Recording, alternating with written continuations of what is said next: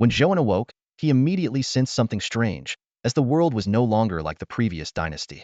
He touched the iron knife at his waist and adjusted his dark robe and hat. Memories from his life after crossing over flooded his mind like a tidal wave. It was now the 10th year of the Great Chu Kingdom, and he had become a low-ranking constable in Ding County. This crossing over seemed standard. He had no parents in his past life and remained the same in this one. Rubbing his dizzy head, Zhou An stood up. Last night, he had drunk heavily with his colleagues and came to the office still inebriated, hoping for a short nap, only to fall into a deep sleep. A few colleagues nearby were slumped over their desks, snoring loudly. As he sorted through the memories in his mind, he realized this world was far from ordinary. The Great Chu had been established for 10 years, with strange occurrences becoming common.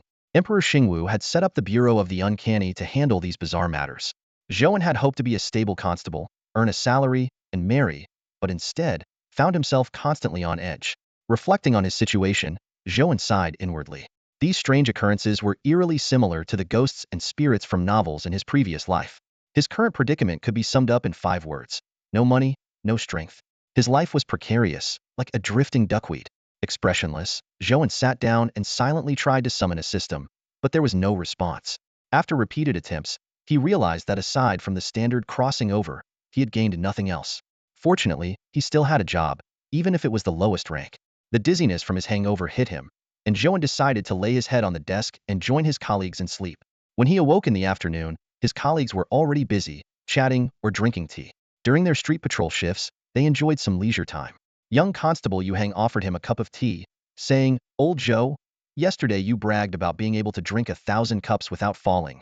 Yet today you slept the hardest." Yuhang was Zhou An's childhood friend, and they had grown up in the same neighborhood. Zhou An drank the bitter tea and joked, "Old you, with you all taking turns to pour drinks, even the god of wine would struggle to handle it." Yuhang was off to meet a private tutor to prepare for the imperial exams, chasing his dream for the 3rd year.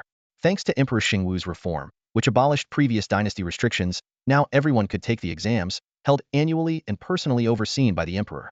Yuhang used his salary to network and studied diligently. As their shift ended, colleagues bid each other farewell. After parting with Yuhang, Zhou An headed to the market to buy some meat, rice, and vegetables.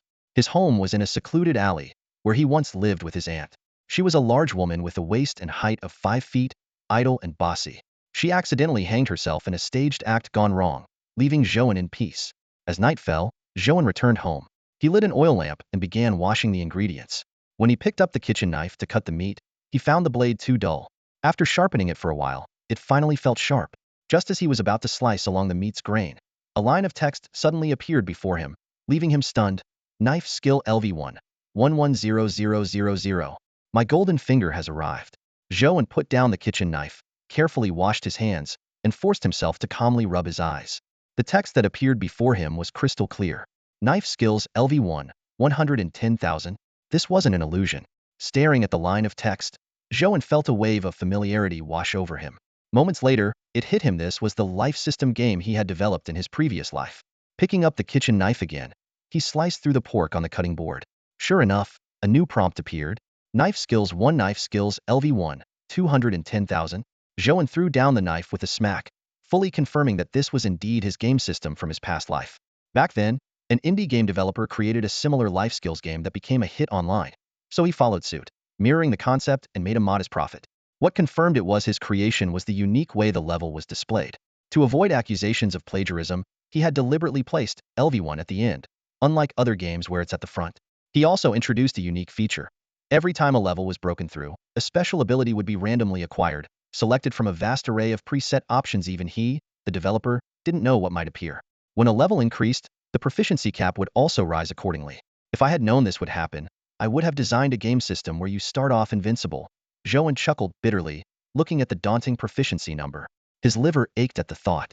The original design of the system was to let players enjoy the thrill of grinding skills. Now it was his turn to grind, and it felt like karma. But on second thought, in this world where strange occurrences were frequent, a golden finger that could grant random special abilities might make life a bit easier. Of course, it required grinding. In my past life, I was a grind king. Zhou An took a deep breath, picked up the knife, and began the long practice. Knife skills 1. Text kept appearing before his eyes. The entire night, the alley under the sparse moonlight echoed with the rapid sound of chopping. When the morning sun finally rose, Zhou An set down the now dull knife. He collapsed into a chair, looking up at the sky, his arms aching intensely.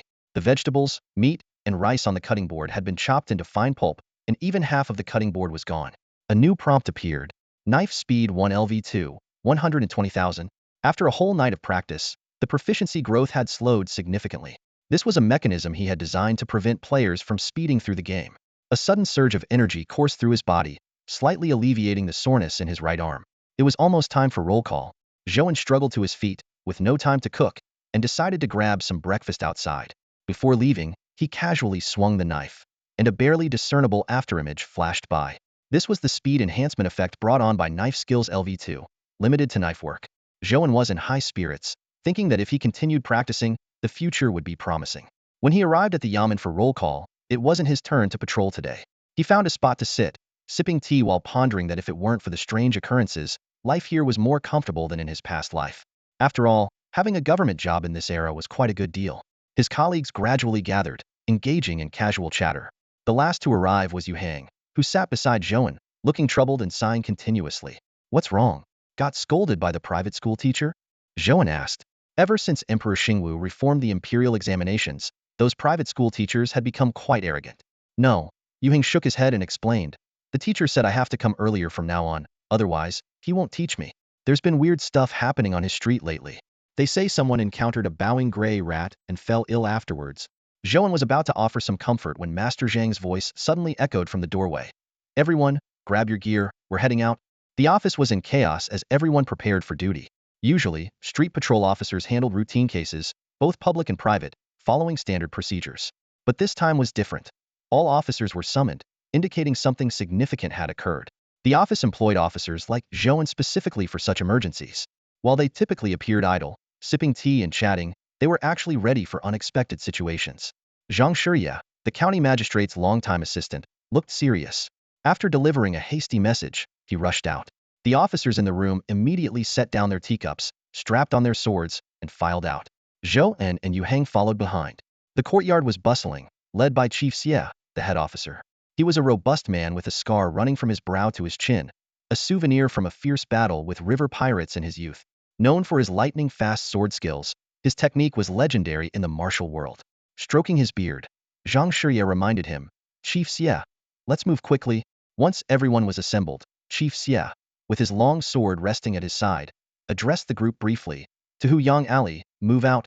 Though the officers were puzzled, they remained silent, as no one wanted to be the first to speak up in such times. Hu Yang Ali wasn't the busiest area in Anding County, but it was far more bustling than where Zhou An lived. By the time they arrived, the alley was surrounded by layers of onlookers. In an era without smartphones or the internet, besides nighttime gossip, watching incidents unfold was the best daytime entertainment. Official business, clear the way.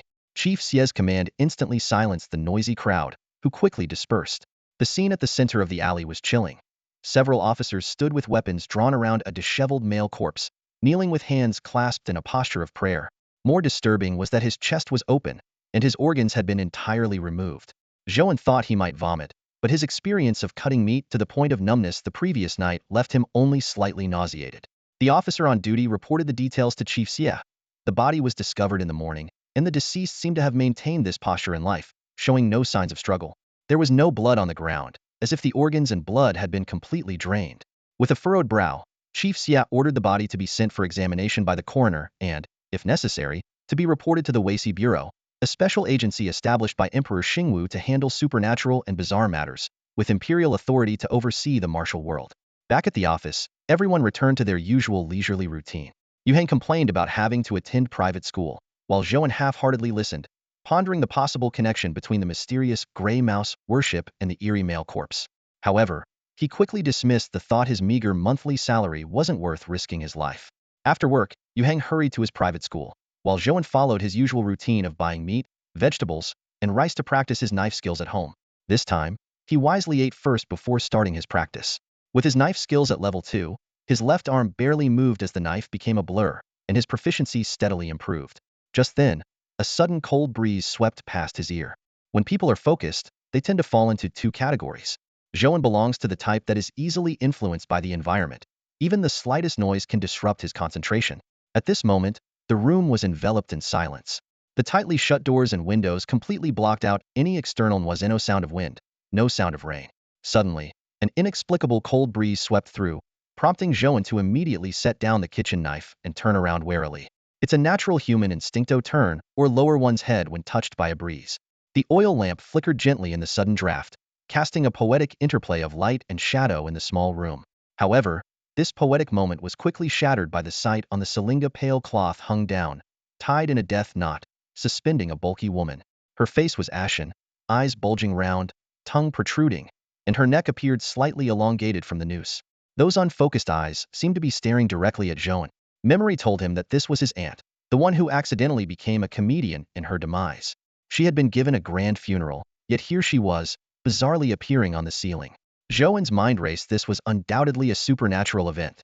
A corpse nailed in a coffin suddenly appearing, and in such a terrifying pose. Instinctively, Zhou An gripped the kitchen knife tighter, aiming it at the aunt on the ceiling. He tried to ease the tension with words. "Let me tell you, when you died, I made sure you had a grand funeral. Don't cause trouble here, or I'll chop you down with one slice." As soon as he finished speaking, the previously motionless aunt suddenly moved. Her pale eyeballs shifted slightly, fixating on the knife in Zhou An's hand. Her bluish arms slowly lifted, grasping the white cloth around her neck, pulling herself up, and her rotund body fell heavily to the floor. This absurd scene somewhat lightened the eerie atmosphere. But before Zhou An could breathe a sigh of relief, the ant began crawling towards him in a spider-like posture, emitting a piercing wail. "Give me money! Give me money! Give me money!" In his memory, his aunt had always asked him for money when she was alive, and it seemed death hadn't changed her. Zhou An immediately became vigilant. "No way! I can't give you money." The ant's wailing grew more desperate, and her body suddenly sprang up, revealing a mouthful of decayed flesh.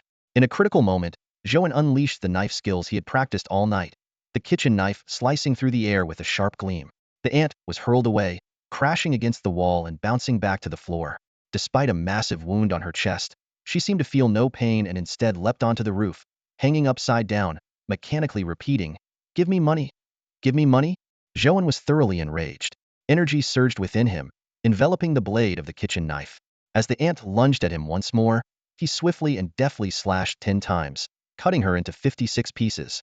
These fragments quickly disintegrated into ashes on the ground. With the crisis averted, Zhou An sighed. Ant was a comedian all her life. He picked up a broom and dustpan, cleaning up the ashes from the floor. Thanks to his training in chopping meat, he was able to handle the situation calmly, feeling only a slight twinge of nausea. This encounter made Zhou An realize the importance of improving life skills. Late at night, the sound of a kitchen knife chopping on the cutting board echoed once again in the room. That night, Zhou An only slept for about 4 hours. Although the energy flowing within him could fend off fatigue, a daily rest of 4 hours was still necessary. He understood that once his energy became more substantial, he might be able to stay awake all night. But he wasn't at that level yet. The previous night had been spent diligently practicing his sword skills, and he had made significant progress. His swordsmanship had advanced to level 2, with a speed increase of 1, and his current proficiency was 158220000. At this rate, practicing for 4 hours each night would require at least 10 more days to reach level 3. However, he was also well aware that he couldn't neglect his duties as a constable just to focus on his training. Unlike the heroes in stories who roam the land fighting for justice without worrying about daily needs, he had to consider his livelihood. In the morning, Zhou An woke up early as usual and prepared breakfast at home. After eating, he headed to the yamen to report for duty. On the way, he overheard people discussing the case in Huyang Alley from the previous night. The news had spread in small circles among the locals. Seeing his constable uniform, people made way for him, afraid he might overhear their conversations.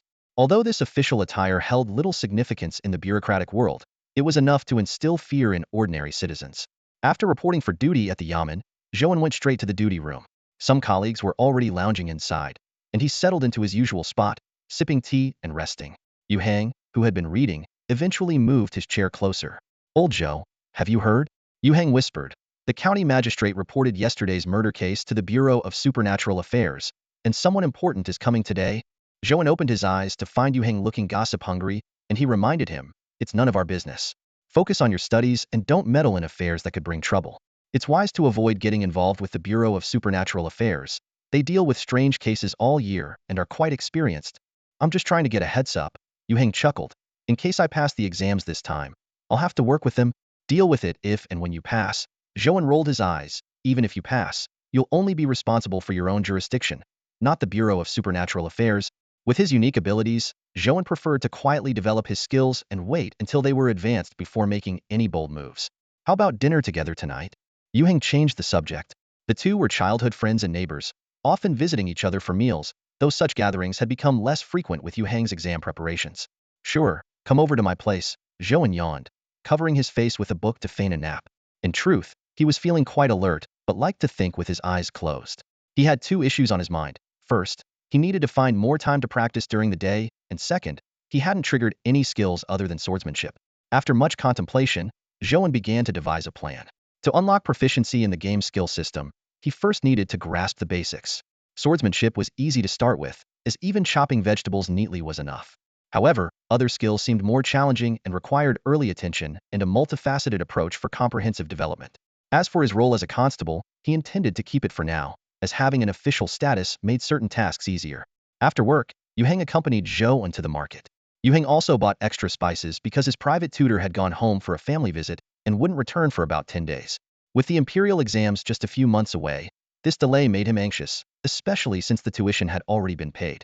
Back at Zhou An's house, Yu Heng adeptly washed the ingredients while Zhou An handled the chopping. As they were about to start cooking, Yu Heng stopped him. I learned some cooking skills while dining at my teacher's place, Yu Heng said. Let me show you. Zhou An sighed. You never used to be so particular. Why don't you just cook? I don't know how, Yu Heng laughed, but you need to keep tossing the pan after adding the ingredients. He demonstrated the motion. Though Zhou An found it amusing, he followed suit. As he grasped the pan handle and gave it a toss, a line of text suddenly appeared before his eyes, leaving him momentarily stunned. Pan flipping LV1, 110000. This line suddenly appeared before Zhou An's eyes, leaving him momentarily stunned. It was indeed a skill proficiency notification, and he was certain he hadn't misread it. As the designer of this life simulation game, Zhou An knew the rules inside out. After some careful thought, he finally understood the reason for triggering the skill proficiency. Each skill must be fully grasped before gaining proficiency. He had never flipped a pan while cooking before, so it had never triggered. But that one flip just now completed the essence of his cooking technique. What could possibly come from flipping a pan? Zhou An muttered to himself, only to regret it immediately. If he'd known he'd end up in this situation, he would have designed a cooler game system.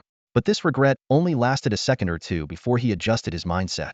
After all, when knife skills reach LV2, there's a noticeable improvement, so pan flipping shouldn't be an exception. Old Zhou, you didn't burn yourself, did you? Yu Heng asked with concern, seeing Zhou An lost in thought. No worries, just realize pan flipping feels pretty smooth, Zhou An replied, snapping out of it. Why don't you get the dishes ready? This will be done in a moment. Yu Heng nodded and went out to set the table. When he returned to the kitchen, the scene left him stunned. Clang, clang. Zhou An was wildly flipping the pan, the iron wok flying up and down in his hands, landing heavily on the stove each time. The food inside danced like fish caught in ocean waves, tracing graceful arcs through the air. The continuous skill proficiency notifications made Zhou An even more excited, his left hand flipping the pan so fast it almost left after images. Old Zhou, stop it! Yu Heng shouted anxiously, worried the food might fly out. Zhou An finally realized he was getting carried away. Fortunately, though the food was a bit overcooked, it wasn't burnt. People get excited by new experiences, he explained, feigning profundity. Flipping a pan is considered new? Yu Heng responded, looking exasperated. Soon, a table with 5 dishes and a soup was ready. As they sat across from each other, Yu Heng tasted the food and praised repeatedly, Old Zhou, your cooking has improved. You could work as a chef at Ding Shiju in the county. So you're going to study and become an official, and I'm supposed to be a chef? Zhou An joked. With me around, when I make it big, we'll share the wealth. Yu Heng said happily. A few peanuts, and you're already drunk. Let's eat, we can talk later, Zhou An said, picking up some food with his chopsticks and putting it in his mouth. During the meal, the two of them chatted for about an hour before they slowly finished eating. Afterward, as was customary, Yu Heng took the initiative to clear the table and wash the dishes efficiently. Before leaving, he earnestly mentioned that he would be burning the midnight oil to study, hoping to pass the exams this year so he could look out for Zhou An. Zhou An stood at the door, watching Yu Heng's silhouette fade into the night. Turning back into the kitchen, his gaze fell on the iron wok, and he instinctively rubbed his hands together. Men often find themselves intrigued by new things, and with his knife skills reaching a plateau, Zhou An's interest naturally shifted to the wok tossing technique he had just learned. There was still plenty of room for improvement in this new skill, making it the perfect time to practice. He had initially planned to practice for just 2 hours before resting, but he decided against it. Zhou An resolved that losing a night's sleep was a small price to pay for focusing on mastering wok tossing today. He stepped into the kitchen, gripped the wok handle, and began to try. After a couple of attempts, he realized his skill level hadn't improved. Thinking for a moment, he added the leftover ingredients from the day into the wok. Even without turning on the heat, this seemed like a more effective way to practice. Sure enough, as he shook the wok again, a proficiency notification appeared. Wok tossing 1. Relying on the quick hands he had honed over more than 20 years, Zhou An started practicing at a high frequency. The one notifications kept popping up, and each bit of progress brought a great sense of accomplishment. However, after more than 100 tries, his left arm began to ache noticeably. The pure iron wok was not only heavy but also difficult to control in terms of force, making it quite impressive to toss it over 100 times consecutively. Compared to knife skills, this technique was indeed much more challenging. Releasing the wok, Zhou An suddenly noticed a flow of energy within him moving towards his aching left arm, alleviating the fatigue. This unexpected discovery delighted him. The energy actually had an automatic healing function. Once his left arm fully recovered, he gripped the wok handle again and continued his focused practice. Throughout the night, the kitchen echoed with the clanging of the iron wok, as Zhou An became absorbed in the exhilaration of improving his skills, losing track of time. The entire night passed in a blur. Zhou An's arm ached from the relentless motion of tossing the wok, sweat trickling down his forehead. The iron wok spun in his hands, the airflow tingling his arm with a peculiar numbness. In this monotonous repetition, he truly felt the loneliness often described in novellas tedium mixed with an inexplicable pleasure, a bittersweet experience. When the system notification finally chimed, Zhou An let out a long sigh of relief, gazing at the words that appeared before him. Wok tossing LV2 Strength 1, 135820000. The strength bonus gained at the second level peak, like his knife skills, only activated when using the wok tossing technique.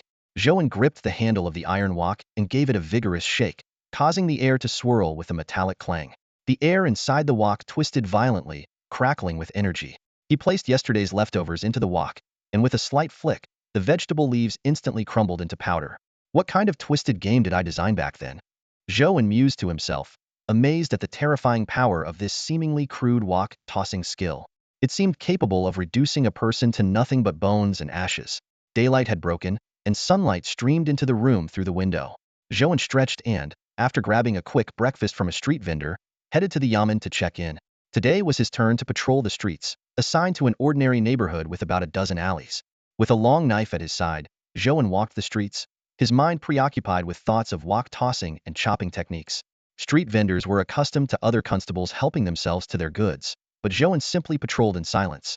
Around lunchtime, he sat down at a street-side stall for a bowl of spicy tofu pudding, a specialty of Andong County snow-white tofu topped with special chili sauce, served with a bowl of white rice, making for a mouth-watering meal. After lunch, Zhou An continued his patrol under the crisp autumn sky. As he pondered practicing his knife skills that evening, a noise interrupted his thoughts. At the end of a secluded alley, he saw a ragged little girl who had fallen. The girl held back tears, her knees scraped, but stubbornly got up, muttering to herself, "It doesn't hurt, it doesn't hurt, just blow on it and it won't hurt." The pouch at her waist jingled with the sound of coins. Out of duty, Zhou An followed her discreetly. The girl approached a butcher's stall, stood on tiptoe, and placed 3 coins on the counter. "Uncle, can I have a small piece of meat? My dad's feeling a bit better, and I want to make him some meat soup." But then something strange happened. A passerby walked right through the girl as if she were nothing but smoke. She looked down at the coins in her hand, now stained with blood, and crouched down, hugging her knees, repeatedly murmuring, "Yaya is dead. Yaya is dead," until her figure gradually faded away. Zhou An felt the flow of energy within him, deep in thought. Ever since acquiring this energy, he seemed able to see things invisible to ordinary people, like the encounter with the ant before. Just then, a man's cries echoed from the alley he had just passed. The street was bustling with noise when a piercing scream suddenly echoed from an alley, overshadowing the clamor.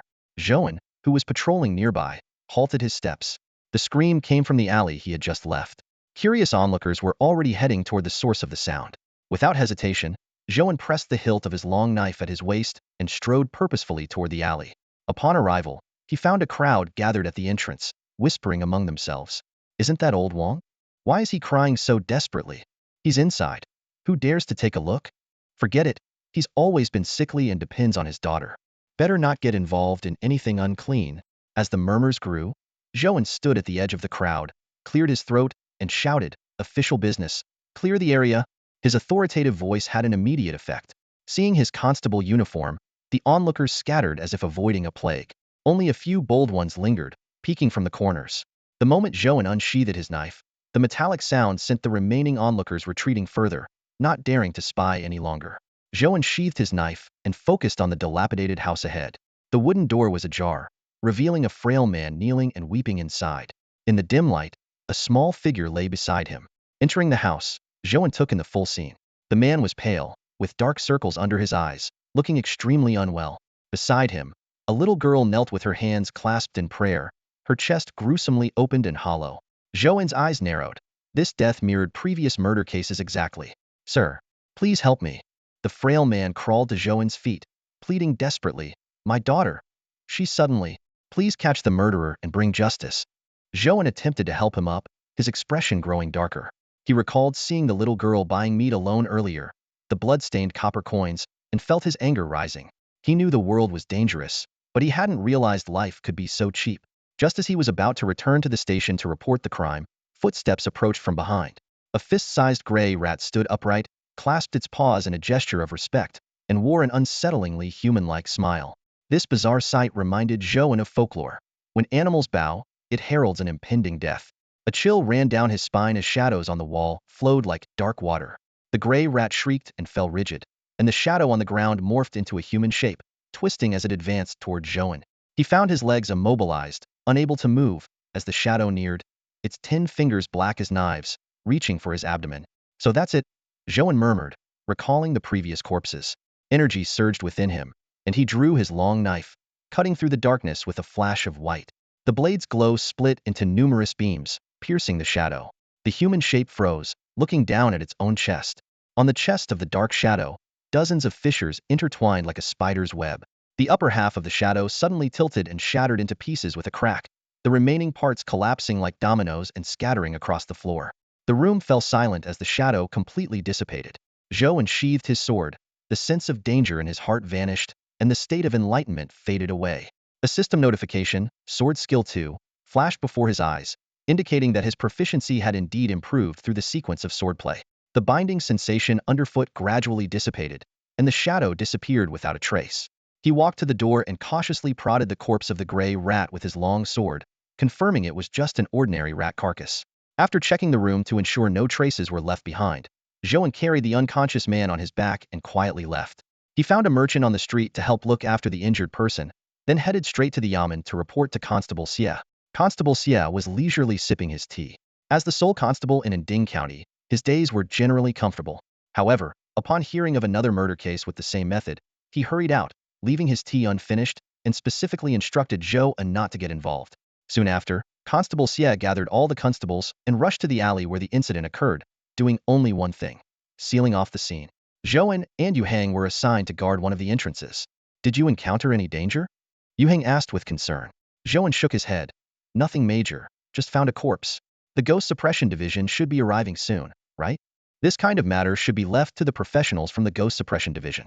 We just need to maintain order." Yu Hang nodded. During their chat, Zhou An mentioned that the county magistrate seemed to have vanished, with all affairs being conveyed through the advisor, and only Constable Xie had access to the magistrate. Yu Hang sneered. "I heard he's preparing for an examination, buried in writing." "Be careful, some things shouldn't be said carelessly," Zhou An frowned, reminding his straightforward childhood friend. As they spoke, a team from the Ghost Suppression Division, dressed in black uniforms, entered the alley. Leading them was a middle-aged man with a square face, a sword at his waist, and a noticeably stronger right hand. Zhou An immediately recognized him as a master swordsman. Constable Xie quickly approached. "Director Zhang, you're finally here. This way, please." After inspecting the scene, Director Zhang called Zhou An over for questioning. "Was the gray rat at the door before you arrived?" Zhou An shook his head. "No. A dark shadow suddenly appeared and tried to attack me, but before it could, it was cut down by a flash of a blade." He had already prepared his story, neither revealing himself nor raising suspicion. Director Zhang paused for a moment, then said to Constable Xie, "The root cause of the gray rat's behavior remains unclear, but it seems a swordmaster has arrived in the county, capable of striking such a sharp blade flash." Zhou An kept his head down, subtly concealing his expression. Zhou An lowered his head, unable to suppress the twitch at the corner of his mouth. The recent comments about blade light forming a line and being a master left him both amused and exasperated. Indeed, his blade did form a line, and he did produce flashes of white light, not just one, but over a dozen. Even though he used up half his energy, he still had plenty left. Is this what qualifies as a master? Seeing how seriously Zhang Xian regarded this mysterious master, Zhou An decided to keep a lower profile. The world was too dangerous, and drawing too much attention might invite unnecessary trouble. Captain Xie was reporting to Zhang Xian, Master Zhang. The county magistrate specifically instructed that this case be solved quickly to reassure the public. This is the duty of the Bureau of Mysteries. Zhang Xian nodded. Go back and tell the magistrate we are working through the night to solve it. After wrapping up the aftermath, Zhou An returned to the county office with Captain Xie. He filled out the case report as usual and then went out to patrol the streets. Everything remained calm and ordinary until he finished his shift in the evening. Let's go. His colleagues laughed and joked as they left the office. Old Zhou, you've been leaving early every day lately. Did you find someone special? No way. He had too much to drink last time. Next time, let's go somewhere else, maybe the Fengyue Pavilion. Who knew old Zhou had so many tricks up his sleeve? With teasing laughter, everyone went their separate ways. Zhou An and Yu Hang headed home together, as they were neighbors. On the way, Yu Hang uncharacteristically remained silent. What's up? Zhou An asked, thinking about changing your private tutor again? He knew Yu Hang too well. If he was this quiet, it probably had something to do with his studies. Yu Hang sighed. Old Zhou, things aren't peaceful in the county lately, especially with this master who can wield blade light in a line. So what if he's here? What's it got to do with you? Zhou An couldn't help but twitch his mouth again. I'm not scared. Yu Hang shook his head. I just think it's a shame that the Bureau of Mysteries couldn't act faster than a mysterious master. Zhou An stopped walking. The county is big, and the Bureau has only so many people. It's normal to run into coincidences. But you've been acting strange lately. Yu Hang clenched his fists. I've been thinking about what I'd do if I were an official facing such situations.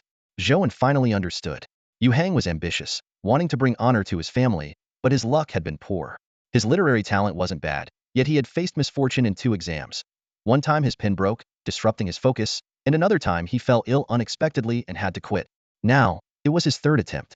Maybe you should visit a temple for some blessings? Zhou An teased.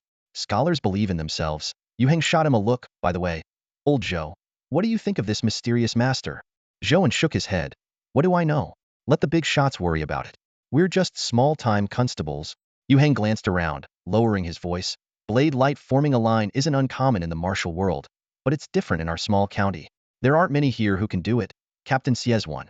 I've seen him practice. The Bureau has a few too. Now there's another one. Maybe there's some conspiracy. Don't overthink it, Zhou An said helplessly. Focus on your studies, and we'll deal with tasks as they come. Despite his words, Zhou An's mind was racing. He hadn't expected that forming blade light in a line would qualify as a master in Anding County. He had merely increased his speed while chopping vegetables and could already be compared to someone like Captain Xie, who had single-handedly fought river bandits in his youth. Clearly, he needed to keep practicing. As they chatted, they arrived at the alley. Yu Hang went into his house first, and Zhou An returned home. After a simple dinner, he picked up his kitchen knife and went to the kitchen. Between cooking and knife skills, he decided to focus on improving his knife skills to level 3 after all. Carrying a knife made more sense for a constable than carrying a pan. Taking a deep breath, Zhou An began practicing. The rhythmic sound of chopping filled the night air. When his arm grew tired, he used his energy to recover. When his energy was depleted, he patiently waited. This monotonous practice was something he was long accustomed to. The next morning, Zhou An stretched lazily, a data screen appearing before him. Knife skills LV2, 2056200000. His efforts from last night had finally paid off. He grabbed breakfast at a street stall as usual, and then headed to the office for roll call. Today, he wasn't scheduled for patrol, so he expected to spend his day leisurely sipping tea and chatting in the office. But he soon noticed that the atmosphere seemed a bit off. The room was filled with an unusual air of excitement. The constables gathered in small groups, their faces beaming with barely contained joy, a stark contrast to their usual routine of leisurely sipping tea. Zhou An sensed something was amiss and quietly moved closer, listening intently to their conversation. Is it true that Constable Xie is going to teach us martial arts? Absolutely. I got here early, and Constable Xie specifically asked me to inform everyone. The magistrate's report is ready, but this matter came at an inconvenient time. Although it's a matter for the Bureau of Strange Affairs, the Imperial Court's evaluation will also cover public security. The magistrate is trying to prepare in advance. Zhou An understood the situation. The magistrate had finally realized that public security would be part of the evaluation, prompting Constable Xie to step in and improve the constable's skills. With this realization, Zhou An couldn't help but show a peculiar expression. Most of the constables in Anding County, including himself and Yu Hang, possessed only basic martial arts skills, just enough to handle everyday tasks. However, Constable Xie was different. He had single-handedly eradicated river bandits in his youth, showcasing his extraordinary abilities. In the kingdom of Chu, sectarian divisions ran deep, with each sect guarding their martial arts as jealously as their lives, even teaching their disciples in tears. A master like Constable Xie would be unlikely to share his knowledge easily. The cautionary tale of teaching a student to starve the master was all too common, reinforcing Zhou An's belief that the magistrate must have offered some significant incentive to persuade Constable Xie. It was said that after lunch, they would head to Constable Xie's place for training. Although Zhou An had some expertise, he planned to take this opportunity to learn more about the martial arts system in the kingdom of Chu. Yu Heng arrived later and seemed indifferent to the news, still lost in the dreams of a scholar. Time slipped away in idle chatter until after lunch, when Constable Xie appeared before them, sword at his side. "Follow me to the courtyard," Constable Xie said, as curt and concise as ever. In the courtyard, Constable Xie stood in the center while the others lined up on either side. After pacing briefly, he addressed them with a serious expression. "Colleagues, for the next month, I will be here every afternoon to teach you what I know. I will hold nothing back. How much you learn depends entirely on your abilities." The group exchanged glances and nodded in agreement. Constable Xie continued, "Before I begin teaching, I need to explain the current state of the Jianghu. You have never left in Ding County and know little about the world outside." Zhou An's interest was piqued. Although his expertise lay in life skills, he was curious about this foundational knowledge. Constable Xie began, "Today's Jianghu is divided into four main categories: martial artists, chi practitioners, scholars, and miscellaneous sections. Martial artists base their lives on martial arts, practicing tirelessly through the seasons. Chi practitioners cultivate an inner energy, mastering countless spells. It's worth mentioning the Bureau of Inspection, a special institution made up of chi practitioners with authority, even surpassing the Bureau of Strange Affairs. They are adept in various spells, and even something as simple as lie detection is a trivial task for them." Detective Xie paused for a moment, his gaze sweeping over the crowd before continuing his explanation. "Scholars, like the county magistrate, may start off slowly with limited abilities, but once they achieve mastery, their words can be as powerful as weapons, capable of moving mountains and oceans."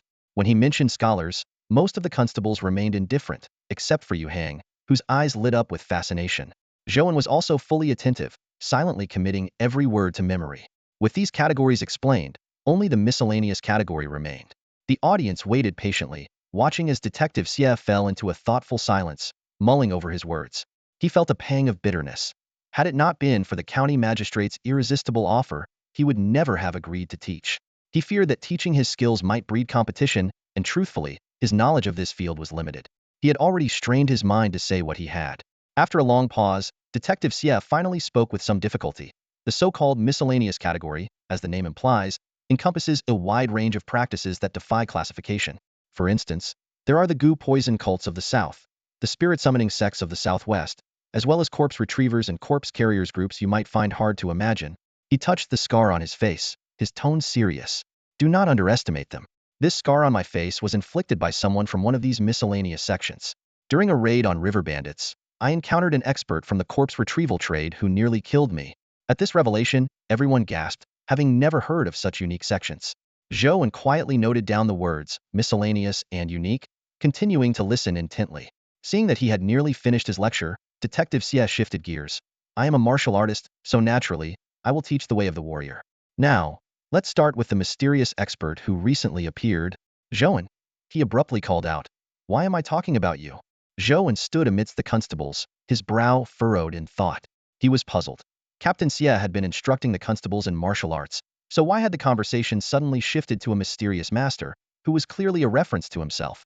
The other constables shared his confusion, casting questioning glances at Captain Xie. Captain Xie cleared his throat to mask his embarrassment, the scar on his face looking particularly menacing in the sunlight. Composing himself, he began to explain in detail, "People in this world fall into four categories, and the methods of cultivation can generally be divided into two: mental cultivation and technical skills. There are two paths in cultivation: prioritizing mental cultivation over technical skills, or the reverse."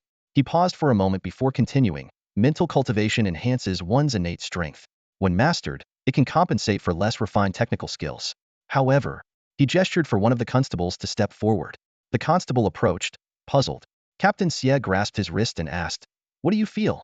There's a flow of energy moving within me," the constable stammered. Releasing his grip, Captain Xie explained, "This is the qi brought forth by mental cultivation. It's the foundation of all techniques and significantly amplifies their power." "And what's the drawback?" the constable inquired further. Captain Xie sighed. the quality of mental cultivation varies greatly. The superior methods are held by powerful factions, leaving ordinary people with only average techniques. Zhou An listened quietly, pondering his own situation. He had never practiced any form of mental cultivation. The flow of energy within him was purely the result of honing his everyday skills. This led him to wonder where he truly fit in the spectrum. Captain Xie proceeded to describe the characteristics of the second type of cultivator. With a swift motion, he unsheathed his long blade, slicing the air with a reverse swing. The blade left a thin line of light suspended, etching a deep mark into the ground. This display astonished the gathered constables. The second type of cultivator focuses on technical skills, Captain Xie said, wiping sweat from his brow. As their skills improve, the chi from mental cultivation naturally follows. This path lacks the limitations of mental cultivation but is extremely challenging. Some may make little progress their entire lives, while others achieve sudden breakthroughs. That strike just now is an example of mastery in technical skills. Zhou An watched Captain Xie's demonstration, internally comparing it to his own abilities. After unleashing that line of light, Captain Xie seemed significantly drained, whereas Zhou An could effortlessly produce multiple blade arcs in battle, expending only half of his energy. This disparity forced him to acknowledge that Captain Xie's strength was indeed somewhat lacking. Once the murmurs of the crowd subsided, Captain Xie began to explain the hierarchy of cultivation levels. He plucked a single strand of hair, saying, both mental and technical cultivations rely on qi. At the entry level, qi is as thin as a hair, marking the third-rate realm. With continued cultivation, it can grow as thick as a thumb, representing the elite of the third rate. Hearing this, Zhou An focused on the flow of energy within himself, a peculiar expression crossing his face. The energy, or qi, within Zhou An was quietly flowing. He could clearly sense that the qi in his body had grown to about the thickness of a thumb, which was the reason for his peculiar expression. Chief Xie, unaware of Zhou An's thoughts, continued his patient explanation. For us who practice techniques, there's no need to overly focus on qi. As your skills improve, your qi will naturally increase. Once your qi condenses to the thickness of a thumb, the next step is to strive for the level of a second-rate expert. You need to use your techniques to shape the qi into a spherical form, known as a qi ball, which will become extremely refined. As for reaching the level of a first-rate expert, let's discuss that after you achieve third-rate. Remember, anyone below third-rate is considered unranked, and there are quite a few such people. After finishing his explanation and seeing no questions from the group, Chief Xie drew his long knife to begin teaching. Although the process was tedious, for the constables, receiving guidance from a skilled expert was a rare opportunity, and everyone followed along diligently. There were only two exceptions. Yu Hang, whose interests lay elsewhere, appeared disinterested. Chief Xie was well aware of this but didn't push him. Zhou An, although pretending to be attentive, soon became distracted. To him, while Chief Xie's knife techniques were decent, they were riddled with flaws. This might be due to his enhanced perception after reaching level 2 in his knife skills, which not only improved his speed but also his understanding of the techniques. For Zhou An, these flawed techniques were of little value since they didn't enhance his proficiency. He would rather continue practicing his knife skills and pan flipping. His mind wandered as his sloppy knife movements reflected his lack of focus. Observing this, Chief Xie shook his head, thinking, another one without talent, and decided not to intervene, instead finding a chair to relax in while watching. During the lunch break, the constables remained enthusiastic. It wasn't until the break ended that they returned to their rooms, chatting excitedly. Zhou An shook his numb arms, and with a turn of his qi, the tingling sensation disappeared. Just as he was about to have some tea, Yu Hang approached him.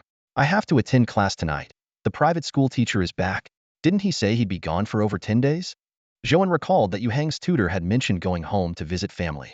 I'm not sure, but as long as there's a class, I'll go. Besides, I don't have to pay back the refunded tuition. I'd be a fool not to take advantage, Yu Hang said with a grin, patting Zhou An on the shoulder. Don't worry, once I pass the exams, I'll have your back. After that, the room returned to its laid-back atmosphere, at least for Zhou An and Yu Hang. The other constables continued to earnestly exchange insights on knife techniques, hoping to make a breakthrough. After their duties, Zhou An leisurely headed home, picking up some groceries along the way to practice his knife skills. He planned to persist daily, aiming to elevate his knife proficiency to level 3 as soon as possible. Back in his familiar alley, Zhou An first prepared dinner, using the opportunity to practice his knife skills and pan flipping. After eating, he stood at the cutting board, focusing on his practice. The steady rhythm of chopping filled the air, and although the kitchen knife was no longer sharp, it still sliced effortlessly with the aid of qi. The increase in proficiency was much slower than before, requiring many more cuts for a slight improvement, but Zhou An didn't mind.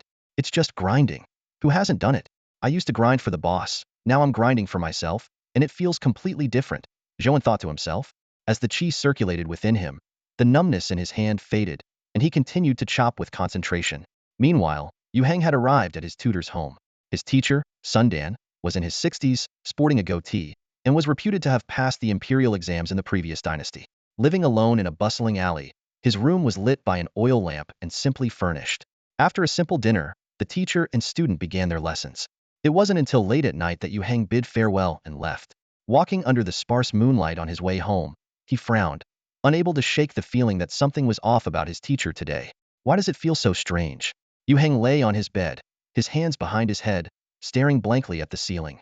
Today's lesson seemed no different from usual. From eating to leaving, nothing out of the ordinary happened. Yet, an indescribable sense of unease lingered in his mind. What bothered him most was the unusual behavior of his teacher, Mr. Sundan.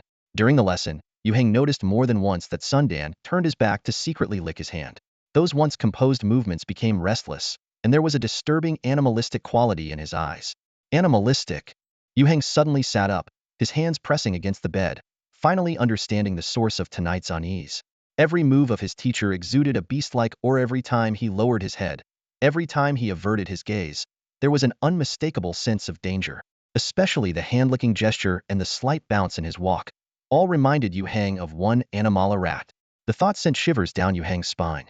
He quickly got out of bed and hurriedly dressed. With the recent uproar over the gray rat worship case, Sundan's strange behavior was no coincidence. As a constable, he needed to report this immediately. In such times, any clue could be crucial. If there's suspicion, it needs to be controlled first. The truth can be uncovered later. Yu Hang strapped his long sword to his waist and was about to open the door when something in the crack made him pause. Through the imperfect door crack, a pair of wild eyes were staring intently inside. Those eyes lacked any human emotion, filled only with cunning, danger, and bloodthirsty animal instinct. The gaze made Yu Hang's skin crawl, and he instinctively took 2 steps back, his hand on the sword hilt. Knock, knock, knock. The sound was particularly jarring in the dead of night. Yu Hang, open the door. Sundan's hoarse voice came from outside. I know you're in there. You should know who I am. A wooden door can't stop me. I'm here to discuss something with you. Sir, why are you looking for me? Yu Hang asked, trying to stay calm. There was a brief silence outside, and then what happened next made Yu Hang's blood run cold. A black claw slipped through the door crack, effortlessly lifting the latch. The door creaked open, revealing Sundan's terrifying true form. It was no longer human, his body covered in sparse black fur, protruding mouth, menacing incisors, long claws on his hands, and a long tail trailing behind him. It was a giant rat. Without hesitation, Yu Hang drew his sword. As a constable, though his martial skills were average, he could only fight to the death at this moment. However, his sword was broken in 2 before it could touch the opponent. Don't move. Sundan's claw was at Yu Hang's throat. I said I'm not here to kill you. Listen to what I have to say. Sir, it's not too late to turn back, Yu Hang said, suppressing his fear. Turn back? Sundan sneered. How do you know I've strayed? You've always been a respected elder, but ever since the gray rat worship appeared, you've been acting strange. Have you been bewitched? You're a good student, Sundan said slowly, so I want to give you a chance. Do you see the power I possess now? It was never there before. Under Yu Hang's questioning, Sundan finally revealed the truth. Through a ritual of the beast cult, burning incense and setting up an altar, worshipping for 7 days, and consuming the internal organs of the living, one could gain beast-like strength. Do me a favor, Sundan said, producing a gray rat. Place this in Captain Xie's office.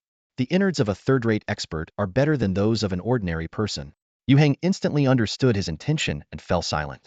Just as Sundan sensed something amiss and prepared to act, Yu Hang suddenly grabbed his arm tightly and shouted towards the door. Run. Go to the yamen. Sundan was momentarily taken aback when he heard the noise. Instinctively, he turned his head to see someone standing at the doorway. The man had a long knife at his waist and was peering into the room. Yu Hang intentionally spoke loudly for the person at the door to hear. Old Zhou, get the hell out of here. I'll hold him off, don't worry about me. Yu Hang's shout echoed through the room. Zhou An stood at the entrance, recalling how things had unfolded. Just a moment ago, he had finished 2 hours of sword practice and was about to rest.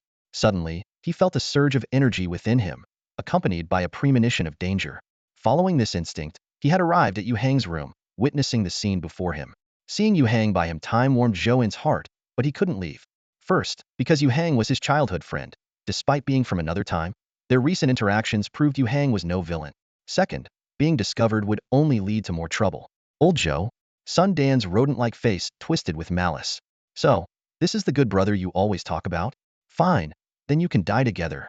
With a shake of his right arm, Sun Dan sent Yu Heng crashing into the wall. Before Yu Heng could finish shouting, "Old Zhou, are you crazy? Run!" Sun Dan charged at Zhou An like an arrow released from a bow. In an instant, Zhou An could see Sun Dan's sparse black hair and sharp teeth. He exhaled deeply and drew his sword.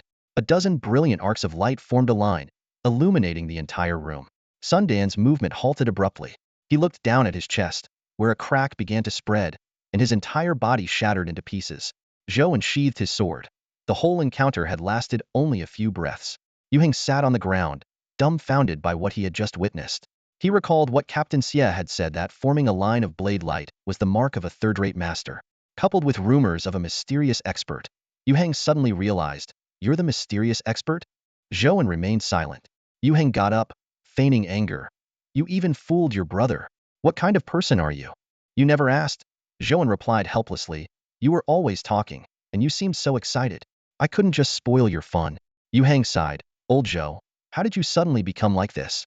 Isn't it like you're worried your brother's not doing well, but also worried if he does better than you?" Zhou An laughed. "We were all just coasting along, and it turns out you were coasting, but not incompetent," Yu Heng muttered to himself. Zhou An patted his shoulder. "What are you thinking? When you pass the exams, you'll have to look out for me. A third-rate master is nothing. Becoming an official, that's something." Those words comforted Yu Heng a bit. He pointed at the remains on the floor and asked, "What do we do about this?" "Make something up," Zhou An chuckled. Yu Heng caught on, fetched a cloth bag, and together they cleaned up the mess. "Should I head to the yamen first?" Yu Heng asked, dragging the bag. Zhou An nodded and waved, turning to head home. It was as if nothing had happened. Back at home, Zhou An lit an oil lamp and poured himself a glass of water. He pondered, there's more than one.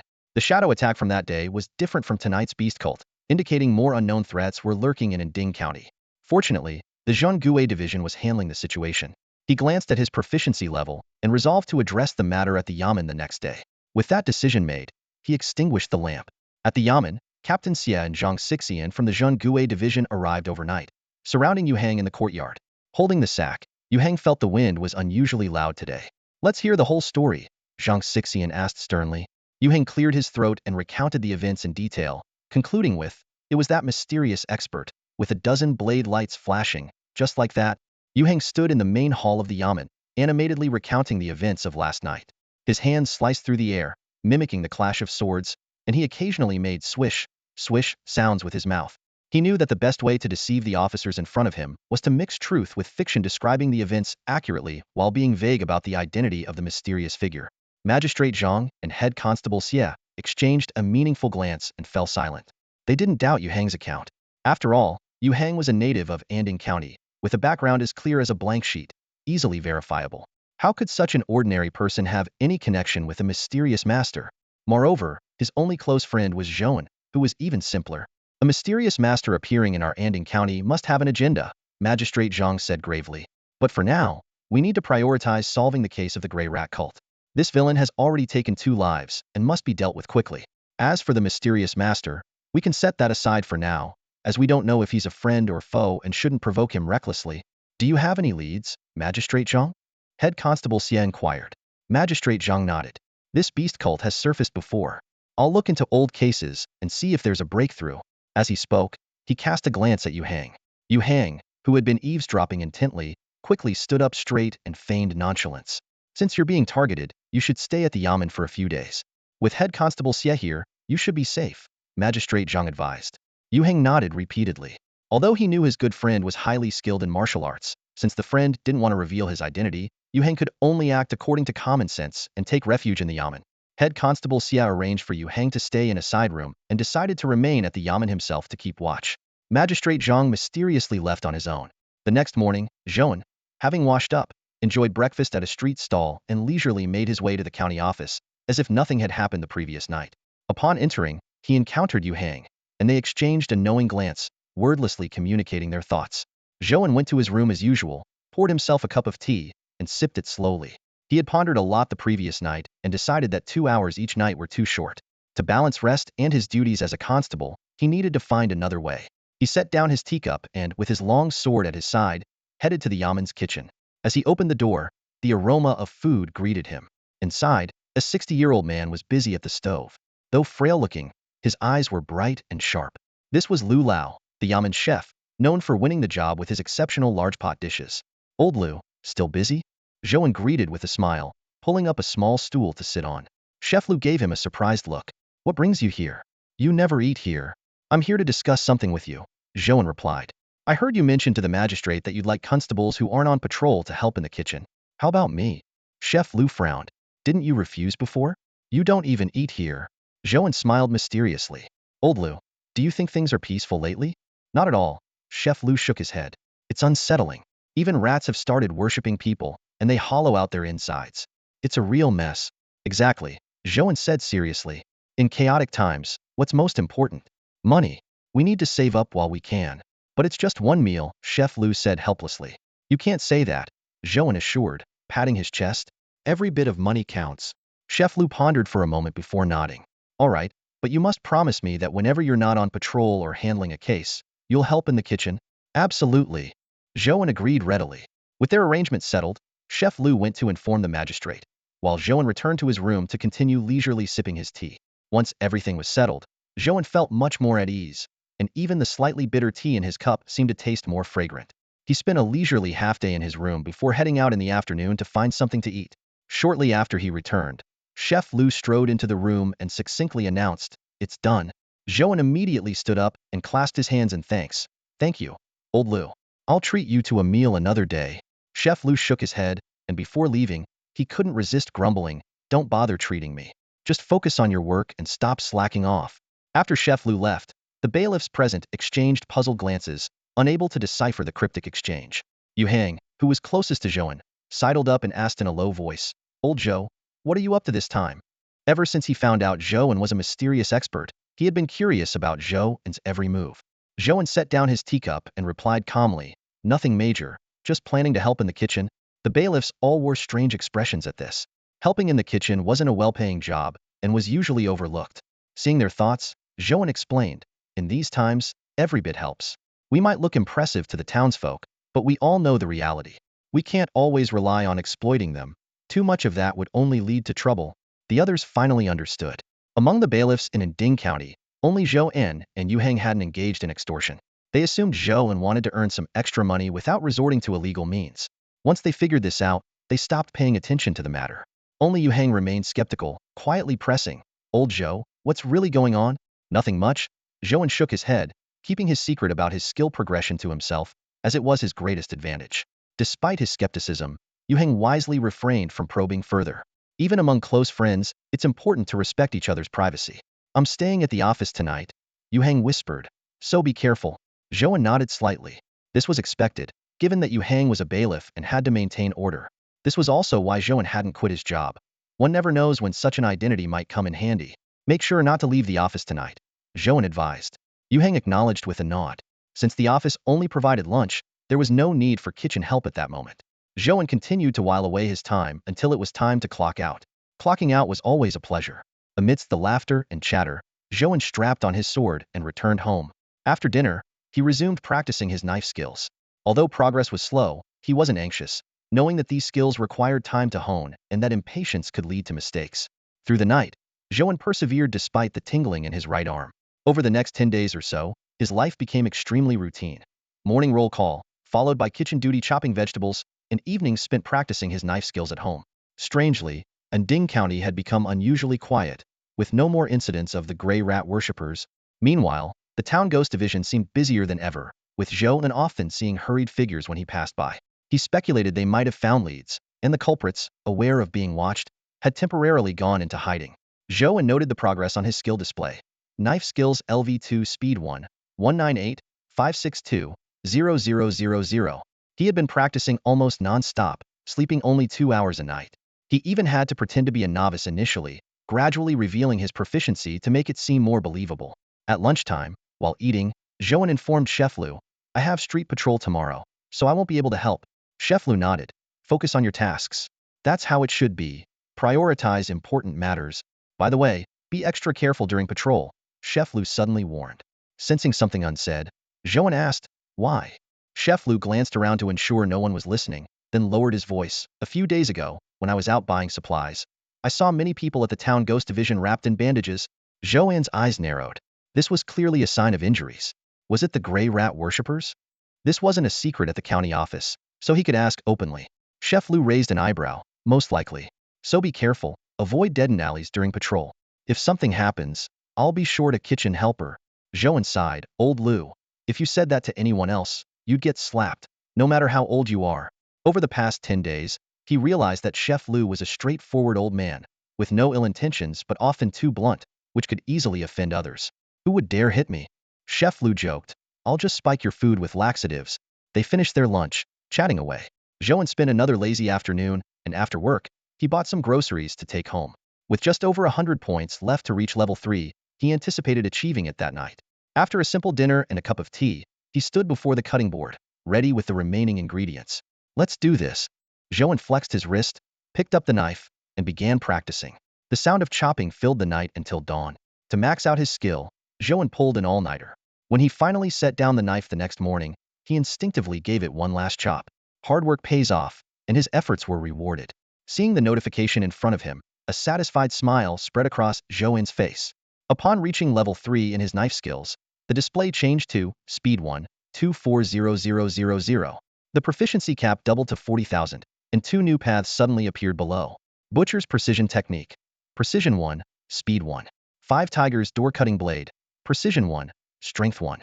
Zhou An was taken aback. As the game's designer, he had no recollection of this branching choice. After a moment of reflection, the memory slowly surfaced that it must have been content added by the newly graduated programmer. Once the game gained popularity, he had entrusted the maintenance entirely to the young man and rarely intervened. Which one should I choose? Zhou An pondered, recalling the programmer's advice. The initial attributes added are fundamental and your strongest. Choose based on that for the best outcome. Since speed was the initial attribute, choosing the speed route seemed logical. Zhou An decided without hesitation and selected the Butcher's Precision Technique. The screen text updated immediately. Butcher's Precision Technique LV3 Speed 2, Precision 1, 240,000. A surge of information flooded his mind, and Zhou An closed his eyes to feel the changes within him. About 2 minutes later, he opened his eyes to find the energy flow inside him had grown from the thickness of 1 thumb to 2, though it hadn't yet coalesced into the energy core of a second-rate master. He picked up the kitchen knife from the table and tested it. The blade moved with a swift, white gleam and stopped precisely just above the cutting board, maintaining a hair's breadth of distance. This was the control brought by the precision attribute, effortless and deft, unlike before when each cut was brute force and difficult to control. Satisfied, Zhou An set down the knife, donned his constable uniform, and strapped on his long sword before heading out to patrol. Today, his route included the alley where the first corpse with missing organs had been found, Huyang Alley. The alley was bustling again. After more than 10 days of peace, the vendors' cries were growing louder. As Zhou An patrolled the streets, pedestrians stepped aside upon seeing his official attire. He continued his rounds into the afternoon, resolving 2 minor disputes, thinking the day would pass uneventfully. Just then, faint sounds of a scuffle echoed from a narrow alley. While ordinary people might not hear it, Zhou An's hearing was far keener. He gripped the long sword at his waist and cautiously approached the narrow alley, wide enough for only 2 people abreast. High walls flanked the alley, littered with rubble and debris. The sound of fighting grew clearer, punctuated by the clash of weapons around the corner. Zhou An carefully peeked around the bento, find 2 figures locked in combat, or rather, 1 person and 1 creature. One was a scarred member of the Demon Suppression Squad. The other a grotesque black-robed beast unique to the beast cult, with sharp fangs and claws. Surrender. You're at your last gasp. Resistance is a dead end. The squad member coughed, clearly wounded. The beast cult enforcer laughed maniacally. You slaughtered dozens of us over the past 10 days, and now you demand my surrender? Today, your life will be the sacrifice to the heavens. As soon as the beast cult protector finished speaking, the sparse black fur on his body instantly became dense, and his half-foot-long claws extended to a full foot, glistening menacingly in the sunlight. At this moment, he resembled a terrifying giant rat. Facing this horrifying transformation, the severely injured member of the Zhang-Guisi forced himself to speak. Aren't you afraid my colleagues will come and cut you down if you make a move here? The one who should be afraid is you, the beast cult protector sneered. This place is remote. Besides the patrolling constables, who would come to your rescue? It takes time for the Zhang-Guisi to arrive, and as for those useless constables, they're just coming to their deaths. He casually pointed to a corner of the wall, but he froze mid-sentence. A human head had suddenly disappeared. After rubbing his eyes to confirm, the beast cult protector became instantly alert. Someone's here. Eliminate the Zhang-Guisi first, he shouted, his chilling aura surging as he lunged towards the Zhang-Guisi member, his claws gleaming with cold light. In a life-or-death moment, the Zhang-tall member summoned a strong will to survive, raising his sword to block. The clash of metal resounded, and the sword instantly cracked. He spat a mouthful of blood, staggered back, and crashed into the wall, the sword shattering to leave only the hilt. The beast cult protector pressed his advantage, his claws aiming for the throat. Seeing that death was imminent, the Zhang-tall member closed his eyes, accepting his fate. Just then, a sudden whistling sound pierced the air. From the corner of the alley, a dozen sharp blades flew out with incredible force. Sensing a fatal threat, the beast cult protector met them with his claws. The blades dissipated, but his claws were now cracked, and his fingertips numb. "Who was there?" The beast cult protector shouted towards the empty corner. "We have no quarrel. Why interfere?" The Zhang-tall member quickly realized. Blades in formation? A mysterious expert. He shouted urgently, "Senior, this person is an enemy of the Zhang-tall. If you assist us, the Zhang-tall will be eternally grateful." Yet the corner remained silent, leaving an awkward pause. The beast cult protector attacked again, determined to deal with the immediate threat. But each time he struck, blades would fly from the corner, shattering his claws. Frustrated, he yelled, "What's wrong with you? If you have the guts, come out and fight. Sneaking around is dishonorable." The Zhang-tall member suddenly realized something and shouted excitedly, "Senior, I can't see anything now. Feel free to act." As the beast cult protector was puzzled, there was finally movement at the corner. A hand holding a sword appeared, followed by a person in constable attire. "You," the beast cult protector, shocked, then turned vicious. "Even if I'm hurt, I'll kill you." He lunged toward the newcomer. Zhou An stood at the corner, unmoving, slowly raising his sword with a slight smile. "A dozen? That seems a bit lacking." In the next instant, he swung his sword, and the entire alley was engulfed in a blinding, sun-like light. The glint of the blade was as dazzling as snow, filling the alley with a brilliant flash of steel. The beast cult protector was frozen in place, his raised claws stiff like wood, unsure where to strike. "Impossible," he thought in shock. How could a small county like Anding have such a master? His doubts didn't last long. The white blur of the blade had already pierced through him, cutting off his words mid-sentence. As he looked down, a thin line of blood appeared on his neck before his head tumbled to the ground and rolled away. His body soon followed, sliced into neat pieces as if it were tofu, scattering across the ground. Blood quickly stained the earth. Zhou An sheathed his sword and left the alley without looking back. The member of the Zhang-tall remained with his back to the corner, eyes tightly shut. He knew the stranger did not wish to reveal his identity, and opening his eyes prematurely could mean death. "Senior, are you done? Can I open my eyes now?" he asked cautiously. No response. "Senior, I didn't see anything. You can leave first if you want. Just tap the wall before you go." Still silence. Taking a deep breath, he decided to open his eyes. "Senior, if you don't speak, I'm going to open my eyes." He slowly opened them, turning his head with great care. The empty alley brought him relief. But when his gaze lowered to the scattered body parts and blood, cold sweat broke out. Recalling the scene, from the beast cult protector's attack to the restored calm, it all happened in a single breath. How many strikes had been made in that brief moment? "This master is stronger than we imagined, and seems to mean no harm. I need to report this quickly to avoid any misunderstanding." He hurriedly made his way past the remains and headed back to Zhang-tall. Meanwhile, Zhou An had strolled to the yamen.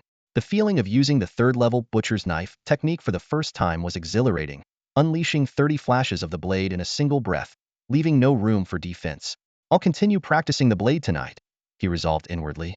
At the end of his shift, Zhou An returned home. After a simple dinner and a short rest, he picked up a kitchen knife to practice. The rhythmic sound of chopping continued for half an hour. Butcher's knife technique speed 2, precision 1, 240,000. Strange, half an hour and not a single increase in proficiency? Zhou An paced the room, pondering the issue. Many details of the design by that university student were fuzzy in his memory. As it was getting late, he decided to set aside his confusion. He began practicing flipping the pan, and although the proficiency of the second-level pan flipping technique was growing slowly, at least it was progressing.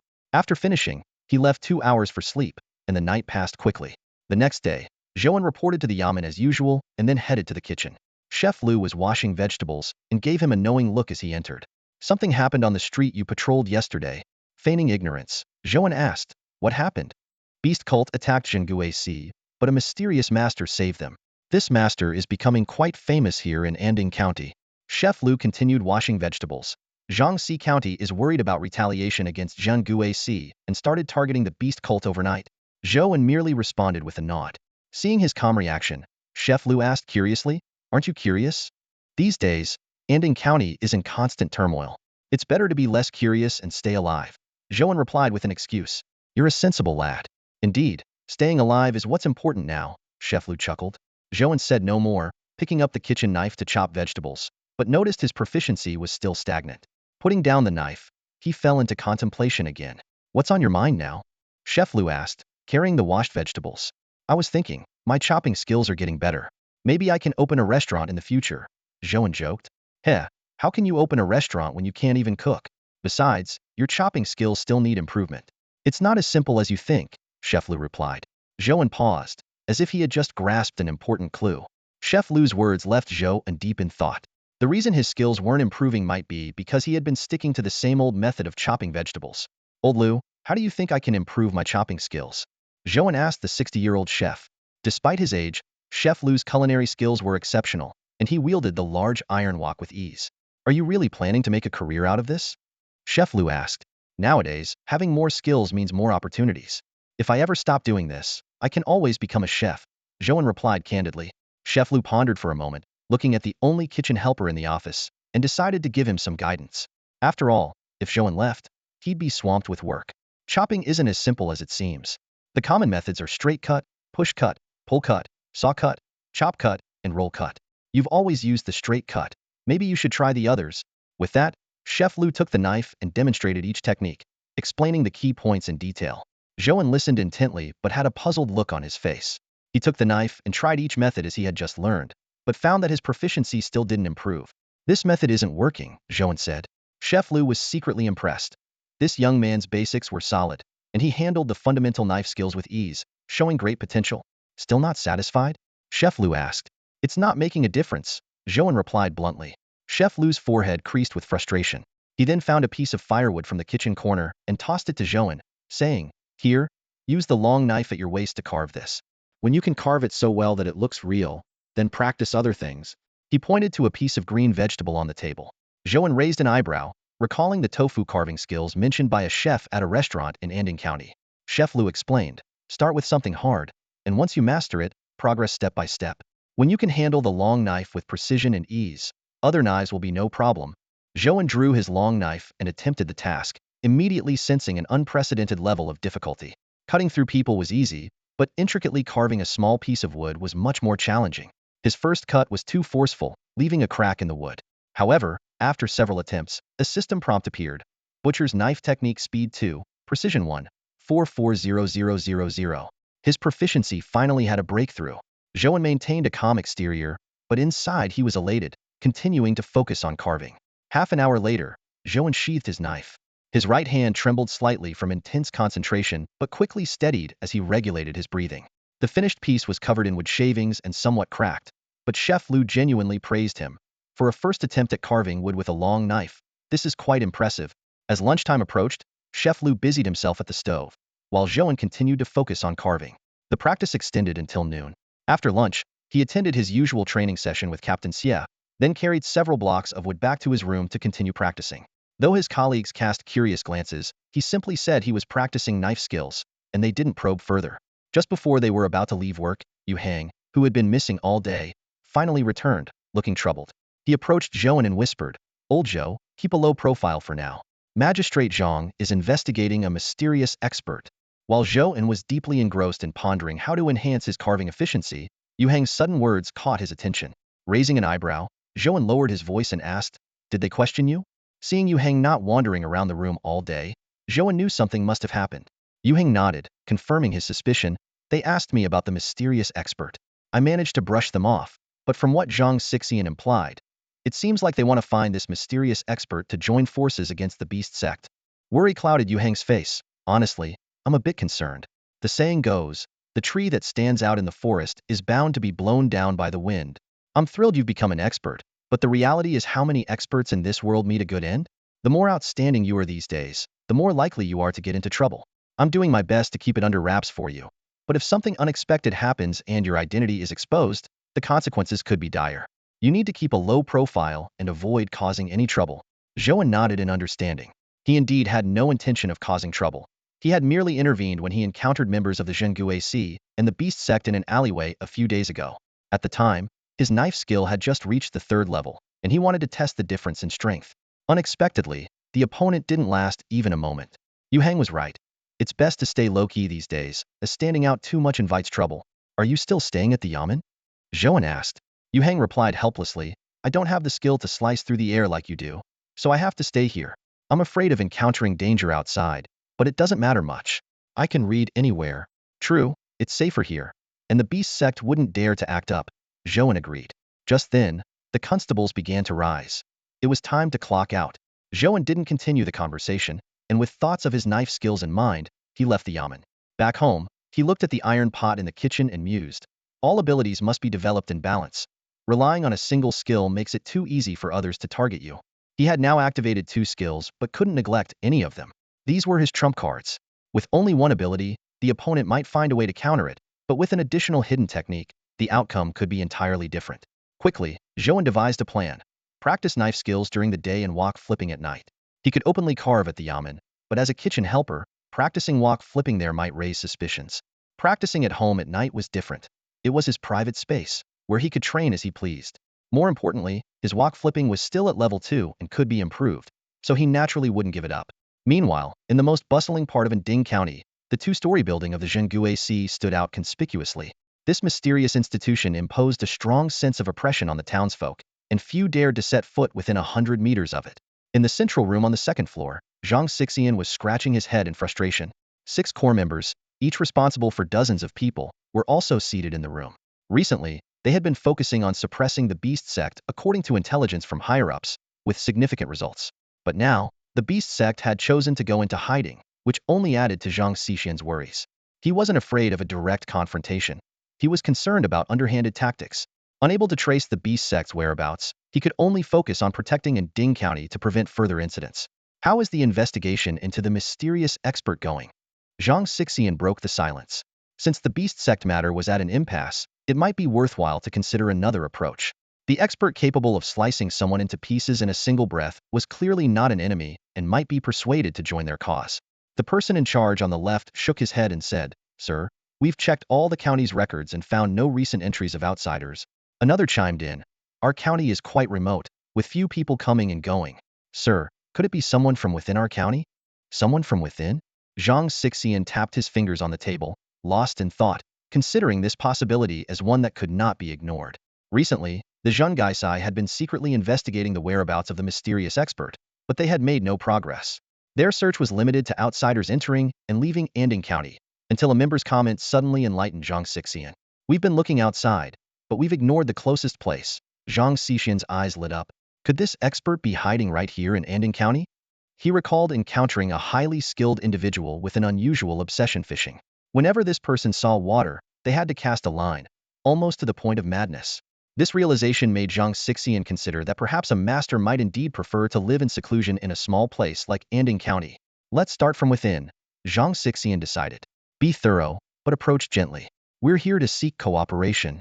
If it weren't for his duty, he wouldn't want to probe into these experts' backgrounds, as such investigations could easily offend. The team set off, leaving Zhang Xixian alone in the room, pondering strategies to deal with the beast cult. The night passed quietly. The next morning, Zhou An checked his skill panel and smiled with satisfaction. Butcher's Knife Technique LV3 Speed 2, Precision 1, 138540000. Wok Tossing LV2 Strength 1, 358020000. He planned to first upgrade the Butcher's Knife Technique to level 4, then elevate Wok Tossing to level 3, which would significantly boost his abilities. However, this required continuous effort. As the time for roll call approached, Zhou An quickly washed up and headed out. He enjoyed a bowl of noodles from a street stall before arriving at the yamen. The office was as calm as usual. After the roll call, he leisurely made his way to the kitchen, only to find Chef Lu missing, though the stove was lit, apparently to boil water. This was unusual. In Zhou An's memory, Chef Lu never left the kitchen in the morning. As he wondered about this, Chef Lu hurried back, sweat still on his forehead. Old Lu, where did you go? Zhou An asked. A relative had an emergency, so I went to handle it, Chef Lu explained while washing his hands. Seeing that the ingredients were already prepared, Chef Lu immediately got to work. Zhou An continued carving wood, slowly increasing his proficiency. Butcher's Knife Technique LV3 Speed 2, Precision 1, 165840000. At mealtime, the two chatted casually while eating. Zhou An asked about Chef Lu's relative, but it was clear Lu didn't want to elaborate. Just as Zhou An was about to return to his room, a patrolling constable rushed into the yamen. What happened? Zhou An asked casually. A body was found, an outsider, covered in countless knife wounds, the constable replied. A body, huh? Zhou An started to say, then suddenly realized the gravity of the situation. Zhou An gripped the long knife at his waist and swiftly headed toward the front courtyard. Initially, he suspected the beast cult was involved when he heard about the discovery of a body. However, as he listened more closely, something felt off. The deceased was not a local, and their body was covered in numerous knife wounds. The courtyard was already crowded with constables. In the center of the open space lay a male corpse, resting silently on a straw mat. The body appeared unremarkable, but it was marred with over 100 cuts, each inflicted by a sharp weapon. The wounds, no longer bleeding, exposed raw red flesh, sending shivers down the spine of anyone who looked. With his mastery of the butcher's skill at the 3rd level, Zhou An could discern the peculiar nature of these wounds even from a distance.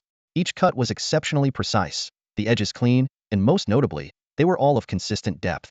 Such controlled and effortless technique could only be achieved by someone with significant expertise in blade work.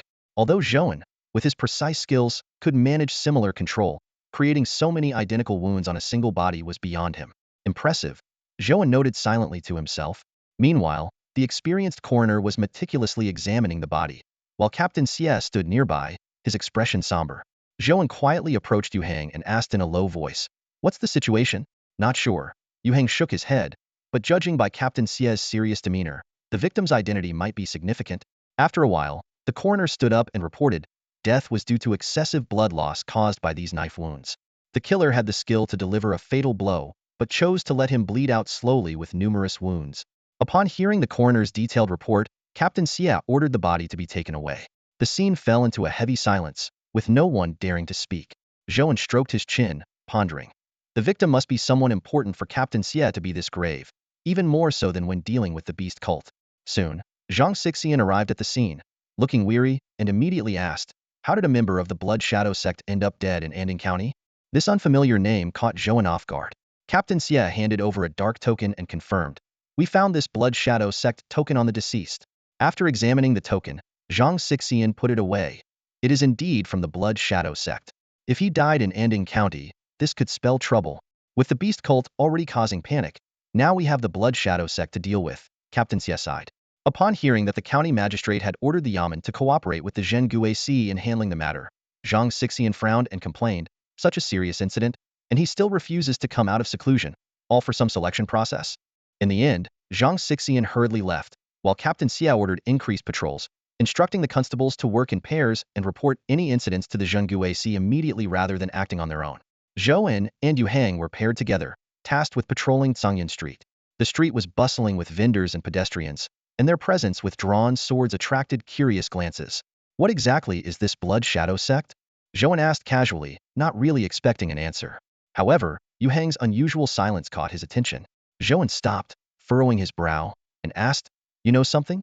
Yu Hang paused after hearing Zhou An's words, nodded, and said, "When I took the imperial examination, I heard people mention that the Blood Shadow sect is quite a unique faction.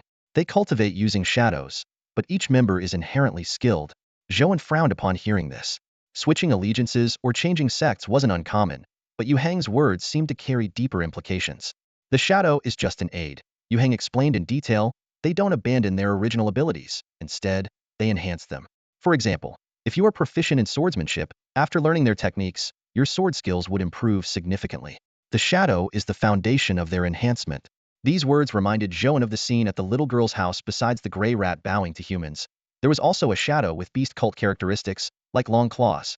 He suddenly realized, there must be people from the Blood Shadow sect within the beast cult, someone who not only practiced the beast cult's techniques, but also those of the Blood Shadow sect. However, the discovery of today's corpse still puzzled him. Yu Hang was equally baffled. He only had a superficial understanding of the Blood Shadow sect. The two continued patrolling the streets, encountering no incidents until nightfall. Yu Hang returned to the office to rest, while Zhou An went home.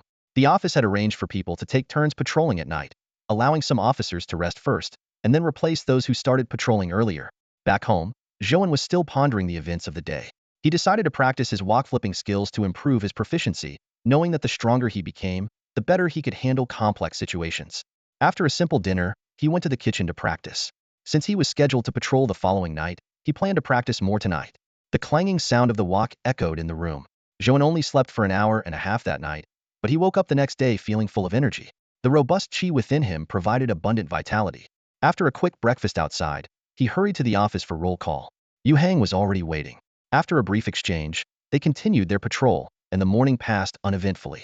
They grabbed a quick bite on the street at noon, and after finishing their afternoon patrol, they returned to the office. Since he had to patrol at night, Zhou An decided not to go home and stayed at the office instead.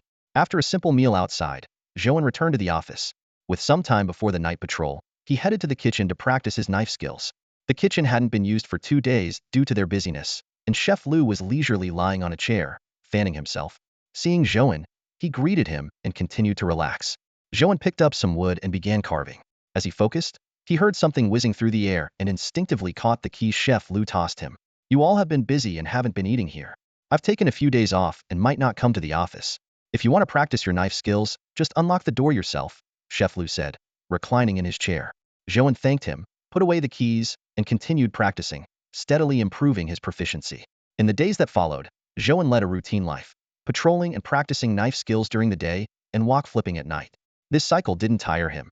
Instead, the increase in proficiency left him increasingly excited. It's worth mentioning that strange occurrences continued to happen in Anding County. Every so often, a corpse would be found carrying a blood shadow sect token, but the local authorities and the Special Investigation Unit remained clueless.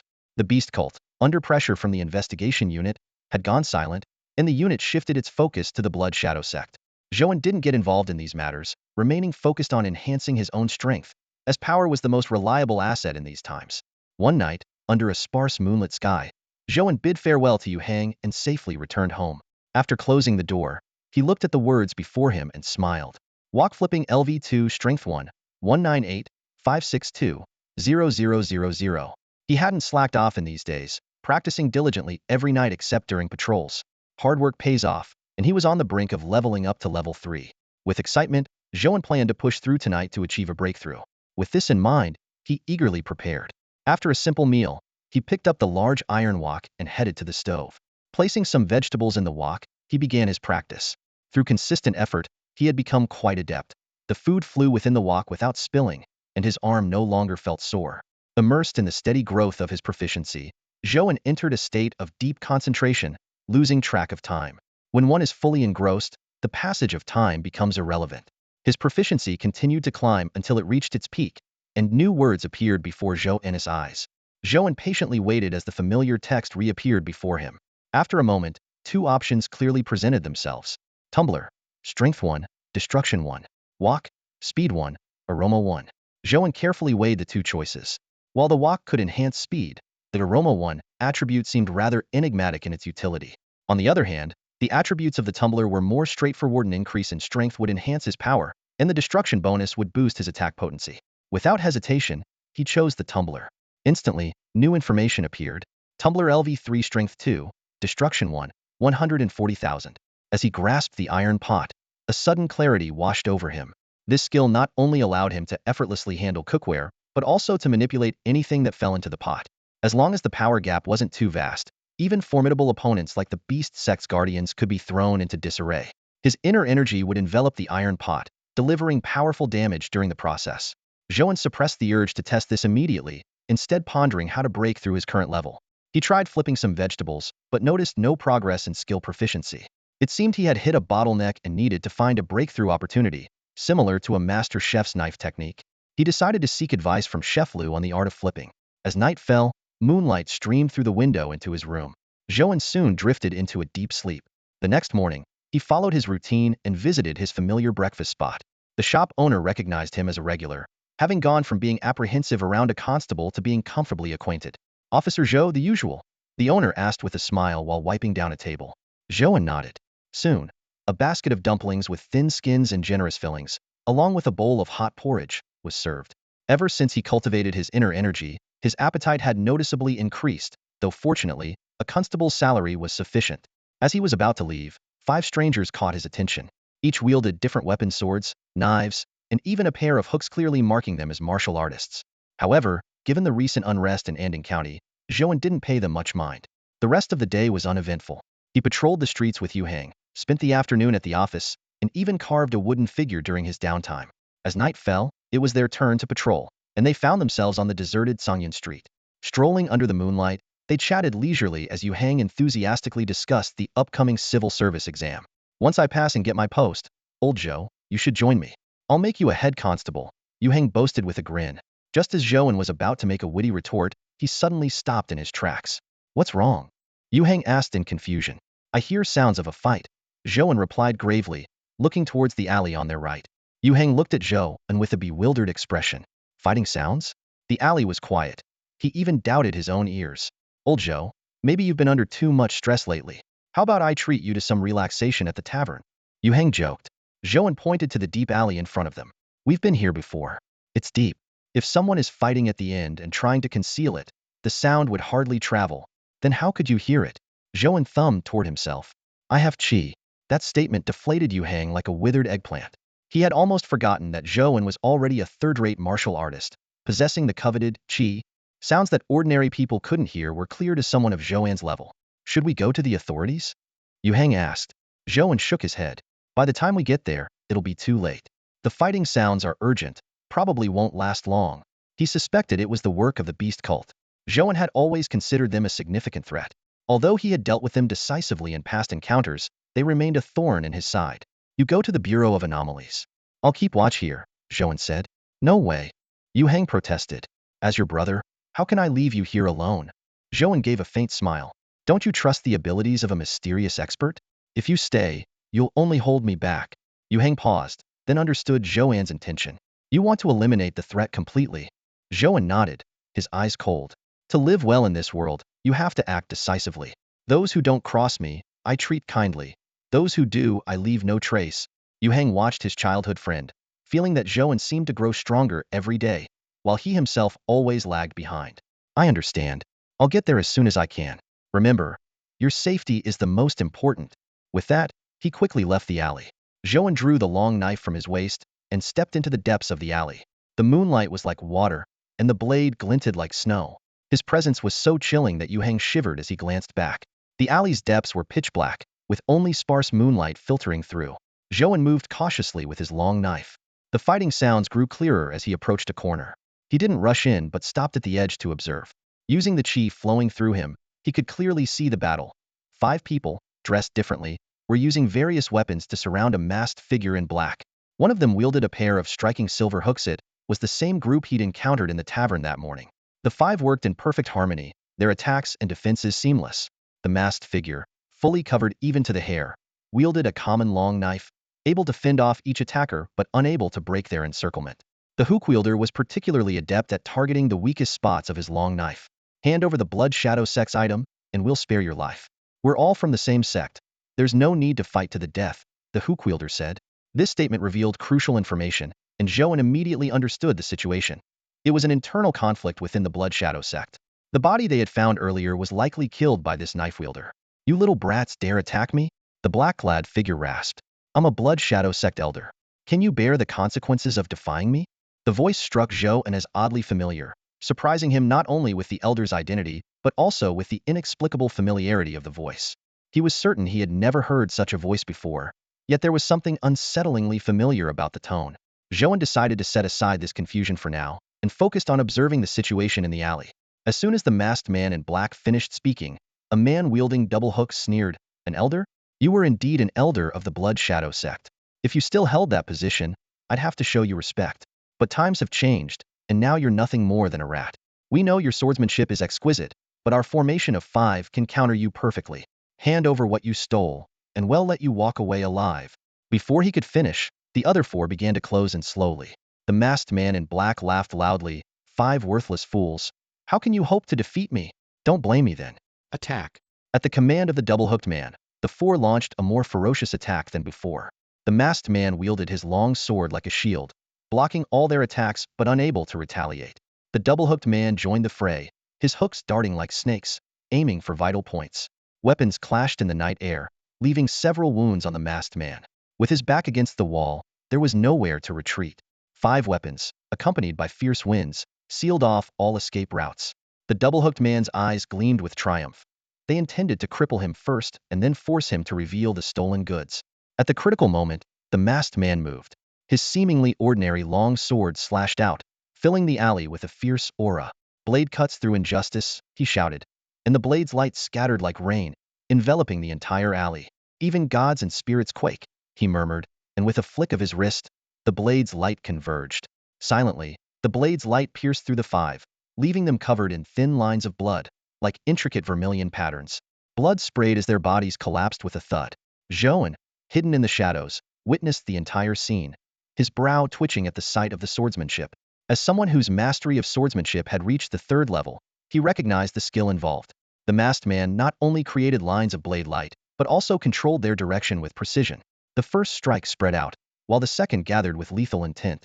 "This guy is just a tad better than me," Zhou An thought to himself.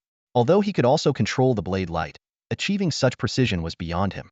However, he noticed the masked man leaning against the wall, panting heavily, clearly exhausted by the two strikes. Zhou An was no saint. Now that the opportunity presented itself, he wouldn't let it slip by. As the masked man tried to leave, Zhou An stepped out from the corner, blocking his path with his sword. "Sorry, you can't leave." The masked man said nothing, turning to flee. Zhou An swung his sword, a white blade light streaking across the wall, leaving a deep mark before the wall collapsed. "Blade light in a line? How can you know such a technique?" the masked man rasped. "Seems like you know me." Zhou An raised an eyebrow, the surprise in the masked man's voice giving it away. The masked man paused, then raised a hand. "Don't attack yet. I'll come to you later with an explanation. I'd rather beat you up first." Zhou An's aura surged to its peak, his sword dancing with blade flowers before slashing out. The speed and precision of his butcher's blade technique were fully displayed. Over 30 blade lights gathered in the air, shining like silver frost. "So many!" The masked man widened his eyes, forced to defend himself with his sword. The two clashed violently in the narrow alley, leaving the walls covered in intersecting blade marks. The sound of clashing blades filled the air, reminiscent of an owl's mournful cry in the night. After the exchange, neither side gained an advantage. Zhou An wasted no time, his long blade slicing through the air with rapid, overlapping shadows, each strike faster than the last. The alley was illuminated by the flurry of blade light. The masked man in black no longer spoke, fully focused on countering the fierce onslaught before him. In a life-and-death struggle like this, any distraction could be fatal. Their moves mirrored each other, with blades clashing continuously. Zhou An could feel the energy within him rapidly depleting, but since his energy had condensed into two thumb-thick strands, both recovery and consumption had transformed significantly, allowing him to sustain the fight. In contrast, the eyes of the masked man, visible through his disguise, were bloodshot. He cursed Zhou An inwardly for being shameless, having already expended a great deal of his true energy on the previous 5 opponents. He now felt exhausted under Zhou An's relentless assault. The masked man knew that if this continued, defeat was inevitable. Zhou An clearly intended to completely overwhelm him. Weighing his options, he decisively dropped his blade and pulled off his mask with his left hand. An old face with gray hair and bloodshot eyes was revealed. It was Lu the chef, who had taken leave to visit home. Zhou An's blade halted steadily at Lu's neck. "I thought your voice sounded familiar." "So it's you. Even though we've shared a good relationship, and you've taught me a lot, there's no room for negotiation here. Old Lu, I'll give you a chance to speak." Zhou An recalled the day he couldn't find Lu in the kitchen, and later discovered a male corpse from the Blood Shadow sect, evidently Lu's doing. Feeling the cold steel at his neck, Lu chuckled bitterly. "I didn't expect it to be you. A mere constable, yet a third-rate master with the blade. I guessed right, the mysterious master was you, wasn't it?" Just as Lu was about to continue, the sound of hurried footsteps approached clearly. Yu Hang was arriving with the town demon bureau. "Zhou An, come with me, let's find a place to talk." "Neither of us can afford to have our identities exposed," Lu urged urgently. Zhou An considered briefly, then withdrew his blade. "Lead the way." The two vaulted over walls, bypassing alleys until they had traveled a considerable distance. Throughout, Lu diligently erased their tracks, ensuring they weren't followed. Eventually, they stopped on a secluded street. Zhou An once again placed his blade at Lu's neck. "Ready to talk now?" "Zhou An, must we do this? We can talk without the blade. Isn't this setting the mood nicely? Besides, with someone of your skill, the blade is necessary," Zhou An replied with a smile. "Do you have a grudge against the Blood Shadow sect?" Lu tentatively asked. "I have no grudge against them. I just want to know about the Beast Cult." "The Beast Cult should have members from the Blood Shadow sect." Lu was taken aback. "You want to take on the Beast Cult?" "Something like that. Don't just ask me questions. Tell me what you know."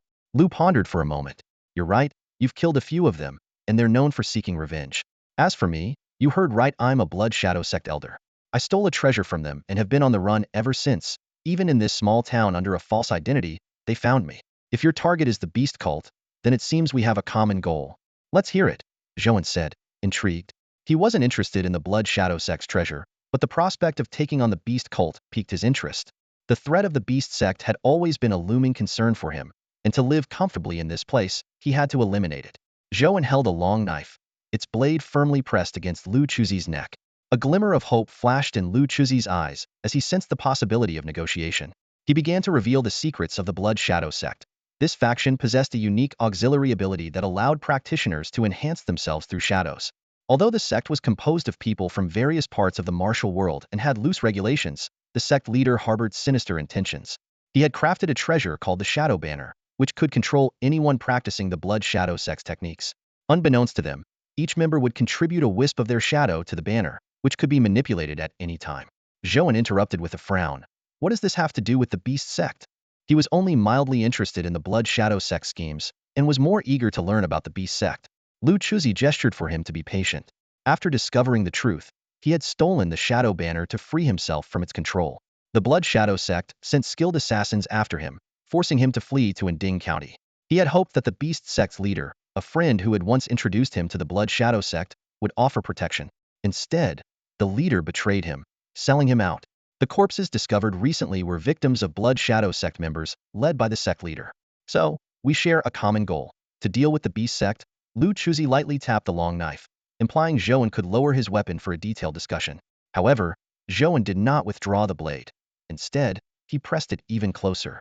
Zhou An smiled, raising 2 fingers. 2 questions. First, why didn't you hand the Shadow Banner over to the Demon Suppression Bureau? With their strength, dealing with the Blood Shadow sect would be a breeze. Second, since you've been exposed, why stay in this place? Do you plan to take on the beast sect alone? Lu Chuzi fell silent, gazing up at the moon that had moved across the alley. As the light faded, a shadow emerged at his feet, enveloping him instantly. His form grew to 2 meters, and his right hand conjured a shadow blade. Though faceless, he exuded an intimidating aura. You've guessed correctly, Lu Chuzi admitted as Zhou An uncovered the truth had indeed offered the stolen Shadow Banner to the beast sect leader and was planted in the yamen for ulterior motives. His exposure was purely accidental. Lu Chuzi candidly confessed and proceeded to persuade Zhou An to join the beast sect, promising him the position of protector. Protector? Zhou An scoffed. I just killed a protector not long ago. All this talk, isn't it just to stall until the moon passes? With that, he swung his knife towards Lu Chuzi's neck, the blade gleaming. To Zhou An's surprise, the shadow effortlessly dissipated all his attacks with a gentle sway. Lu Chuzi boasted, it's useless. I've been waiting for this moment. In the darkness, the shadow aids me to my strongest. Your knife skills are impressive, but the attack strength isn't enough to break my defense. Before he could finish, Zhou An suddenly withdrew his knife, turned, and rushed towards a nearby house. He kicked the door open and dashed inside, followed by 2 startled screams that soon fell silent. Moments later, Zhou An emerged, carrying an iron pot. The entire sequence unfolded with remarkable speed. When Zhou An appeared holding a pan, Chef Lu's expression froze. He had anticipated Zhou An might try to escape and was even secretly ready to intervene. Yet, the sight before him was baffling. A rival armed with a frying pan in a life-or-death confrontation was genuinely perplexing. Chef Lu felt a mix of emotions. Zhou An was an enigma. On the surface, he seemed serious, yet at times, he was inexplicably odd. A master swordsman choosing to learn knife skills from a chef was strange enough, but now he was wielding a pan in a fight. What are you trying to do? Chef Lu demanded through gritted teeth. To him, this was sheer mockery. Facing a mortal combatant armed with a pan seemed like a blatant insult. Zhou An tapped the pan lightly, speaking in a calm tone. Turns out what I've seen before is true. A tap on the neck with enough force can knock someone out.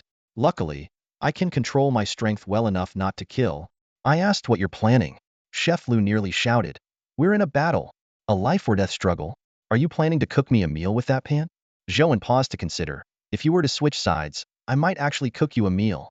Old Lu, this is the era of the Zhengaisai. No matter how big a storm you stir up, it will be subdued. You need to see the reality. As part of the beast cult, even in this remote area, once Zhengaisai investigates, no one will escape. So you really won't agree? Chef Lu said angrily, though I admire talent, today you must die. Before he finished speaking, Chef Lu transformed into a whirlwind, a 2-meter-tall dark shadow rising with him. The shadow formed a long blade, its cold gleam fierce, and the myriad blade shadows converged from all directions towards Zhou An like a terrifying meat grinder. Your attack is indeed formidable. Chef Lu felt triumphant, as if he could already see Zhou An being shredded. But in the next moment, his triumph turned to shock. Zhou An didn't draw a sword. Instead, he gripped the pan's handle, channeling his inner energy wildly. All the phantom blades were caught within the pan, stacking from the bottom to over 2 meters high. Zhou An, like a seasoned chef, flipped the pan, scattering the violent phantom blades, which quickly dissipated. Is that pan flipping? Chef Lu was incredulous. As someone who had once hidden his identity as a chef, he was familiar with the motion but had never heard of it neutralizing phantom blades. Phew, that was quite challenging. Zhou An set the pan down with a sigh. The technique is still not fully developed. His object flipping skill was only at level 3, just beginning to take shape. This combat experience showed him the skill's power, though not as fast as the butcher's knife. The combination of Destruction 1 and Strength 2 resulted in an attack power far exceeding expectations. You seem surprised, but it's not the right time. Old Lu, farewell. Zhou An smiled, swinging the pan toward Chef Lu. Despite being over 2 meters tall and shrouded in shadow, Chef Lu was easily covered. He felt a dizzying sensation. His head pressed against the inside of the pan as if performing a handstand. The energy within the pan began to flow, followed by a dull thumping sound. Chef Lu was rendered powerless, a devastating force sweeping from his head through his entire body. His flesh began to separate, bones breaking through the skin, the pain unbearable. In his final moments, he managed to voice his lingering question. I offered you benefits, immense wealth. Why refuse me? There was no answer to his question, as he had already been reduced to a heap of bones and flesh. Zhou An discarded the pan, glanced at the remains and shook his head. This object's flipping ability is powerful, but the aftermath is gruesome. Reflecting on Chef Lu's last question, his gaze softened. Firstly, opposing Zheng Gaisai is unwise. Secondly, I witnessed the death of that little girl myself. He recalled the little girl in the alley, her insides hollowed out, and said no more. At that moment, footsteps approached the Zheng Gaisai had arrived quickly, likely drawn by the noise of the fight. The sounds of the fierce fight were loud, so it was only natural for the officials of the town anomaly bureau to arrive. Hearing footsteps approaching, Zhou An quickly disheveled his hair and clothes. He picked up the iron pot and hurried back to the door of the house where he had first been, placing the pot back in its original spot. Then, with an exhausted gait, he moved to the corner of the alley, lay down on the ground, and closed his eyes. The iron pot remained spotless, protected by energy. The shredded remains of Lu Chuzi had not stained it. The footsteps drew nearer, followed by Yu Hang's anxious call. Old Zhou, are you all right? Yu Hang grabbed Zhou An's shoulder and shook him vigorously. As childhood friends who grew up together, Yu Hang was genuinely worried. Earlier, he had rushed to the town anomaly bureau as fast as he could, only to find 5 corpses in the alley and no sign of Zhou An. He panicked back then, and upon hearing the sounds of battle, he followed the bureau's members at a fast pace, eventually reaching this alley. Seeing Zhou An lying in the corner, Yu Hang was frantic. Zhou An, being shaken, put on a weak appearance, slowly opened his eyes, and pressed Yu Hang's right hand, tapping it lightly twice without drawing attention. Old Yu, you're finally here. Yu Hang immediately understood Zhou An's signal. This guy was faking it.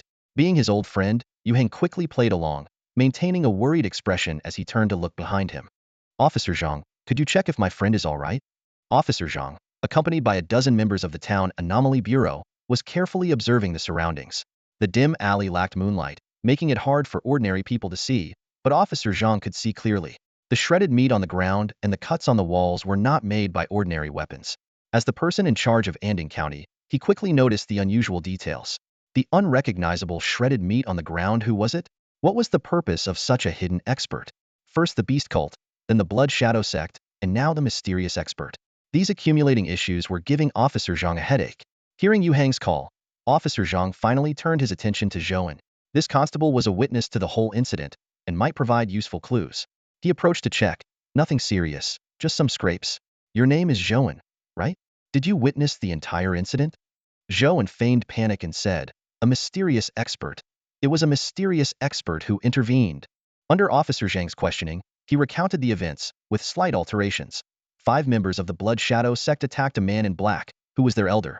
After the man in black killed the 5, the mysterious expert appeared, and the 2 fought. The man in black was defeated and fled, with the mysterious expert taking Zhou An with him in pursuit. At this point, Zhou An wiped away non-existent sweat. Yu Hang, standing by, nodded secretly, impressed by his friend's acting. Officer Zhang frowned. Why would the mysterious expert take you with him? He wanted me to deliver a message, Zhou An explained. He showed me the identity of the man in black and the sequence of events. That man in black was Lu Chuzi from the yamen, formerly an elder of the Blood Shadow sect, who colluded with the Beast cult and stole a treasure from the Blood Shadow sect before hiding in the yamen as a spy. The Blood Shadow sect's treasure. Officer Zhang paced back and forth, stopping after a moment of thought. Continue. Why did he take you along? He wanted to convey a message. Please stop investigating him. He means no harm, Zhou An said. This explanation was both reasonable and conveyed his desire not to be pursued. Officer Zhang remained silent for a while, then waved his hand, saying, You two go back and rest. We'll handle things here. You've worked hard. With Yu Hang's help, Zhou An stood up, and the two left the alley. After they departed, a member of the town anomaly bureau stepped forward to inquire, Sir, how do you plan to handle this? Officer Zhang glanced at him. No need to investigate the mysterious expert for now. The Beast cult's plot is significant. Dealing with them is the priority. Since the mysterious expert had indicated no ill intentions, the immediate task was to address the threat posed by the Beast cult. Seeing his subordinates still doubtful, Officer Zhang's tone turned stern. Contact the Blood Shadow sect. If they can find Lu Chuzi, they can find the Beast cult. If they refuse to cooperate, handle them strictly, understood. The group finally understood, nodding quickly. Pack up, let's go. Officer Zhang flicked his sleeve and led the way out of the alley. The events that followed were beyond Zhou An's knowledge. At this moment, he was being supported by Yu Hang, moving away from the scene of trouble. The night streets were as silent as a still pond, with only the sound of their footsteps echoing on the cobblestone path. Yu Hang had one of Zhou An's arms slung over his shoulder, his other hand firmly supporting Zhou An's back. Can you really not walk anymore? Yu Hang couldn't help but complain. Since leaving the alley, Zhou An had been feigning weakness, and even after half the street, he was still keeping up the act. If you're going to act, you might as well do it right, Zhou An whispered. Besides, we're almost home. Yu Hang had no argument against that, knowing Zhou An was right. He then quietly asked, What do you plan to do next? That's the job of the Town Ghost Bureau, nothing to do with me, Zhou An replied curtly. It was true. He had already provided the clues, and it was up to the Bureau to follow up. With the limited information he had, there was no need to get further involved in this murky business. Yu Hang sighed. He increasingly felt a widening gap between himself and his childhood friend. Having grown up playing in the mud together, now Zhou An was a mysterious expert, while he remained a struggling scholar.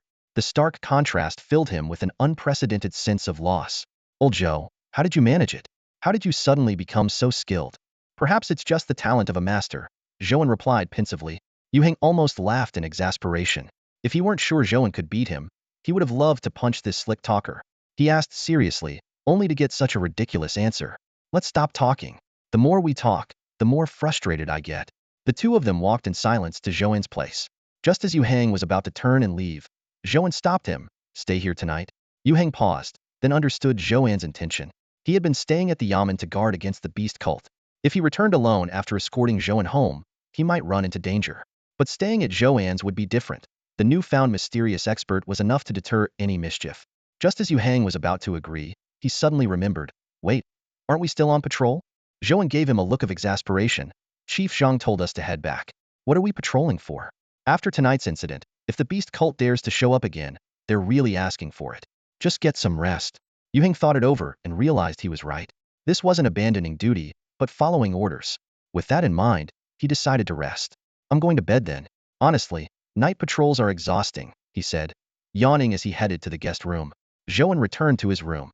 With Yu Hang next door, it wasn't convenient to practice his knife techniques or balance exercises, so he had to temporarily forego improving his skills. Lying in bed, he stared at the ceiling, contemplating his shortcomings. Tonight's experience highlighted a significant weakness: speed. Although he could use his internal energy to surpass ordinary speed, it wasn't enough. Even the speed boost from his knife technique was just a simple enhancement, lacking finesse. In life-or-death battles, exceptional agility could turn the tide. I need to figure out how to develop speed-related abilities, Zhou An mused. As the night deepened, apart from the occasional bird call, the silence was such that you could hear a pin drop. Early the next morning, the two of them got up and headed to the yamen to check in. They enjoyed a bowl of noodles at a familiar stall, discussing the upcoming imperial exams. It was Yu Hang's third attempt, with the previous two thwarted by external factors, leaving him understandably anxious. Zhou An offered a few words of encouragement. After breakfast, they arrived at the yamen. After checking in, Yu Hang waited at the entrance while Zhou An went to find the scribe to express his interest in becoming a cook. Are you giving up your constable duties? Scribe Su asked, stroking his beard. No, I'll still patrol as usual. I just want to earn an extra salary after work, Zhou An explained. Scribe Su squinted. Zhou An, I heard about last night. I didn't expect Chef Lu to be like that. but balancing multiple roles might be inconvenient. Zhou An smiled. Scribe Su, we both know how things work. The salary can be split. Just consider it operational funds. Hearing this, Scribe Su broke into a smile. In a world driven by profit, it was an easy arrangement. With the county magistrate in seclusion, the scribe was handling all affairs, and such a small matter was easily settled. Having achieved his goal, Zhou An left contentedly and resumed the day's patrol with Yu Hang. Near the end of their shift, Captain Xie returned and told Zhou An he could rest that night and didn't need to patrol. Zhou An bought some groceries and headed home. After a quick dinner, he went out again. The sun had not yet set, and the last rays of light lingered. His secluded alley was seldom visited, and after confirming no one was around, he reached the end of the alley, bending his knees slightly. The energy within Zhou An flowed through his meridians as he stood in the pitch-black alleyway, his gaze becoming sharp. He lifted his left leg, attempting a method he devised himself running. This idea stemmed from a life skills minigame he had created in his previous life, where experts on the forum had honed running to perfection, achieving astonishing effects. Air circulated between his legs as Zhou An darted through the alley. In the blink of an eye, he had sprinted from the end to the middle, yet no proficiency notification appeared. He paused, frowning in thought. Recalling the experience of triggering the pan-flipping skill before, he realized the key lay in the rhythm of his breathing. Remembering the tips he found during past running training, Zhou An adjusted his breathing and tried again. Back and forth he went in the alley until, on the 10th attempt, he finally discovered the optimal breathing rhythm. Throughout, his breath remained steady and unbroken. After the final sprint, a message finally appeared before him.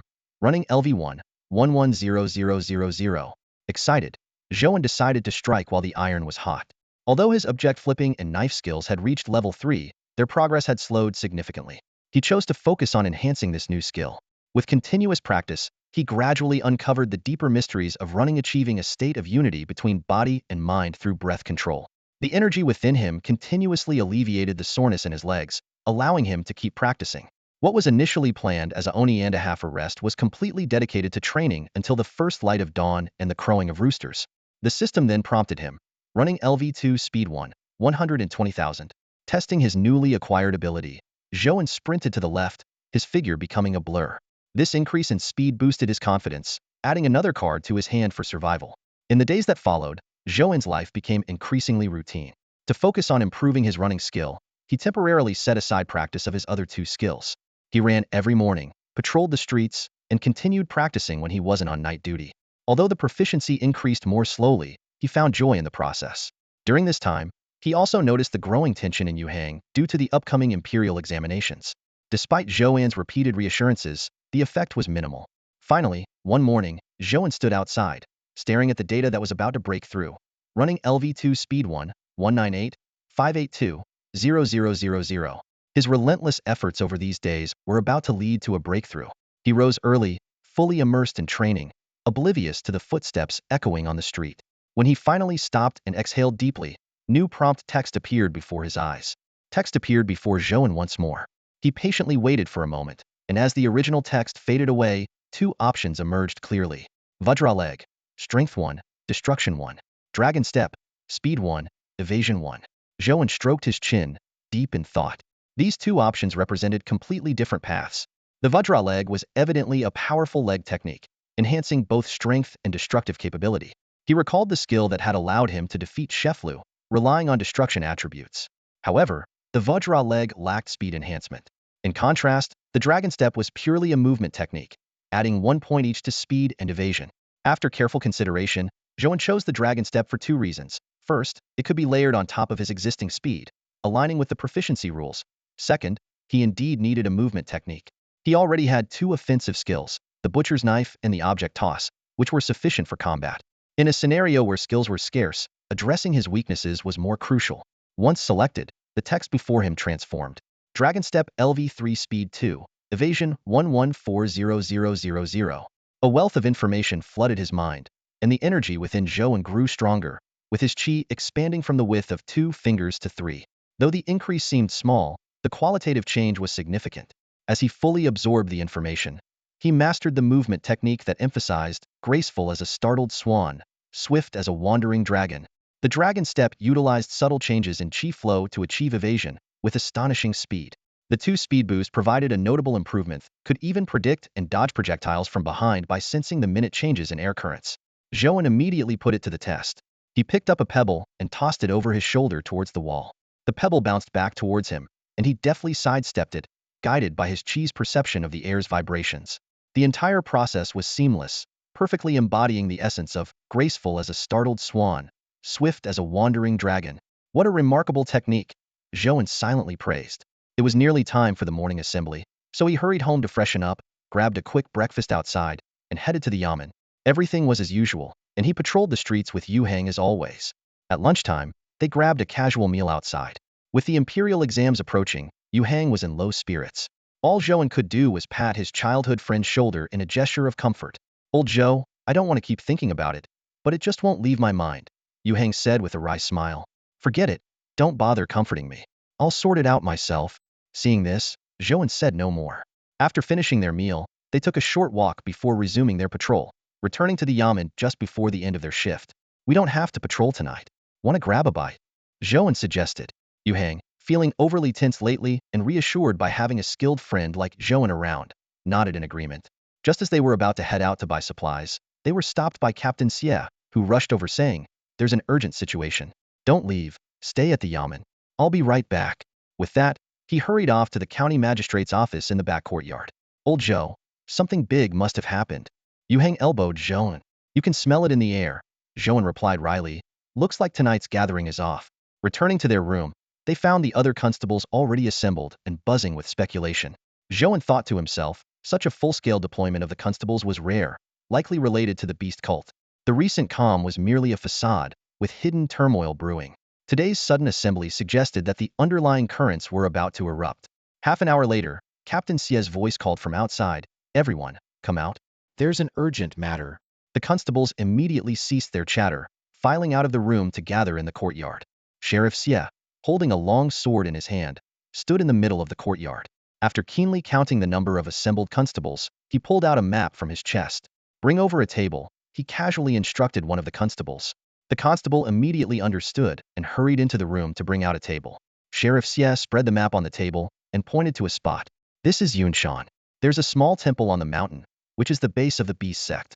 Recently, the Town of Mysteries Department teamed up with the Blood Shadow sect and finally located it through a lost artifact of the Blood Shadow sect." He drew a circle around the small temple and continued, "The Town of Mysteries Department will handle those in the beast sect. Our task is to surround the perimeter and take down any who try to escape." The constables exchanged glances and nodded to show they understood. The task was straightforward. The Town of Mysteries Department would lead the assault, while they would maintain the perimeter. Just then, a constable known for slacking off smirked and said, "Boss, shouldn't we take this seriously?" No sooner had he spoken than Sheriff Xie's demeanor turned sharp. "If you want to keep your head, take this seriously. This is no trivial matter. We have imperial authority to act first and report later. Anyone who dares to obstruct the Town of Mysteries Department will lose their head." The icy pressure made the constable shiver, reminding him that this seemingly ordinary sheriff had once fought pirates on a large ship and survived. "I want dare again. I'll complete the task." The constable quickly admitted his mistake. Sheriff Xie snorted coldly and surveyed the group. "Does anyone else have any objections?" Zhou An pondered silently, understanding that there was no avoiding this mission. Besides, eliminating the beast sect would allow him to improve his skills with peace of mind. Seeing no one else speak up, Sheriff Xie waved his hand. "Change into plain clothes and set out separately. We'll regroup at the foot of Yunshan." Zhou An and Yu Hang changed into their civilian attire and leisurely left after the others. It took about an hour to travel from Anding County to Yunshan, and they deliberately slowed their pace to blend in as ordinary travelers. When they arrived at the foot of Yunshan, the sun had not yet set. Yunshan wasn't tall, but it was perpetually shrouded in mist, with the peak appearing and disappearing like a fairyland. Yu Hang joked, "Old Zhou, doesn't this remind you of how you look in the morning?" Zhou An chuckled, pretending to be disappointed. "It does, but it's too short to be a perfect match." The constables had already gathered in small groups, with Sheriff Xie among them. Zhou An looked around but didn't see anyone from the Town of Mysteries Department, guessing they had already gone up the mountain. After a brief rest, Sheriff Xie signaled to start the ascent. The mountain path was steep, but the constables, who had been training under Sheriff Xie's guidance, managed it with ease. Zhou An noticed traces of someone having passed by, confirming his suspicion that the Town of Mysteries Department had already advanced. The summit was enveloped in thick fog, with the faint outline of a building visible ahead. As expected, the forces led by Chief Zhang from the Town of Mysteries Department were already in position. Sheriff Xie wisely stood aside, knowing it was best to remain quiet at this moment. Chief Zhang made a gesture. We're about to launch the assault. Sheriff Xia. Make sure the perimeter is secured and let anyone slip through. Sheriff Xia nodded in agreement. Charge. With Chief Zhang's low command, the members of the Town of Mysteries Department surged towards the small temple like arrows released from a bow. In an instant, the sound of battle echoed through the mountains, scattering the mist and startling flocks of birds into flight. The battle erupted with unexpected swiftness, catching everyone off guard. The forest suddenly resonated with deafening shouts and the clashing of weapons, painting a vivid picture of a fierce and bloody skirmish, even for those who couldn't see it firsthand. The constables of Anding County were used to dealing with petty thieves at most. They had never encountered such a scene. The smell of blood was overwhelming, and a few constables turned pale. This is the Zheng-tall, Yu Heng remarked with a sigh. The imperial authority sounds impressive, but they always tread on the edge of danger. There's no such thing as a free lunch in this world. The power to execute first and report later is earned through risking their lives. Chief Xia glanced at his pale-faced subordinates and shook his head in disapproval. These men had seen little blood and fire, lacking the necessary ruthlessness. But this was not the time to dwell on such matters. Surround them. If even one escapes today, I'll hold you all accountable. Chief Xia shouted sternly. The constables snapped back to reality and quickly formed a tight perimeter around the small temple. Zhou An and Yu Heng stood side by side, guarding a corner. The sounds of battle inside the temple grew more intense, interspersed with occasional screams, and the scent of blood thickened in the air. As the battle noise peaked and then began to subside, Zhou An sensed the ambush was nearing its end. Yet, an uneasy feeling crept over him though the fighting had ceased. None of the Zhang members had emerged. By now, Zhang Xixian should have come out with his team. Something's off, be careful. Old Zhou, Yu Heng whispered. Zhou An nodded slightly.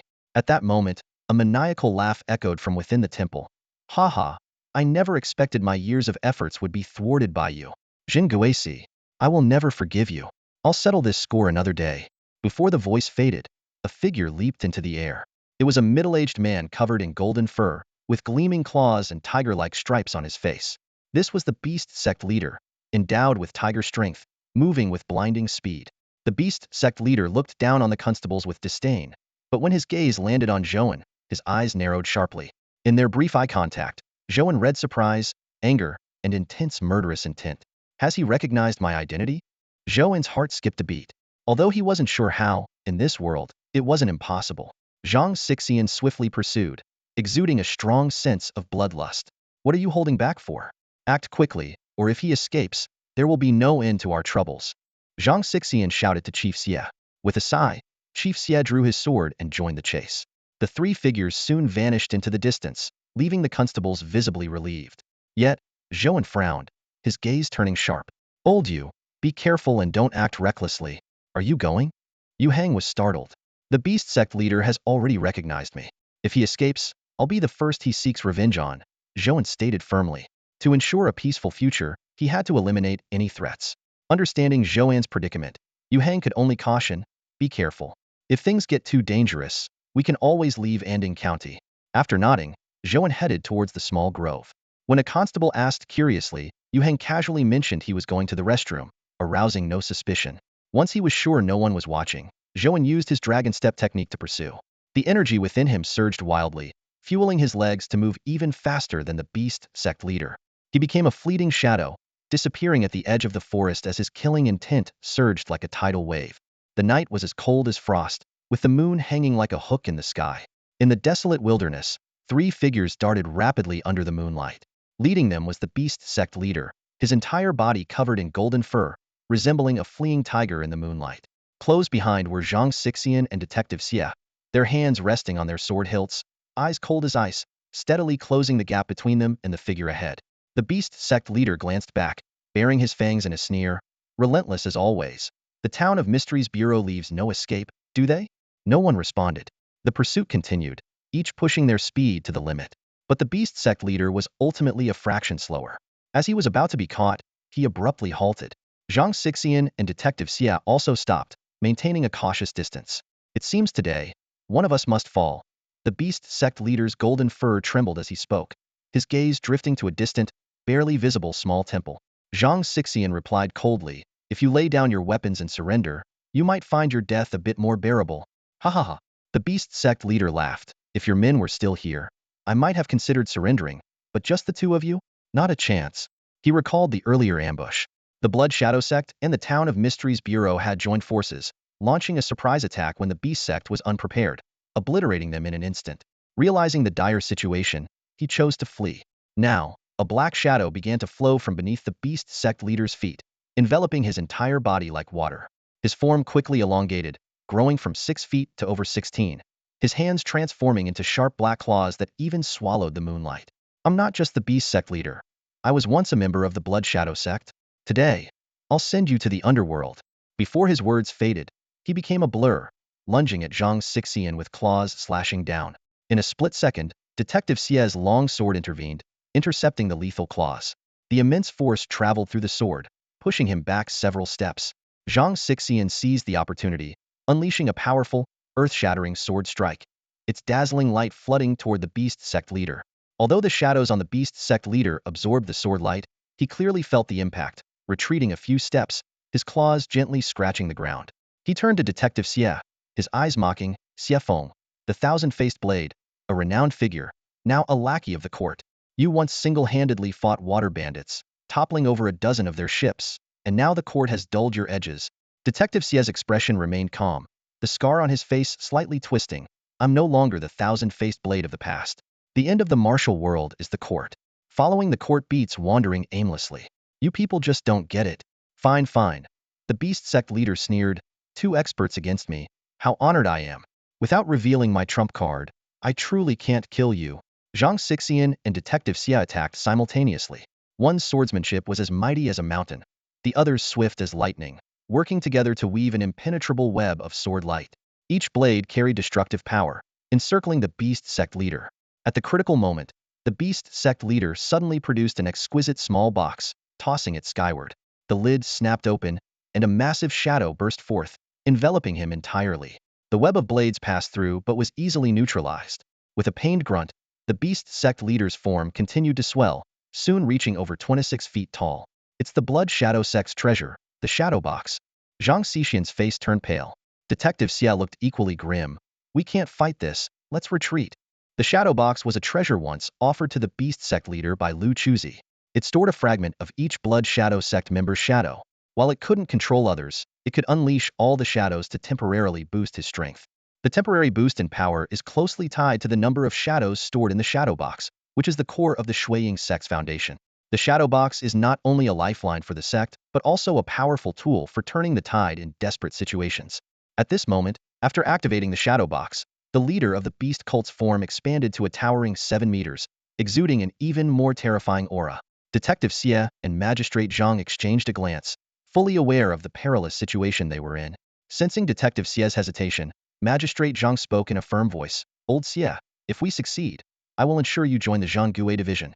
A year ago, you lost the opportunity because you defied the examiner. But this time, if you achieve great merit, I will stake my life to see you become a member of Anding County. These words made Detective Xie ponder deeply. He did indeed feel a desire to retreat due to the danger they faced, which was only natural. However, the allure of the Zhangguo division stirred his heart. Within the Great Chu Kingdom, the Zhangguo division held significant influence. People often complained about it, yet everyone aspired to join. Power, status, and fame were all things that appealed to someone like Detective Xie. Yet, the Zhangguo division's assessments were notoriously stringent, especially regarding one's background.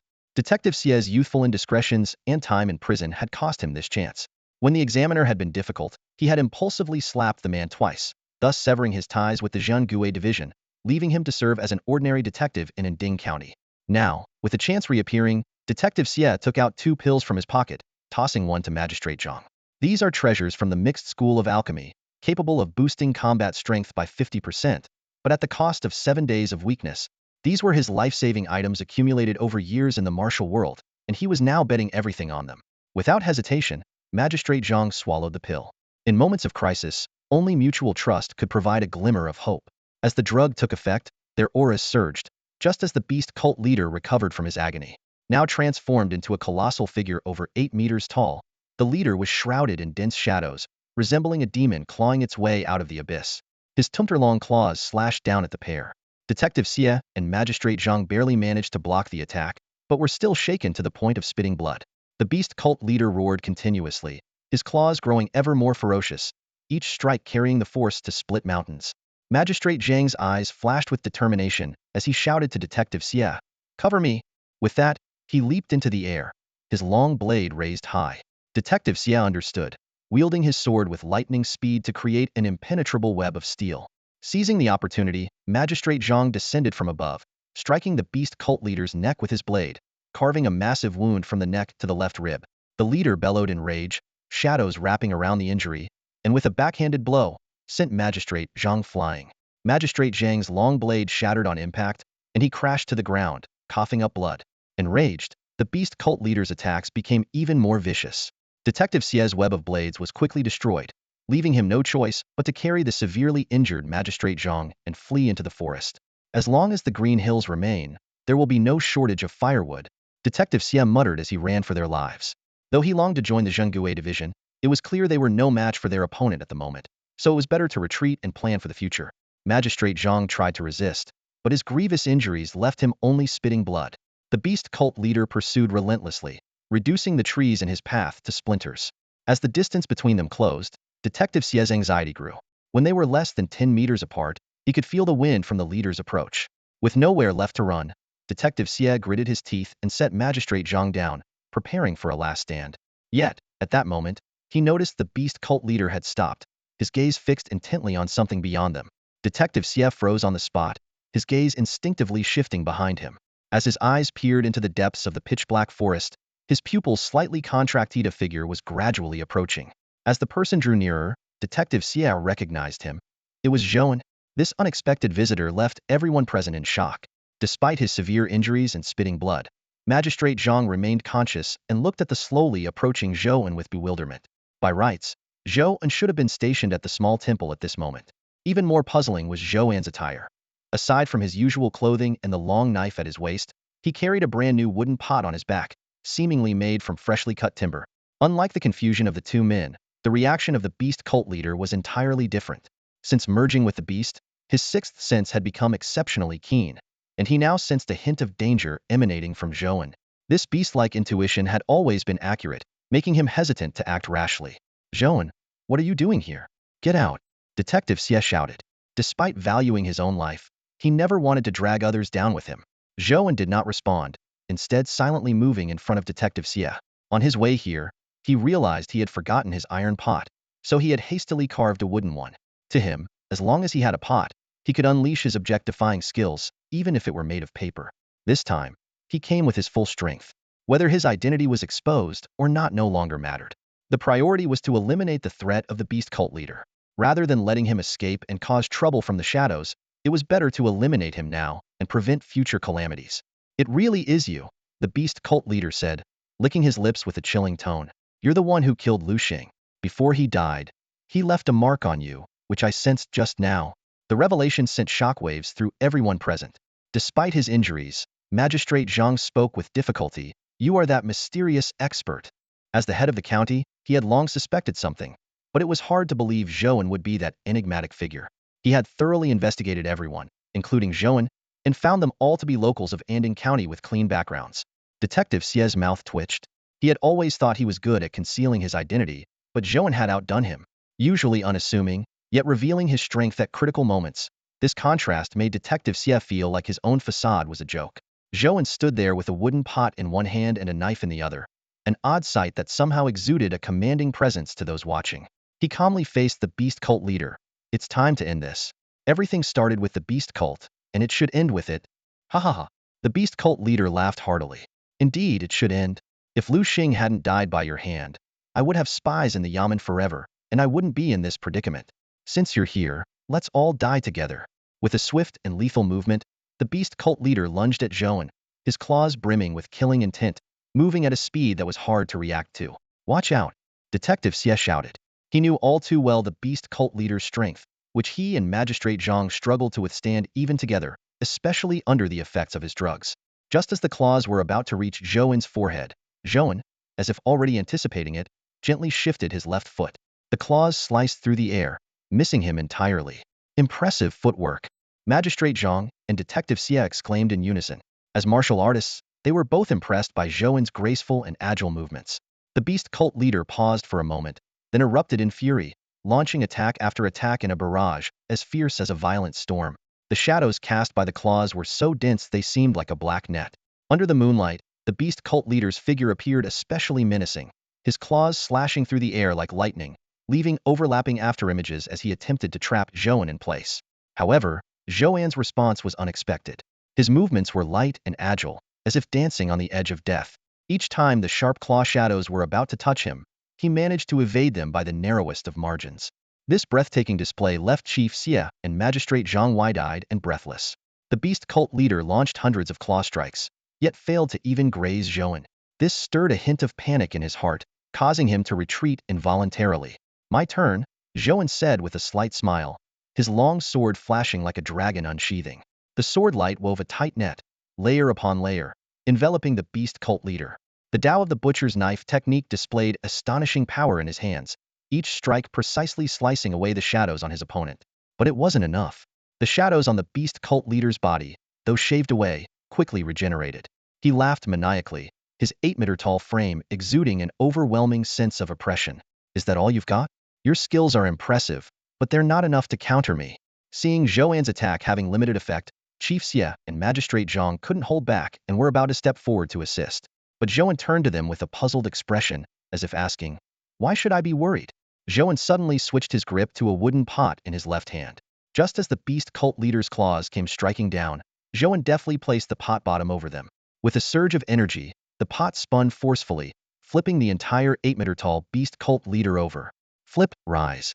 The beast cult leader was stuck to the pot, unable to free himself despite all his struggles.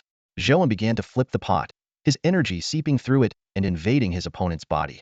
Amidst horrific screams, the shadows on the beast cult leader gradually disintegrated. This bizarre scene left Chief Xie and Magistrate Zhang utterly dumbfounded. The mighty beast cult leader, subdued by a mere wooden pot, was a sight so absurd it was hard to believe. "Spare me." The beast cult leader finally showed signs of pleading. "I can teach you the beast worship and the blood shadow sect secrets." Ignoring him, Zhou An continued to focus on flipping the pot. Soon, the towering shadow shrank, eventually becoming a heap of flesh on the ground. "Spare you? If you live, I won't," Zhou An said, casually discarding the wooden pot before turning to face Chief Xie and Magistrate Zhang. The two men instinctively stepped back, with Chief Xie swallowing hard and stammering, "Zhou An, you're still young. Don't go down the path of crime." As Constable Xie finished speaking, a heavy silence descended over the area. He bit his lip in frustration, wishing he could slap himself for his words. Wasn't he just pushing the other party into committing a crime? County Magistrate Zhang wiped the blood from the corner of his mouth. He had already coughed up quite a bit of blood today. "Zhou An, rest assured, we mean no harm. In this world of countless masters, one more will not be singled out," he said cautiously, unsure of the young man in front of him who could fight with a cooking pot. Zhou An, with his hands behind his back, slowly approached the two men and spoke in an even tone, "Why would I commit a crime?" This question left Magistrate Zhang and Constable Xie looking at each other in bewilderment. Indeed, they had labeled him based on that astonishing display earlier. "But you mustn't speak of this matter," Zhou An anticipated. Revealing his identity was an inevitable cost to eliminate the threat of the beast sect leader. From his observations, he noted that the Ghost Suppression Bureau of the Great Chu Kingdom was relatively tolerant towards martial artists, as long as they remained peaceful. All he wanted was to quietly enhance his skills, having no grudge against the Bureau.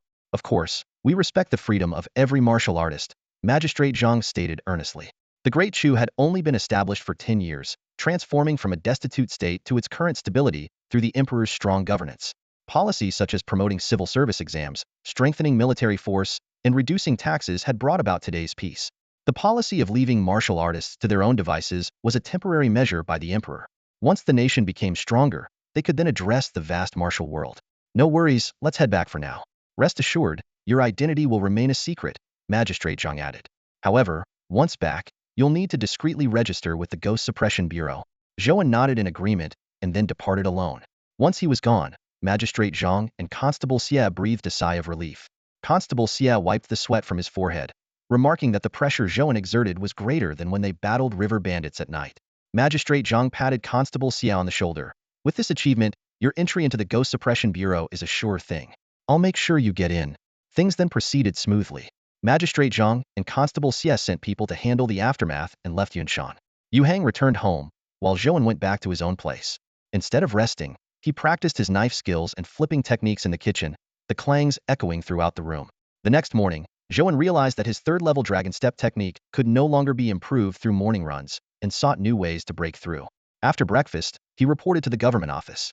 With the beast sect eliminated, the constables were more relaxed, but Zhou An still adhered to his agreement with Master Su, preparing lunch in the kitchen while practicing his carving and flipping skills. Just before the end of the day, Master Su unexpectedly walked in. Constable Xie has been promoted to the Ghost Suppression Bureau.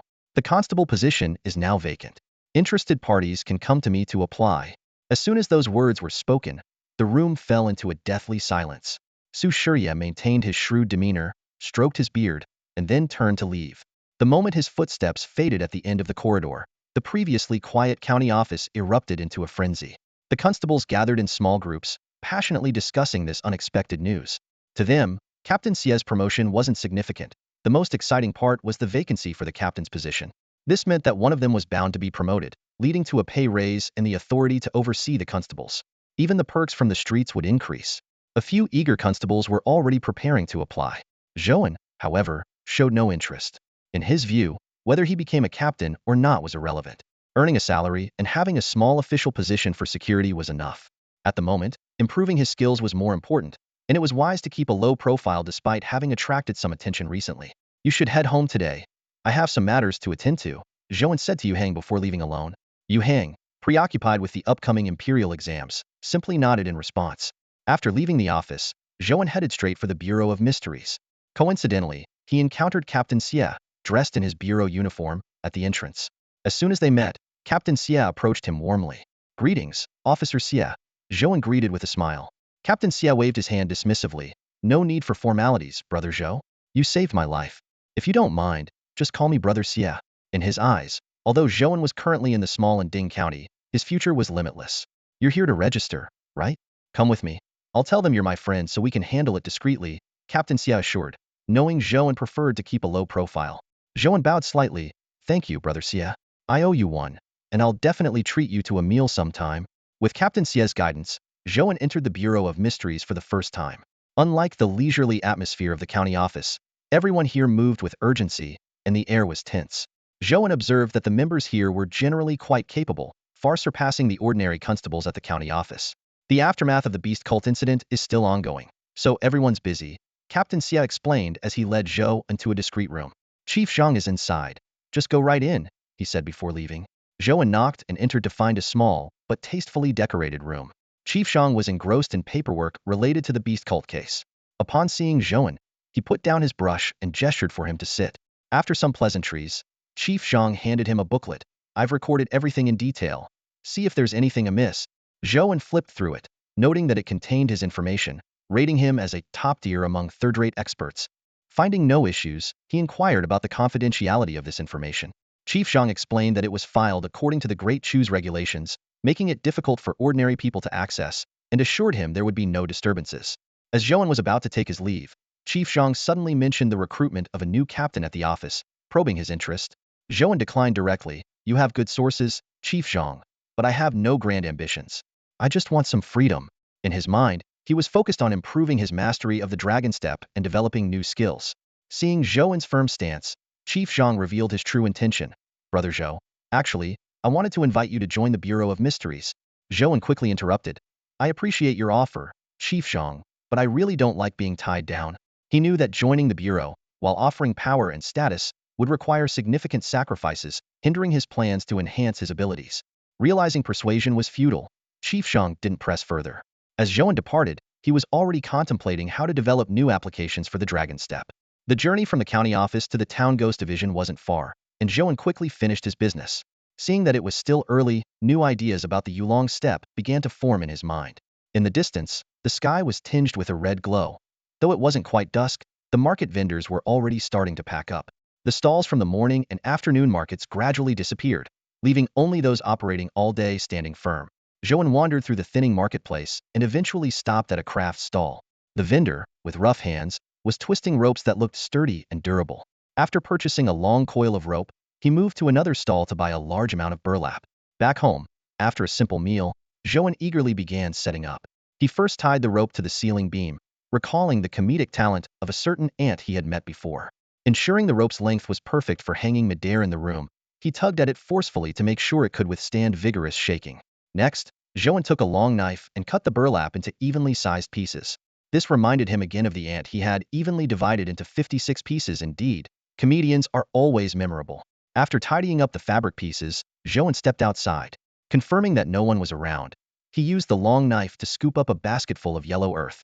He carefully packed the earth into the fabric pieces, tied them securely with fine string, and hung them one by one on the rope. Soon, the room was filled with dozens of earth-filled bundles, densely arranged like a unique formation. Zhou An smiled with satisfaction, turned to the kitchen to wash his hands, and grabbed an iron pan. He swung it vigorously towards the room, and with the force of his energy, a gust of wind stirred, causing the bundles to sway unpredictably. From today, you'll be called the Earth Bundle Formation, he said, quite pleased with the plain yet fitting name. He stepped into the formation, his entire body circulating with energy. This was the essence of the Yulong step, using the changes in surface energy to evade attacks. As soon as he entered the formation, several bundles swung towards him. Relying on his energy perception, Zhou An narrowly dodged them. But before he could steady himself, another bundle came from the side, forcing him to bend to avoid it. Then, another sneak attack came from the rear left. Training to dodge multiple attacks in such a confined space was far more challenging than a duel with the beast sect leader. But the more intense it became, the more exhilarated Zhou An felt. When the system notification, Yulong's Step 1 appeared, a gleam of joy flashed in his eyes. Improving skills beyond level 3 required innovative training methods. Just as the Butcher Ding's knife technique needed carving wood to advance, the Yulong Step required a special approach. This inspiration came from a show he had seen on TV, and to his surprise, trying it casually led to success. Distracted by this achievement, an oncoming bundle struck him in the face, knocking him to the ground. Although his face felt a bit numb, the loose earth didn't cause any real harm. This failure only invigorated Zhou An. Murray had found the right way to improve his proficiency. Again, Zhou An decided not to rest that night. This kind of training, full of unpredictability, was much more interesting than the object shifting and Butcher Ding's knife technique. Each sway of the bundles was entirely random, making it the perfect practice. He swung the iron pan again, stirred up a whirlwind, and stepped into the swaying bundle formation. This time, he lasted a little longer. Snap! With a crisp sound, Zhou An was hit squarely by a clump of earth. Undeterred, he felt even more invigorated. He immediately harnessed the energy within him and whipped up a fierce wind, stepping boldly back into the training ground. Throughout the entire night, he trained repeatedly until the first light of dawn appeared in the sky. Exhausted, Zhou An lay on the ground, feeling the energy slowly coursing through his meridians, repairing his weary body. For someone at his current level of cultivation, an ordinary late night was hardly a challenge, but last night's training was particularly intense. Every move required full concentration, leaving him mentally drained. After a brief rest, allowing his energy to recover slightly, Zhou An slowly got up, shaking his somewhat foggy head. The night's hard work had not been in vain. His proficiency in the Dragon Step had significantly improved. Dragon Step LV3. Speed 2, Evasion 112-584-0000. For a first attempt with such progress, Zhou An was quite satisfied. After all, as proficiency levels increase, progress tends to slow down. He quickly mapped out his schedule. During the day, he would focus on practicing the butcher's knife and object balancing at the yamen, and at night, he would continue to delve into the Dragon Step. With this plan in mind, he glanced at the now bright morning sky, grabbed a quick breakfast, and headed to the yamen for roll call. The atmosphere at the yamen was noticeably different today. Usually laid-back constables were unusually busy. Even the most idle among them pretended to be diligent. Seeing Zhou An arrive, Hong Zhou rolled his eyes, set his book aside, and muttered under his breath, talking about promotion, and suddenly everyone is putting on a show. Zhou An just chuckled. This was typical. Everyone wanted to impress the advisor for the head constable position. However, he had no interest in the role. After a stretch, he headed straight to the kitchen. Once he had all the ingredients ready, Zhou An picked up a piece of wood and began carving.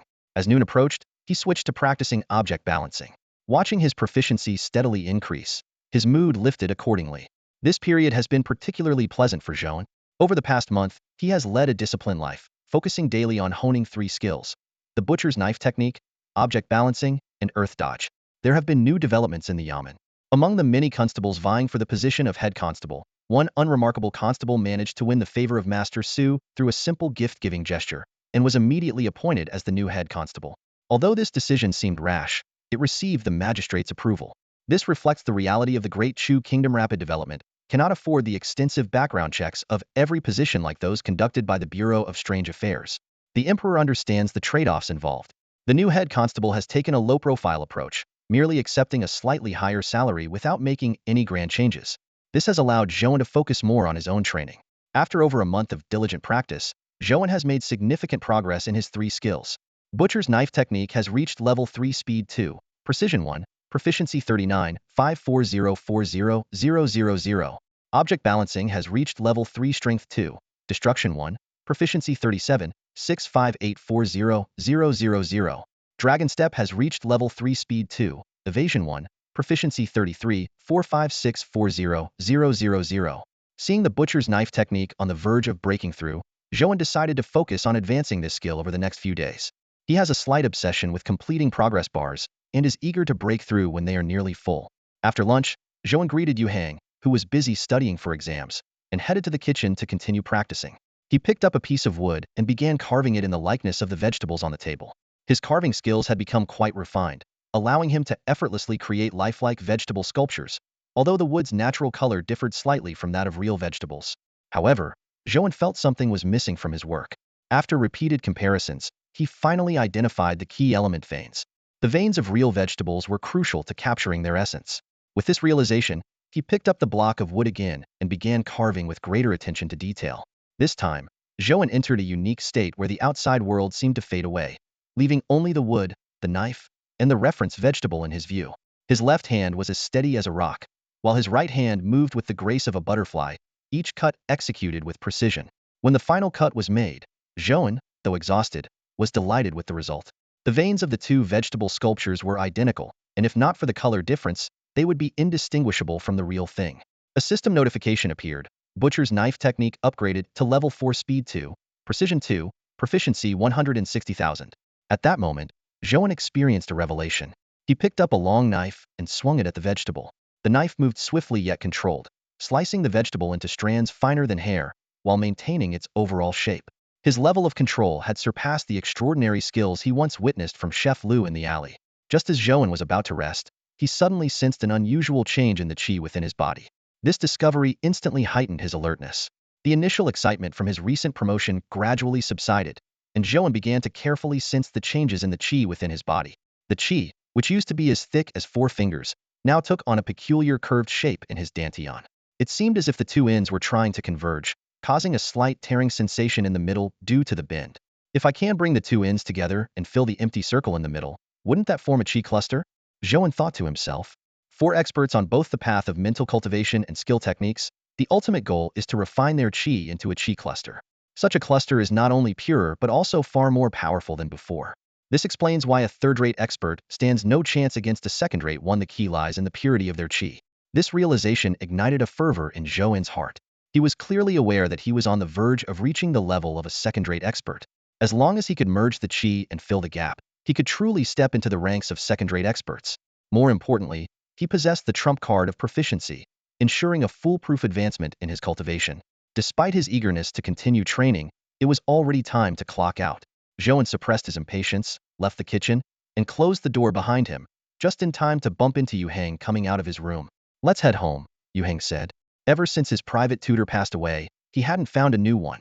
According to him, no other teacher was as knowledgeable as he was, so hiring one would just be a waste of money. The 2 exited the yamen and stopped by the market to buy some vegetables. Zhou An overheard some old farmers chatting. "Have you heard? Many counties have started the selection process recently." "Indeed. It seems the officials from the Ministry of Supervision are personally overseeing it. Our county magistrate has been absent for quite a while. I wonder what's going on. Let's not concern ourselves with that. We common folk just seek some excitement and shouldn't meddle in the officials' affairs." This conversation reminded Zhou An that the selection day was fast approaching. This selection precedes the imperial exams, serving both to identify talent and to assess local governance. The Ministry of Supervision, composed of qi practitioners, uses their unique methods to best oversee the officials. As they carried their groceries home, Yu Hang whispered mysteriously, "Old Zhou, it seems our county magistrate might come out of seclusion early." "What makes you say that?" Zhou An's interest was piqued. Yu Hang glanced around and lowered his voice. In the past, they always conducted the written exam before the assessment, but the emperor suddenly changed the rules. Now, one must pass the assessment before being eligible for the written exam. I heard it's because some officials, trying to prepare for the exam, neglected their duties. The emperor was furious, saying something like, "What's the point of literature if it doesn't serve its purpose?" So now, local governance assessments are a prerequisite for the exam. This news only came out recently. Zhou An rubbed his chin thoughtfully, finding this approach much more reasonable. Just like how the Yinding County magistrate had delegated the beast cult issue to others to focus on the exam. Although nothing happened this time, any mistake could have been disastrous. Qi practitioners, Zhou An muttered to himself. Among the four major sects, Qi practitioners encompass both Taoist and Buddhist factions, as well as various other sections. Although they rank third in numbers, only outnumbering scholars, their influence is significant. What's up, old Zhou? It doesn't concern us, Yuheng shrugged. Nothing. Zhou An shook his head. For him, as long as he focused on improving his proficiency and didn't provoke others, there would be no trouble. Of course, if someone did provoke him, he would have to eliminate the threat entirely. After they went their separate ways home, Zhou An had a simple meal and concentrated on practicing the dragon step and object manipulation. Early the next morning, he dressed neatly and headed to the yamen for roll call. On his way, he noticed a crowd setting up a stage on a street. As he got closer, he realized it was a theater troupe. In these times, theater troupes moved around to make a living, performing wherever they were paid. This troupe was quite large, with a stage that could accommodate over 20 people, far beyond what Zhou An's salary could afford. To Zhou An's surprise, the troupe's performance was entirely about praising the benefits of Yinding County, almost to the point of exaggeration. The onlookers were also taken aback. They came for entertainment, not expecting such a performance. As Zhou An walked on, he speculated that the county magistrate might have hired the troupe. With the Ministry of Supervision's visit imminent, having the troupe sing praises was a clever way to earn some extra points. It was indeed a smart move. However, these matters were of little concern to a low-ranking constable like him. Zhou An intended to head to the kitchen for his usual practice after roll call, but before he could reach it, he witnessed a shocking scene in the front courtyard. The entrance to the county office was bustling with noise. Two large benches, each capable of seating 4 or 5 people, were placed in the center of the courtyard, with a person lying face down on each. As Zhou An approached, he immediately recognized them as Advisor Su and the newly appointed head constable Sun. The atmosphere in the courtyard was tense. 2 constables stood nearby, gripping wooden paddles as tall as their eyebrows, while the other officials watched with eager interest. Even Yuheng, who usually loved reading, had tucked his book into his belt and was tiptoeing to get a better view, his face full of curiosity. What's going on? What's all this commotion in broad daylight? Zhou An asked Yuheng quietly. Yuheng leaned in and whispered, "It just happened. Word is that the new head constable Sun got caught giving gifts to Advisor Su, and now they're getting punished." Zhou An was puzzled. Who would dare report such a thing? Crossing Advisor Su could mean a lifetime of trouble. No one reported it. Yuheng seemed to read his thoughts. The magistrate scared them into confessing once he returned. His methods are really something. 20 strokes, Yuheng continued. That's enough to make them suffer. Ordinary people can't even bear 10. Just then, footsteps were heard from the inner hall. A slender, short-bearded middle-aged official emerged, holding a scroll. This was Magistrate Chun, a scholar from a humble background but quite capable. Not only did he manage Yinding County efficiently, but he also possessed extraordinary powers. Why haven't you started yet? Do you need me to do it myself? Magistrate Chin's tone was calm but commanding. The 2 constables shivered and dared not hesitate any longer, raising the paddles high and bringing them down hard. The dull thuds of the paddles mixed with agonized screams echoed throughout the courtyard. After 20 strokes, Advisor Su and head constable Sun no longer had the strength to cry out. Bribery and corruption. If it happens again, the punishment will be harsher. Take them away. With Magistrate Chin's order, the constables quickly dragged them off and cleared the benches. As everyone was about to disperse, a sudden, deep drumbeat sounded. This was serious. No ordinary citizen would dare strike the drum without urgent or grave injustice. Magistrate Chin's expression darkened as he swiftly returned inside. What are you waiting for? Open the court. Soon, 2 constables brought in an elderly man, white-haired and gaunt. The old man trembled as he knelt before the court, barely daring to breathe. Magistrate Chun frowned deeply and struck the gavel forcefully. Who are you, and why have you beaten the drum? The gavel came down with a resounding thud, its echo reverberating through the grand hall of the county office. This rectangular block of hardwood was not only a tool to command respect but also an instrument to maintain authority. The elderly man kneeling on the ground flinched at the sudden noise.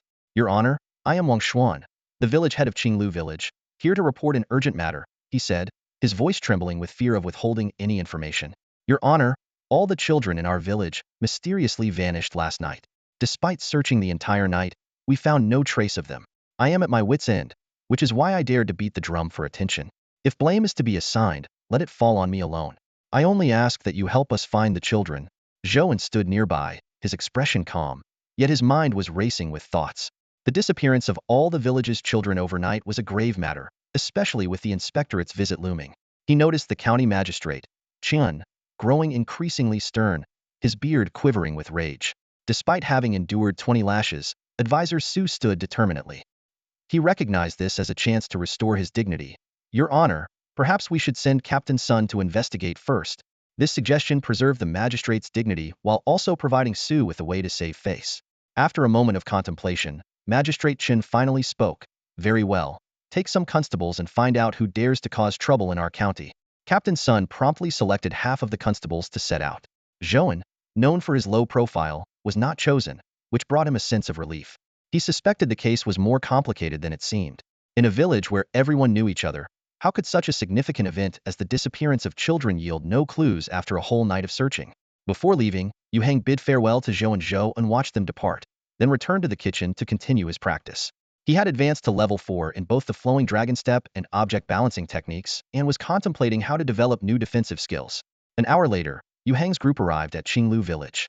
The village, which should have been bustling with activity, was now shrouded in silence, with faint cries echoing in the distance. The old village head, Wang Xuan, sighed as he led the way. Without the children, everyone is heartbroken. As Yu Hang and the others entered the village, an inexplicable chill crept over them. The chill swept in quickly and left just as fast. Yu Hang shivered, the familiar sensation prompting him to tighten his grip on the knife handle. Ever since he had witnessed the schoolteacher transform into a beastly gray rat, that cold touch had been etched into his memory.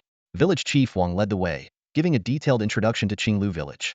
This seemingly unremarkable village was actually quite wealthy. The fertile land yielded abundant harvests year after year, and the clear streams and lush mountains nurtured livestock that were all well-fed and robust. Just by looking at the houses built by the villagers, it was clear that even the average villager probably earned more than Yu Hang, the constable. Head Constable Sun followed protocol by ordering everyone to spread out and conduct door-to-door inquiries. This was the most basic yet crucial step in any investigation. Relying solely on one side of the story wasn't enough. Yu Hang approached a house with its doors wide open. Although there was no light inside, the daylight revealed a couple wiping their tears. The woman was slightly plump, and the man was short and stocky, presumably the parents of the missing child. Upon hearing footsteps, the woman rushed out and knelt before Yu Hang, knocking her head on the ground 3 times as she cried out, "Sir, please save my son.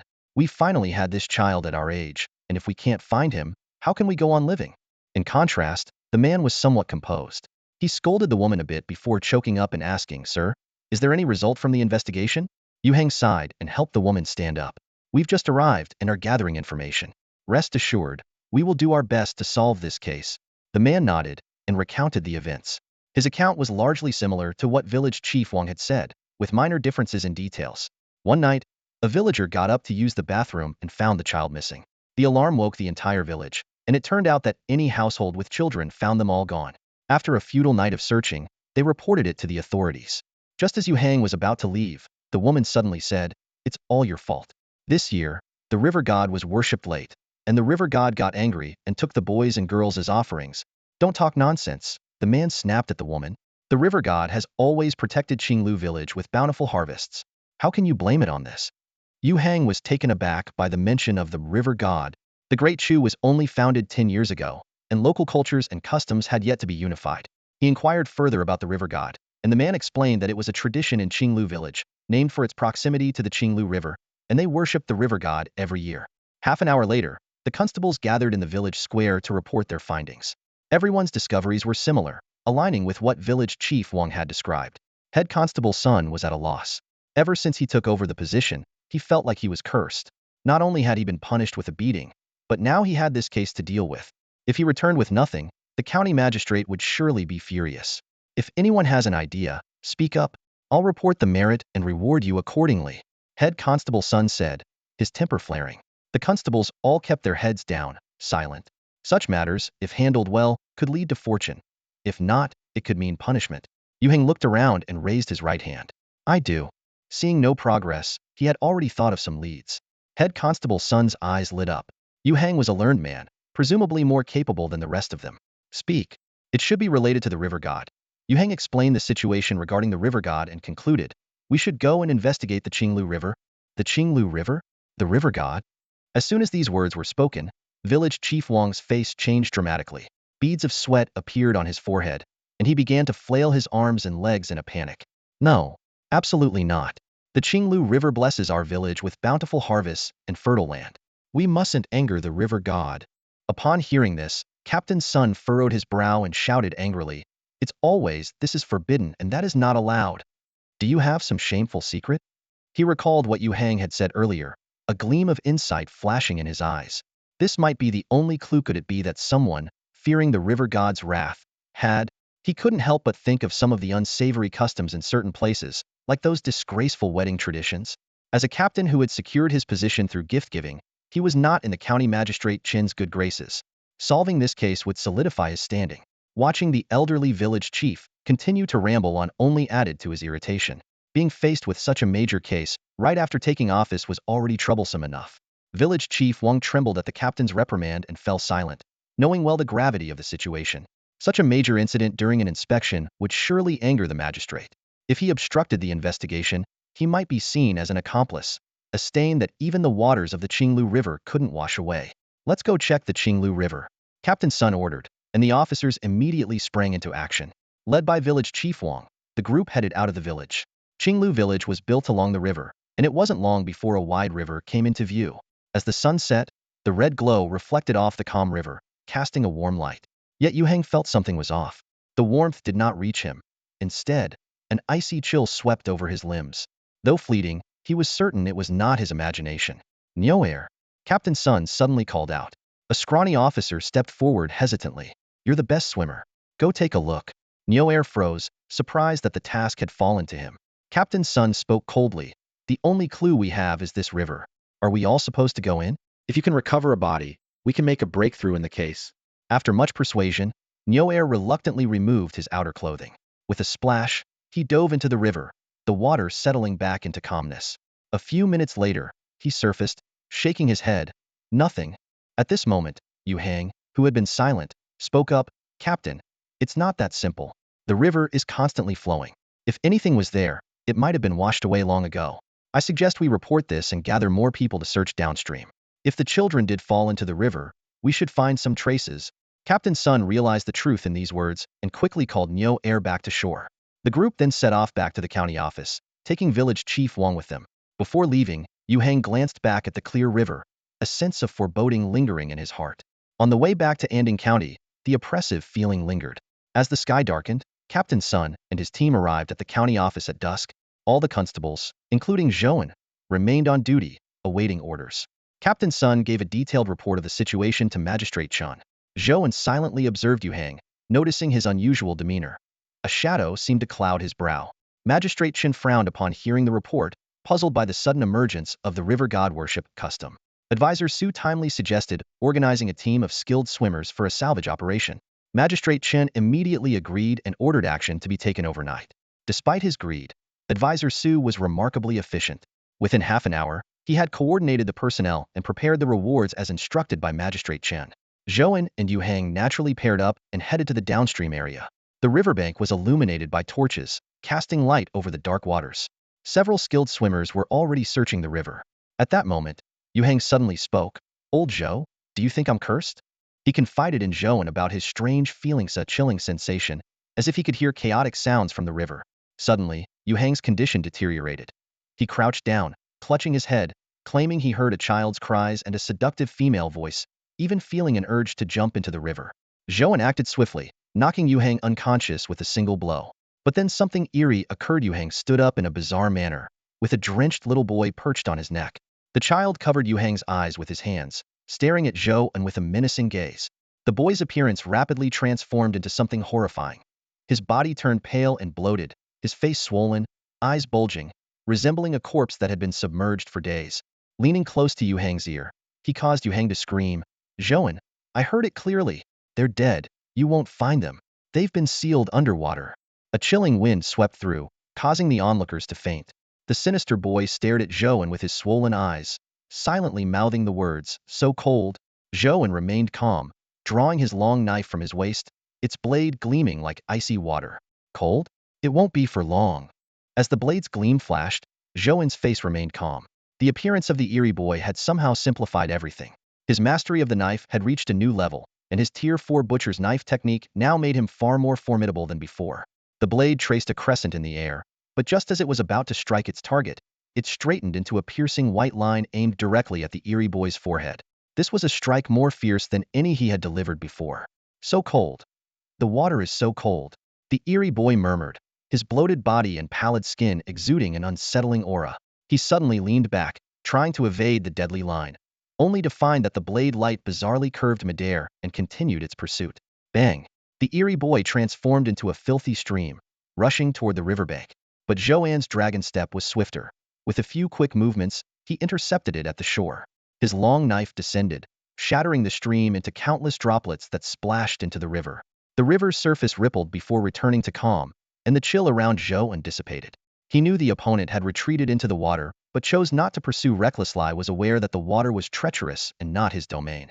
Behind him, he heard the sound of a heavy object hitting the ground. Yu Heng had fainted, though fortunately still breathing. Just as Zhou An was about to check on him, several murky streams erupted from the tranquil river, coalescing into a giant hand in midair. The hand bore countless blurred faces of children, crying out hauntingly, "Cold, so cold. The water is so cold. Save me." Zhou An felt dizzy but managed to execute his dragon step in time to evade the giant hand strike. The water seeped into the ground, leaving scorched earth in its wake.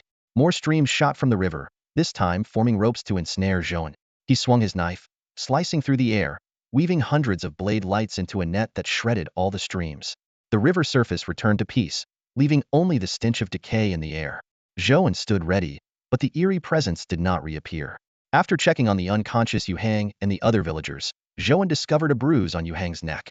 Connecting this with the missing children from the village and the faces in the water, the grim truth became apparent: the children were likely lost to the river's depths. As he prepared to awaken Yu Heng, footsteps emerged from the woods. A bald man, drenched from head to toe, stepped out. He appeared to be around 27 or 28, with a burly build and clad in coarse clothing, exuding a rugged aura. "Officer, this place is quite dangerous. You should leave quickly. Beware of the water." The bald man began to speak, but as he realized the danger seemed to have passed, his words trailed off. The bald man rubbed his eyes vigorously, looking utterly incredulous.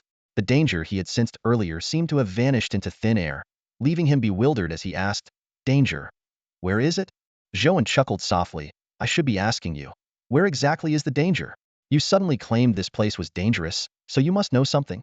The bald man quickly waved his hand. "Sorry, wrong place. I have water boiling at home, need to get back quickly." As he turned to leave, barely taking 2 steps, a bright flash of a blade whisked past his ear, embedding itself into the forest ahead. A dozen trees were neatly severed, the clean cuts striking fear. "A master!" Cold sweat trickled down the bald man's forehead as he swiftly turned back, saying, "Officer, I'm just here to make some money, no ill intentions, please don't trouble me." His cowardly demeanor starkly contrasted with his burly physique, but it was out of sheer necessity. A county officer capable of such a powerful blade technique, beyond the reach of even third-rate masters, was not someone to provoke. He just wanted to earn some money. How did he end up in such a situation? Money? Zhou An squinted. "Tell me more."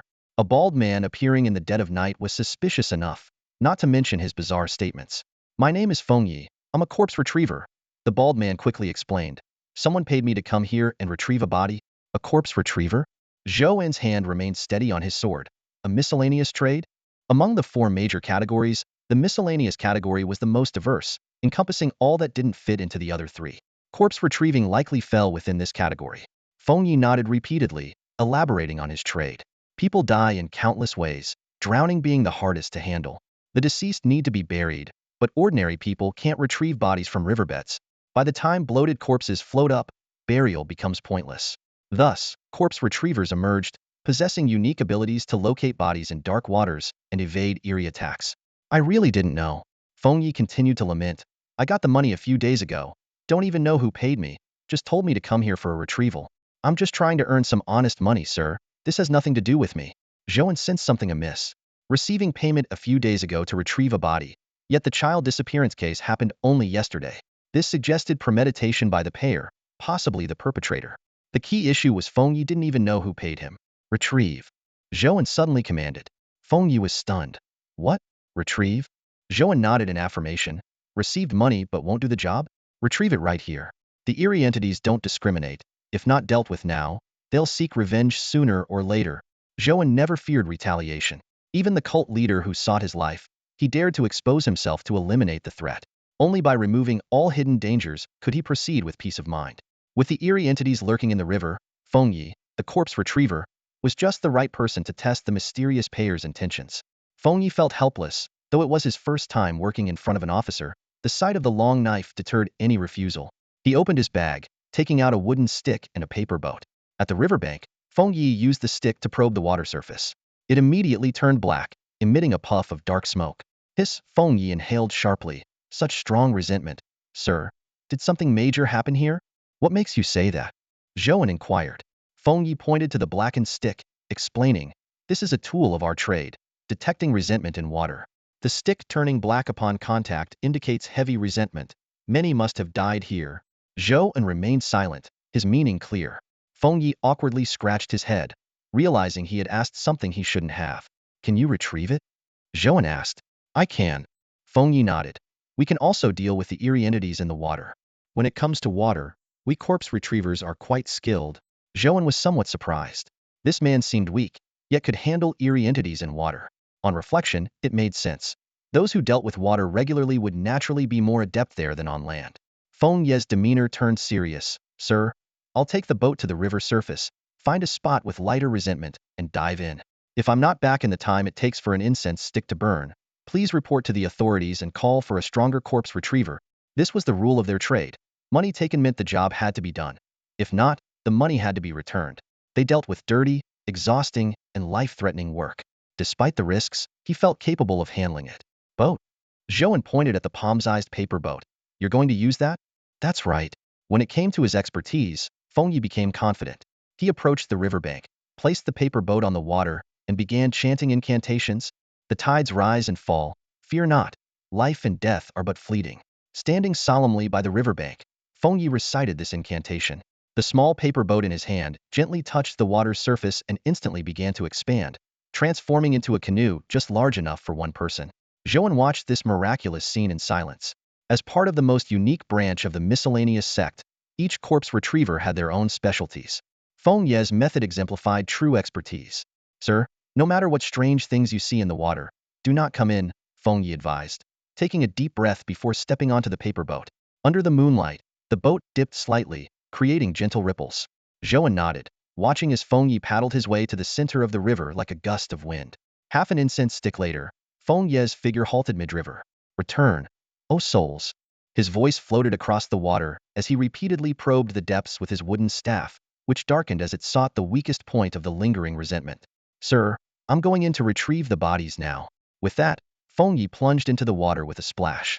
The river returned to calm, but a chilling aura began to spread. It felt as if an icy gaze was fixed upon the entire river. Suddenly, the once calm surface began to bubble and churn, sending splashes skyward.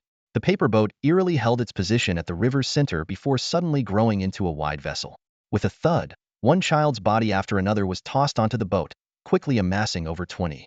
Soon after, a battered Feng Yi clambered back aboard, immediately paddling frantically toward the shore. As the boat struck land, it shrank rapidly, leaving the bodies on the ground. Feng Yi leapt ashore, swiftly gathering the paper boat and staff, eyes warily scanning the river. Did you encounter something strange in the river? Zhou An inquired, noting the bruises covering Feng Yi. Sir, I dealt with a dozen apparitions, but things took a turn, Feng Yi panted. The remaining entities formed a collective, which I couldn't handle. I had to bring the bodies out first.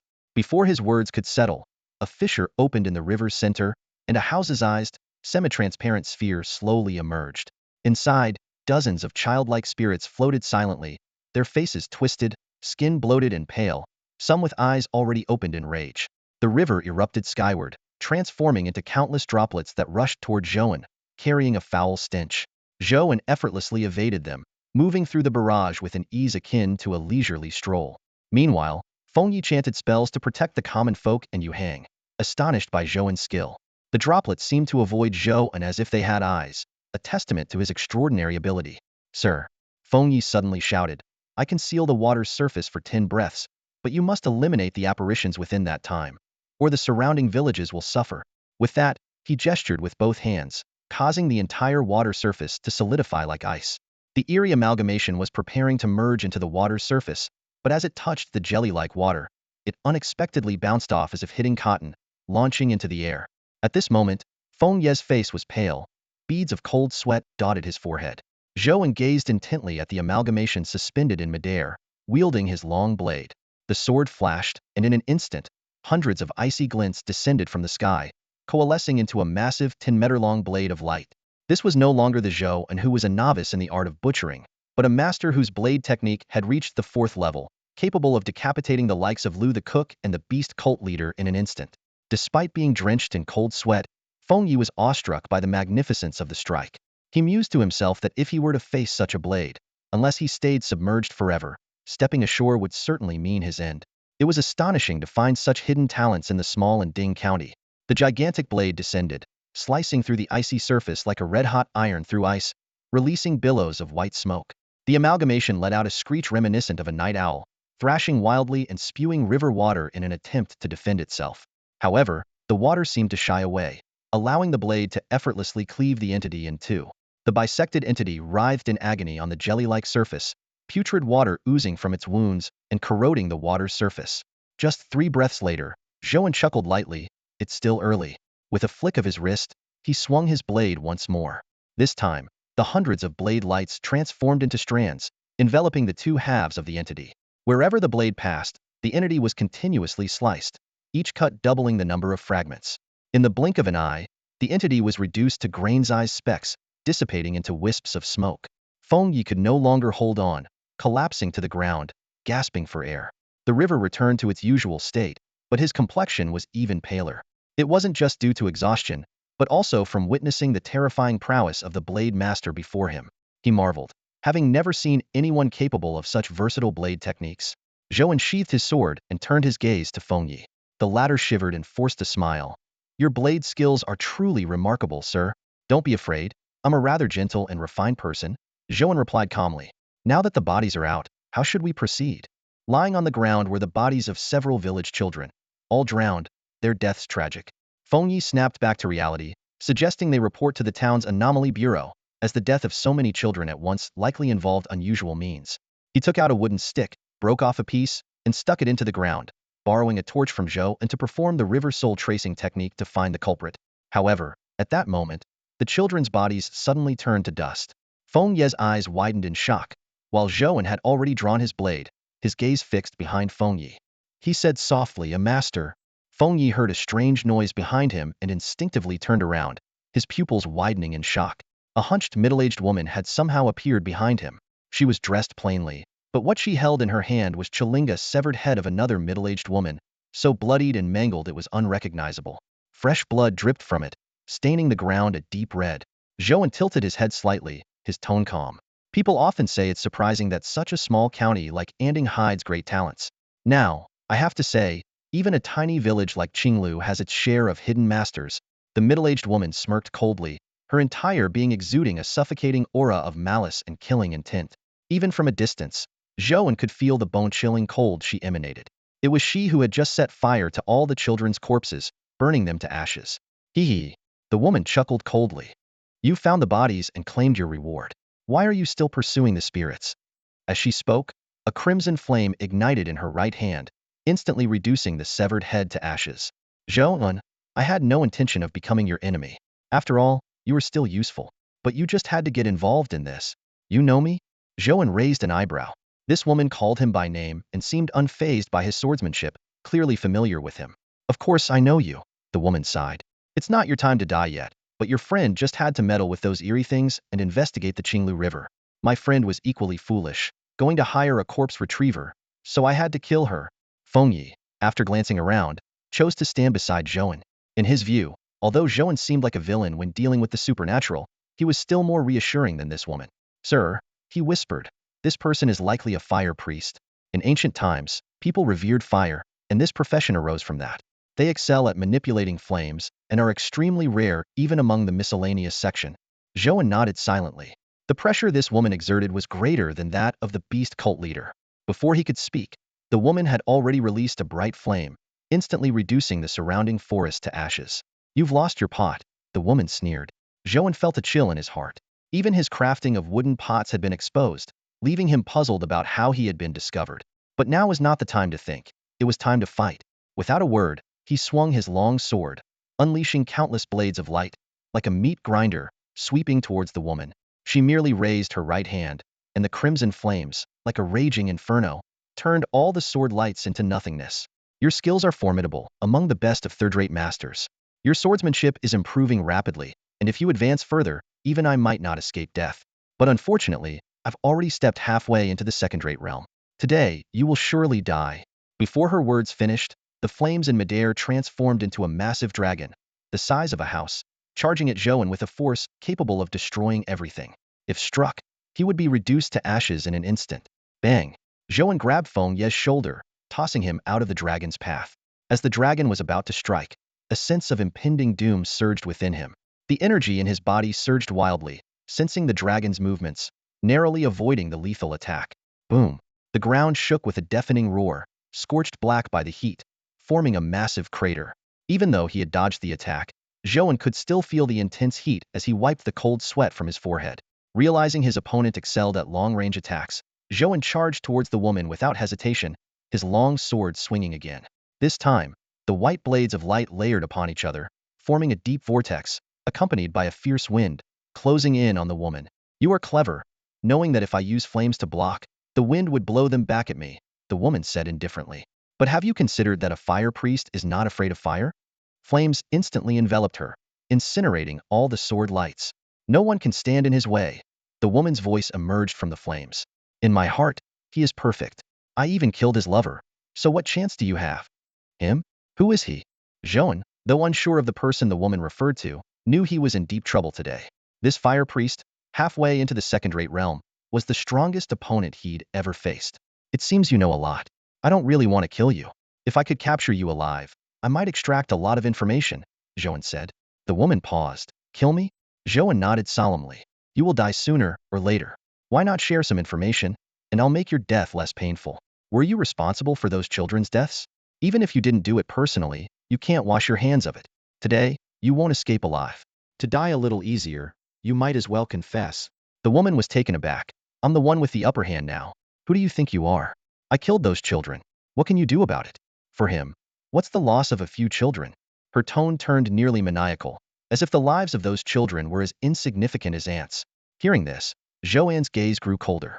He turned to Feng Yi and asked, if we kill her, can we track her soul? Feng Yi swallowed nervously. Sir, I can only try my best. Zhou An shrugged indifferently, raising his long sword to point at the woman, his voice icy. Those children were innocent. They're lonely down there, and you can go keep them company. I don't need your information anymore. Isn't the Qinglu River supposed to venerate the river god? Today, I'll offer you as a sacrifice to the river. The answer? Zhou An no longer cared. The woman before him was the most formidable opponent he had ever encountered. At moments like this, any distraction could be fatal. Rather than risk everything for an answer, it was wiser to eliminate the threat entirely.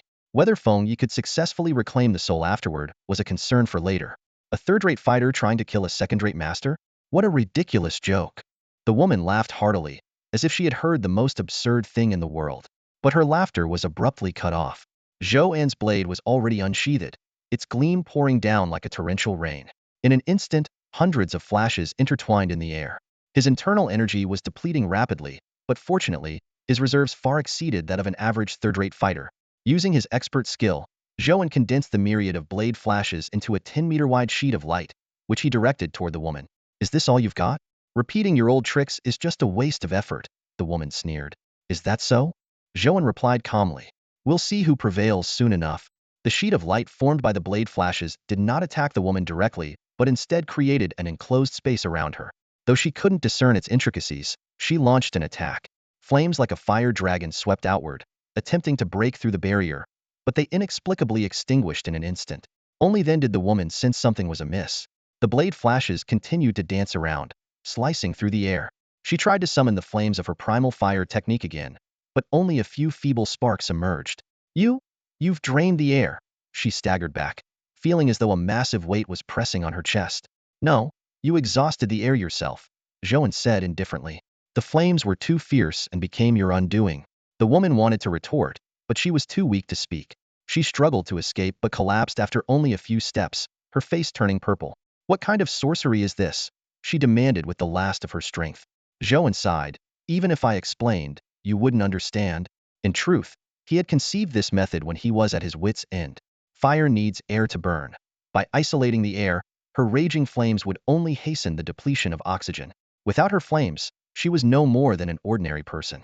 As the woman's consciousness began to fade and her body trembled, Zhou An did not hesitate. The blade flashes converged, slicing her into evenly cut fragments. Begin the soul retrieval, Zhou An instructed Feng Yi. Feng Yi, still in awe of Zhou An's power, snapped back to reality at the command. Master, the body is in pieces. I can't guarantee success, but I'll give it a try. Zhou An nodded. Go ahead. Feng Yi took a piece from a wooden stick, lit it, and placed it next to the woman's remains, beginning his incantation. With water as a guide, let the soul return, come back. The flame on the stick suddenly leaped into the air, transforming into steam, which finally coalesced into a water mirror. Master, it worked! Feng Yi exclaimed with surprise, then explained. The water mirror can reveal significant moments from the deceased's life, but it might not last long. In the water mirror, the woman was speaking with a figure in a black robe. Although the figure's face was obscured, her silhouette revealed her to be female. You've done well, the woman said ominously. A clear, melodious female voice came from beneath the robe. With these 20 children, it's over 100 lives. But you haven't fulfilled your promise to me yet. These things take time, the woman replied with a smile. He is truly exceptional, just lacking opportunity. Help him rise, and he will aid you. If you want Zhou An's body, you need his power. Zhou An only knows swordsmanship, a pot, and agility, but he has no defensive skills. There will be opportunities. Zhou An? What's that? Wants my body? What an absurdity. Zhou An was momentarily stunned, then scoffed at himself. Ugh, such disgraceful conduct. The image on the water mirror shook violently and quickly dispersed into steam, vanishing into the air. Wiping the sweat from his forehead, Feng Yi spoke with a hint of exhaustion. Sir, we've reached the limit. It's a blessing that we succeeded this time. Reaching back to this point in time was the utmost extent of his abilities. Zhou An nodded impassively. Feng Yi cautiously ventured, Sir, it seems this matter is targeted at you. Even a fool could see something was amiss with the images in the water mirror. Zhou An's hand slowly caressed the hilt of his sword, contemplating the situation. He was well aware of the intricacies involved. Hidden within Anding County was a big fish lurking in the shadows, waiting to swallow the unwary. He deduced that it couldn't be Zhang Xixian or Xiebu Tu. They weren't foolish enough to leak such information, as they would be the first to be suspected. The issue lay with himself. A breach had occurred at some point. But that's not the main concern, Zhou An thought. The Zhengguo Sea has rested long enough. It's time for them to act. Professional matters should be handled by professionals. If there's any sign of trouble, I won't hesitate to eliminate the threat. Feng Yi hesitated, sir. This job was nearing its end, and he just wanted to get paid and find a place to relax his weary body. Do you think you can leave? Zhou An pointed to the pieces of flesh on the ground. You're already involved. Even the Zhengguo Sea won't let you walk away. Since you're in, you might as well stay. Feng Yi pondered and realized it was true. If he fled, he'd be unable to defend himself against any false accusations. He nodded in agreement. Sir, should we report to the Zhengguo Sea? Not yet, Zhou An replied. First, let's finish dealing with things here. Before he finished speaking, a rush of footsteps approached. In the torchlight, a large group of constables arrived at the scene. What happened next left Feng Yi astonished. Zhou An deftly shifted all responsibility onto a mysterious expert, remaining silent throughout. The nature of this case had escalated beyond the jurisdiction of the local authorities, necessitating their journey to Anding County. When they reached Anding County, the county office was still brightly lit. County Magistrate Chen sat in the main hall, listening to the constable's report. Although his expression was calm, his constant stroking of his beard betrayed his inner turmoil. Another mysterious expert at work, and now a corpse collector is involved. Why do so many things happen just before the inspection? The hall fell silent. Feng Yi secretly observed Zhou An, amazed at how he attributed everything to the mysterious expert. In his eyes, Zhou An was becoming increasingly inscrutable. Feng Yi, with his vast experience, had encountered many young experts, but none matched Zhou An's composure. He was like a shadow in the dark, capable of bending even sunlight. With his strength, skills, and temperament, and his ability to endure solitude, Zhou An was destined for greatness. Zhou An was sorting through the details of the incident. The identity of the mysterious person was still unknown, but the head likely belonged to his lover. The mysterious person committed murder, and his lover, unable to bear it, sought out the corpse collector, only to be killed by a woman. From the woman's words, it was clear she had a pathological love for the mysterious person. As for the black-robed woman in the soul-chasing scene, although her face was unclear, she indeed had dealings with the mysterious person, and the transaction involved Zhou An himself. This, he kept to himself. The black-robed woman's voice was eerily familiar, yet he couldn't recall who she was. This matter would surely alarm the Zhengguac, so he decided to let them investigate. After a long silence, Magistrate Chun finally struck the gavel. Zhou An, take the corpse collector to the Zhengguac. This matter doesn't concern the county office. Although the inspection only evaluates selected officials, if mishandled, it could affect Zhang Xixian. The county office will fully cooperate. In other words, he didn't want to get involved but would support the Zhengguac's investigation. Such cases were meant for the Zhengguac, and it could impact the inspection results. Emperor Wu of the Great Chu was very strict about power division, and Magistrate Qian dared not overstep. Yes, sir. Zhou An accepted the order and left the county office with Feng Yi. As they departed, he silently marveled at the magistrate's skill in deftly shifting responsibility to the Zhengguac. Don't bother coming back, you're dismissed, Magistrate Qian said as they left. The two walked in silence to the Zhengguac's entrance. Armed with the magistrate's orders, Zhou An confidently entered and was led by a member to Zhang Xixian's room. Entering the room, Zhou An was taken aback by Zhang Xixian's condition. In the Bureau of Mysteries, Director Zhang slumped in his chair, his hands weakly resting on the armrests. His authoritative square face was marked by heavy dark circles, and he exuded an air of exhaustion. As a skilled master, he usually wouldn't appear so worn out even after several sleepless nights. Clearly, he was facing a significant problem. When Zhou An entered, Director Zhang weakly waved his hand. Zhou An, you're here. Have a seat. Who is this with you? Zhou An took a seat, casting a puzzled look at the usually imposing officer of the Bureau of Mysteries. In Inding County, while Director Zhang wasn't all-powerful, he was influential enough to make waves. Yet now, he appeared defeated, which was perplexing. Director Zhang, what's going on? With a sigh, Director Zhang replied, the inspection is coming up soon, and I'm in trouble. He stood up, picked up a piece of paper from the table, and handed it to Zhou An. Take a look. Who would have thought I'd be caught up in this? Zhou An read the paper carefully, frowning. Dead? And it's one of the inspectors coming to Inding County? Director Zhang, if this isn't handled properly, the Bureau of Mysteries could be in big trouble. It turned out that a member of the inspection team had mysteriously died on the main road, with no injuries or signs of a struggle. Even an investigation by the Bureau of Mysteries yielded no results. Director Zhang explained helplessly, if this had happened at any other time, it might not have been such a big deal. But now, it could be seen as the work of some rogue or, worse, interpreted as Inding County hiding something sinister. Not only would Magistrate Chun be implicated, but the entire county could be dragged into it. Suddenly, Director Zhang remembered something. By the way, Zhou An, what brings you here? Zhou An then recounted his own experiences in detail. After listening, Director Zhang fell into deep thought. After a long pause, he said, you're being targeted too? This could very well be connected to the inspector's death. Zhou An pointed to Feng Yi beside him and said, he can track souls. Maybe he could give it a try? Feng Yi quickly explained, sir, tracking souls isn't that simple. I can only track those related to water. Last time was possible because of the Qinglu River, but this time, I might not be of much help. In the end, after arranging a way to stay in contact, Zhou An left the Bureau of Mysteries, while Feng Yi stayed behind to assist with the investigation. On his way back, Zhou An had already organized his thoughts. Instead of worrying about hidden plots, it was better to focus on improving his own strength. He silently assessed his skill levels. His 4th-level butcher's knife technique required new training methods, and both his levitation and dragon step techniques were nearing breakthroughs to level 4. The most pressing matter now was to find a completely new skill. Returning home, Zhou An lit the oil lamp in his room. The dim, flickering light danced on the walls, casting shadows on his contemplative face. Strength is the only true measure.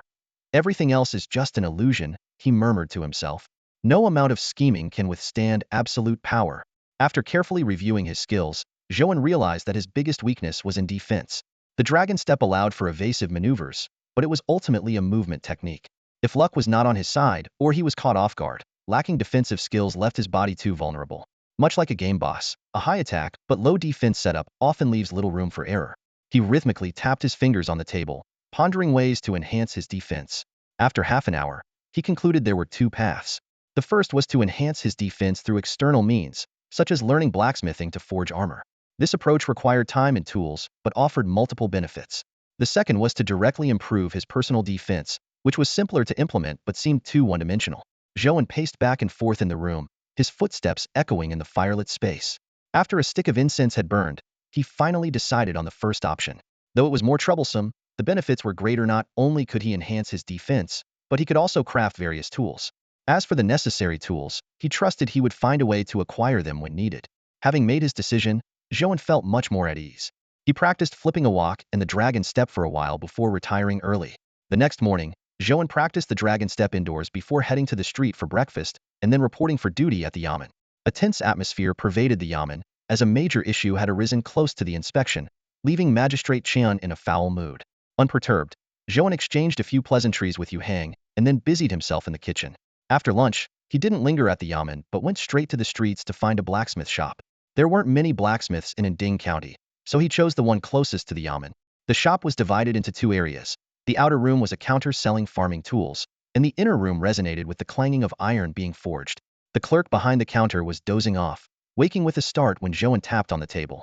Seeing Zhou An in his constable uniform, the clerk quickly shook off his drowsiness and respectfully asked, "Sir, how can I assist you?" "I'd like to meet your boss," Zhou An stated plainly. In a small county like this, the blacksmith was often the owner, which was precisely why he was here. Although the shopkeeper didn't understand Zhou An's intentions, he dared not refuse a request from an officer. He quickly came out from behind the counter and led Zhou into the inner courtyard. As soon as they stepped into the courtyard, the clanging sound of metalwork caught Zhou An's attention. The loudest noise came from a room where a wave of heat hit them. Through the open door, Zhou An saw a burly middle-aged blacksmith engrossed in his work. He held a piece of iron steadily with tongs in his left hand while his right hand swung a hammer with force, each strike sending sparks flying. The forge was ablaze, with flames licking at the unfinished ironwork, filling the room with a fiery atmosphere. Hearing footsteps, the blacksmith looked up and, seeing an unfamiliar officer, wore a puzzled expression. He set down his tools and wiped the sweat from his forehead. The shopkeeper quickly stepped forward to explain the situation. Once the shopkeeper stepped aside, the blacksmith cautiously approached Zhou An and asked, "Sir, what brings you here?" Zhou An got straight to the point. "I want to learn blacksmithing." The statement left the blacksmith momentarily stunned, unsure how to respond. Why would an officer want to learn blacksmithing? Noticing the blacksmith's confusion, Zhou An smiled and explained, "Don't overthink it. Just teach me the basics. Once I learn, they'll look out for your shop. If you ever need anything, just come to the office and find me." This was the first time Zhou An used his position to seek personal gain, but he was a man of his word and never bullied the common folk. If the blacksmith agreed, Zhou An would certainly lend a helping hand in Ding County. If not, he would find another way, with no intention of making things difficult for him. Hearing this, the blacksmith's eyes lit up with interest. Zhou An noticed a subtle expression flicker across the middle-aged blacksmith's face, giving him a good degree of confidence. In Ding County, having a constable backing you can indeed make business much smoother. "Sir, are you serious? If you join us, does that mean our blacksmith shop will have your protection?" The blacksmith's eyes gleamed with hope. "Within my jurisdiction, if you need help, I'll certainly assist," Zhou An affirmed with a nod. "How much will it cost?" the blacksmith asked, gritting his teeth. It was understandable. Although the constables in Ding County didn't demand much at a time, just trivial amounts, over time it added up, and the townsfolk had their grievances. "I made it clear, I won't take a single coin from you." Zhou An shook his head. "I'm just here to learn blacksmithing. I'll come by every noon, and all I need is a place to practice." After confirming multiple times that Zhou An had no other demands, the blacksmith breathed a sigh of relief. "Sir, I'll start teaching you tomorrow." He wisely refrained from questioning Zhou An's reasons for learning the trade, focusing instead on the immediate benefit. "Teach me today," Zhou An insisted. "Since I'm here, let's get started." The blacksmith hadn't expected Zhou An to be so eager, but he didn't object, leading Zhou An to a small platform. It was here that Zhou An learned the blacksmith's name, Zhao Tai, a fitting name for his profession. This area was much smaller than the main smithing site. "Sir, this is where the apprentices train. You can come here every noon to learn," Zhao Tai explained. "And where are your apprentices now?" Zhou An inquired. Zhao Tai scratched his head awkwardly. "I tried hiring a few times, but none stuck around for long. This work is exhausting and hot. Not many can endure it, so I stopped recruiting." Indeed, blacksmithing requires both strength and a willingness to endure the heat of the forge, a commitment few are willing to make. "Let's begin then," Zhou An said. Zhao Tai quickly adopted a professional demeanor and began his explanation. In the time it took for an incense stick to burn, he had thoroughly covered the basics of blacksmithing. As the saying goes, life has 3 hardships: forging iron, steering a boat, and grinding tofu, with blacksmithing at the top, underscoring its difficulty. A blacksmith must first place the cut iron into a charcoal fire until it's red hot, then use the left hand to take it out and place it on the anvil, while rhythmically hammering with the right hand. Once the iron cools from red to dark, it must be reheated, repeating the process until it takes shape. Finally, the piece undergoes quenching and polishing. Although the steps seem straightforward, mastering the timing, materials, and temperature is crucial.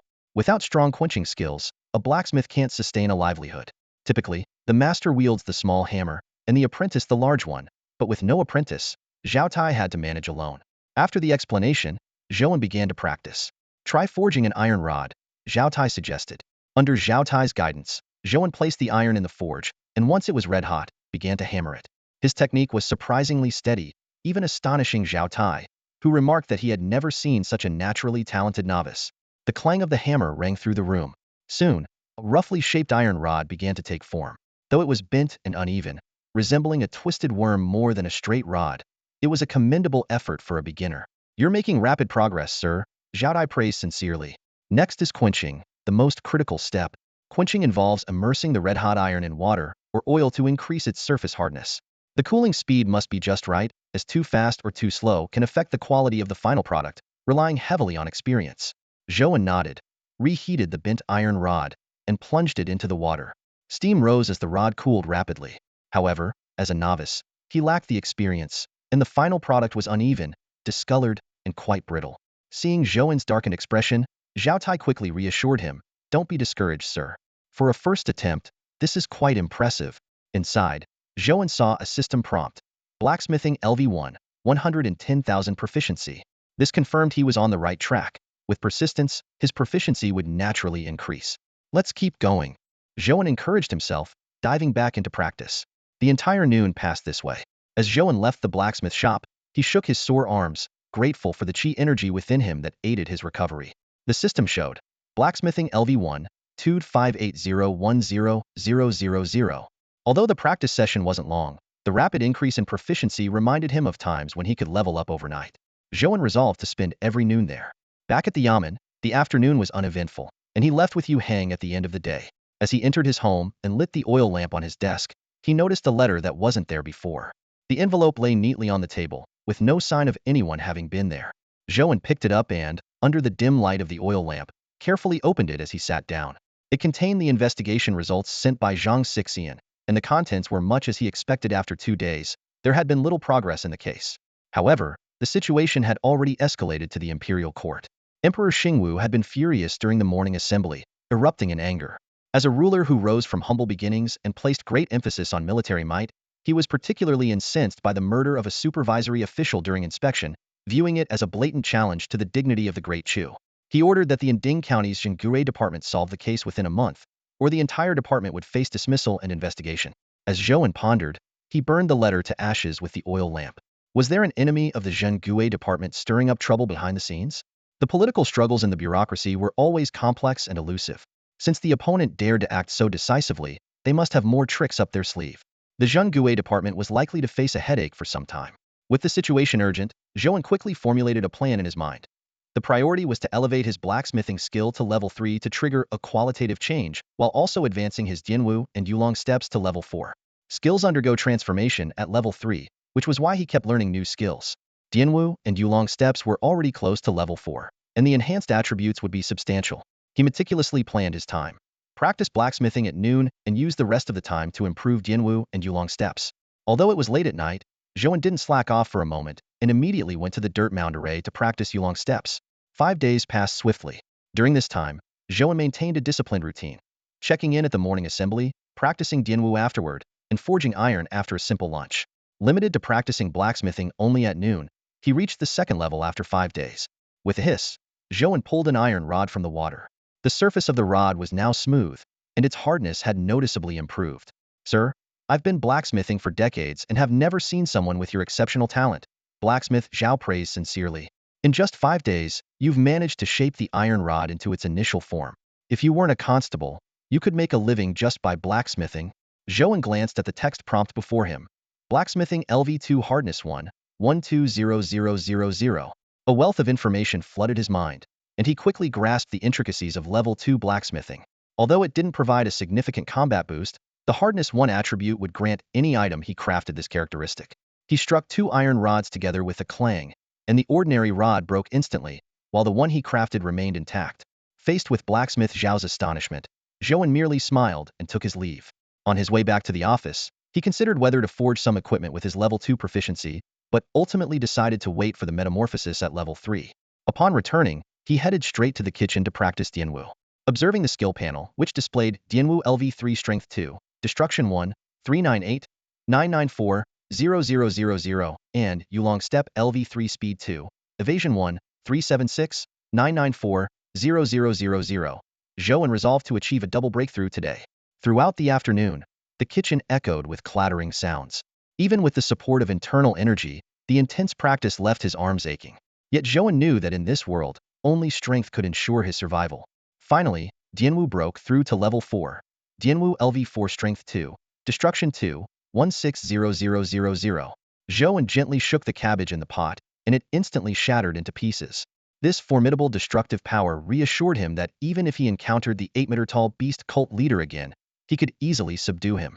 When Yuhang came to find him for their walk home, Zhou An was in an exceptionally good mood. On the way, Yuhang reminded him, "Old Zhou, the Great Chu Festival is coming up. We're going to be busy again." Zhou An paused briefly, a flicker of surprise crossing his face upon hearing the term, the Chu celebration. His mind quickly sifted through his memories. This was a significant national holiday, celebrated annually since the founding of the Great Chu Kingdom. It was marked by grand festivities in both towns and villages across the land. The streets were adorned with colorful decorations, and the air was filled with the joyous atmosphere of the festival. Various performances took turns captivating the audience, with music and dancing echoing throughout. On this day, everyone, except the constables maintaining order, could set aside their daily toils and fully immerse themselves in the rare moments of joy. "Let's take a look at the performances," Zhou An murmured to himself. Although he had to maintain order as a constable, he could still enjoy the lively festive scene. Only 2 days remained until the celebration. Back at home, Zhou An continued practicing the Yulong step. Despite the slow progress, he was steadily improving. He was well aware that once progress halted, he would need to find alternative methods, much like the already stagnant skills of Dianwu and the Pouding-Jianyo knife technique. After practicing for some time, he finally drifted into a deep sleep. The next morning, Zhou An headed to a street stall for breakfast. The atmosphere on the street was entirely different, even livelier than the new year. Vendors set up stalls, seizing the rare business opportunity. Even his usual noodle stall was packed with people, their excited chatter filling the air. "Here you go, sir, an extra fried egg for you," the stall owner said with a beaming smile, placing an egg in Zhou An's bowl. Unlike other constables, Zhou An never exploited his position for free meals and didn't put on airs, which had earned him a friendly rapport with the owner, who always gave him extra noodles. "Boss, aren't you taking a break for the Chu celebration?" Zhou An asked. The owner scratched his head and chuckled. "This small business can't afford to rest. It's a chance to earn a bit more." Zhou An didn't press further, allowing the busy owner to attend to other customers. After finishing his breakfast, he headed to the county office.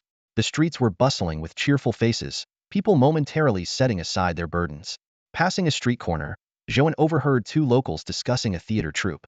It turned out the troupe had come of their own accord, rather than being invited by the county magistrate. Their compliments on the first day were merely to curry favor with the authorities. This revelation made Zhou An realize he had misunderstood the situation before. He arrived at the office just in time for roll call, then proceeded to the kitchen to contemplate his next steps for improvement. Currently, only the Yulong step and blacksmithing showed potential for progress, while other skills required new approaches. He decided to use dough instead of wood to practice the Pouding-Jianyo knife technique because tofu was too soft, and dough had the perfect firmness. Indeed, as he carved the outline of a vegetable into the dough with his long knife, a system notification appeared. Pouding-Jianyo knife technique LV4 Speed 2, Precision 2, 260000. Looking at his progress. Pouding-Jianyo knife technique LV4 Speed 2, Precision 2, 260000. Dianwu LV4 Strength 2, Destruction 2, 160000. Yulong Step LV3 Speed 2, Evasion 1, 386-994-0000. Blacksmithing LV2 Hardness 1, 120,000. Zhou An decided to focus on improving the Yulong Step, blacksmithing, and the Pouding-Jianyo knife technique, putting his attempts with Dianwu on hold for the time being. Just as he was absorbed in carving the dough, a special guest arrived at the county office. A woman dressed in a goose yellow dress, her face veiled, personally greeted by Jiangxi County. At midday, the street in front of the Zhenggaisai was eerily quiet. This special department had always been a place the townsfolk kept their distance from, and now it was even more deserted. A woman dressed in a pale yellow gown, her face veiled, walked slowly along the street. Her eyes, visible through the veil, exuded an unreachable chill, like snow-capped mountains that never thaw. Even from afar, one could sense the coldness that made the street's silence seem even more somber. Zhang Xixian approached her with a serious demeanor. "Mr. Yi, please." Though brief, his words carried significant weight. Hearing this, Captain Xie took a sharp breath. He had known they were to welcome an esteemed guest today, but he hadn't expected her to be of such high status. In this era, addressing a woman as Mr. was a profound mark of respect. The woman gave a slight nod, uttering a simple all right. Her aloofness seemed perfectly natural, blending seamlessly with her demeanor. Once she entered the building, Zhang Xixian turned to Captain Xie and lowered his voice. The ninth disciple of the national master, Yi Shuang. This simple statement sent a shiver down Captain Xie's spine. The national master held a pivotal position in the Great Chu Kingdom, on par with the prime minister and the head of Zhengaisai. With each controlling crucial state departments, balancing and relying on each author setup, the emperor was pleased to see. The disciples of the national master were significant figures. Out of 8 disciples, 5 had sacrificed their lives for the country, 3 were in charge of the supervisory department, and Yi Shuang was the last and the youngest disciple. Inside the room, just as Zhang Xixian was about to offer her a seat, Yi Shuang remained standing and said directly, "No need, Master Zhang. I happen to be traveling nearby, and my master instructed me to assist here. You have 1 month." Zhang Xixian paused for a moment, then said, "Having you here is an honor for Anding County. I do have a request. Could you help us communicate with the deceased? I have learned the art of soul summoning, but it must wait until night," Yi Shuang replied, her tone still cold. As Zhang Xixian was about to arrange for someone to take her to rest, she interrupted, "No need. I wish to explore the sights of Anding County. I will return by night." With that, she turned and left. Once the others had dispersed, Yi Shuang slipped into a quiet alley. Ensuring there was no one around, she removed her veil, revealing a breathtakingly beautiful face. Her eyes now showed a hint of unease amid their usual coldness. From her waist, she retrieved a piece of paper and read it carefully, containing the dialogue she had just had with Zhang Xixian. After finishing, she sighed in relief. "Phew, I memorized it." Then, with a wave of her left hand, she reduced the paper to ashes with a flame. She patted her gown a few times, and the yellow dress turned to a light gray, her features becoming ordinary. "The transformation magic my teacher taught me is what I'm best at," she thought, feeling pleased with herself. Once certain she was alone, she tiptoed out of the alley, glanced around, and suddenly beamed with a smile. Time to eat. The streets of Anding County were bustling with activity. A girl with an ordinary appearance was hopping from stall to stall, haggling with vendors in a distinctly non-local accent. The locals could tell she wasn't from around there, but the people of Anding were kind-hearted, and no one tried to take advantage of her.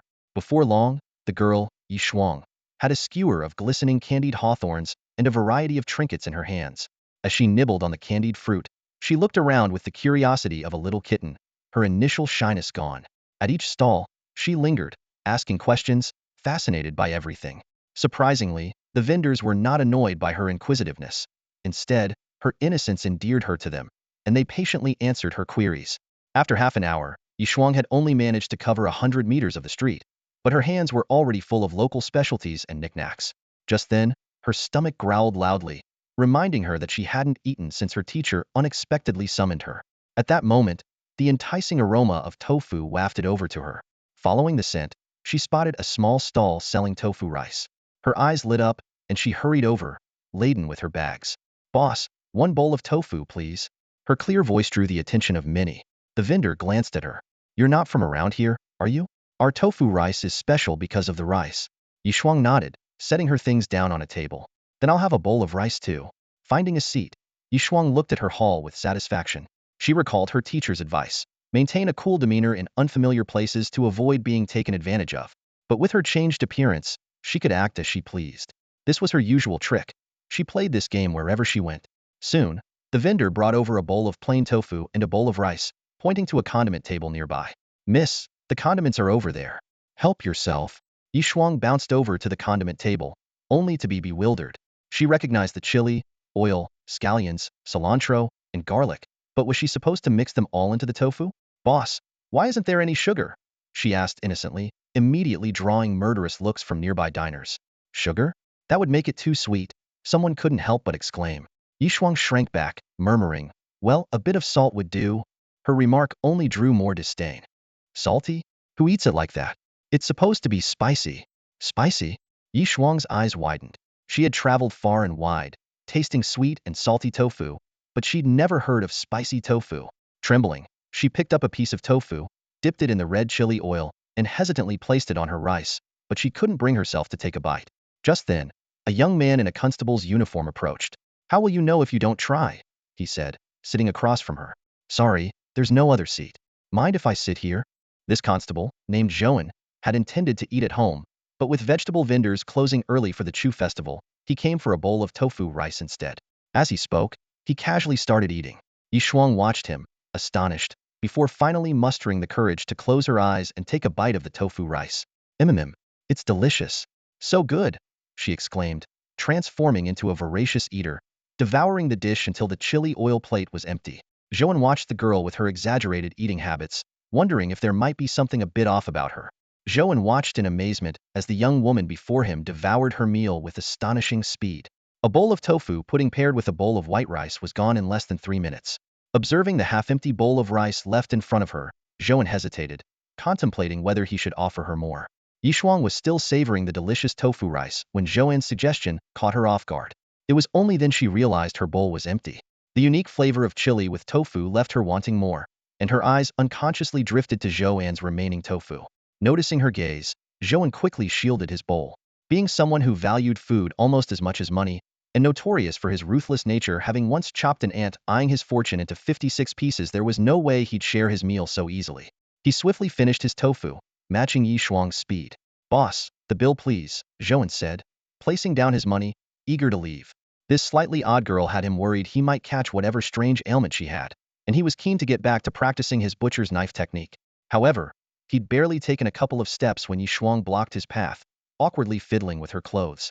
Are there any other local specialties here in Ding County?" she asked, clearly mistaking Zhou An for a fellow food enthusiast. Though pressed for time, Zhou An didn't brush her off. He pointed to a nearby street. "That street sells Ding County specialties. Tofu rice is just the beginning. You should check it out when you have time." "You're such a nice person," Yishuang exclaimed, her eyes lighting up as she skipped away. In her mind, anyone who loved food couldn't be all that bad. Zhou An shook his head in resignation as he watched her leave. "What did I do to deserve this? I just wanted a meal and now I've been given a nice guy card," he muttered. Back home, Zhou An dove straight into his training. Kneading dough, carving after more than an hour. He grew bored and switched to practicing the dragon step in his earthen training ground. He figured that by the time his butcher's knife technique reached level 5, his dragon step should be at level 4. Meanwhile, Yishuang wandered the specialty street until dusk, indulging in treats until she couldn't stop hiccuping. Nearing the town's ghost bureau, she deliberately chose a secluded street, lightly dusted her clothes, and watched her pale gray dress transform back to a bright yellow. Her ordinary features shifted to reveal stunning beauty. After donning a veil, her demeanor changed dramatically, becoming as cold and unapproachable as a snow-capped peak. Silently reciting, "Listen more, speak less," 3 times, Yishuang entered the brightly lit ghost bureau. A member immediately approached to guide her, though visibly intimidated by her icy aura, led her to Zhang Xixian's room. Inside, Zhang Xixian and Captain Xie had been waiting. Zhang Xixian recounted the case of over 20 children drowned in the Qinglu River and the appearance of a mysterious woman, glossing over any details involving Zhou An. "Over 20 young lives," Yishuang murmured. "Zhang Darren, regardless of whether this is connected to the deceased member of the supervision department, it must be thoroughly investigated," Zhang Xixian sighed, opening a wooden box and cautioning Yishuang to brace herself. As the lid lifted, even the usually composed Yishuang showed a flicker of emotion in her eyes. The sight inside the wooden crate was nauseating: shredded flesh, bone fragments, and bits of clothing all jumbled together. Yishuang quickly regained her composure and asked, "Is this the work of the mysterious expert you mentioned?" County Officer Zhang nodded in confirmation. "Hacked up like this with a knife. I'm not sure if we can summon the spirit," he explained helplessly. Zhou An's skills with both blade and cauldron were so destructive that leaving an intact corpse was nearly impossible. This was actually one of the better cases. She had once witnessed the 8-meter-tall leader of the beast cult being chopped into pieces. Who is this mysterious expert? Yishuang's voice was cool. "Such remarkable swordsmanship. I promised not to divulge his identity lightly." Zhang shook his head. "But rest assured, Mr. Yi, he means no harm. If he hadn't saved us that night, both Chief Xie and I would have perished." Chief Xie added, "Besides, he dislikes people probing into his identity. The current situation is unstable, and revealing information about him could cause even more chaos." Yishuang remained silent, her quiet demeanor making it difficult for Zhang and Xie to gauge her thoughts. Faced with such aloofness, they refrained from asking further questions. "We can summon the spirit." Yishuang returned to the main topic. Zhang was delighted to hear this. "Then we would appreciate your help, Mr. Yi." Yishuang raised her fair, jade-like hand, her thumb pressing against her ring finger, and chanted, "Heaven and earth, heed my command. Let the spirit guide us, reveal sight and sound." As the incantation ended, a white light emanated from her hand, enveloping the remains. A faint spirit rose, intertwining in the air and gradually forming an image. That's Qinglu village. Chief Xie recognized the scene. Don't speak, Zhang quickly reminded, fearing any disruption to the spirit summoning. The image showed a woman and another woman with her face hidden under a dark cloak. Tonight, then, the woman said, he needs flesh and blood, and these children are pure of heart, worth 2 each. The cloaked woman laughed. A water burial spell. With his power, he could summon a flood. Why all the roundabout methods? Making too much noise is hard to clean up, the woman replied coldly. Otherwise, why seek your help? He promised to revive the 5 elements burial sect. The cloaked woman's laughter turned cold. Yet there's been no progress. Once he's secure, he'll help you. Why hesitate? Are you in or not? Faced with the woman's murderous gaze, the cloaked woman fell silent. She left the room, humming a wordless tune as she gazed at the village. The melody wafted through the village, and children inside the houses began to walk out, heading toward the Qinglu River. The image abruptly ended. Can't summon anymore. Yi Shuang withdrew her hand. It's been too long. The spirit is almost dissipated.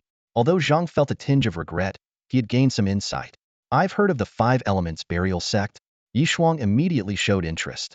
Knowledge comes at different times, and each has their own expertise, Zhang explained slowly. This sect existed long before the Great Chu dynasty and always supported the previous regime. They were extremely powerful, and it took 10 commanders from the Great Chu to eradicate them, though some remnants remain hidden.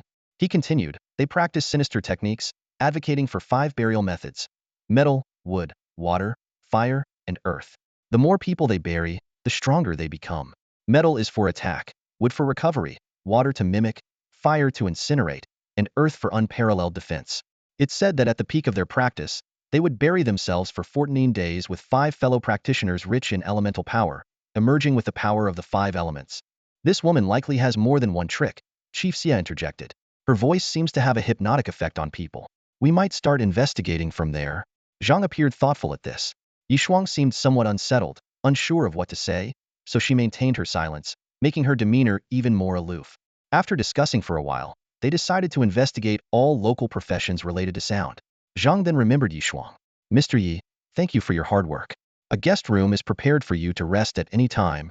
Yi Shuang nodded, flipping her right hand to produce a paper crane that landed on the table. I will stay in Anding County for a month. My teacher wants to see your results. If needed, burn the paper crane, and I will come to assist. With that, she returned to her room. Zhang put away the paper crane and continued discussing plans with Chief Xie. The next morning, Yi Shuang woke up early and headed out. Given her status, no one dared to stop her. She returned to a familiar alley, changed her appearance and attire, and skipped towards the bustling market. What should I have for breakfast? Yi Shuang pondered over the array of food stalls, caught in a dilemma. She wanted to try everything, but her stomach could only hold so much. If something doesn't taste good, it would be a waste. Just as she was caught in her indecision, a familiar voice called out, "Boss, 1 set of pancakes, please." The street was bustling with people, and Yi Shuang turned towards a familiar sound, instantly recognizing the constable in dark attire, the same one she had encountered yesterday. An inviting aroma wafted through the air, drawing her closer with cautious curiosity. Zhou An was standing in front of a pancake stall, waiting. This morning, he had intended to have noodles, but with the grand celebration of Dechu approaching, the noodle stalls were packed, forcing him to settle for pancakes. While pancakes could fill him up and tasted decent, he had always preferred noodles. Pancakes, what are they? A clear voice chimed in. Zhou An turned to see the gray-clad girl with an impressive appetite from the previous night. You've never had pancakes? Zhou An asked in surprise. Anding County was not that large, so meeting her again wasn't surprising, but her eating habits from last night had left a lasting impression. Yi Shuang pondered for a moment before nodding solemnly. Are they good? Zhou An's mouth twitched slightly. Good or not, you'll know once you try them, won't you? He found her way of thinking increasingly peculiar. My teacher said that food is precious, Yi Shuang explained, shaking her head. Especially during the founding period of the Dechu kingdom, when food was scarce and many starved to death. What does that have to do with whether you eat or not? Zhou An was puzzled. Yi Shuang extended her pristine left hand and counted with her right. First, my appetite is limited. Second, if it's not good, it would be a waste. Third, if I eat something not tasty, there won't be space for the good stuff. Zhou An was dumbfounded. These seemingly unrelated reasons, when put together by her, actually made sense. What surprised him more was that he found himself considering her words seriously. So, is it good? Yi Shuang asked eagerly, her eyes gleaming as she looked at the stall. It should be good. Wait, Zhou An suddenly snapped out of it. Why am I discussing pancakes so seriously? Before he could finish speaking, Yishuang had already placed 2 coins on the table, mimicking him as she said, "Boss, 1 set of pancakes, please." "Sure thing, guaranteed to be delicious," the vendor replied cheerfully. In no time, 2 servings of pancakes were ready, each held in their hands. Zhou An fell into contemplation, feeling that he was being heavily influenced by this girl's peculiar logic. Yishuang took a small bite, her eyes lighting up instantly. "It's delicious. Why aren't you eating?" "I have something to do. It'll be off now." Zhou An snapped back to reality, took a quick bite, and prepared to leave. He felt he needed to go to the yamen to clear his mind. Yishuang merely responded with a soft "oh" as she continued to focus intently on her pancake. "Zhou An, we've got the results." As soon as Zhang Xixian spoke, Zhou An's mouth twitched involuntarily. "Results? What results? I've only been gone a few days, and you've already got results?" Zhang Xixian noticed Zhou An's confusion and explained, "Since Mr. Yi came last night to perform a spirit summoning, we've been investigating leads on someone who can control people with their voice, and we found something." "Hold on," Zhou An interrupted, raising his hand. "Can you first tell me who this Mr. Yi is?" Only then did Zhang Xixian realize his oversight and proceeded to recount the events of the previous night in detail. After listening, Zhou An was deep in thought. He recalled a gray-clad girl he had encountered recently and blurted out, "Is it the one in gray, plain-looking with a foolish expression? What are you thinking?" Zhang Xixian looked surprised. "Mr. Yi, though wearing a veil, is an absolute beauty, cold as a snow-capped mountain." Zhou An then understood that the person in question was evidently a high and aloof figure, completely different from the one he had met. Ahem, Captain Xia coughed to remind them. "We're getting off track?" Zhang Xixian immediately returned to the main topic, handing over a piece of paper. "We've identified a suspicious person. Take a look." Zhou An took the paper and read it carefully. It was a record of a woman named Zhang Xiuxiu's life. The contents were troubling. Zhang Xiuxiu was a disciple of the Baiyin sect, gifted and particularly accomplished in music. She fell in love with the sect's senior disciple but was rejected. Another disciple pursued her, but she remained indifferent. After catching the senior disciple in a clandestine meeting with someone else, Zhang Xiuxiu drugged his tea. The next morning, he awoke, leaving only the words, "shameless woman." From then on, Zhang Xiuxiu became increasingly despondent, while her pursuer grew more fervent. However, just as she was about to accept him, she discovered she was pregnant with the senior disciple's child. When she approached the senior disciple with her pregnancy, all she received was a disdainful laugh. In despair, she turned to her pursuer and asked, "I'm pregnant with someone else's child. Are you willing to raise it as your own?" The man promptly disappeared. Smart move, Zhou An thought to himself. He woke up just in time, or he'd end up being the fool. The story continued. After leaving the Baiyin sect, Zhang Xiuxiu vanished without a trace. Until one day, she returned, and both the senior disciple and her pursuer were found dead in the sect's lake, sitting opposite each other, smiling as if they were merely asleep, if not for their wrinkled, waterlogged skin. When the Bureau of the Supernatural intervened to investigate, Zhang Xiuxiu disappeared once more. Water burial method. Zhou An put down the letter, connecting it to Zhang Xixian's earlier mention of the 5 elements burial method. The way those two died clearly pointed to a sacrificial use of the water burial method.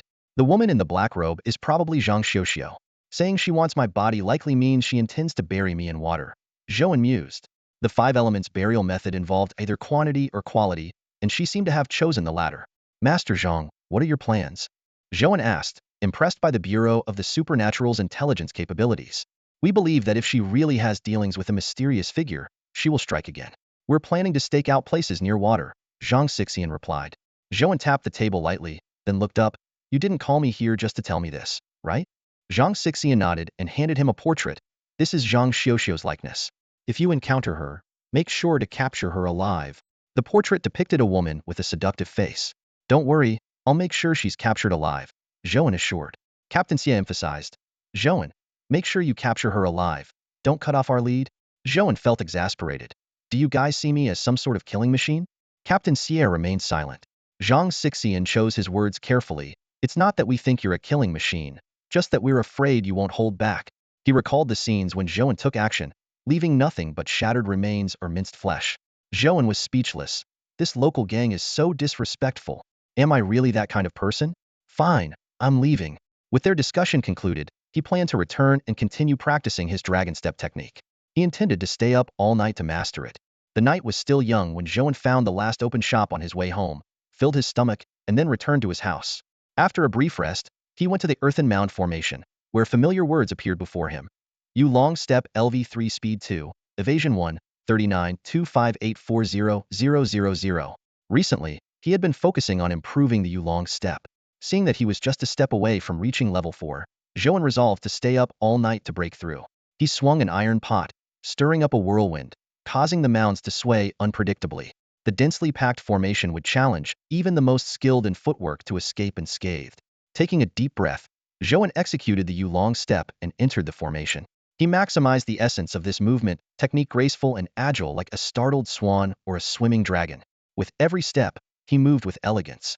Whenever a mound approached, the chi on his skin would sense it and evade in the quickest possible time.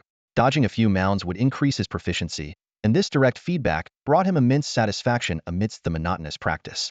As a game developer, Zhou An understood that this sense of gratification was akin to the visual thrill players experience from enlarged critical hit numbers in games, highlighted in different colors. Performing the Yulong step for extended periods consumed a great deal of qi. Even though Zhou An had abundant qi, after 2 hours, he was nearly depleted. Suddenly, with a thud, a mound struck his left shoulder.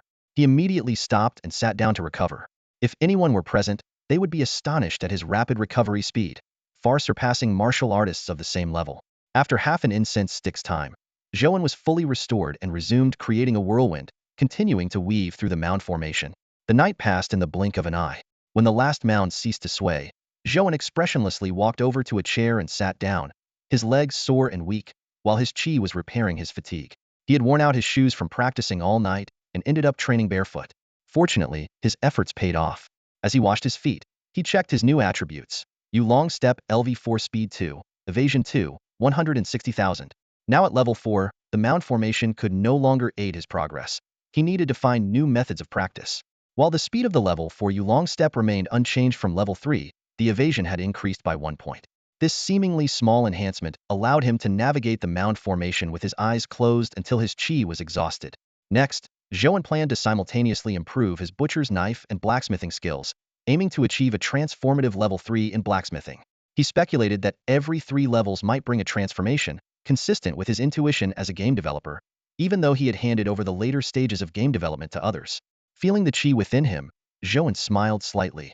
After breaking through to level 4 in the Yulong step, his qi had gradually filled from a semicircular shape into a complete circle. To break into the second tier, he needed to fill the center of this circle, forming a qi core.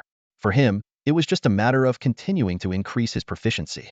Considering today was the Great Chu Festival, Zhou An poured out the foot-washing water, groomed himself, and went out for breakfast before heading to the yamen for roll call. By then, the constables had gathered in the courtyard. After listening to Sun Bo Tu's detailed instructions, Zhou An and Yu Hang were assigned to a bustling street. The street was adorned with colorful decorations, bustling with people, and the faces of the townsfolk radiated festive joy. Apart from the new year, this was the happiest time for the people. Watching the scene, Yu Hang clenched his fists and said, "This time, I must double my efforts. Once I pass, I want the people to be this happy every day." Zhou An teased, "Just don't get too nervous." Unexpectedly, Yu Hang turned with a look of unprecedented seriousness. "Old Zhou, the last 2 times it was a mindset issue. This time, it won't be. With a brother as strong as you, it would be embarrassing if I don't pass." Zhou An couldn't help but laugh, realizing he had inadvertently given Yu Hang motivation. He patted Yu Hang's shoulder. "You have the ability. As long as you keep a good mindset, you'll definitely pass." Just then, a commotion erupted in the crowd. The two immediately became alert, Zhou An frowning as he gripped his long knife. Following the direction of the crowd's movement, they saw a stage standing not far away. The crowd surged eagerly towards the stage. The streets buzzed with excitement and chatter. "I heard there's a new theater troupe in town for the Great Chu Festival. We mustn't miss it." Some hurried ahead to secure the best spots, drawing complaints from those behind. "Watch your step. Are you here to see the show, or the leading lady? Mind your wife doesn't catch you." For those who toiled daily to make ends meet, the chance to watch a play was a rare treat. Zhou An and Yu Hang exchanged a knowing glance and joined the throng. As officers tasked with maintaining order, their presence at such gatherings was essential. The stage was already set, and the drummers were in place. Arriving late, the two had to stand at the back, which conveniently allowed them to survey the entire scene. Yu Hang stood on tiptoe, adopting the air of a cultured gentleman. To him, calling brothels the world of romance, referring to listening to operas as cultured, and considering musical performances as artistry seemed rather refined. Zhou An found it amusing, thinking the last one needed a change. Playing instruments might be better termed a craft, or perhaps even a mouthcraft. The opening acts were somewhat unpolished, but for the townsfolk, the mere spectacle was enough. The stage buzzed with activity, and applause resounded from the audience. After a while, A young woman in a splendid costume took the stage. Old Zhou, the main act is here. Yu Hang nudged Zhou An. So young. Zhou An questioned. Shouldn't the main act be a seasoned veteran? Yu Hang eagerly explained the intricacies of theater. The de is the grand finale. Ye Zhou is the penultimate act, with other segments like Zhong Zhou and Xiao Zhou. The finest performance is always saved for last. That's the true de Zhou. The young woman's performance was indeed impressive, earning enthusiastic cheers. But when the true finale began, the audience fell silent. A graceful woman appeared, her flowing sleeves and delicate movements embodying the elegance of Jiangnan women. Yet, Zhou An's gaze turned icy, recognized that voice all too well, belonging to the woman in black by the river. The woman on stage noticed him, their eyes locking across the room. As her voice carried through the air, the audience gradually succumbed to slumber, Yu Hang included. Zhou An, however, remained alert, thanks to the inner energy he possessed. The woman ceased her song, flicked her sleeves, shattering her costume to reveal black attire beneath. Zhang Xiuxiu? Zhou An spoke coldly. I am Zhang Xiuxiu, at your service, sir, she responded with a graceful bow. Your presence has lingered in my thoughts. He gave me this opportunity. He? Who's behind you? Zhang Xiuxiu did not answer. Instead, she flipped her hands, wielding a knife in her right and a frying pan in her left, mirroring Zhou An's own setup. In the 5 elements burial method, water mimics all things, Zhang Xiuxiu said as she descended from the stage. Over these 5 days, I have replicated your abilities entirely unless you have made significant breakthroughs.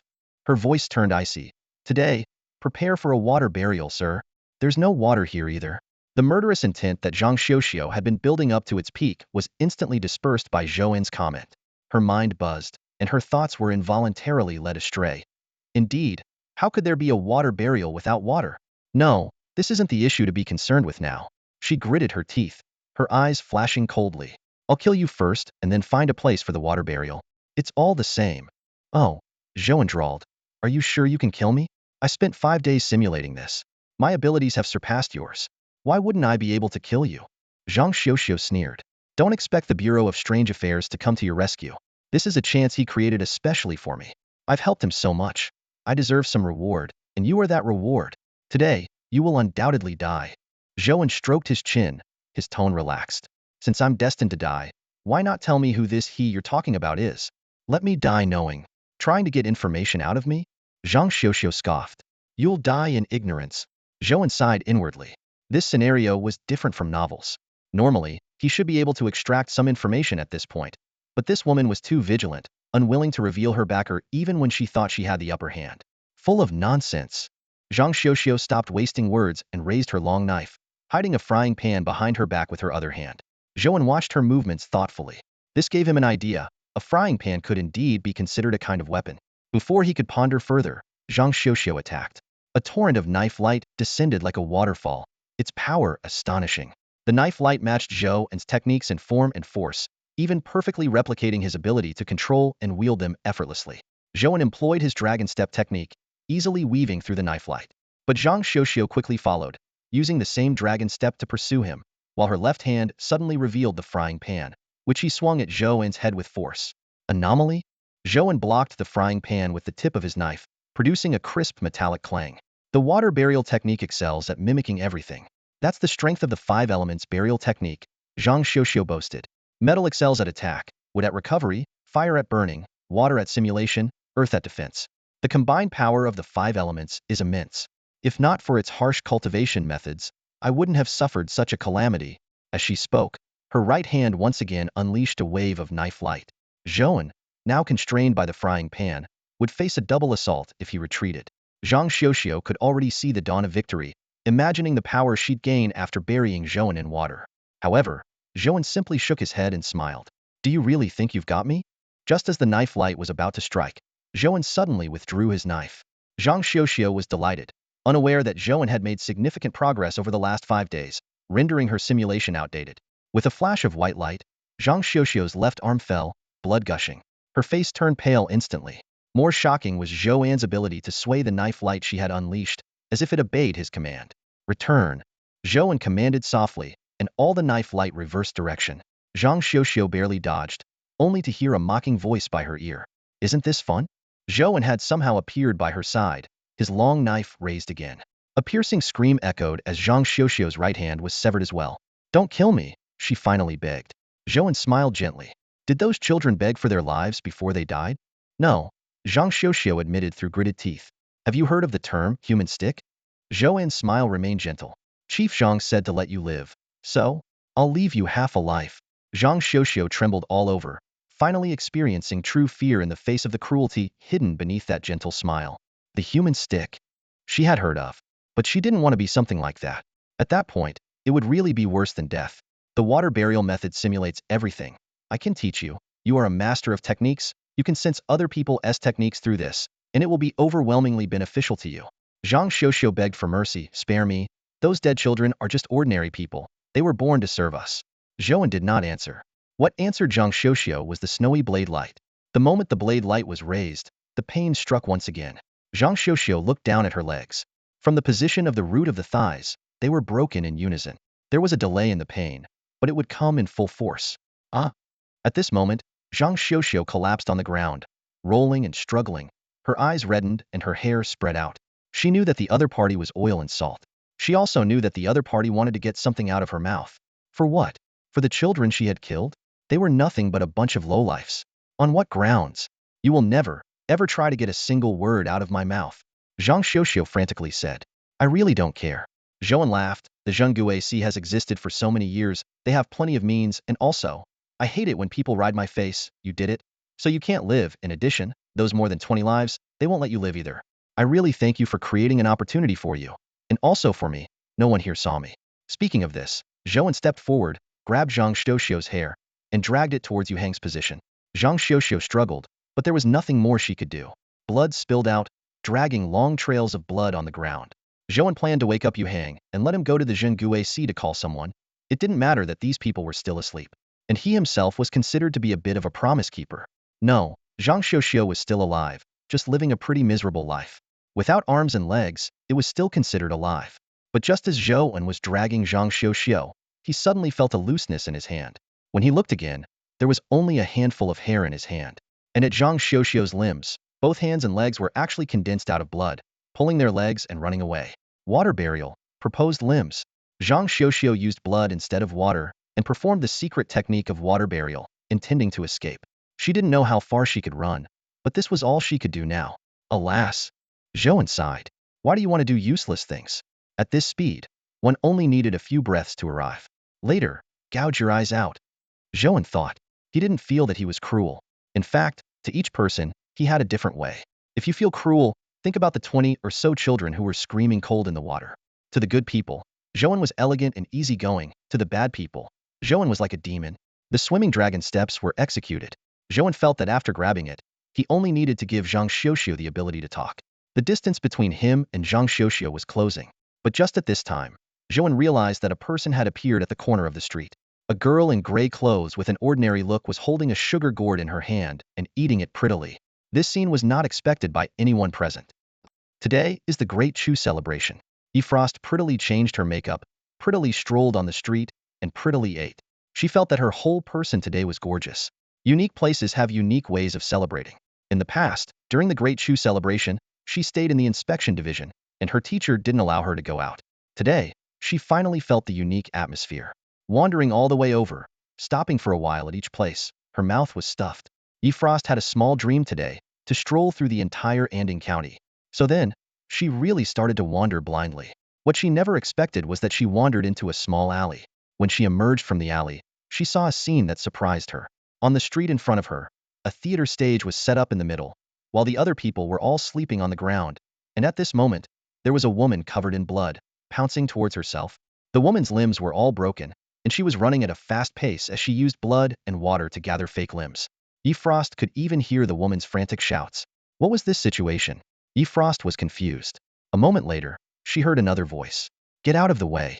Frost looked at the source of the voice and was even more confused.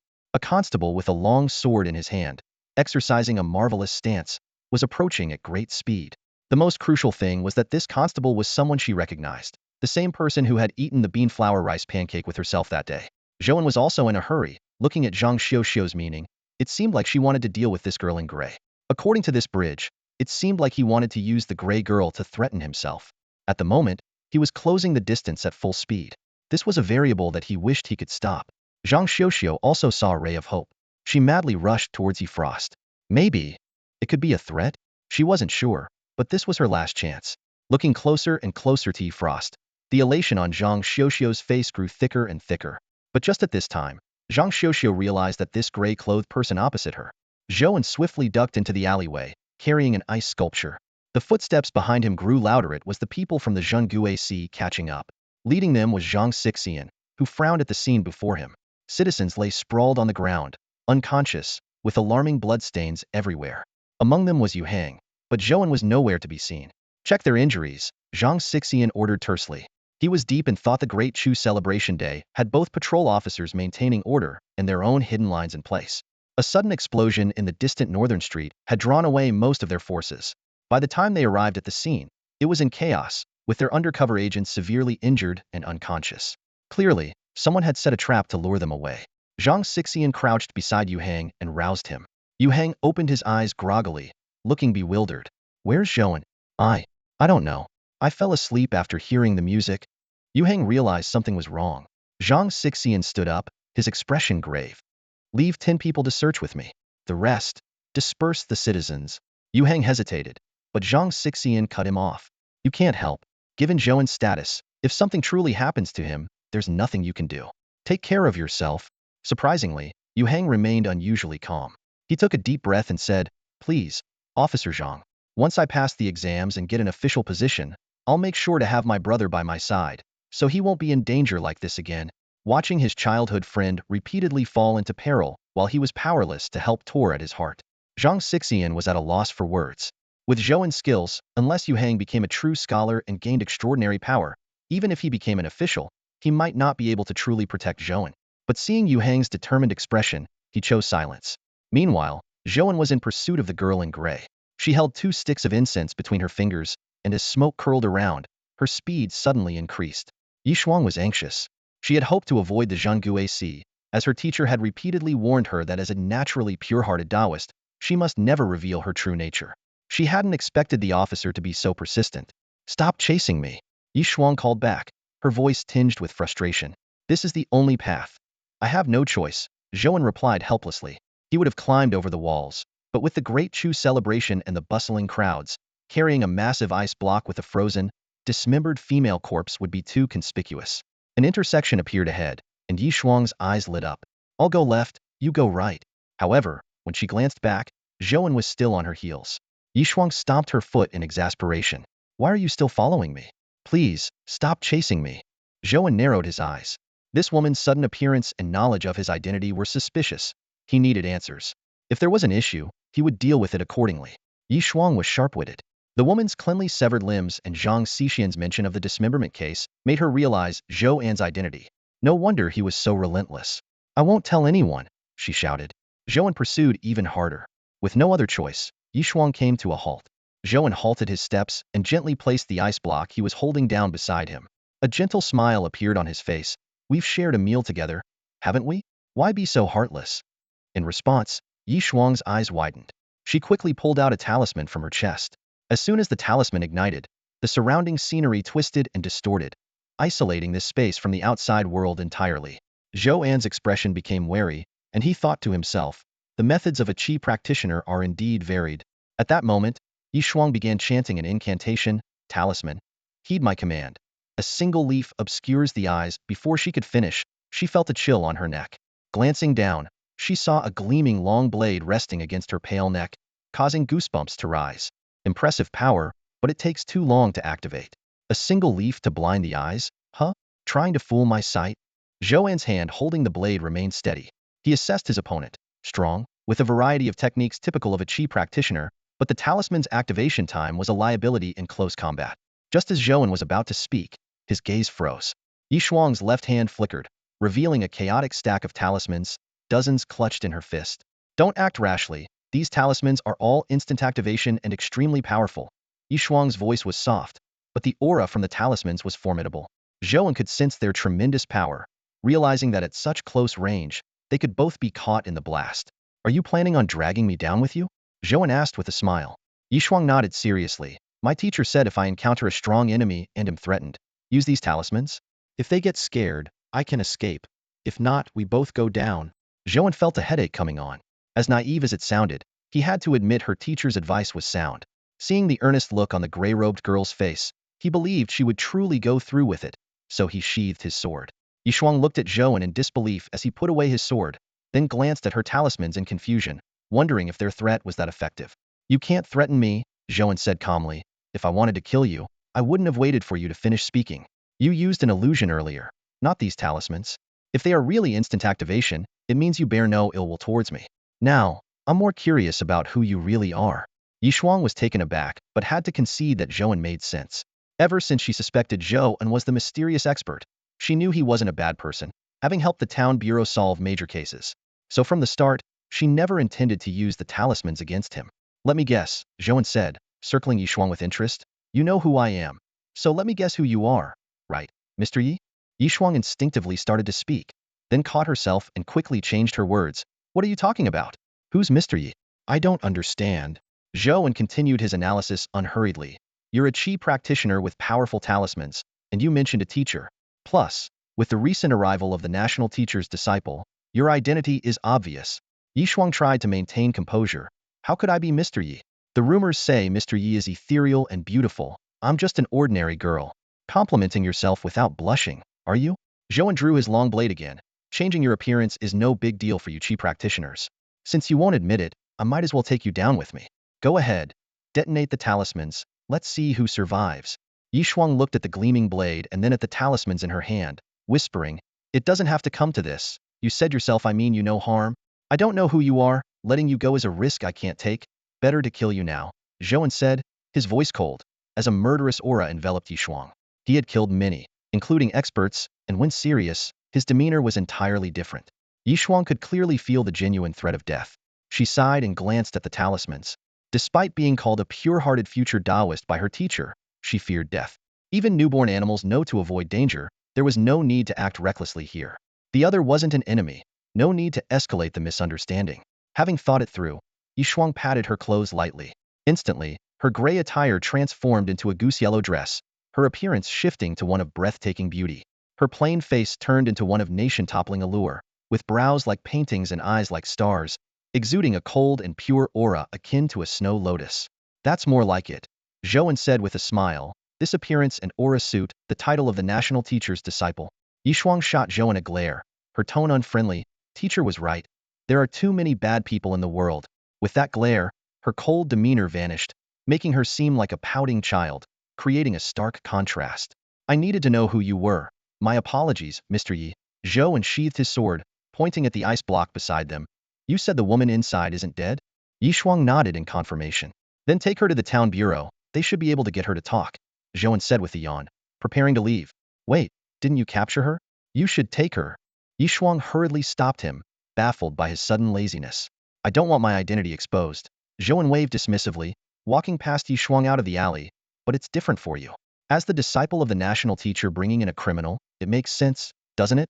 Before leaving, he left Yishuang with a thought-provoking remark. "I don't want my identity known.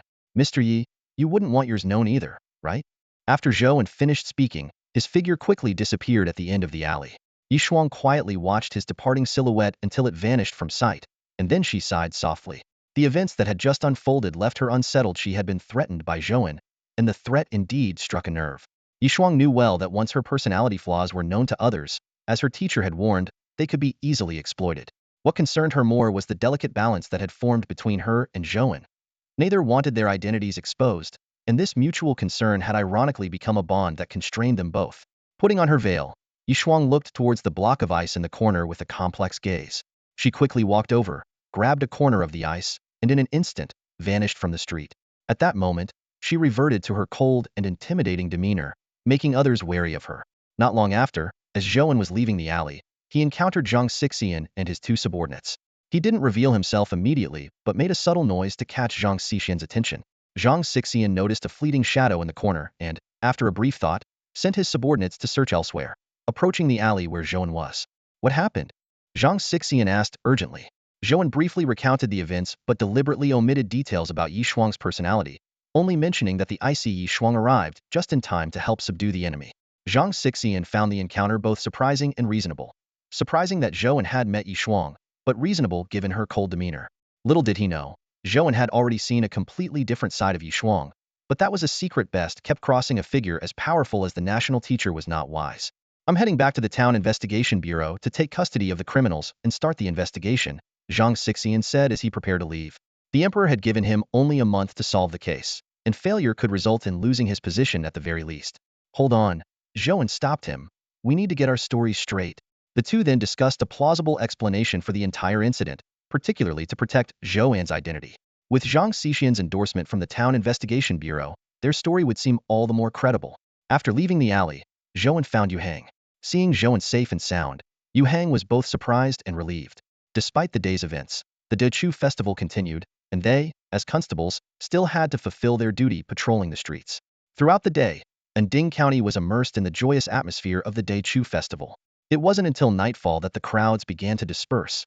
On the way back, Zhou An noticed Yu Hang unusually engrossed in a book and couldn't help but ask, "You've been reading all day. What's gotten into you?" Yu Hang looked up with determination in his eyes. "Old Zhou, I've made up my mind. This time, I'm going to pass the exam and take you away from Anding County, so you won't have to face so much danger anymore." These words moved Zhou An, and he patted Yu Hang on the shoulder. "Old Yu, I believe in you. You'll pass this time. Not just pass, but become a real scholar like Magistrate Chun," Yu Hang said, clenching his fist. Scholars were rare, and even those who became officials in the capital were often just ordinary people. The two chatted as they patrolled, and soon it was evening. After a simple dinner, they returned to the yamen to wait for the day to end. By then, other constables were already waiting there, and Master Su continued his habit of stroking his beard, standing slightly behind. Magistrate Chun stood at the forefront, calmly listening to head constable Sun's report, nodding gently. Zhou An stood in the county office, briefing Magistrate Chun on the latest developments regarding the Jinwei division. Thanks to Zhang Xian's cooperation, his true identity remained concealed, but the unusual events on that street could no longer be completely hidden. "Rest assured, my lord," Zhou An said respectfully with a fist salute. Master Zhang mentioned that the truth is gradually coming to light. Magistrate Chen pondered for a moment before speaking. "With the inspection approaching and such incidents occurring, I need to be informed of the situation immediately. From now on, you will be responsible for communicating with the Jinwei division." Upon hearing this, the constables around them cast envious glances. Having direct contact with the Jinwei division was an honor not afforded to everyone. However, Zhou An was well aware that it was precisely because he had personally experienced these events that Magistrate Chun had entrusted him with this responsibility. Despite the fact that most of the blame had been shifted away from Magistrate Chun, he still needed to stay updated on the situation, especially with the inspection looming. As night fell, the constables dispersed to their homes. Zhou An, back at his own house, did not rest. Instead, he reviewed the progress displayed before him. Butcher's knife technique LV4 speed 2, precision 2, 1266000. Object manipulation LV4 strength 2, destruction 2, 160,000. Dragon step LV4 speed 2, evasion 2, 140,000. Blacksmithing LV2 hardness 1, 135820000. Due to the recent workload and focusing on honing the dragon step and blacksmithing skills, progress in other areas had been slow. However, shifting his focus to blacksmithing and the butcher's knife technique earlier had resulted in significant improvement. Even though it was late, Zhou An remained diligent, picking up his long knife to carve dough and continue honing his skills. Meanwhile, in the dungeon of the Jinwei division, Zhang Xiuxiu lay trembling on the cold ground, freshly thawed. This dungeon was a relatively new addition. Previously, the Jinwei division never kept anyone alive. They were either executed on the spot or dealt with covertly. However, an incident during a public interrogation had forced the establishment of this dedicated interrogation facility. Zhang Xian sat in a chair, meticulously reviewing the intelligence on Zhang Xiuxiu. Nearby, Yi Shuang stood as cold and serene as a snow lotus on a mountain, inwardly anxious that her secrets might be exposed. "Old Xie, this is your first time with the Jinwei division, so you might not have seen scenes like this before. Mr. Yi, what you are about to witness might be stomach-turning, so be prepared," Zhang Xian said, setting aside the documents and turning his gaze to the corner where Zhang Xiuxiu, now limbless, cowered. "You are both fortunate and unfortunate," Zhang Xian remarked with a slight smile. "Fortunate because I informed someone to spare your life, saving you from becoming minced meat. Unfortunate because if you don't speak up here, you'll eventually end up as minced meat anyway, just slowly, piece by piece." Zhang Xiuxiu suddenly jumped up from the ground. Her expression panicked as she shouted, "I'll talk. I'll tell you everything." Her voice was laced with unmistakable fear, and she showed no hesitation in her willingness to cooperate. In this dark, damp dungeon, everyone knew it was the wise choice. It was said that no one had ever managed to remain silent here. The only difference was how quickly they broke. The most resilient one reportedly lasted 3 months, but when the coroner came to collect the body, its condition was so appalling that they had to complete their task while retching. Zhang Xixian was not surprised by Zhang Xiuxiu's reaction. A member of the Zhang who was responsible for interrogations, sighed softly, a trace of pity flashing in his eyes. Xie, who was new to the job, heard the sigh and was momentarily puzzled by its meaning. Before he could ponder further, Zhang Xiuxiu began to confess, I know who you're looking for. It's the person behind me, but I truly don't know his real identity. All I know is that he has always lived in Anding County, with a wife and a concubine. Later, his concubine, a priestess of fire, killed his wife. She paused, then suddenly raised her voice. Zhou An. Zhou An knows more. The mention of that name elicited varied reactions from everyone present. Zhang Xixian turned to the member guarding the dungeon. His tone calm yet warning, the name you just heard, don't let it get out, understood? The guard quickly nodded in agreement. Zhang Xiuxiu continued, that person learned the water burial technique of the 5 elements burial method from me. I helped him gather many lives, all buried in water. He promised to restore the 5 elements burial sect to its former glory, which is why I helped him. At this point, she seemed to have exhausted all her information, pleading, that's really all I know. Please, just make it quick. Yi Shuang spoke coldly. The Sensorate's truth detection technique has confirmed that she's telling the truth. This ability was foundational to monitoring officials, allowing verification of the truthfulness of statements. Zhang Xixian frowned. Although Zhang Xiuxiu's testimony was genuine, the information seemed insufficient for further pursuit. Keep her locked up, he ordered. Record every word she said, and conduct a detailed interrogation from start to finish. Just as Yi Shuang and Xie were about to leave, hurried footsteps echoed from outside. An important member of the Zhang rushed into the dungeon, sweat beading on his forehead. Sir, something has happened. Zhang Xixian was about to ask for details when the member's expression suddenly changed, his eyes turning sharp. A stream of pitch-black mist surged from his hand, heading straight for Zhang Xiuxiu. Black mist coiled upward like a venomous serpent, striking with lightning speed towards Zhang Xiuxiu. The sudden turn of events left everyone present in shock, unable to react as a piercing scream erupted from within the dark cloud. Zhang Xiuxiu writhed on the ground, desperately trying to free herself from the clinging mist that wrapped around her like a relentless leech. In an instant, the vibrant figure was reduced to a pile of bones. Zhang Xixian was the first to react, leaping up with fury and seizing the neck of the traitorous Zhang member, slamming him against the wall. You're a traitor, he growled, his voice dripping with menace. Xie swiftly drew his long sword, pressing it against the other side of the traitor's neck. Although Yi Shuang was encountering such a situation for the first time, she quickly prepared several talismans, ready for action. Since releasing the black mist, the Zhang member had remained silent, head bowed. The murderous intent in Zhang Xixian's eyes intensified. I treated you like a brother, gave you a high position and wealth, yet you betrayed me. You're a pawn of that mysterious figure, aren't you? The master has been good to me. What I did today makes me unworthy of his kindness. Please, just kill me, the Zhang member said with a bitter smile, clearly resigned to his fate. Why? Zhang Xixian demanded, unable to comprehend.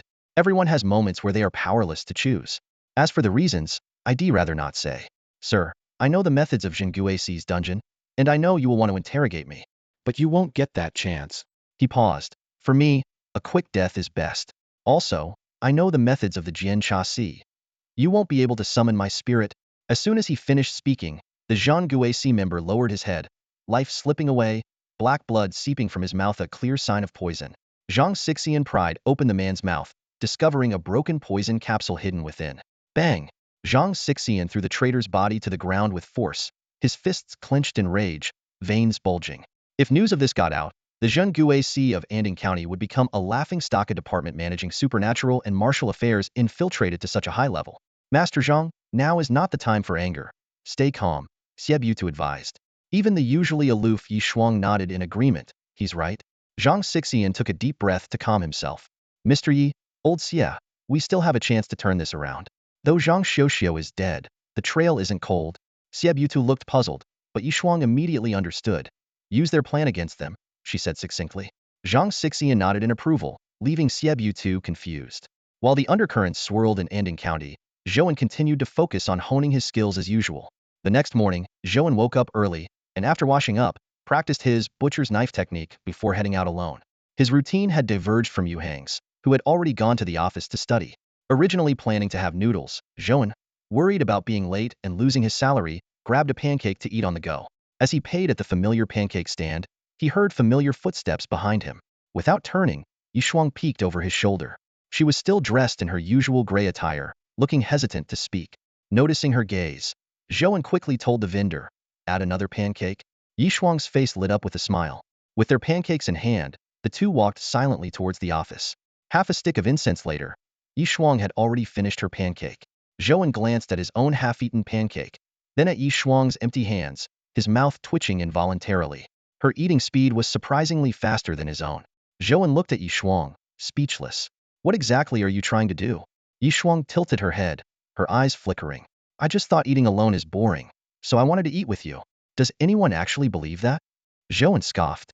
Yishuang didn't reply. Instead, she gazed at her empty hands, her eyes occasionally drifting towards the street. "Are you just giving up?" Zhou An's mouth twitched slightly. "What does giving up mean?" Yishuang looked puzzled. Zhou An was about to reveal that he had discovered her identity, but the increasingly bright look in Yishuang's eyes startled him. There was a disconcerting gleam in them. In fact, Yishuang had planned to disguise herself and go out for food and a stroll that morning. She hadn't expected to run into Zhou An, nor for him to uncover her secret. Originally, she intended to test Zhou An's discretion, but the aroma of the pancakes distracted her from her mission.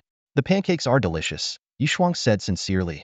Zhou An stopped in his tracks, frowning as he scrutinized her. Noticing this, Yishuang's expression turned slightly anxious. "Don't you usually go out?" Zhou An asked. Yishuang gave him a peculiar sense of déjà vu, like a recluse stepping into the outside world for the first time, curious and unfamiliar with everything. Yishuang hesitated for a moment, counting on her fingers as she spoke. "I spend my days listening to the teacher, studying, eating, and completing tasks assigned by the teacher. When doing tasks, I'm not allowed to speak to anyone. Lately, the teacher has let me out on my own for some experience." Zhou An suddenly understood. She wasn't some shootin'. She was someone with no real-world experience. He realized the intention of the Grandmaster, this naive ninth student of the Grandmaster needed to gain some worldly knowledge.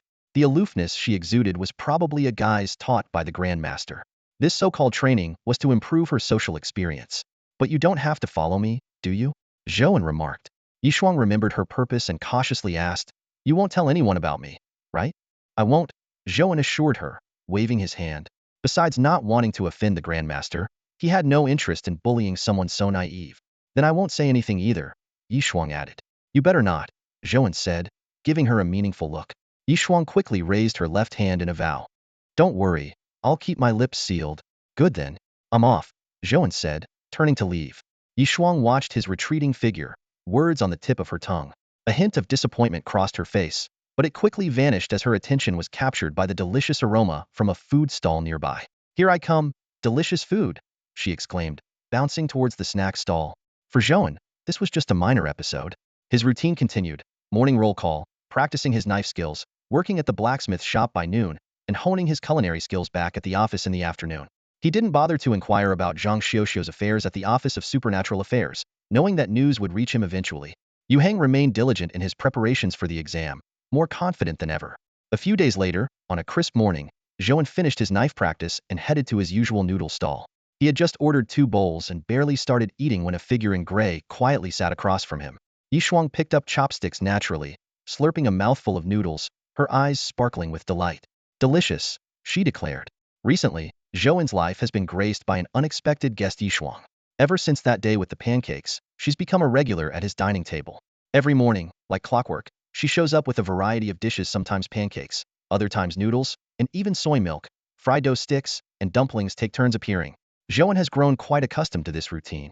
Through their daily interactions, Zhou An gradually realized that Yishuang was not as naive as she appeared. Though she lacked life experience, her quick wit made it clear she was no fool. Anyone who underestimated her might end up regretting it. Of course, in certain aspects, she still appeared innocent and was easily deceived, but the risks she faced were relatively minor. "Slow down with your eating. Surely a disciple of the national master has had noodles before?" Zhou An teased, tapping his chopsticks to remind her, as Yishuang devoured her meal ravenously. Before he could finish speaking, her bowl was already empty. Yishuang looked up with a pitiful expression. "My teacher says that those who cultivate must live simply and without desire. I only eat vegetables and porridge every day. It's really pitiful." She had used this excuse multiple times. Initially, Zhou An believed her, thinking that this well-connected girl led a hard life. But seeing her repeat this act, he saw through her ruse. She was simply a foodie, happy to eat anything that tasted decent. By the way, Yishuang said, wiping her mouth as her eyes darted elsewhere. Zhang Xixian mentioned there might be some action soon. Oh? So the plan is finally going into motion? Zhou An raised an eyebrow. Over the past few days, he had learned a lot about the situation. Zhang Xixian, being a person of significant authority, had astutely identified the crux of the assassination attempt on Zhang Xiuxiu. Despite Zhang Xiuxiu claiming she knew nothing about other matters, she was still targeted, implying that the mastermind believed she knew everything. Thus, Zhang Xixian devised a plan. Publicly declare that Zhang Xiuxiu is still alive and being harshly interrogated by the Zhengai Sai. The recent calm was meant to create the illusion that the interrogation required time, thereby signaling the adversary. At this point, the mastermind faced two choices: attempt another assassination on Zhang Xiuxiu or wait and see. Clearly, the opponent was no fool and knew that a second attempt would be significantly more challenging. Therefore, Zhang Xixian prepared a second, planning the deceased Zhang Xiuxiu as bait to lure out the snake. Whether they could catch a big fish depended on whether the adversary would take the bait. For Zhou An, it was now a waiting game. Eat less. I'm heading off, he said, estimating it was time to check in. After settling the bill, he left the stall. Yishuang, finding dining alone dull, followed the same path back. After checking in, Zhou An continued his routine practice of the butcher ding's knife technique. At midday, he headed to the blacksmith's shop. Zhao the blacksmith, as usual, was silently hammering away. When Zhou An arrived, he simply gave a brief nod of acknowledgement. Over time, the two had become quite familiar with each other. Zhou An confidently approached a small anvil, picked up a hammer, and began forging with practiced ease. As he placed the heated iron on the anvil, his focus intensified today.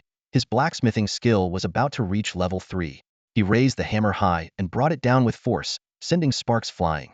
Lines of text appeared before Zhou An, tracking his progress in blacksmithing. 111. Limited by time, he could only focus on honing his skills at noon each day. As his proficiency increased, the pace slowed, and he had already squeezed every possible moment to refine this craft. With each line of text, Zhou An's skills improved steadily.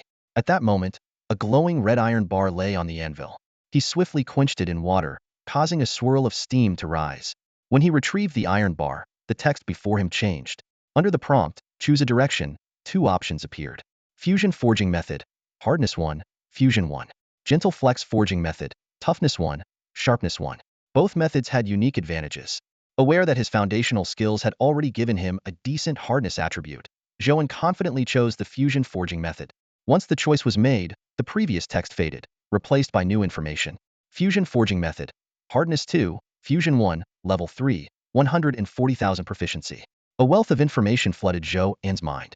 This forging technique not only granted crafted items a hardness 2 attribute, but also imbued them with a fusion 1 characteristic.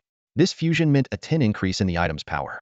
Though seemingly modest, this was merely the effect of fusion 1, and the enhancement would grow as the level increased. Zhou An was delighted. This skill seemed tailor-made for him. What he lacked most was defensive capability, and if he could craft armor that boosted defense by 10, it would be perfect. More importantly, this attribute bonus could be applied to various forged items, whether weapons or armor. His internal energy, or qi, also transformed, gradually filling the previously hollow circular state, bringing him closer to the level of a second-rate master. Gazing at the latest information, Zhou An felt a surge of excitement. His defense plan could finally be set in motion. He set the iron bar aside and approached Zhao the blacksmith, who was focused on his work. Hearing footsteps, Zhao looked up in curiosity. Zhou An straightforwardly asked if he could buy some materials to craft his own equipment. Although Zhao offered to do the work for him, Zhou An insisted on doing it himself, needing only the materials. After spending a significant portion of his savings, Zhou An arranged to return the next noon to start forging, and then left the blacksmith shop. His attribute panel appeared.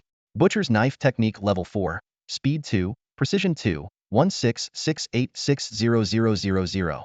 Object manipulation level 4, strength 2, destruction 2, 160000.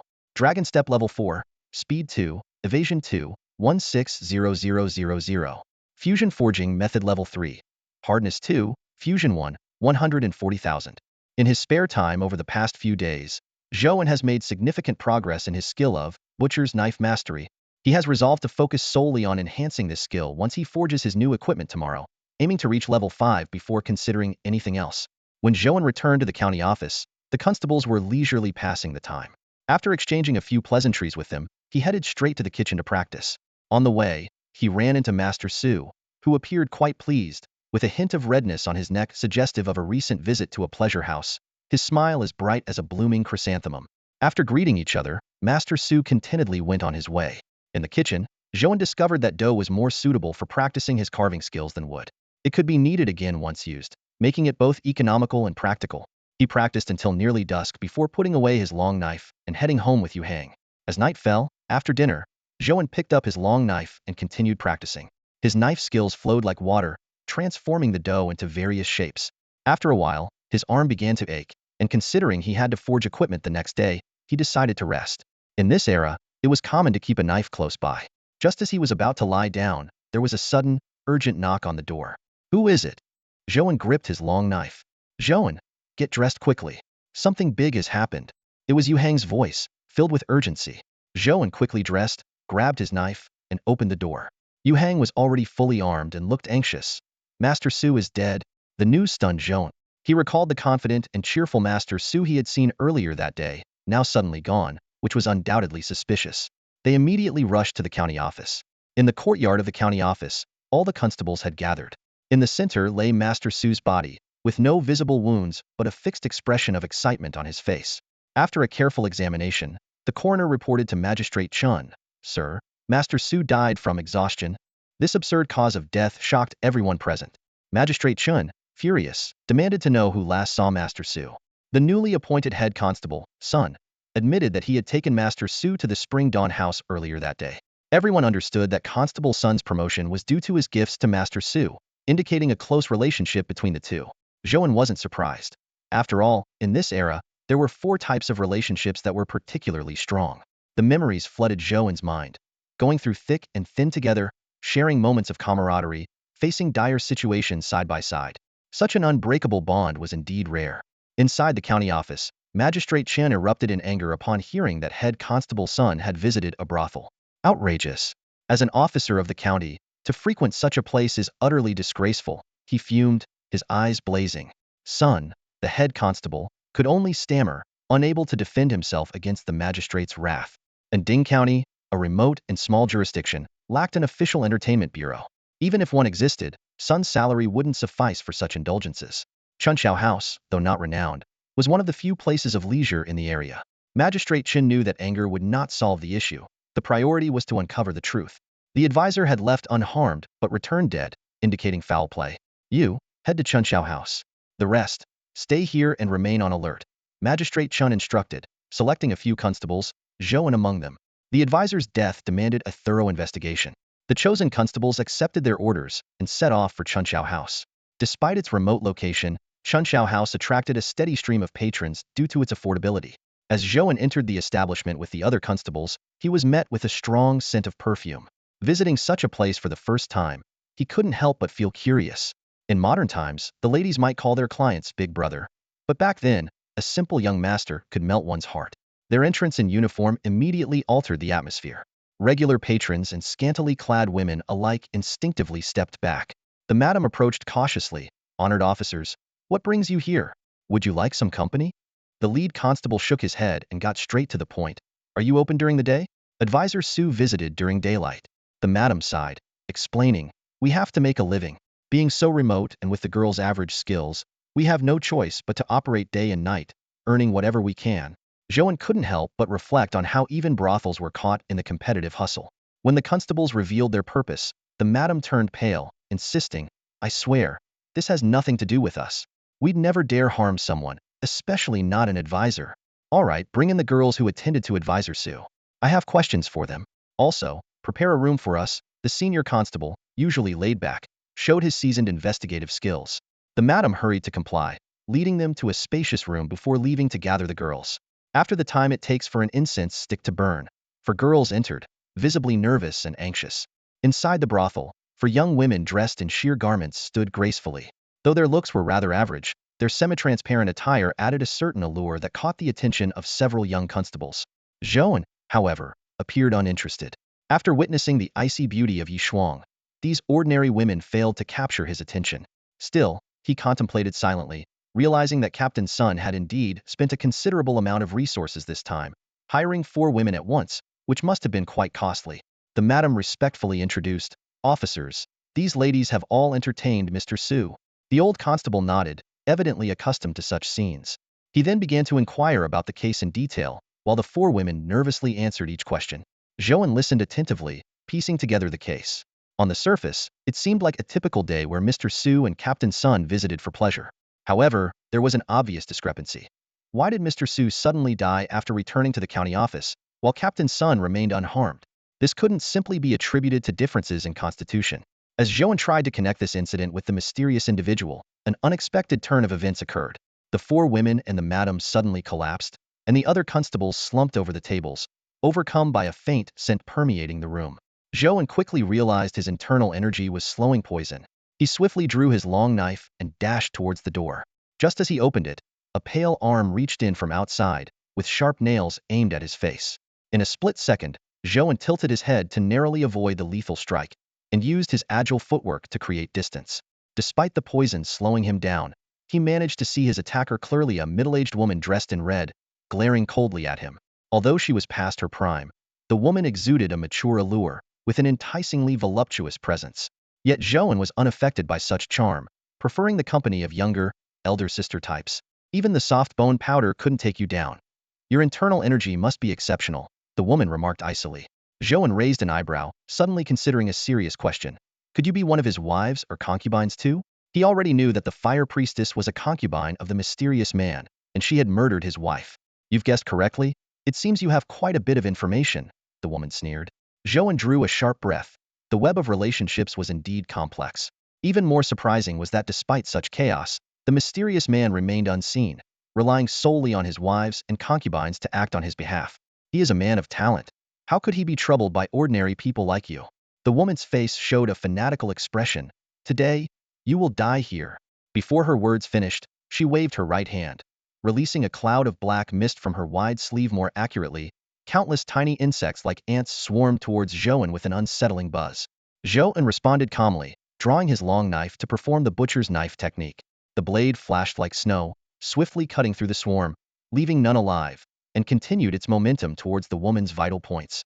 At that moment, the woman raised her hand to defend, and her body was instantly covered in an insect shell-like armor.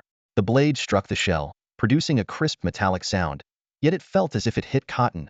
The force dissipated gently. Interesting, Zhou An smiled. From the feel of his blade's energy, he realized that the seemingly hard shell was actually soft like a cloud, perfectly neutralizing his attack. Is your ability to control insects, or to merge with their power? The middle-aged woman spoke coldly. You're quite clever. I'm part of the goo branch, an insect master. I abandoned goo poison and harnessed the power of insects themselves. Zhou An's eyes narrowed, his tone laced with mockery. Your ability reminds me of an old acquaintance. He once used a gray rat to pay his respects to me. Now he's quite lonely underground. Why don't you join him? Before the words were fully spoken, a flash of bright blade light appeared again. This time, the blade light was no longer forceful but as flexible as wild grass, swaying in the wind. It wrapped around, encircling the middle-aged woman completely. Just as she was about to be engulfed by the blade light, two transparent cicada wings unfurled from her back, allowing her to escape the range of the light and flee. You can't escape, Zhou An said as he stepped outside with his blade. Inside the Chun Shao Pavilion, everyone had fallen into a deep sleep. Although the energy in his body was slowed by the soft bone powder, it was still sufficient for Zhou An. He used the dragon step technique to pursue the direction in which the woman escaped. In the silent night, the middle-aged woman shot straight into the sky. Suddenly, the sound of something cutting through the air came from behind, with the blade light transforming into threads that surged towards her. This guy is unbelievable, she thought in shock. Even under the influence of the soft bone powder, he's still so strong. Despite her desperate attempts to twist her body, she couldn't evade the seemingly sentient threads of blade light. With a shoo sound, she was tightly bound. Her exoskeleton shattered, and she plummeted to the ground, bleeding profusely. Zhou An placed his blade in front of her, his tone calm yet chilling. Time is short, half a stick of incense. Talk or I'll cut you. Kill me, it doesn't matter. The middle-aged woman laughed defiantly under the blade's edge. I've completed the task he assigned me. Even if I die, he'll remember me for life. Her voice was filled with obsession and madness. A task? Zhou An's mind raced as he pieced together the events, suddenly realizing a diversion. The Zhengui division had faked Zhang Xiuxiu's death to lure out the mastermind. If the mysterious figure knew this, they would surely take action. But with Zhang Xixian and Xie Butu guarding the division, it wouldn't be easy. Unless they used a diversion to draw everyone away. The Chun Shao Pavilion was in a remote location, and with the middle-aged woman's delay, Zhou An feared he might already be too late. You're clever, but it's too late. The woman laughed maniacally. The power of the insect master lies in numbers, not combat. Now, they must have all left, and Zhang Xiuxiu is doomed. Before she could finish, her head flew high and fell heavily to the ground. Zhou An sheathed his blade, his killing intent growing even stronger. If before he merely wanted to eliminate the opposition, now it was a necessity. No one should sleep peacefully where he rests. To safely advance his power, he must eradicate all threats, especially this cunning and mysterious figure, who must die. Ignoring the corpse on the ground, he used the dragon step to head straight for the Zhongguo division. By this time, the Zhongguo division was nearly empty, with only a dozen members left on duty. Not long ago, Zhang Xixian and Xie Butu had gone to assist when a swarm of insects attacked the dungeon. They then engaged in a fierce battle with a figure in black robes, chasing them for several streets. Only when they discovered the figure was merely a humanoid made of insects did they realize they'd been tricked and hurried back. Meanwhile, a masked figure quietly approached the entrance of the Zhongguo division. With a blurred form and a wooden stick in hand, he swiftly knocked out all the remaining guards and made his way directly to the damp, dark dungeon. When the masked man saw the empty cell, a sudden realization hit him had walked into a trap. However, he quickly regained his composure. The Zhongaisai had intended to lure him out, but instead, he had managed to divert their attention elsewhere. His immediate priority was to escape swiftly. He hurried through the dungeon, noticing the unconscious members of the Zhongaisai outside. A smirk playing on his lips. He had feared his identity might be exposed, but this elaborate act by his adversaries had revealed more than they intended. Clearly, he had outsmarted them. With this in mind, the masked man strode confidently out of the Zhongaisai's headquarters. Yet, his steps suddenly halted. A short distance away stood a woman in yellow, her face veiled. Though her features were obscured, her eyes shone like stars in the night sky. An aura of cool serenity surrounded her, reminiscent of a laurel tree beneath the moon. Yi Shuang, the masked man rasped, uttering her name. As one of the 9 disciples of the national master, her reputation certainly preceded her. In truth, Yi Shuang was feeling quite anxious herself. She had been out for a leisurely evening and, while returning, had paused out of curiosity near a brothel. Before she knew it, it was late, and she hurried back, only to encounter the masked man as she restored her true appearance on the street. Mysterious one. Yi Shuang addressed him tersely, following her master's orders. Without a word, the masked man turned on his heel to flee. Yi Shuang acted swiftly, her fingers releasing a flurry of talismans. They exploded in midair, unleashing a barrage of elemental attacks: ice, fire, wind, and snow. Just as she had once told Zhou An, her talismans were mostly instantaneous. The masked man dodged and countered as he ran, his staff whirling defensively to deflect the barrage of talismans. Despite his efforts, the force of the attacks left him reeling, and he spat blood through his mask. Gritting his teeth, he abandoned his defense, tossed aside his staff, and bolted. But Yi Shuang was prepared. A talisman soared into the sky, disintegrating into ash that formed a cage around him. He crashed into it with a resounding thud. Yi Shuang ignited another talisman and appeared before him in a flash, choosing her words carefully to maintain her persona. The lives lost in Anding County must be accounted for. Just then, Zhou An, Zhang Xixian, and others arrived in haste, witnessing the scene unfold before their eyes. The moonlight cascaded down like water, enveloping Yi Shuang. Her pale yellow dress fluttered gently in the breeze, and her eyes, reminiscent of stars and the moon, added an extra layer of coolness to her demeanor. At this moment, she stood expressionless in front of the subdued masked man, exuding an aura that warned others to keep their distance. Zhou An watched Yi Shuang with a silent chuckle. To him, Yi Shuang was like a husky among wolves, appearing icy on the outside, but truly lively and cheerful. What was even more astonishing was her extraordinary strength. The ground was a mess, littered with deep craters, scorch marks, and frost, even crisscrossed with cracks, all evidence of the fierce battle that had just taken place. Clearly, this place had endured a barrage of talismans. The masked man, trapped in a magical cage, sat slumped on the ground, his eyes filled with despair as Zhou An and his group approached. "Brother Zhou, the big fish is finally caught. We owe this success to Mr. Yi," said County Magistrate Zhang with a sigh of relief. He had almost failed earlier, but fortunately, the plan worked, not only turning the tide but also creating a better opportunity. Yi Shuang swept her cold gaze over the crowd, nearly breaking character when her eyes met Zhou An's playful expression. This was her first time presenting a cold demeanor in public, and she felt both nervous and excited. Aside from her teacher, Zhou An was the only one who knew her true personality. The thrill of this contrast made her scalp tingle, but she could only follow her teacher's advice and softly murmured, "Eh." Seeing this, Zhou An decided not to tease her further. This food-loving and amusing girl was most admirable for her ability to keep her word, and this contrast made her even more endearing. As he often said in his previous life, those who seem aloof on the surface are often lively in private, maintaining a distance only with certain people. Speak, Zhou An said as he squatted in front of the masked man. It's not very polite to cover your face when meeting for the first time. County Magistrate Zhang and Captain Xia also gathered around. After Yi Shuang dispelled the cage, the masked man showed no intention of escaping and resigned himself to his fate. At Zhou An's request, he removed his mask, revealing a familiar facet was Feng Yi, the corpse retriever. This revelation stunned everyone present, especially County Magistrate Zhang. Feng Yi had already left in Ding County, and the case had been cleared of his involvement. According to the regulations of the Ghost Investigation Bureau, he shouldn't have been detained further. Who would have thought he was the mastermind? Who's behind you? Zhou An asked directly. County Magistrate Zhang suddenly realized that Feng Yi wasn't the mastermind. Otherwise, the fire priest would have recognized him. Feng Yi chuckled bitterly. There's no need to ask further, sirs. Since I failed, I won't say more. By the way, Mr. Yi, there's no way to trace Zhang Xiuxiu's soul, right? Yi Shuang nodded in confirmation. When Zhang Xiuxiu died, a traitorous member of the Ghost Investigation Bureau not only took her life but also erased her soul, making it impossible to trace. If I die, with no soul left, how could you trace it? Feng Yi said with a flicker in his eyes.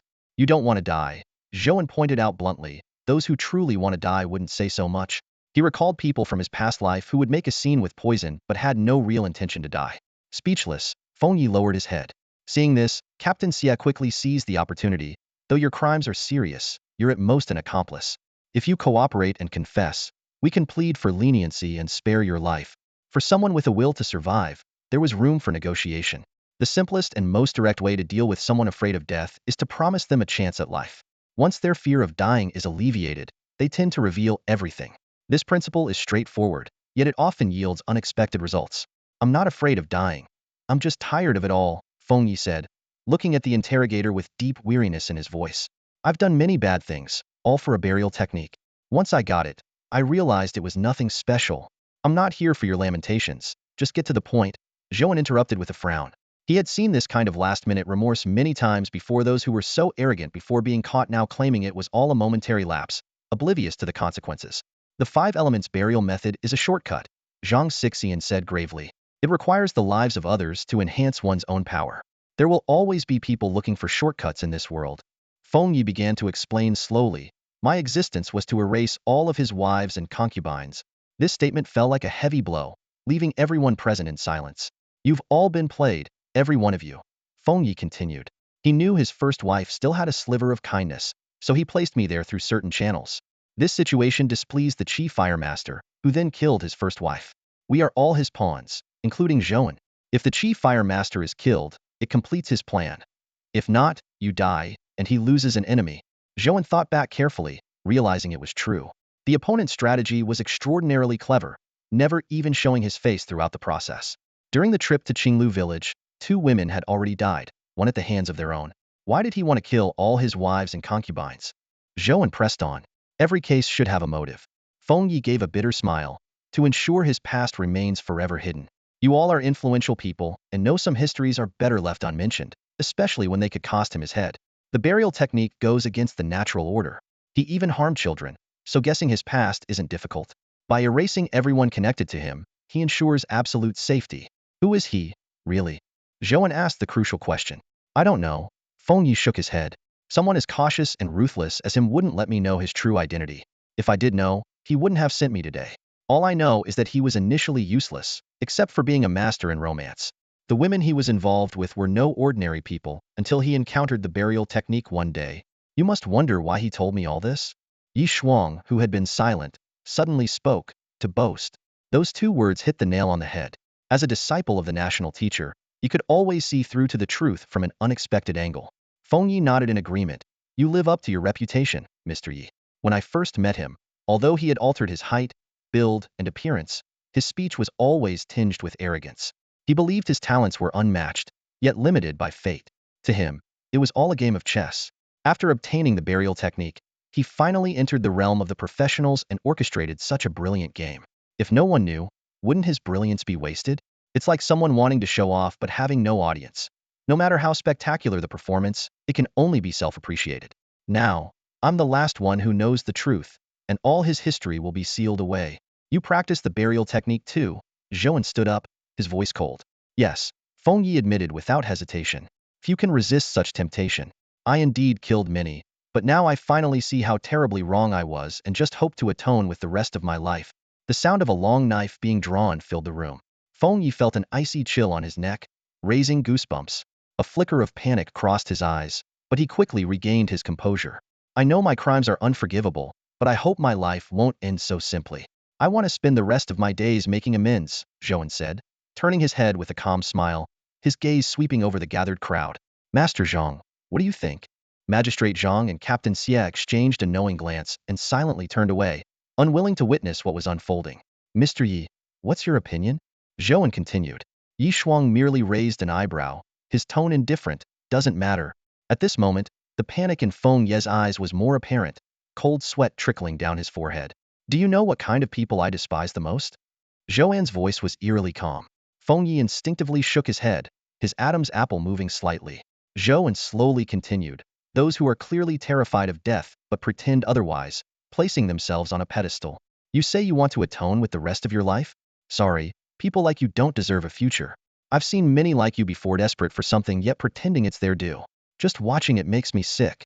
In Feng Ye's terrified gaze, Zhou An's long sword flashed with a cold light. His head soared high, then crashed heavily to the ground, blood splattering and staining the floor a glaring red. Zhou An swiftly sheathed his sword and turned to Zhang and Xie, who still had their backs to him.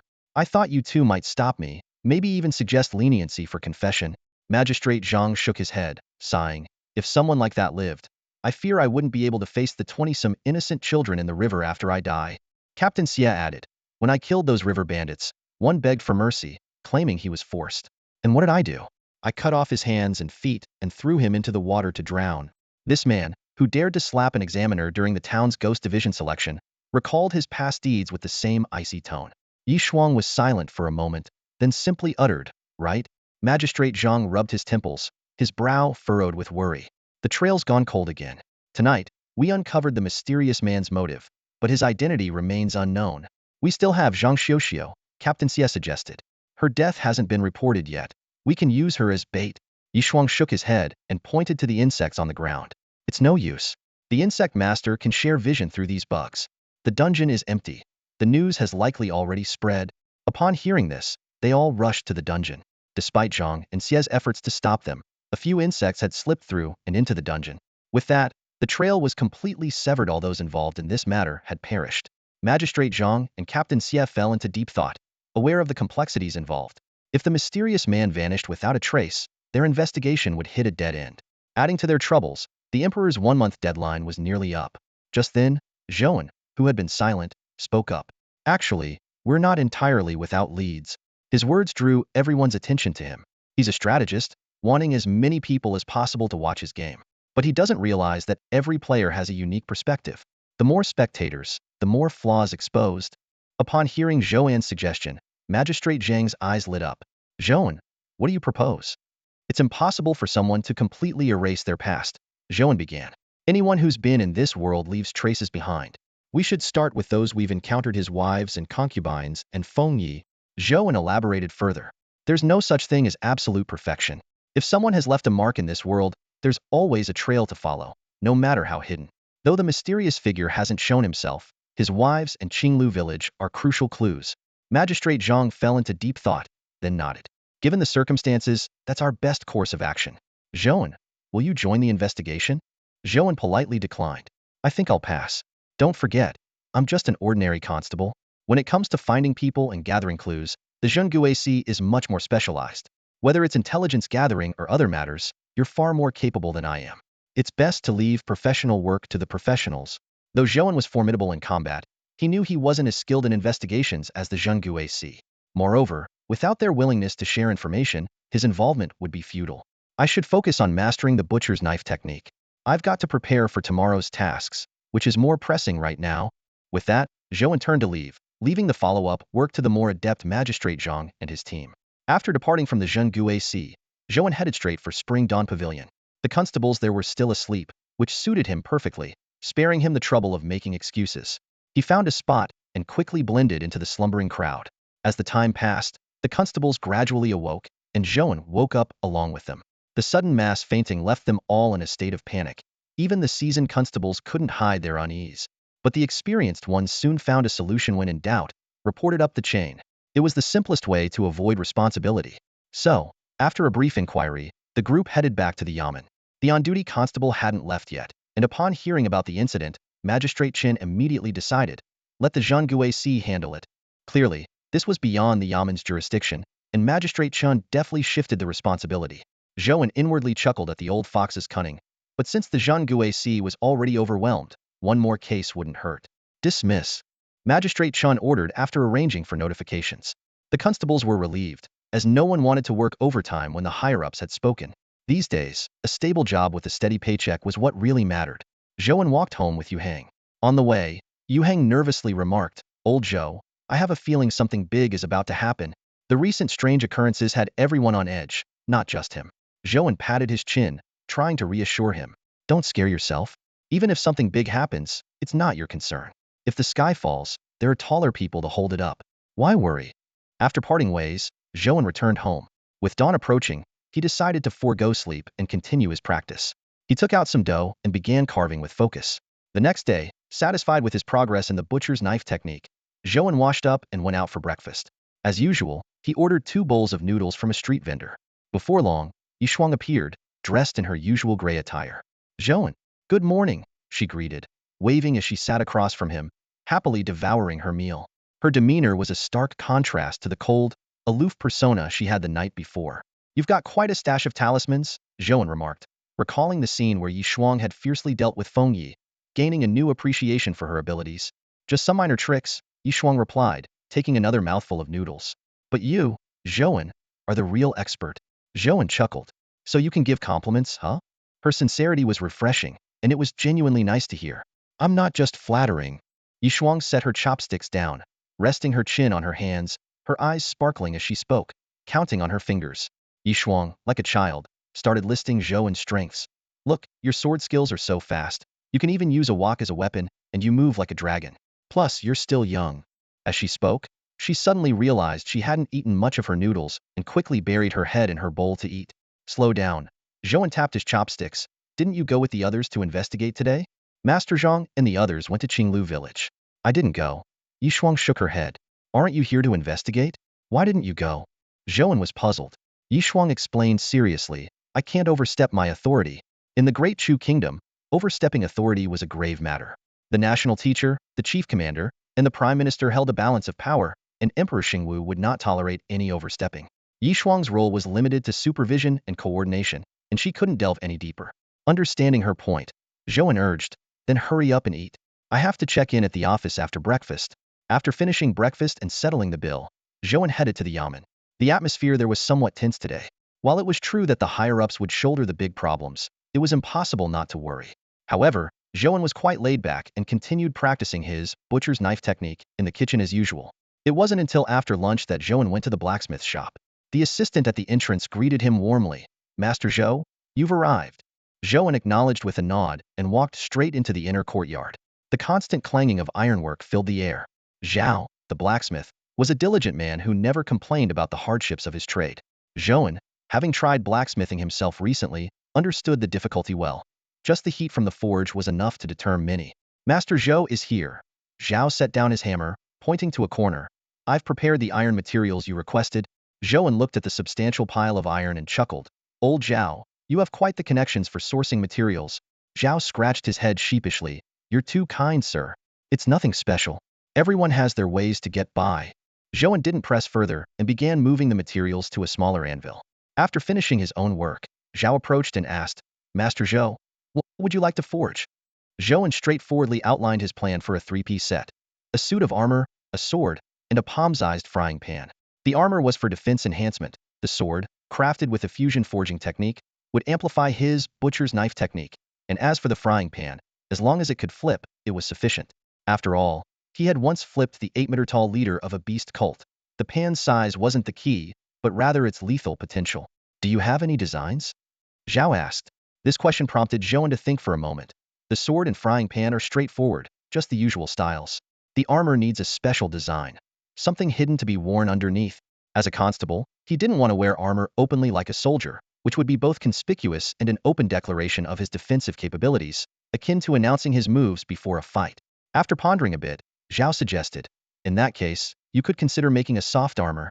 How is it made?" Zhou An was intrigued. Zhao explained in detail, "Soft armor has a double-layer structure with padding in between, and the inner and outer layers are densely woven with iron threads. This provides cushioning and is easy to conceal. Although its defense is slightly inferior to hard armor, it's practical and convenient." "Old Zhao, you're impressive." Zhou An raised an eyebrow. "A farmer's blacksmith who knows how to make soft armor. There's more to this than meets the eye." Zhao calmly replied, "Everyone has their secrets, Master Zhou, including you." Zhou An waved it off. "I don't care about your secrets, as long as you don't stand against me." Clearly, Zhao had a background, but Zhou An preferred not to meddle in others' affairs. After Zhao the blacksmith left, Zhou An immediately immersed himself in the forging work. Ever since mastering the fusion forging technique, his skills had become increasingly refined. The moment he gripped the iron hammer, a mysterious sensation surged through him. The rhythm of his hammer strikes was precise, and the clanging sound reverberated throughout the blacksmith shop. Zhou An focused intently on crafting throughout the entire afternoon, completing his final piece by late afternoon. He quenched a palm-sized frying pan in water, causing wisps of smoke to rise. As he gazed at the 3 completed pieces before him, a subtle smile appeared on his lips. A set of soft armor that covered the lower body, a black iron longsword, and the small frying pan. He removed his outer garments and tried on the soft armor. Instantly, a peculiar feeling emerged. A faint connection seemed to form between him and the armor, enhancing its defensive capability by 10%. This was the effect of Fusion 1, which improved equipment performance by a percentage. After donning his constable attire, he looked no different from usual. He picked up the newly forged longsword and frying pan, experiencing that same subtle connection. Now, when using the butcher's knife method and stirring technique, their power increased by 10%. This seemingly minor enhancement actually represented a significant improvement. Unfortunately, his proficiency hadn't advanced. Level 3 was indeed a bottleneck. To further enhance the fusion forging technique, he needed to explore other methods. Although he could consult Zhao the blacksmith, time was pressing, so that would have to wait for another day. Leaving the blacksmith shop, Zhou An headed to the yamen. The place was still shrouded in a gloomy atmosphere. He went straight to the kitchen to continue practicing the butcher's knife method. The new longsword at his waist was crafted in the standard constable style, similar to those commonly seen in the martial world.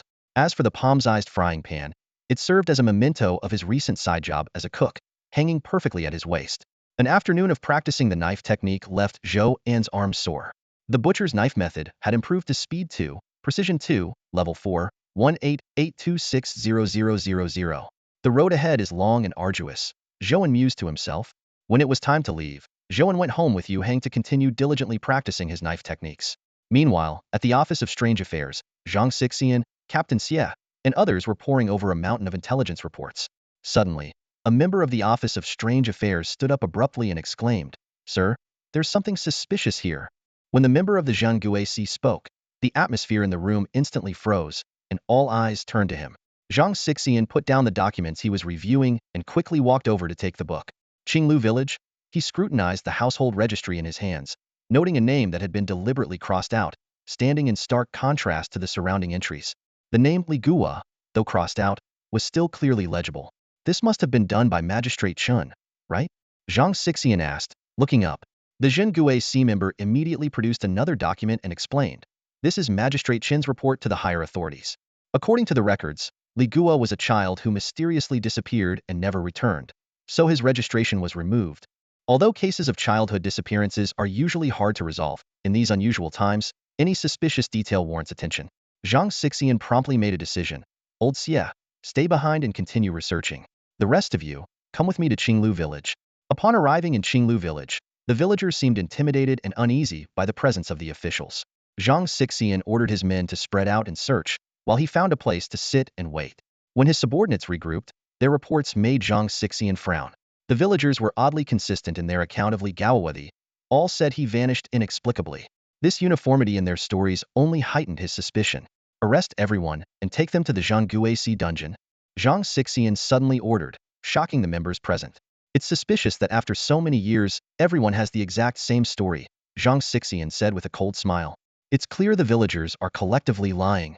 This reasoning made his subordinates realize the truth.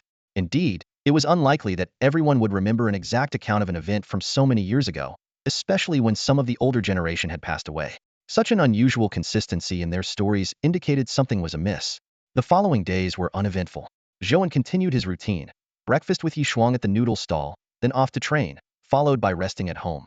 Yishuang had become a regular breakfast moocher, waiting at the stall every morning. During their chats, Yishuang occasionally shared her experiences as the disciple of the national master. Although Zhou An found the significance of such experiences, laden with the halo of status, somewhat lacking.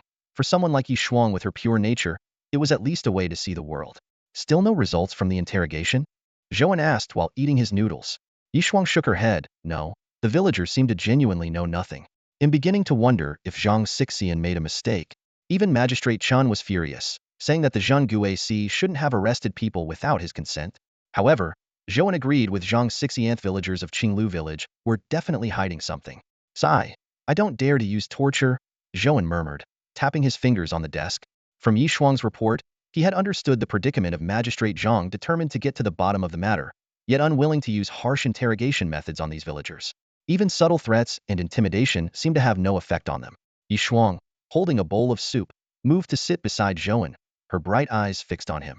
Zhou An, do you have any ideas? What can I do? Zhou An spread his hands, feeling equally at a loss. Oh, Yishuang responded softly. I find it very strange. I used a special talisman to make them tell the truth, but they all said the same thing. As a member of the surveillance department, Yishuang was usually very accurate in verifying truth from lies. She had put in a lot of effort this time, but the results were perplexing. This was also why Magistrate Zhang hesitated to resort to torture. Even the surveillance department confirmed the villager's statements as true, leaving him with no choice but to suppress his doubts. All right, I'll go take a look tonight, Zhou An said. Besides wanting to eliminate the hidden threat for his own safety, he was also tired of feeling watched by unseen eyes. Moreover, two heads are better than one. Perhaps he might notice something different. Yishuang nodded vigorously.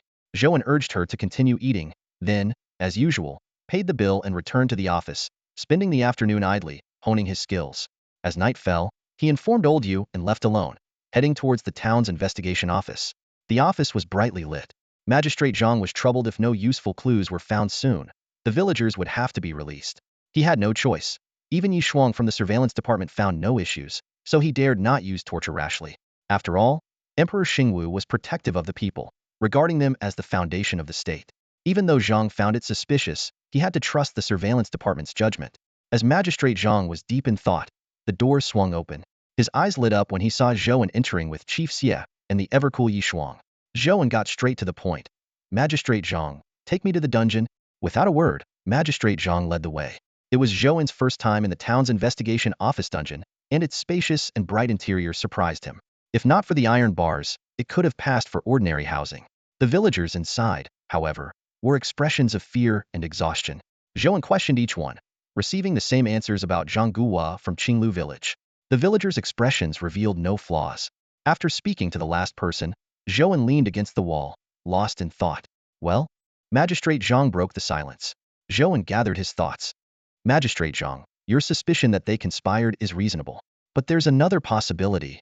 He recalled a movie from his previous life, where a scene was strikingly similar to the current situation: memory storage. In a unique company that stores people's memories, the word memory made Zhou An ponder deeply. He suddenly realized a crucial issue. What if these people's memories have already been altered? Even the methods of the inspection bureau might not detect it, because these people genuinely believe what they're saying is true. When he voiced this thought, everyone present fell silent. Zhang Xixian clapped his hands suddenly. Why didn't I think of that? It's indeed difficult to alter the memory of a professional, but it's much easier with ordinary people. Furthermore, the opponent uses the water burial method, which specializes in simulation and can easily mimic this ability. Zhou An turned to Yishuang. If my assumption is correct, we need to rely on you, Mr. Yi. Yishuang looked at him with a cool gaze and nodded silently. She appeared calm, but Zhou An knew she must be anxious inside. Indeed, Yishuang didn't fully grasp Zhou An's intention, but because of his usual care, she chose to trust him. Zhou An continued, doesn't the inspection bureau have so many magical methods? Isn't there a way to search for or awaken memories? Yishuang immediately understood. A piece of talisman paper appeared between her fingers. This talisman can access others' memories, but there's a limitation: it requires a virgin boy or girl. Since others' memories can easily affect the mind, only those with pure yang or pure yin constitution can resist it. While I meet the requirements, to use the talisman, I still need... Her gaze swept over Zhou An and the others. Zhang Xixian was the first to raise his hand. At my age, I'm certainly not a virgin. Chief Xia also cleared his throat and stated, I, Xia, was quite the romantic in my youth. All eyes settled on Zhou An. His scalp tingled, but he stubbornly declared, you shameless old men. Don't you understand the principle of having no woman in your heart? The sword will naturally be divine. The first page of the sword manual, slay the one in your heart? Yi Shuang quickly caught on. Got it, you're a virgin, and you're a virgin girl. Zhou An responded coldly. But I need to perform the talisman, Yi Shuang added. Zhou An no longer argued with the innocent girl and instead focused on the task at hand. Yi Shuang briefly explained the precautions for entering memories. The talisman only works on ordinary people, can uncover hidden memories, and Zhou An would exist as an observer, unable to change anything. They chose an elderly citizen as their target. Following Yi Shuang's instructions, Zhou An sat cross-legged in front of the cell. The talisman paper slowly burned, with wisps of blue smoke enveloping Zhou An and the elderly man. Soon, the man's expression shifted from fear to a blank stare. Zhou An felt the scenery around him change, and in the blink of an eye, he found himself in a small village with a layout similar to Qinglu village. In the village, a chubby-cheeked child was sitting on the ground, engrossed in reading a book. Zhou An tentatively took a few steps and found himself able to move freely. The surroundings appeared vivid and real, as if he were truly present, yet there was an ethereal quality to it all. He reached out to touch a nearby tree, only to have his hand pass through the trunk effortlessly. This reminded him of what Yi Shuang had said earlier in the memories of the villagers. He was merely a bystander incapable of altering anything. Abandoning his exploration, Zhou An focused on a child in front of him. The child, quite young, was engrossed in a book. Nearby, several adults were lounging and chatting, their conversation drifting over intermittently. Little Gua spends all day with his nose in a book. He'll turn into a bookworm for sure. Keep it down. That's something his father left him. Both his parents are gone. We can't just watch him turn into a bookworm. We have no choice. His father was a bookworm too, relying on his mother to support them. Now she's worked herself to death, and he died of grief. We're just doing what we can to help. That's true. His mother was kind to everyone. This boy can live off the village's charity, and he'll grow up strong. Zhou An quickly pieced together the crucial information. This child, namely Gua, was orphaned and had survived only through the village's support. This was the very name he had seen crossed out in the household registry. Time passed until evening, and the child remained in his focused stance. A man fanning himself approached, calling out, Gua, time for dinner. This man bore a striking resemblance to someone Zhou An had seen before, likely his younger self. Li Gua responded softly, taking the man's hand and returning to a simple house. Inside, a woman was preparing dinner, and a little girl sat by the table. The meal was modest, yet the children ate with relish. Gua, why not start learning farm work with me tomorrow? The man suggested as they ate. Li Gua paused, then looked up with determination and said, Uncle, I want to pursue scholarly honors. His words brought a hush over the room. The woman shook her head and advised, your father took the exams many times and never succeeded. Don't dream of it. It's beyond our reach. Mom, Dad, let Gua try. He's different from us literate.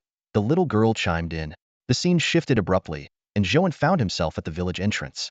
A young man in simple clothes was preparing to leave, and a young woman was adjusting his clothing. Gua, come back soon after the exams, she said softly. Nearby stood a middle-aged couple. As the woman watched the man's departing figure, she murmured, Gua, you must succeed and come back to marry me. The middle-aged woman urged, he's taken the exams twice already. Don't wait any longer.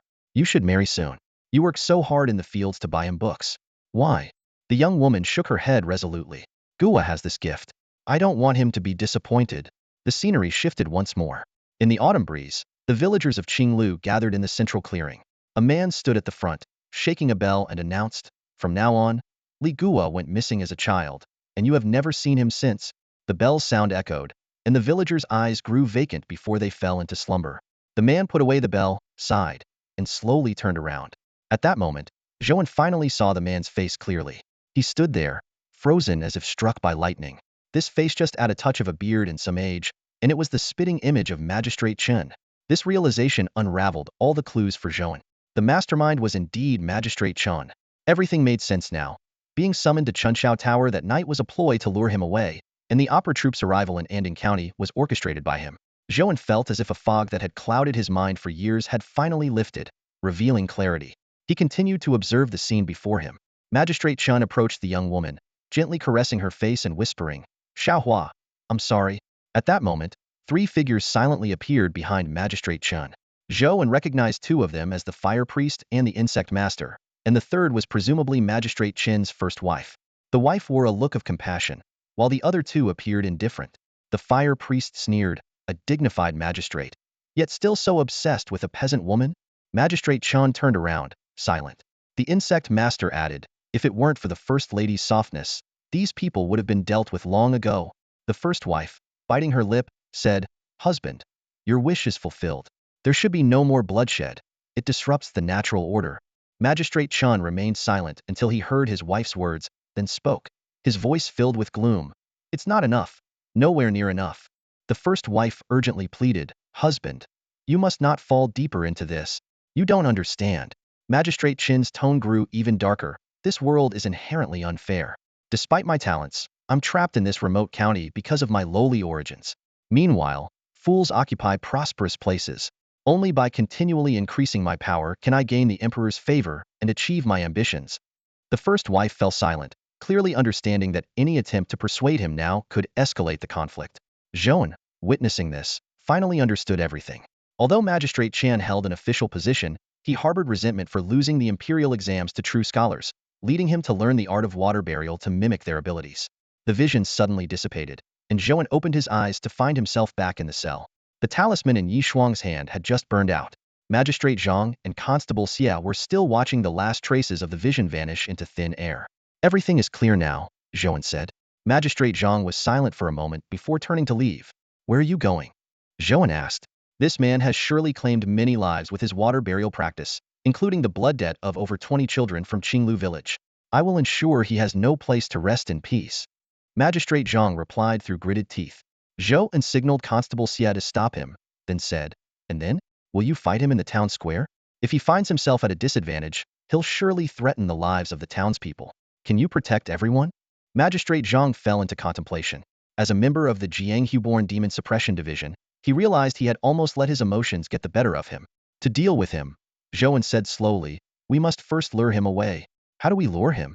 Magistrate Zhang asked. He has never left Anding County, especially in these troubled times.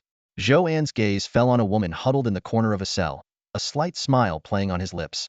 Isn't there a ready-made bait? Yi Shuang, noticing this, coldly remarked, how cunning. Zhou An had already formed a complete plan in his mind. Time passed, and in the blink of an eye, several days had gone by. In the past few days, Zhou An has maintained a consistent daily routine. His time is meticulously allocated to increasing skills, attending roll calls, meals, and breaks, as if that tumultuous night never occurred. However, he has been quietly strategizing. As a seasoned hunter, he knows the importance of not alerting the prey, especially during this sensitive period after extricating himself from the Zhangguo Sea. Just yesterday, the Zhangguo Sea released the villagers of Qinglu village. Citing no clues found, Magistrate Zhang issued gradual public apologies, witnessed by the entire populace of Anding County. Upon hearing this, Zhou An nodded to himself, satisfied that everything was progressing according to plan. During this time, his proficiency in the butcher's knife technique has markedly improved. Both speed and precision have increased by 2 points, reaching level 4, with a total proficiency of 315860000. For Zhou An, these advancements are small victories. He is waiting for the final act. The letter should have been delivered by now, he thought, setting down his long knife and lying back on his bed to rest. 2 evenings later, inside the inner courtyard of Anding County's magistrate office, Magistrate Qin's hands trembled slightly as he stared at the note containing only one sentence. Brother Gua, I seem to remember many things. I miss you. His gaze flickered, and his thoughts drifted back to that small village and his childhood. Although the Zhangguo Sea found nothing, this letter stirred memories that should have remained dormant. He burned the note to ashes, watching the smoke rise as a steely glint flashed in his eyes. I'm sorry, I love you dearly, but the selection is imminent. I've refrained from participating for years to conceal the water burial method. This time, I cannot afford to give up. Taking a deep breath, he looked out at the night sky and then turned to leave the room. At that moment, Qinglu village appeared as peaceful as ever on the surface, but in the shadows, Zhou An, Yi Shuang, Constable Xia, and Magistrate Zhang were quietly waiting. They had not deployed more personnel to avoid alarming their target. Zhou An, I never took him for a romantic. Otherwise, he wouldn't have married so many. Do you think he won't show up tonight? Magistrate Zhang glanced at the moon obscured by clouds, expressing his doubts. Zhou An sneered. Who said he was a romantic? If he were, he wouldn't have harmed his first wife. But then why did you? Magistrate Zhang began. But Zhou An interrupted. His identity is about to be exposed. and years of careful planning will come to nothing. Put yourself in his shoes, will you take a desperate risk? Besides, what manpower does he have left? Even if a newcomer appears, wouldn't it just be a repeat of Zhang Xiuxiu's scenario, giving us another opportunity to catch him? Magistrate Zhang nodded thoughtfully, choosing to remain silent. Just then, a figure appeared at the village entrance. A figure dressed in black, with a hood obscuring his face, stood at the entrance of Qinglu village. Only his hands were visible as he cautiously surveyed the area, seemingly on the lookout for anything suspicious. Zhou An and his companions held their breath, patiently waiting. Moments later, the figure approached and slowly removed his hood, revealing a face with a thick beard. It was Magistrate Chen. Sigh. Magistrate Chen sighed. I see I've been tricked. You can come out now. Upon hearing this, Zhou An signaled to Zhang Xixian and the others, stepping out from their hiding spots. They surrounded Magistrate Chen but did not immediately make a move. Magistrate Chen, I truly didn't expect you to be the mastermind behind all this, Zhang Xixian said solemnly. The world is full of surprises, more than you can imagine. Magistrate Chen sighed again. Zhou An drew the long blade from his waist, speaking coldly. So you knew this was a trap? Even if it is a trap, I couldn't miss the opportunity, Magistrate Chen replied, his gaze fixed on Zhou An's blade. I didn't expect you to be such a skilled fighter. You foiled my plans. But are you sure you want to fight here? He gestured towards the village houses and the smoke rising from chimneys. If we fight here, the villagers will suffer. Zhou An chuckled lightly. No need for you to worry about that, Magistrate Chen. Yi Shuang made a gesture, and several straw figures, each with a talisman attached, emerged from the surrounding buildings. The bustling scene had been nothing but an illusion created by these figures. So that's it, Magistrate Chen realized. The talisman soldiers move just like real people. No wonder you're the 9th disciple of the national teacher. Mr. Ye's talismans are truly advanced. I admit my defeat. The group closed in faster. Zhou An teased. Ligua, anything else you'd like to say? This taunt seemed to hit a nerve with Magistrate Chen. His previously calm expression twisted with anger, his beard trembling. Silence. I bear my mother's surname, not Li, he roared. That despicable man only knew how to read useless books, leaving my mother to support him. From childhood, he drilled into me the virtues of studying. And what was the outcome? In this world, effort alone doesn't get you anywhere. I'm always one step behind, always just one step. One step, yet worlds apart. He grew increasingly agitated. They have talent, they have skills, they are the true scholars. And I face unfair treatment. Why? How am I lesser than them? The emperor claims the imperial exams are fair, but all I see is injustice. I want change. I want everyone to respect me, not be stuck in this backwater place. Zhou An raised an eyebrow, speaking calmly. Let's end this. He had no desire to argue further with such a stubborn person. Wait. Magistrate Chen suddenly raised his hand. I'll give you a chance. Swear allegiance to me, and I won't kill you. I'll show you my brilliance, lead you to the pinnacle, and ensure your names are remembered in history. I see great potential in you. If you become my right-hand man, you'll be honored by this decision. Have you always been this confident? Zhou An asked curiously. Magistrate Chen was taken aback. Zhou An, in a cold tone, said, just kill him. With that, he launched the first attack. The battle erupted instantly. Zhou An, Zhang Xixian, and Chief Inspector Xia all wielded long blades, their strikes like waterfalls. Zhang Xixian was known for his power, his moves wide and sweeping. Chief Inspector Xia for his speed, swift as lightning. Zhou An combined speed and power, his style fluid and controlled. Each had a unique technique. Zhang Xixian's was a giant blade arc, Chief Inspector Xia's a dense web of strikes, and Zhou An's like agile, flowing threads. Yi Shuang also joined in, casting a handful of talismans. A breeze swept through his sleeves, igniting the talismans into flames, ice, lightning, and thunder. The combined assault was formidable, enough to flatten a tall building. The air filled with the roar of explosions, dust swirling, and cracks spreading across the ground, creating a deep pit where Magistrate Chen stood. Something's off, Zhou An murmured, frowning. The expressions on the faces of those present changed dramatically. They clearly saw the attack hit Magistrate Chen, yet the scene before them was unbelievable. A dazzling light suddenly blossomed from where Magistrate Chen stood. Your tactics are indeed strong, but unfortunately for you, you met me, came Magistrate Chen's voice from within the light. As the dust settled, Zhou An and the others finally saw the situation clearly. Magistrate Chen stood motionless with his hands behind his back, enveloped in a white halo. Even more astonishing was the book hovering above his head, emitting a glow of densely packed words. Seeing Zhou An's puzzled expression, Zhang Xixian quickly explained. This is a book written by the Chancellor discussing the trends of the world, highly esteemed among scholars. The one in his hand must be a copy. It is indeed a copy, but it suffices. Magistrate Chen spoke slowly from within the light. I have been simulating the Chancellor's methods for years. Although I can't fully reach his level due to my limitations, dealing with you is more than manageable." Before he finished speaking, the book above his head suddenly burst into an even more intense light. Countless words shot out like arrows, each expanding to the size of a millstone, pressing down on the crowd. Everyone responded with their skills. Zhou An used his dragon step to dodge. Yishuang transformed into a gust of wind with a talisman. Zhang Xixian and Chief Xia worked in harmony, scattering the words with their blade techniques. Yet, their hands holding the weapons began to tremble. Second rate, Chief Xia's face twisted, his scar more menacing. He's reached the level of a second-rate expert. Just as Magistrate Chen was about to deliver his ultimatum, Zhou An made his move again. An opportunity? I don't need one. I only give them to others. With his right hand concealing a blade, he swung it in the air, weaving a massive web of blade light, each strand carrying lethal power. With a thunderous crash, the blade light was blocked by the light barrier, but the residual force still demolished 2 buildings, even causing the book above Magistrate Chen's head to waver slightly. Zhou An seized the moment to launch a flat-bottomed pot with his left hand, attempting to unleash its overturning power, only to be met with unprecedented resistance. "Zhou An, you've surprised me greatly. A third-rate able to threaten a second-rate. I must eliminate you," Magistrate Chen said, producing a brush in his right hand. With a casual wave, the glowing words doubled in intensity, relentlessly pursuing Zhou An like a shadow. Even as Zhou An pushed his dragon step to the limit, the words continued to follow, their speed increasing. "You can't escape," Magistrate Chen said calmly. County Magistrate Chen stood in the courtyard, a hint of disdain flickering in his eyes. "I've already figured out your capabilities. Your agility is impressive, but the gap in our strength is undeniable."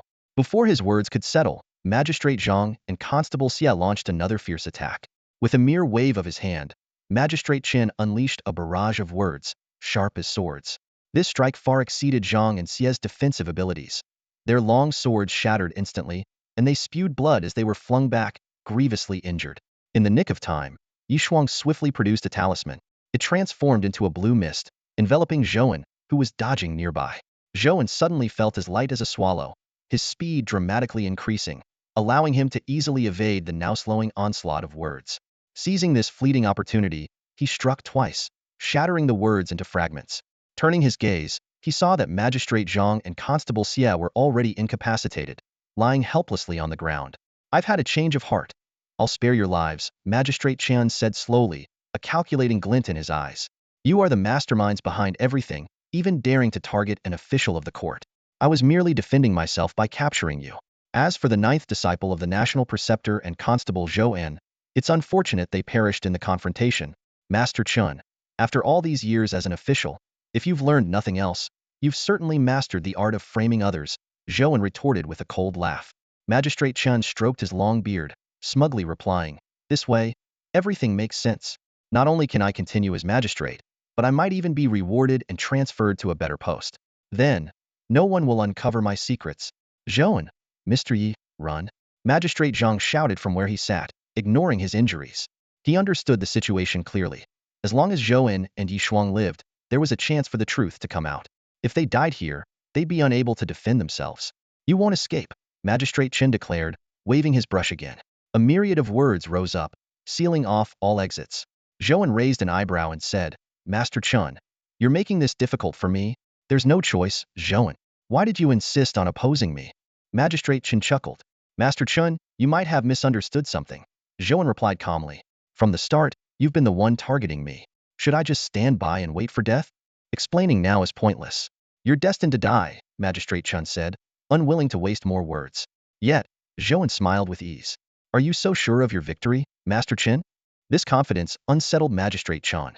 From the beginning of the confrontation, Zhou An had remained composed, as if he had everything under control. This unusual assurance made Magistrate Chen uneasy. "Do you think you can defeat a second-rate with third-rate skills?" Magistrate Chen asked instinctively. Zhou An flicked the back of his blade, exuding a chilling aura. "You're mistaken. It's not about defeating, it's about taking your head." The moment Zhou An finished speaking, the room fell into a dead silence. Zhang Xixian and Xiebu Tu exchanged anxious glances, clearly puzzled by Zhou An's intentions. "Zhou An, don't say such foolish things." Xiebu Tu struggled to stand up, urging, "Go now, I'll hold him off for you." Zhang Xixian also managed to speak, albeit with difficulty. "This isn't like your previous opponents. He's a genuine second-tier master. His chi has already formed into a cluster, marking a qualitative leap in strength. It wasn't that they didn't trust Zhou An. On the contrary, they had always held great faith in him. However, the current situation was truly extraordinary. A second-tier master's condensed chi was far purer than that of a third-tier master. Such a master could easily kill a third-tier opponent in an instant. Zhang Xixian and Xiebu were only alive because Magistrate Chen wanted to frame them. Their sole wish now was for Zhou An to escape, thwarting Chen's plans. Yi Shuang, however, was different from the others. Zhou An, go ahead, she said coolly. She, too, trusted Zhou An. Although she appeared aloof, her heart was exceptionally pure. This purity wasn't due to naivety. She was the only one present who believed Zhou An could defeat a second-tier master. Magistrate Chen's voice turned cold as he pointed his brush at Zhou An. It's good to have dreams, but don't let them become empty talk. Whether it's empty talk or not, we'll find out, Zhou An replied, slowly raising his long sword, his aura steadily rising. Yi Shuang. This time, he didn't address her as Master Yi. Yi Shuang turned her gaze to Zhou An, her expression calm. Assist, Zhou An said calmly. Yi Shuang nodded, and talismans flew from her hands, transforming instantly into water, fire, ice, wind, thunder, and lightning. The white glow around Magistrate Chen wavered as it was struck by the talismans. At that moment, Zhou An made his move. With a step as swift as a dragon's flight, he closed the distance in an instant, his sword gleaming like a rainbow. This time, the sword's glow didn't leave the blade but was compressed to its utmost on the weapon. Zhou An felt his chi depleting at an unprecedented speed, twice as fast as usual, yet the light on the blade was more solid than ever. Shoo! The long sword pierced through the light barrier as if slicing through fabric. How is this possible? Magistrate Chen exclaimed in shock. He actually broke through my defense. Is he even human? Zhang Xixian and Xiebu were equally stunned. They knew all too well the strength of Chen's defenses. Even if the four of them joined forces, they couldn't break it. Yet Zhou An sliced through it effortlessly. Old Xie, how is it I see the future in him? Zhang Xixian muttered, dazed. I see it too. As if he's standing atop the mountains, Xiebu swallowed hard. Defeating a second-tier master while being a third-tier was a feat that would cause a sensation. Only now did they realize how short-sighted they had been. After all, everything seemed possible with Zhou An, just like when he had slain the leader of the Dianshou sect in the forest. No, it can't be. Magistrate Chen watched the long sword approach, his voice tinged with madness. He wielded his brush to fend off Yi Shuang's elemental assault, and the characters formed by the book above him converged into a single word, kill. As the word descended, the sky seemed to change color. Yet Zhou An did not dodge, allowing it to land on his chest. Why aren't you dodging? Magistrate Chen roared. If I dodged, I wouldn't be able to kill you, Zhou An replied, his expression calm as his sword pierced through Magistrate Chen's chest. The white light on the blade exploded, leaving a gaping hole in Chen's left chest. Boom! Zhou An was thrown back, his chest tightening. Midair, he felt someone catch him, turning to see the calm face of Yi Shuang. She supported him with one arm around his shoulders and the other under his legs, their roles seemingly reversed. As Yi Shuang landed, Magistrate Chen's maniacal laughter echoed. Ha ha ha, mutual destruction, both severely wounded. Good, good, good. You've succeeded, but you're going to die too. His hair disheveled and face crazed, blood continued to pour from his chest wound. He finally understood Zhou An's intent, but it was too late. If he hadn't been a second-tier master, he would have already perished. Just then, a serious voice broke the tension. Yi Shuang, if there's to be any holding, I think it should be me holding you, not the other way around. Yi Shuang paused for a moment before setting Zhou An down gently, her demeanor as composed as ever. Zhou An slowly stood up, looking down at his tattered clothes with a sigh of relief. Beneath the fabric, a damaged but life-saving soft armor was revealed. You, what is going on here? Magistrate Chen's face twisted in rage, bordering on madness. He had thought they would both perish, but seeing Zhou An unharmed threw him into turmoil. Oh, that, Zhou An replied with a faint smile. I made it myself. Did you really think I'd be foolish enough to die with you? The secret to breaking through Magistrate Chen's defenses lay in the fusion casting technique. From the start of the fight, Zhou An had been testing his opponent's limits. When he realized a single strike could make Chen's defenses waver, he knew victory was within reach. The technique's percentage-based enhancements, combined with the blade's extreme compression, made breaking through a breeze. As for withstanding the kill move, it was all thanks to the soft armor. In truth, the armor absorbed part of the attack's force when Zhou An pierced through Chen. Knowing full well that a direct hit would be fatal, he deftly evaded the follow-up strike with his dragon step technique. Without the armor, he would have been shredded. Magistrate Chen stood frozen, his face drained of color. So it's true, those with talent are favored by the heavens. Life is just unfair, he muttered, his words dripping with bitterness from past failures in the imperial exams. Zhang Xixian, regaining some strength with Constable Xia's help, stood up as well. Their eyes were filled with disbelief as they looked at Zhou An, a third-rate warrior defeating a second-rate expert was beyond belief. Should we finish him? Yishuang asked coldly. Zhou An shook his head, no need. He won't last much longer. The explosive energy from his blade had already sealed Qin's fate. Standing before Chun, Zhou An sighed. There is no absolute fairness in this world. Chun looked up, his voice bitter. Is this the victor's consolation? It's useless. I know too well. My father always told me to study hard, claiming it was the fairest path. But after the exams and appointments, I realized how laughable fairness is. I could have gone to more prosperous lands. Before he could finish, Yishuang interrupted, uncharacteristically talkative. The emperor's exams strive for fairness, giving common folk a chance to rise. Many scholars reach high positions even without passing. It's not the same. Qin shook his head. I worked hard, so why can't I pass? Why do you need to pass? Yishuang countered. Chun was taken aback. Without passing, how can I rise? Selection. Yishuang replied succinctly. Zhang Xixian continued. The emperor is working for change, but it takes time. From exams to selections, the entry barrier for commoners has been addressed. As for fairness, the emperor is considering it, but you couldn't wait. Constable Xia added coldly. In truth, you're selfish. You betrayed a waiting wife, married 3 more, practiced dark arts, and harmed your hometown, killing over 20 children. You even murdered your first wife and all others. You didn't lack patience. You sought shortcuts. After a long pause, Chun finally spoke. Perhaps I was wrong. He lay on the ground, staring at the gloomy sky. Thank you. At least I didn't kill her. With those words, his life faded away. Zhou An sheathed his blade, leaning on Yishuang's shoulder with exhaustion, while Zhang Xixian and Constable Xia looked on in astonishment. I'm worn out, that was tough, he admitted. The battle had drained him completely, and his legs were weak. Without his unique talent, a third-rate fighter could never defeat a second-rate opponent. Fortunately, he was already beginning to recover. Yishuang glanced at the hand on her shoulder and asked indifferently, why didn't you help them? Zhou An replied matter-of-factly, why should I support men? Oh, Yishuang responded coolly. Zhang Xixian and Xiebu Tu exchanged a meaningful look. This guy really has a thick skin. Master Zhang, I'll leave the aftermath to you, Zhou An said, turning to Yishuang. Yishuang, help me home. Zhang Xixian nodded in agreement, acknowledging that such matters were indeed best handled by them. Under the moonlight, Zhou An was supported by Yishuang as they left the village. You know the way, right? Yishuang nodded lightly. Yes. Is something on your mind? Zhou An noticed something was off. Yishuang stopped in her tracks, her starry eyes meeting Zhou An's. Zhou An, do you think there's fairness? Zhou An understood. County Magistrate Qin's words had evidently left a mark on this innocent young woman. He pondered for a moment, then suddenly smiled. Why are you smiling? Yishuang asked, puzzled. Do you want something to eat? Zhou An changed the topic. Yishuang looked around to make sure no one was around, then nodded mysteriously. Then there you go. Seeing Yishuang's confused expression, Zhou An said sternly, is fairness something that can be defined by just one person's word? I don't know. Yishuang shook her head. If you don't know, just eat more and stop overthinking, Zhou An said helplessly. Then tomorrow morning, I want to have buns instead of noodles. Don't you eat noodles every day? Zhou An asked, puzzled. I'm tired of them. Yishuang replied earnestly. Hey, women. Zhou An chuckled softly. Their figures gradually disappeared into the wilderness. The next morning, Zhou An woke up feeling refreshed. After Yishuang had escorted him to his room last night, he rested early and slept soundly. The thought of County Magistrate Qin's demise made his dreams particularly sweet. While washing up, he contemplated the troubles that lay ahead.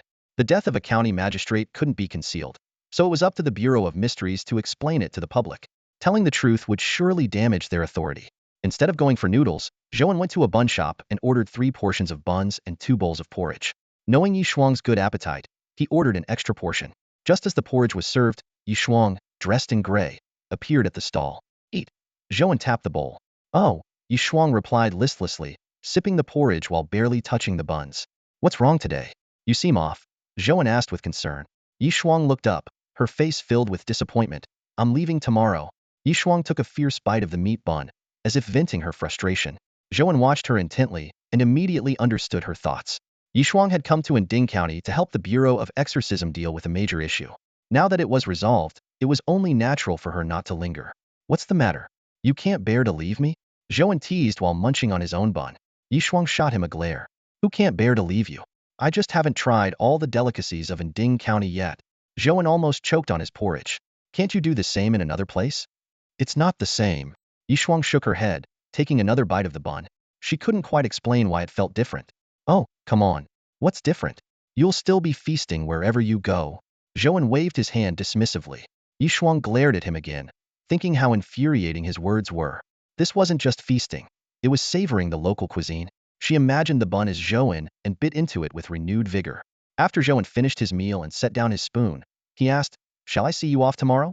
"All right, just treat me to a big breakfast in the morning." Yishuang agreed, perking up at the mention of food. "I'll fill you up at that specialty street." Zhou An chuckled. "But we have to go early. I've got to report in." After breakfast, Zhou An headed to the yamen. The atmosphere inside was tense, with constables walking on eggshells. Although Zhou An had a sense of the situation, he wasn't clear on the details. He pulled Yu Heng aside to inquire. "Old Zhou, you haven't heard?" Yu Heng glanced around before lowering his voice. "County Magistrate Chen is dead, and he was the real culprit behind the murders of the children in Qinglu village. The Bureau of Exorcism has already posted the notice, and the citizens know." Zhou An frowned slightly. He hadn't heard the news upon his arrival, likely due to slow dissemination. The Bureau of Exorcism's direct approach surprised him. He had expected them to cover it up with some other excuse, given the implications for Dechu's reputation. "Old Zhou, did you really think the Bureau of Exorcism would keep it under wraps?" Yu Heng read his thoughts and said meaningfully. Zhou An nodded, acknowledging he'd considered that possibility. Yu Heng patted his shoulder. "You're overthinking it. A person who committed such heinous crimes can't expect to leave a good name after death. There's no such thing as a free pass." Zhou An realized the truth. It would take time to soothe the public, but it could be done. Covering up County Magistrate Chen's crimes and allowing him a posthumous good reputation would be the greatest injustice to the innocent children. This wasn't about the Bureau of Exorcism being tough. It was the Emperor of Dechu's decision. Yu Heng gave Zhou An's shoulder another pat. "The new magistrate will take some time to arrive. I'm off to study." With that, he found a spot to read. Though the incident had reached a resolution, the routine patrols continued, and with the imperial exams approaching, time was tight. Yu Heng had to make the most of his time to avoid failing again. He hoped to pass and take Zhou An with him, so his friend wouldn't have to face danger anymore. While Yu Heng was studying in the morning, Zhou An practiced his culinary knife skills in the kitchen. After lunch, he headed to the blacksmith's shop. His fusion forging technique had reached level 3, a critical juncture, and he needed to find a new breakthrough. He planned to focus on improving his culinary knife skills first, and then elevate his fusion forging technique to level 4, bringing all his skills to that level. Only then would he consider which one to break through further. As soon as he entered the blacksmith's shop, the attendant greeted him warmly. "Good morning, Officer Zhou." There was a hint of gossip on his face, likely due to the news about County Magistrate Chen reaching here. For the average person, while they might sympathize with the children from Qinglu village, their primary concern remained their own daily lives, with sympathy being a fleeting sentiment. Inside, the constant clanging of ironwork filled the room. Zhou An noticed that today, blacksmith Zhao was not crafting the usual tools but a flat, elongated object. "Hey, old Zhao, looks like you're working on something different today," Zhou An remarked with interest. Inside the blacksmith's shop, the constant clanging of metal filled the air. Zhao, the blacksmith, was engrossed in his work, speaking without lifting his head. "I'm crafting some memorial tablets for the children of Qinglu village." Zhou An, who had initially planned to work on his own project, turned around in surprise at these words. Zhao's hammer continued its rhythmic descent as he added, "Once they're finished, I'll give them to the villagers who have lost loved ones. Perhaps it will bring them comfort, allowing them to feel connected in their dreams." "Old Zhao, you've got quite a knack for these mystical things," Zhou An chuckled. Zhao paused his work momentarily. "Master Zhou, your soft armor seems to have suffered some damage. There are some iron materials over there. You can forge a new set?" Zhou An raised an eyebrow but said nothing, thinking to himself, "This guy even knows about my damaged armor. He must have quite the background." From the very beginning, when crafting equipment, Zhou An had noticed something unusual. A blacksmith who usually made farming tools shouldn't be so skilled in weaponry. Clearly, Zhao had a significant past. But everyone has secrets, just like Zhou An himself. Secrets are not to be pried into. One must know their limits to avoid annoying others, unless, of course, it's someone as captivating as Yi Shuang. Otherwise, it only breeds resentment. Zhou An skillfully took the iron materials and quickly crafted a new set of soft armor. Feeling the snug fit from the fusion forging technique, he felt slightly reassured. Meanwhile, Zhao worked even faster, having already completed a stack of memorial tablets. Only after finishing the last piece did he wipe the sweat from his forehead and grin. "I thought you might ask me about it. You and I have no conflict of interest. Besides, who doesn't have their own secrets?" Zhou An replied with a shake of his head. Zhao remained silent, a characteristic of his speaking little, but working diligently. "Old Zhao, mind if I ask you something?" Zhou An set down his tools. Zhao took a sip of water and asked, "What is it?" If I want to improve my blacksmithing skills, what should I do? Zhao pondered for a moment. If you want to improve, you should focus on precision. Oh, Zhou An was intrigued. Zhao organized his thoughts. You see, Master Zhou, you've been making large items. Even your soft armor counts as such. In our trade, forging a block of iron is easy, but creating intricate work is challenging. You have incredible talent, but to advance further, you'll need to focus on precision. Zhou An fell into thought and then asked, does that mean the finer, the better? Not exactly. Let me demonstrate, Zhao said, picking up his hammer and placing a red-hot piece of iron on the anvil. After a few moments, he showed Zhou An two pieces, one concave, the other convex. When he brought them together, Zhou An observed that they fit perfectly, as if they were one piece. This is precision, Zhao explained. Every piece of iron has a grain. Only by aligning the grains perfectly can you achieve this effect. You can start by practicing with two large iron bars, making them fit seamlessly before gradually working with smaller pieces. The smaller the item, the harder it is to align the grains. Old Zhao, what level have you reached? Zhou An asked. I can make pieces as small as a grain of rice fit perfectly together, Zhao replied, scratching his head. Zhou An was impressed. This guy is truly a master. With a new direction in mind, he eagerly began to practice, following Zhao's advice to forge two iron bars. However, when he tried to fit them together, he realized there were clear gaps, and no matter how smooth he made them, they couldn't fit perfectly. Zhao took a quick look and commented, Master Zhou, don't just hammer blindly. First, observe the grain. Zhou An took back the iron bars and examined them closely, finally noticing the fine grain on the surface, which was hard to see without careful inspection. He suddenly understood. I see. I should forge one piece first and align the grain before making the second piece. You're quick to catch on, Zhao said with a smile. Zhou An said no more and focused on crafting the first iron bar. As he prepared to start on the second, he carefully observed the grain of the first, finally grasping the true challenge of the task. Forging a seamless pattern with a hammer is as challenging as reaching the stars. Zhou An took a deep breath, visualizing the shape of the iron bar he had just worked on. Grabbing the glowing hot iron, he continued to hammer away. Moments later, the second iron bar took shape. Eagerly, he compared the two bars side by side. Unfortunately, only the tips aligned perfectly, while gaps remained in other areas. Incredible. Truly incredible. Zhao the blacksmith's eyes sparkled with amazement. He had casually mentioned the technique earlier, not expecting Zhou An to grasp it so quickly and actually craft it. This talent was astonishing. Zhou An's mind was immediately filled with the latest system notification. Fusion Forging Technique Hardness 2, Fusion 1 LV3, 120400000. So much experience? Zhou An was surprised, but upon reflection, it made sense. Such intense focus and time investment justified these gains. The real challenge, however, lay in achieving perfect alignment throughout the entire iron bar, as he had only managed the head for now, which already required significant effort. Keep going. Stay strong and fearless. As long as he could see progress, Zhou An's interest and determination were fueled. Soon, the sound of relentless hammering echoed through the sweltering blacksmith's shop, a man tirelessly swinging his hammer, oblivious to fatigue. The midday hours flew by. When one is deeply engrossed, time often seems to slow, yet it actually races by. Zhou An put down the hammer and exhaled deeply, allowing the energy within him to circulate and ease the soreness in his right arm. The system notification updated again. Fusion Forging Technique Hardness 2, Fusion 1 LV3, 420400000. Considering the brevity of the midday hours, along with time spent conversing and experimenting with Zhao the blacksmith, this progress was quite commendable. Even more encouraging was that as his skill level increased, he could now make a tenth of the iron bar fit perfectly, with his crafting speed steadily improving. This indicated that his proficiency wouldn't grow too slowly. Seeing that it was almost time, Zhou An left the blacksmith shop and headed toward the government office. By the afternoon, the shocking news from earlier in the day had lost some of its intensity, but the constable's concerns had shifted elsewhere. With the departure of the county magistrate, a new official was sure to take office. They worried the new magistrate might not approve of Inding County's ways, especially Sun the head constable, who had secured his position through bribery and was now on edge. Zhou An, however, was unfazed, focusing on his own improvement as the right path. As the workday came to an end, he walked home with Yu Hang. The journey was uneventful, and with a major adversary gone, Zhou An felt at ease.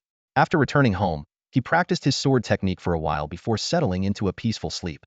The next morning, Zhou An rose early, quickly freshened up, and headed to the place in Inding County that specialized in selling local specialties. No matter where you are, a street filled with local specialties is always a unique sight. Even in a small place like Inding County, it's no exception. Early this morning, Zhou An arrived at the specialty street as planned, spotting Yi Shuang in her gray outfit waiting from afar. Despite being a bit of a foodie and somewhat goofy, this girl was remarkably punctual.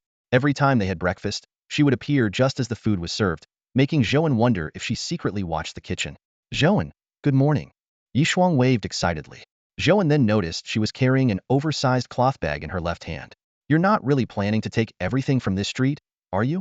Zhou An asked, a hint of amusement in his voice. Yishuang looked down at the bag and mumbled, not everything, just a little to eat on the road, so I won't get hungry. I thought your charms could make things appear out of thin air. Why bother with a cloth bag? Zhou An sighed, bewildered. Yishuang blinked her bright eyes and said, I can't just make things disappear in front of ordinary people. Zhou An was momentarily speechless, realizing she had a point, yet somehow felt led astray. Let's go. Breakfast is on me today, Zhou An said, patting Yishuang on the shoulder. It's always on you.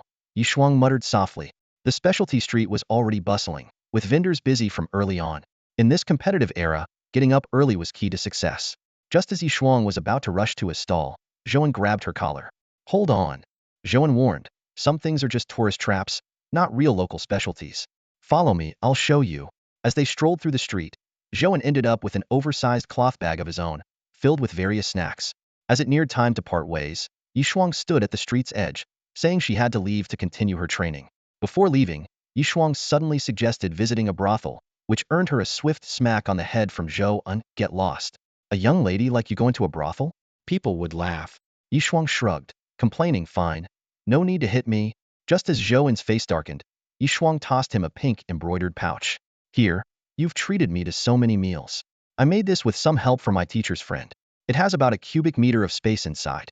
That friend is an artifact maker, originally a blacksmith who transitioned into the craft. Zhou An was about to speak when Yishuang waved goodbye. See you, Zhou An. Wait, Zhou An called after her. Yishuang turned back, pretending to be wise. No need to thank me. Thank you? As if. Zhou An retorted, exasperated. Can't I have a money pouch that's a bit more masculine? Yishuang pouted as she glanced at the pink pouch hanging from her waist. Zhou An pondered for a moment, acknowledging she had a point, but then countered, having something is better than nothing. Besides, why can't men use pink? I, a tough guy, can rock pink without it affecting my ability to wield a knife. It was still early when Zhou An escorted Yishuang to the city gate. After watching her walk away with her bundle, he turned and headed to the yamen to report for duty. On his way, he unconsciously touched the pouch at his waist, though it was eye-catching. He found it rather appealing after a while. The morning was spent practicing the butcher's knife technique. By noon, he made a trip to the blacksmith's shop. The blacksmith, Zhao, gave him a strange look when he noticed the pink pouch, but Zhou An paid no mind, focusing instead on his forging. Day after day, Zhou An's skills advanced rapidly. Late at night, he gazed out the window and checked his latest proficiency levels. The butcher's knife technique had reached level 4, with speed and precision each improved by 2 points, progress at 166, 686, 0000. Balancing objects and dragon step were also at level 4, with attributes increased by 2 points each, though their progress was just beginning. The fusion forging technique was at level 3, enhancing hardness by 2 points and fusion by 1 point, with progress at 125, 004, 0000.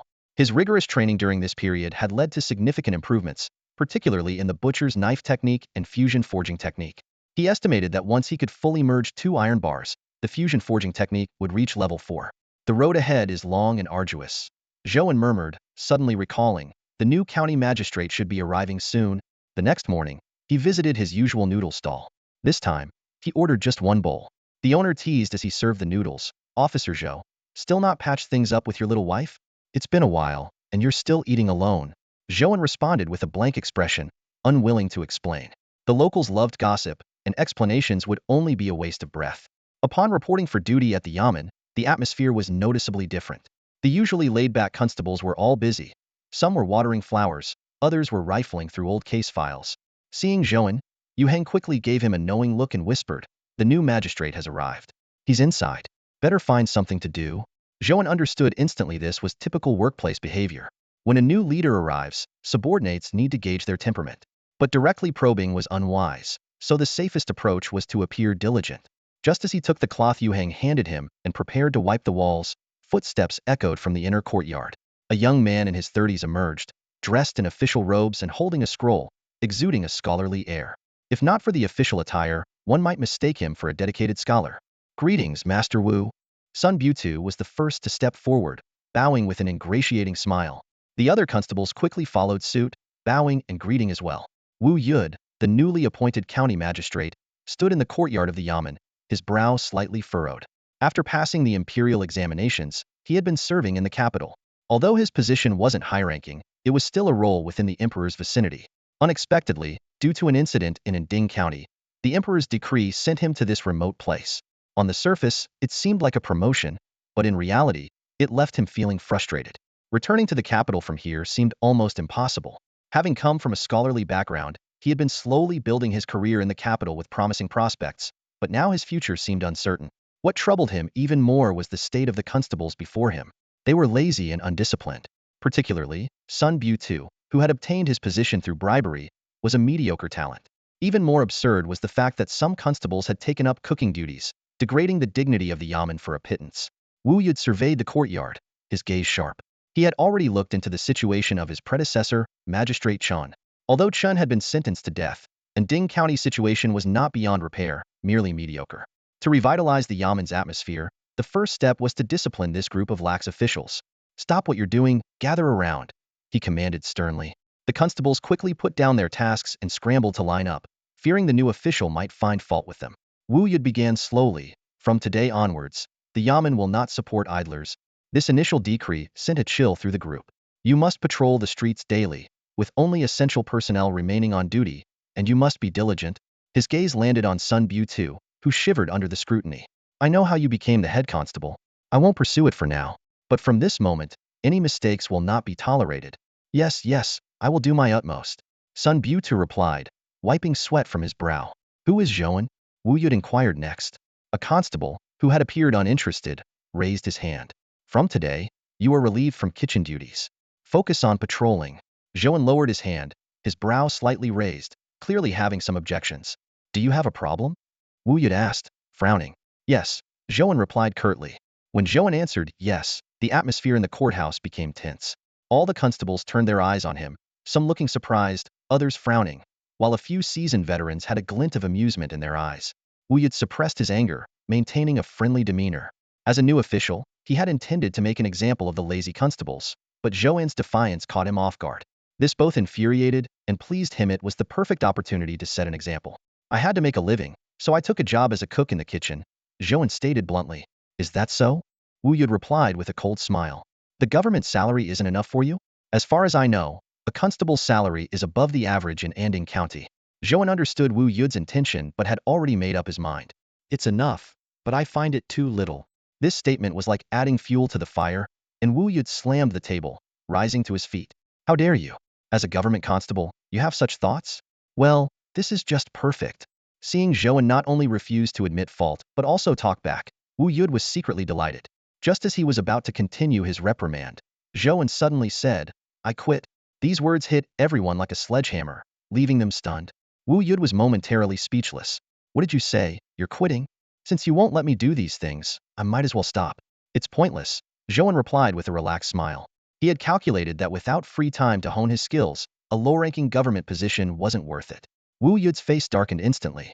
He had intended to make an example, but this chicken had flown the coop, pecking him in the eye on its way out. At a time when he was trying to establish authority, this incident was a public humiliation. "Fine, go collect your salary for the month and pack your things," Wu Yud said through gritted teeth, waving him away. "All right," Zhou An agreed cheerfully, secretly delighted. He was now free to focus on improving his skills without the courthouse's troubles weighing him down. Seeing this, Wu Yud hurriedly added, "Is there anyone else with grievances? Speak up now, because after today, you won't get another chance." Wu Yud sneered. If Zhou An doesn't want to do it, it's his loss. Don't let it get to you. He had assumed that the constables, driven by their salaries, wouldn't dare stand up to him. However, as soon as he finished speaking, another hand shot up. Wu Yud glared. "You want to quit too?" "I need to study and can't spend all my time as a constable," Yu Hang replied, meeting Wu Yud's gaze without flinching. "Besides, my brother's already left. There's no point in me staying." In truth, Yu Hang had made up his mind when Zhou An spoke up. With the imperial examinations approaching, time was of the essence, and following Wu Yud's methods left no room for study. Fine, you can leave with him." Wu Yud fumed, waving his sleeve in anger. He felt as though his fiery temper had been doused with a bucket of cold water. Yet, there was nothing he could do. Once they resigned, they were ordinary citizens, and he couldn't bully them with his authority. The emperor of the Great Chu once said that neither those in trade nor those in the four classes were as important as the common people. The people were the foundation of the nation. There was once a second-rate scholar who, as an official, brazenly oppressed the common people. When news reached the capital, the emperor immediately ordered his execution. Since then, everyone knew that oppressing innocent citizens was a crime punishable by death. Feeling humiliated, Wu Yut stormed off. Zhou An and Yu Hang exchanged a glance and quietly completed their resignation paperwork, changing out of their uniforms into civilian clothes. Before leaving, Zhou An went home to swap his handmade knife with a regular long blade and pack the knife and frying pan into the pouch given by Yi Shuang. The other constables spoke less once the two resigned. This was normal. Workplace camaraderie often ended at this point. Even if colleagues got along well, once someone left, it usually reduced to a nodding acquaintance when meeting by chance. "Old Zhou, what are your plans?" Yu Hang asked as they left the county office. "I'll take it easy for a while," Zhou An replied with a smile. He had a plan in mind. Spend the mornings working at the blacksmith's and the afternoons and evenings practicing the butcher's knife technique at home. Once these skills reached his target level, he'd work on improving others. With his current full-time dedication, it wouldn't take long to achieve his goals. "Just don't get involved in anything illegal, or I won't be able to help you," Yu Hang cautioned. "You know me better than that." "I wouldn't do anything like that," Zhou An laughed. Parting ways with Yu Hang, Zhou An headed straight for the blacksmith's shop. On the way, he noticed a luxurious carriage slowly passing by. In the remote county of Anding, carriages were rare, let alone one so opulent. The carriage was richly decorated, the horses were sleek and shiny, and there were more than 10 armed guards in matching uniforms. Street vendors were whispering about it. "Why would such a wealthy family come to our little county?" A local resident in coarse clothing whispered, his eyes fixed on the unusual carriage in front of him. The carriage was completely black, adorned with intricate carvings, and drawn by 4 strong, well-fed horses. This spectacle alone was enough to stir up quite a commotion in Anding County. "I heard they are from the Hungtong Commerce Guild," another curious onlooker whispered, leaning in. "Hungtong Commerce Guild? They're one of the top guilds in the entire Chu Kingdom. What are they doing in a small place like this?" "Well, you might not know this," the speaker replied smugly, "but it's all thanks to our county magistrate. I heard that back in the capital, the Hungtong Commerce Guild was backing him up." "Ah, I see. It looks like our magistrate is planning to make a big impact here in Anding County. If he can ride on the coattails of the Hungtong Commerce Guild and bring prosperity to Anding County, that would indeed be a great thing." Zhou An stood not far away, listening to these conversations. The Hungtong Commerce Guild held a significant position in the Chu Kingdom, with a vast range of operations, engaging in any business that could turn a profit. However, at the moment, he was more concerned about the movements of Wu Yut. Demoted from the capital to this small county, it seems this magistrate won't be content with such a fate. Zhou An mused to himself. Having the Hungtong Commerce Guild support is quite unexpected. Shaking his head, Zhou An didn't dwell on it further. The power struggles of the elite were none of his concern. His immediate priority was to improve his skills. He turned and headed towards the blacksmith shop, noticing a clear set of carriage wheel tracks leading in the same direction. When he arrived at the blacksmith shop, he found a luxurious carriage parked there, with several guards standing watch, surrounding the entrance. Zhou An felt a spark of curiosity. Old Zhao, the blacksmith, must be quite influential. As he was about to approach, 2 guards stopped him. "Sorry, sir, there's important business going on inside the blacksmith shop. Please come back later," one of the guards said politely but firmly. Zhou An stroked his chin, contemplating whether to wait outside, when suddenly a voice came from within the shop. "Get lost, and the farther, the better." Zhao Tiejiang's furious roar echoed from inside the house, causing the doorframe to tremble slightly. Standing outside the blacksmith shop, Zhou An was taken aback by this unusual outburst. Zhao Taijiang was typically a good-natured man, so this sudden anger was surprising. Peering through the partially open door, Zhou saw a portly merchant dressed in silk, speaking in a subdued and pleading tone. "Master Zhao, I come with sincerity. Could you please give Hong Tong Trading Company some face?" the merchant implored, his voice almost begging. "Face? What face?" Zhao Tiejiang's voice grew even louder. Even if 2 Hong Tong trading companies came, it wouldn't make a difference. Before he finished speaking, a loud clattering of objects being thrown around was heard from inside. Moments later, the portly merchant stumbled out, sporting a fresh bruise around his right eye on his shrewd face. Despite the altercation, he maintained his composure, straightening his disheveled clothing, and respectfully saluted towards the shop. "Apologies for the disturbance, Master Zhao. I'll visit again when you're in better spirits." The blacksmith's shop remained silent. The merchant sighed, and, as he turned, he noticed Zhou An instantly. He put on a professional smile. "And you, young man, what is your name? Are you here for business at the blacksmith's?" Before asking for someone else's name, shouldn't you introduce yourself first? Zhou An replied calmly. "Oh, my oversight," the portly merchant said, patting his forehead. I am Qi Shua, a merchant of Hong Tong Trading Company, recently arrived in Anding County to set up business. I hope to have your support in the future. Zhou An, just a nobody, Zhou replied. Qi Shua clearly did not believe this modest claim, but he was wise enough to understand that some people prefer to keep their identities hidden. He smiled and said, Brother Zhou then, I'll be stationed in Anding County for some time. Do visit Hong Tong for tea when you have the chance. I must take my leave now, as I have other matters to attend to. Once Qi Shua and his guards departed, Zhou An entered the blacksmith's shop. The usual apprentice who manned the entrance was nowhere to be seen. Instead, Zhao Taijiang sat alone, his anger still evident. Where's the apprentice? Zhou An asked, settling into a seat and pouring himself a cup of tea. I sent him home, Zhao Taijiang replied, his expression softening slightly upon seeing Zhou An. Taking a sip of tea, Zhou An asked, Old Zhao, you're usually quite amiable. What made you lose your temper today? What happened? This question was both a gesture of concern and an opportunity for Zhao Taijiang to withhold details if he wished. Zhou An was there to practice his skills and had no intention of delving too deeply into others' affairs. Upon hearing this, Zhao the blacksmith slammed the table, his face flushed with anger. That young upstart from the Hong Tong Guild is infuriating. How dare he be so brazen? Zhou An calmly set down his teacup and chuckled. So you're an old hand too.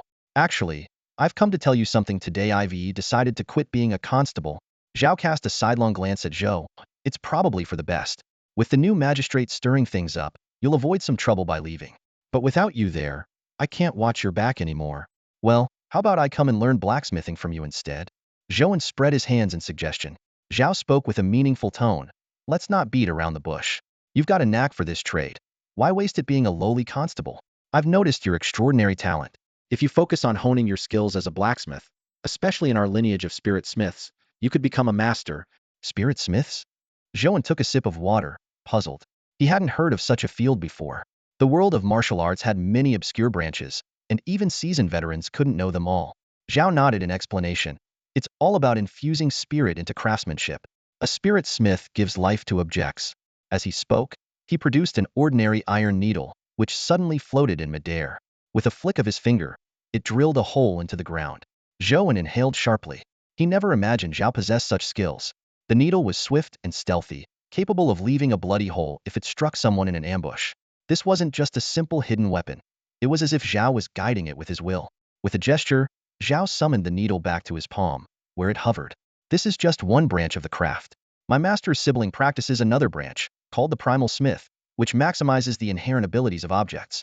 For instance, the money pouch at your waist was crafted by him. It contains a world of its own. Zhou An looked down at the conspicuous pink pouch, a gift from Yishuang, the naive girl. She had mentioned it was made by her teacher's acquaintance. A craftsman worthy of a national master's personal commission must be extraordinary, and it turned out to be Zhao's master sibling? Wait, isn't this made of cloth? Zhou An asked, puzzled. Your understanding of crafting is still shallow. Take a closer look, Zhao advised. Zhou An examined the pouch closely and discovered it was woven from hair-thin strands of an unknown metal. So, old Zhao, you have quite the background, Zhou An remarked as he retied the pouch. Zhao chuckled. My master has always been overshadowed by his sibling. The world knows him as unparalleled in crafting, while my master is considered a notch below in the state of Chu. But even being a notch below means being among the best, or else the Hong Tong Guild wouldn't have come knocking. Then why do you stay in Anding County with such a background? Zhou An asked, puzzled. With such skills, why remain in a small county? I'm facing a bottleneck, Zhao said with a somber tone. My master said to return to where you began. I started by making farm tools, so I found a place where no one knows me to seek a breakthrough. I've gained some insight, but it's still early. Zhou An finally understood that Zhao stayed in Anding County to overcome a bottleneck. You guys are technique masters, right? Zhao nodded. You could say that. So, have you given it any thought? Thought about what? Zhou An was baffled, unsure of what Zhao was hinting at. How about giving up the path of a warrior and becoming my apprentice to learn blacksmithing? Zhao proposed. Zhou An was taken aback, not expecting this at all. Old Zhao, I never planned on that, he said, waving his hands. He thought to himself that becoming an apprentice was out of the question. He just wanted to practice and improve his skills in peace, without getting involved in such fanciful things. I know you're proud and want to figure things out on your own, but if you don't give up the warrior's path, you won't truly master this craft, Zhao advised. He initially thought Zhou An was just curious, but his persistent visits were surprising. Even more impressive was Zhou An's astonishing talent. In a short time, he could forge various weapons, incorporating his unique ideas, which resulted in weapons of exceptional hardness. Zhao the blacksmith had tried to learn Zhou An's skills, but to no avail. Instead of discouraging him, this only piqued his interest further. Today seemed like a good opportunity, so he brought up the topic with Zhou An. Zhou An felt a headache coming on. It wasn't that he was arrogant or intentionally wanted to work alone. He simply wanted to improve his proficiency. As someone focused on practice, was there anything wrong with that? But explaining this was difficult. Old Zhao, I appreciate your kindness. We've known each other for so long, and you know my personality. If I truly don't want to do something, not even 10 oxen could drag me away, Zhou An replied. Zhao the blacksmith sighed deeply and said, Zhou An, you must understand that in this world, mastering one craft is enough for a lifetime. If you try to juggle too many, you'll have to work twice as hard. If you get too greedy, you'll end up mediocre. There are countless trades derived from the 4 main categories, and those who try to learn too many end up being only average. Our energy is limited, and learning too much can leave you unremarkable. Zhou An understood this well, but his situation was different, only sought to enhance his proficiency. With this in mind, he politely declined Zhao's offer once more. Seeing that forcing the issue was pointless, Zhao the blacksmith sighed. You just keep working at the smithy. Come find me if you ever need anything. He could only hope that Zhou An would eventually hit a wall and reconsider. To change the subject, Zhou An asked, Old Zhao, why did the people from the Hungtong Trading Guild come to see you? He was curious about why a trading guild would approach a blacksmith. Zhao poured them each a glass of water, took a sip, and said disdainfully, What else? They want to make money. They asked me to come out of retirement to help them profit. Honestly, they offered a good price, and if I weren't so used to my secluded life here, I might have been tempted. These days, while money isn't everything, you can't do without it. Is it for making weapons? Zhou An inquired. A bit of everything, Zhao explained. This guild handles weapon and farming tool orders from various places, and they also have some miscellaneous orders. Most importantly, some sects need high-quality weapons, and they specifically want me to craft for them, offering quite a handsome price. Zhou An was puzzled. Haven't you always done this kind of work? Why not take the offer and make some good money? Zhao shook his head. I've earned enough in the past. Now I just want to live my own life. Hearing this humble brag, Zhou An wasn't surprised, knowing Zhao's exceptional skills in the trade. Zhou An, that fat guy is very shrewd. Be careful not to get tricked by him, Zhao cautioned.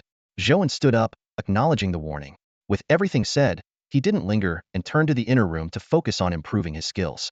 Zhou An was diligently practicing at the blacksmith's shop, while the portly merchant, Qi Shuo, had already left.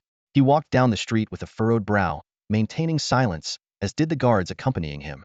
These guards, seasoned veterans of the Hungtong Trading Company, knew well what to ask and what to leave unspoken. Qi Shuo and his entourage headed straight towards the county office. Unlike its usual quiet, today there were 2 constables standing at the entrance. This was a new rule implemented by the newly appointed county magistrates unless they found alternative paths like Zhou An and Yu Hang. These constables had to bid farewell to their formerly leisurely days. Halt! What business do you have at the county office? One constable barked at Qi Shuo, his tone unfriendly. The loss of their idle freedom had left them in a sour mood. Qi Shuo frowned. In his view, the name of the Hungtong Trading Company should command respect. Yet a mere constable dared to be so impolite. However, he quickly reasoned that in such a small town, perhaps their reputation was not recognized, and he let it slide. Please inform the magistrate that an old acquaintance has come to visit, Qi Shuo said calmly. The 2 constables exchanged a glance, and one of them quickly entered the office to relay the message. Moments later, Wu Yud, lifting the hem of his official robe, hurried out to greet them. Brother Qi, I didn't expect you to arrive so soon. Please, come in so we can discuss matters in detail, Wu Yud said warmly. The 2 constables, understanding the situation, averted their gaze to the distance. Once inside the courtyard, Wu Yud led Qi Shuo into a room and personally poured 2 cups of fine tea from the capital. Qi Shu took a sip and then got straight to the point. Magistrate Wu, let's get down to business. Wu Yud nodded and retrieved a stack of documents from under the table. The first thing I did upon arriving was to understand the county's situation. As long as we boost the economy, my chances of returning to the capital are significant. With my talents, passing the second selection round is no challenge. Qi Shuo casually flipped through a few pages before losing interest. His small eyes, usually hidden within layers of fat, suddenly shone with a cunning glint that made Wu Yud somewhat uncomfortable. Magistrate Wu, your desire to develop the economy aligns perfectly with my intentions. I supported you back in the capital because I recognized your talents. Though this visit was unplanned, I've discovered a lucrative opportunity here in Ding County, Qi Shuo said, rubbing his hands together, excitement gleaming in his eyes. What kind of opportunity? Wu Yud inquired. His connection with the Hungtong Trading Company dated back to a sponsorship in the capital. Since then, he had cleverly intertwined his career with the company's fortunes. Qi Shuo from the Hungtong Merchant Guild was deep in conversation with Wu Yud, discussing business relations. As Qi Shua spoke, he gently tapped the table with his fingers, saying, "In the business world, connections are everything. The broader your network, the greater the benefits. For instance, opening a new branch becomes much easier with connections like Mr. Wu's." Feeling a bit parched, Qi Shua paused to take a sip of tea before continuing. "And Ding County has abundant iron ore." Iron ore? Wu Yud was momentarily taken aback, then frowned. "But Brother Qi, mineral resources have always been strategic assets under imperial control. Whether for making weapons, farming tools, or other items, they are of utmost importance. The Great Chu Kingdom tightly regulates these resources, and anyone who dares to meddle, regardless of their rank, risks losing their head."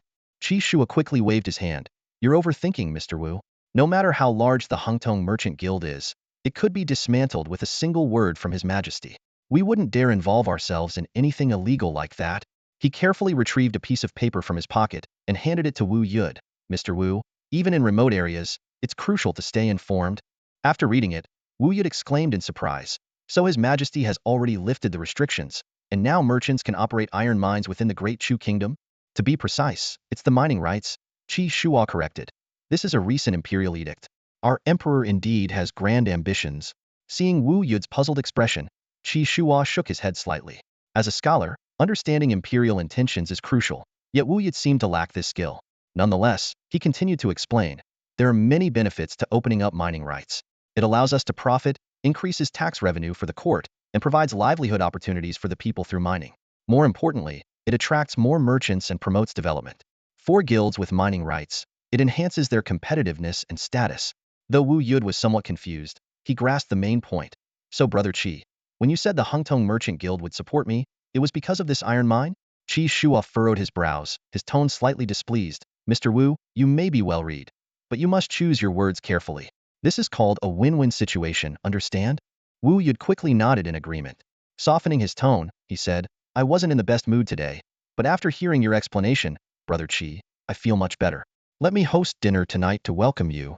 Qi Shua looked at Wu Yud with curiosity and asked, "You're the big boss around here. How could you be upset?" Wu Yud's face darkened at the mention of the issue, and he replied angrily, "Don't even bring it up. There's this troublemaker who just quit this morning without any regard for my authority." Clenching his teeth, he added, "If I catch him doing anything wrong, I'll make sure to deal with him severely." The thought of Zhou An's stubborn face only fueled his anger. Qi Shua listened, taking it as a light-hearted story and not thinking too deeply about it. As they continued chatting, Qi Shua increasingly realized that Wu Yud seemed short-sighted. This hadn't been apparent when they were in the capital, but now in Anding County, it was becoming more obvious. Especially his obsession with that constable constantly talking about getting back at him seemed unnecessary to Qi Shua. If it were up to him, he wouldn't bother with a mere constable. Meanwhile, the welcome banquet continued in full swing, but Zhou An had already returned home. From noon till evening, he focused intently on practicing the butcher Ding's knife technique in his room. As night fell, Yu Heng arrived carrying a basket full of delicious meats and vegetables, wearing a friendly smile. "Let's have a feast," he announced. Since both had left their jobs as constables, they had more free time when practicing martial arts, the other reading, but they hadn't shared a meal in a while. Yu Heng had brought along a jar of wine, looking for an excuse to get together. Seeing the basket brimming with food, Zhou An joked, "Wow, old you. You really went all out today." They never usually had this much meat for their gatherings. Yu Heng chuckled and explained, "I'm just happy. The selection is only a few days away. After that, I have to prepare for the imperial exams, which means leaving Anding County. We should have a good meal before I go." "When are you leaving?" Zhou An asked. "The patrol work is wrapping up, and the selection exams are soon. Considering the travel time, probably in about half a month. I need to set off a few days early," Yu Heng replied. "No need to prepare so much good food," Zhou An remarked. Placing the basket on the table, Yu Heng suddenly turned serious. "Let's have some drinks tonight. There are things I want to talk about." Zhou An had never seen Yu Heng so earnest before, so he didn't press further and headed to the kitchen. Before long, the dishes were ready, and the two sat facing each other. Yu Heng poured them each a bowl of wine, and they clinked glasses, drinking it down in one go. Although Zhou An wasn't much of a drinker, he found it fitting to indulge a little in such a setting. "Old you, I can see something's on your mind. We've had our drinks, so let's hear it," Zhou An said while enjoying a plate of steaming twice-cooked pork. Yu Heng refilled their glasses, then, as if making a momentous decision, pulled a book from his coat and placed it on the table. "Old Zhou, I think you should have this." Zhou An picked up the book and immediately frowned. "The water burial method? Old you, where did you get this? You haven't been practicing it, have you?" "It was part of the 5 elements burial methods," and Zhou An was puzzled as to why Yu Hang had it. Yu Hang downed his drink in one gulp, a look of confusion passing over his eyes. Funny story, it was given to me by Magistrate Chen. Not long ago. He approached me. Yu Hang's face was filled with confusion, as if he wanted to speak but hesitated. Zhou An waited patiently, understanding that his old friend had much on his mind to share. After a moment, Yu Hang's expression shifted from bewilderment and conflict to acceptance. He poured himself another bowl of wine, drank it in one go, and wiped the wine from his lips with his sleeve. When Magistrate Chen handed me the book on water burial, he said it was a shortcut to success. In the Great Chu Kingdom, they only value scholars who have already set foot on the path. Yu Hang's voice was slightly hoarse. To be honest, old Zhou, I was tempted at the time. I thought that as long as I stepped through that door, I would surely be given an important position. He paused for a moment before continuing, but I flipped through that book countless times. In the end, I suddenly realized if I truly learned this, I would be ashamed before my ancestors. Although it's a shortcut, it goes against the natural order. I also understood Magistrate Chen's intention. He wanted me to accept the benefit, to fall into the same trap as him, so he could use me against you. Having said this, Yu Hang seemed to have lifted a heavy burden from his shoulders. Zhou An raised his cup and clinked it with Yu Hang's, drinking it all at once. Good thing you didn't learn it in the end, he thought, knowing that if his friend had learned that dark art, a tragic drama would have unfolded.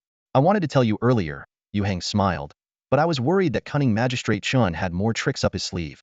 Now that he's dead, everything has returned to dust, and I can finally speak of it. In fact, the moment I decided not to learn it, I felt relieved. Old Zhou, Yu Hang suddenly asked, is the world really as Magistrate Chen said, that even if common folk achieve scholarly success, they won't be put to good use? Zhou An fell into contemplation. Yu Hang wasn't the first to ask him this question. Yishuang had asked him before as well. He had no definitive answer about fairness. What exactly is true fairness?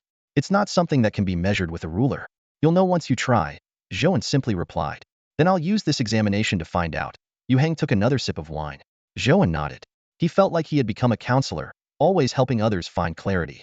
He himself didn't want to dwell on such matters too much, as overthinking would only bring unnecessary worries. But he understood one thing. More important than fairness is strength. If your fists are strong enough, you can carve out a path even when facing injustice. As night deepened, Yu Hang, now quite drunk, staggered in the street, loudly declaring to the bright moon, when I pass the exam, I'll make sure the people under my rule live well. Before long, he collapsed and fell asleep on the ground. Zhou An helped him into a guest room, then used the cover of night to practice the butcher's knife technique. The next day, although Yu Hang was still a bit tipsy, he was able to move around normally and went home to continue studying. Zhou An maintained his usual routine, practicing the fusion forging technique in the morning and focusing on the butcher's knife technique in the afternoon and evening. Although the fusion forging technique was a level 3 skill and was starting to show promise, he planned to fully concentrate on advancing the butcher's knife technique to level 5 once the former reached level 4.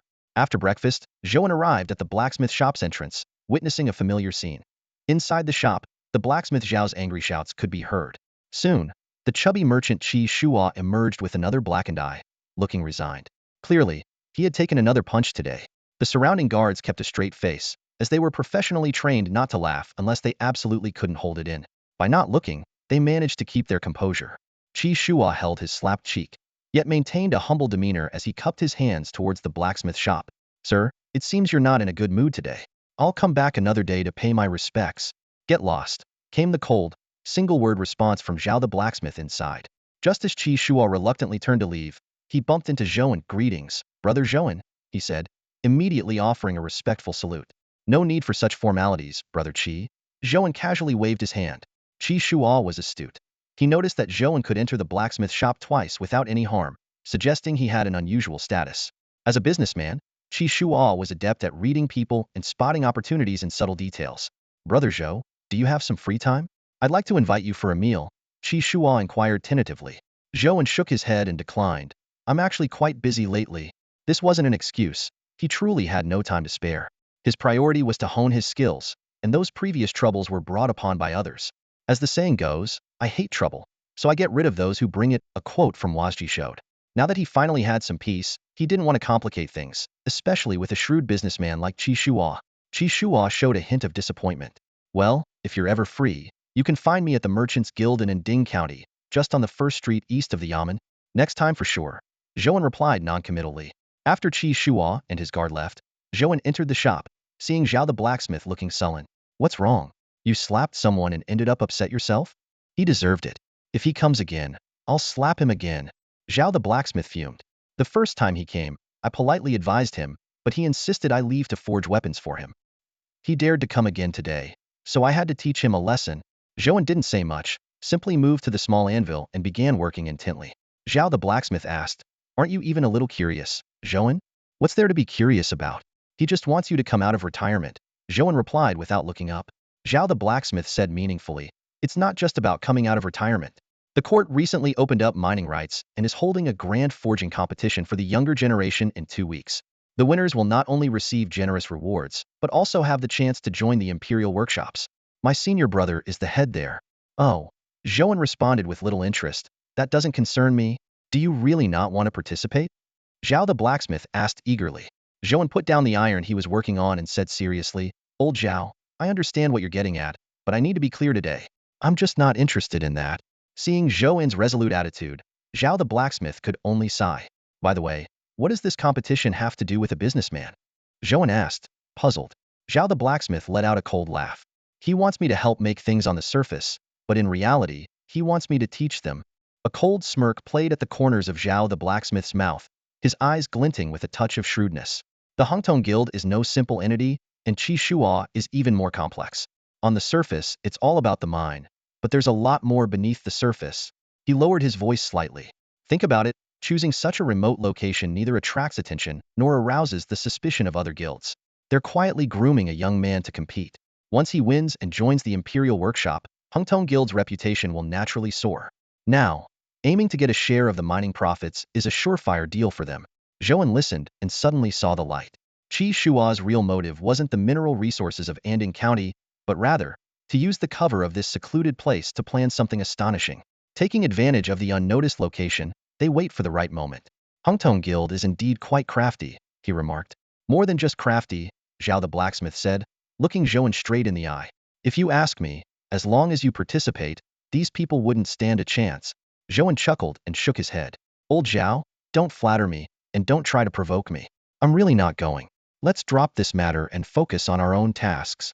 Seeing Zhou An's firm resolve, Zhao the blacksmith could only sigh, repeatedly lamenting the word regret. Zhou An paid no mind and continued focusing on the ironwork before him.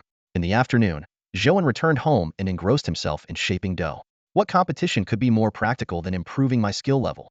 he thought to himself, feeling a sense of satisfaction as he watched his skill level steadily increase. After dinner in the evening, Zhou An didn't immediately resume practicing. He recalled the water burial method that Yu Hang had given him the previous night. At the time, he was somewhat inebriated, and it was late, so he had set it aside. Now, having just eaten, it wasn't suitable for physical activity, so he decided to take a look at the water burial method out of pure curiosity, with no intention to practice it. After all, he had a skill level system at hand, so why go out of his way? By the light of an oil lamp, Zhou An began to study it carefully. He usually enjoyed reading, but an hour was typically his limit. Since arriving in this world, he had been too busy improving his skill level to read. Today, he approached the water burial method like a novel, becoming more and more astounded as he read. No wonder the 5 elements burial gate was annihilated. They deserved it, Zhou An mused. This technique is built on human lives, a shortcut, but one steeped in blood and brutality. He resolved to burn it after finishing, to prevent it from harming others. About half an hour later, Zhou An finally finished the book. Just as he was about to get up and destroy it, a cloud of smoke suddenly rose before him, gradually solidifying in the air. The scene was all too familiar. It was the standard occurrence when skill level was triggered. Looking down at the water burial method in his hand, Zhou An suddenly realized, wow, just reading a book can trigger skill level? Before he could ponder further, the text before his eyes became clear. As the text gradually became clear, Zhou An widened his eyes, filled with anticipation. What kind of skill could possibly emerge from a book about water burial rituals? This question sparked both his curiosity and excitement. Soon, the text fully appeared. Reading LV1, 110,000. Zhou An couldn't help but chuckle. Gaining a reading skill just from reading a book seemed quite logical. After a moment of thought, he realized that reading could indeed be considered a life skill. However, upon seeing this skill, he suddenly felt a pang of discomfort, akin to the empathetic pain one experiences when watching someone pull out a hangnail or something similarly cringe-inducing online. As a seasoned grinder, this minor discomfort was nothing to him. It only fueled his determination. Zhou An quickly laid out his future training plan. Focus on the fusion forging technique in the morning, practice the butcher's knife technique in the afternoon, and dedicate evenings to reading. Once the fusion forging technique reached level 4, he would shift his focus to advancing the butcher's knife technique and reading. After getting the butcher's knife technique to level 5, he would elevate his reading skill to level 4, and finally, he would harmonize all his skills at level 4. This plan filled him with excitement, as if he had transformed into a ball of energy. That evening, he refrained from sculpting dough and instead immersed himself in studying the water burial rituals.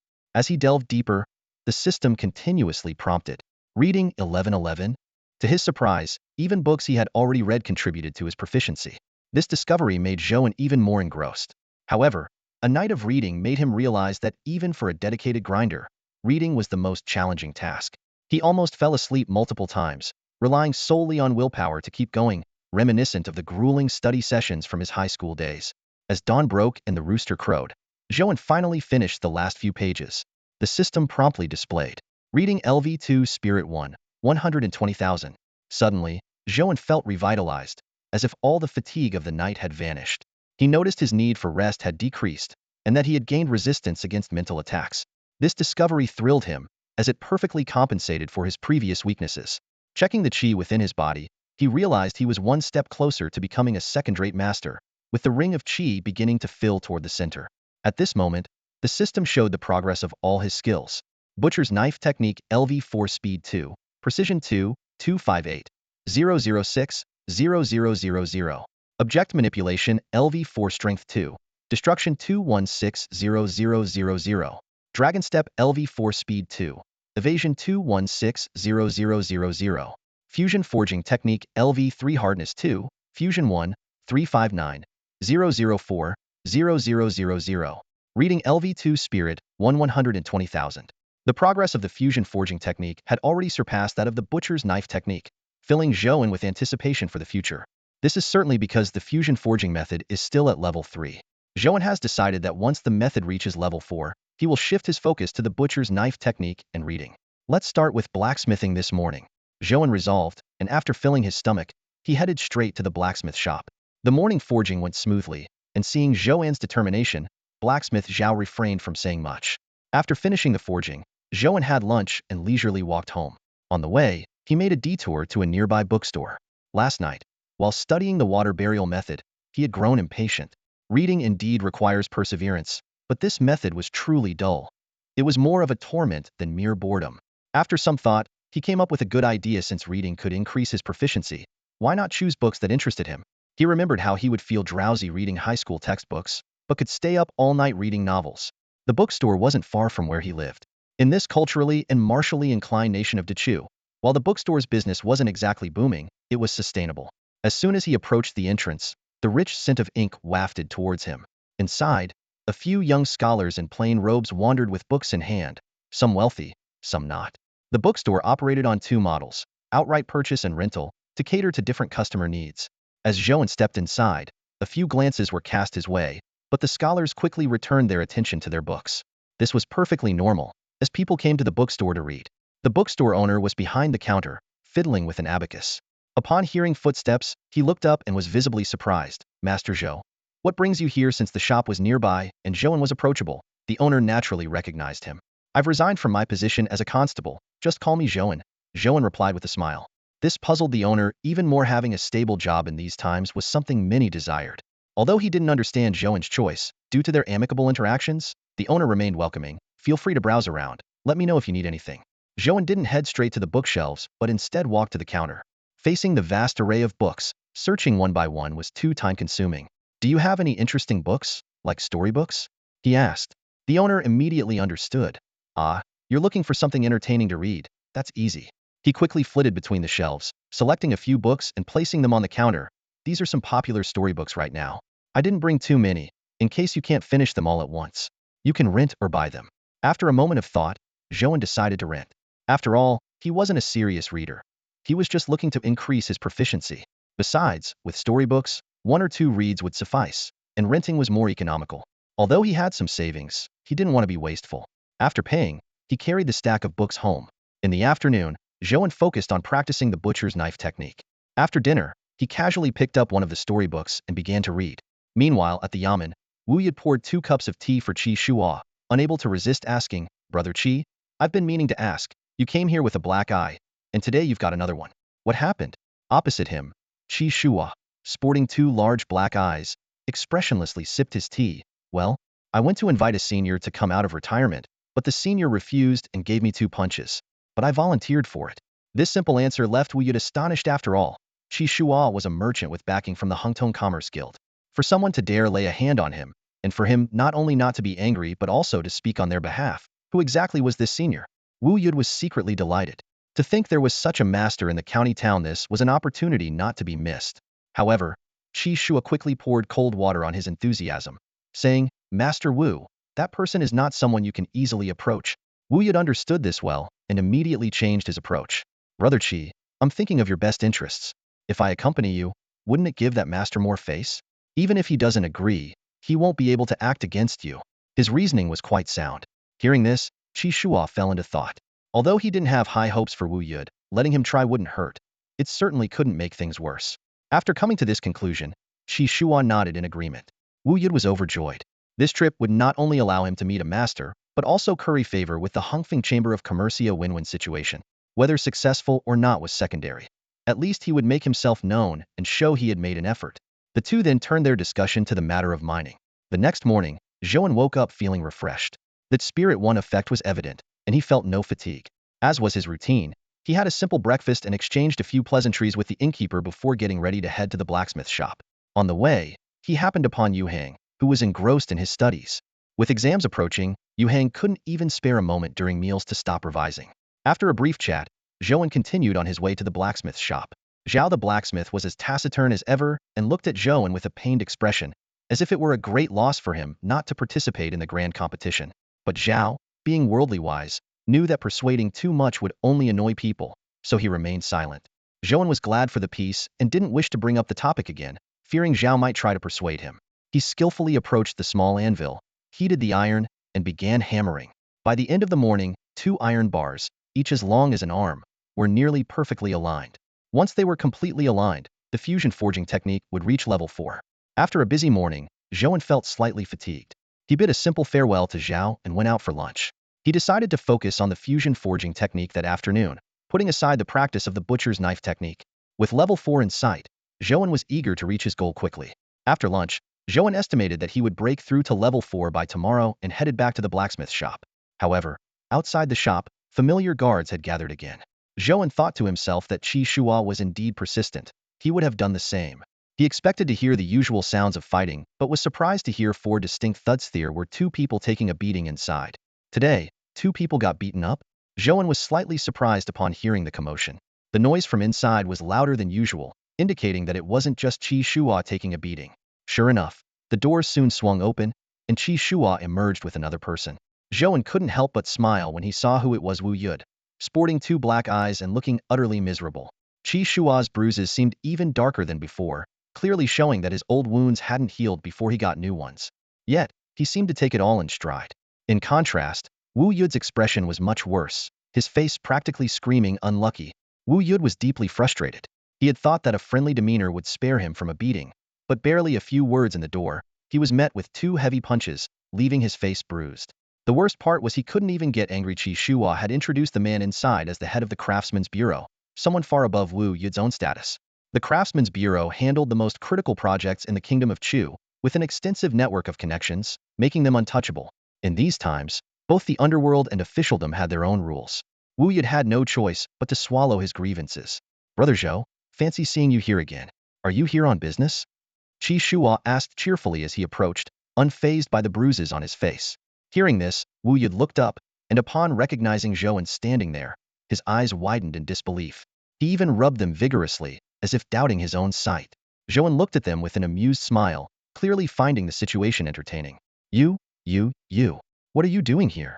Wu Yud stammered, pointing at Zhou An, too shocked to form a coherent sentence. How could this former constable, who had once been at odds with him, appear at a blacksmith's shop? Though somewhat rigid, Wu Yud wasn't foolish. He quickly realized he had misspoken. Seeing Qi Shua's bright smile towards Zhou An, he immediately started imagining all sorts of identities for Zhou An. A scion of a powerful family? A master? Someone with strong backing? Master Wu, do you know Brother Zhou? Qi Shua asked curiously. A seemingly ordinary young man who could come and go freely at this blacksmith shop and not get beaten was certainly worth investigating. As a shrewd businessman, Qi Shua was already calculating the benefits of forming a good relationship with Zhou An. Wu Yud finally regained his composure and awkwardly laughed. Of course I know him. He's Zhou An, used to be a constable at our office. Although he's no longer with us, he was very diligent when he was. Master Wu, you have a short memory, Zhou An sneered. Not long ago, you wanted to make an example of me, and now I'm a model constable? How quickly things change.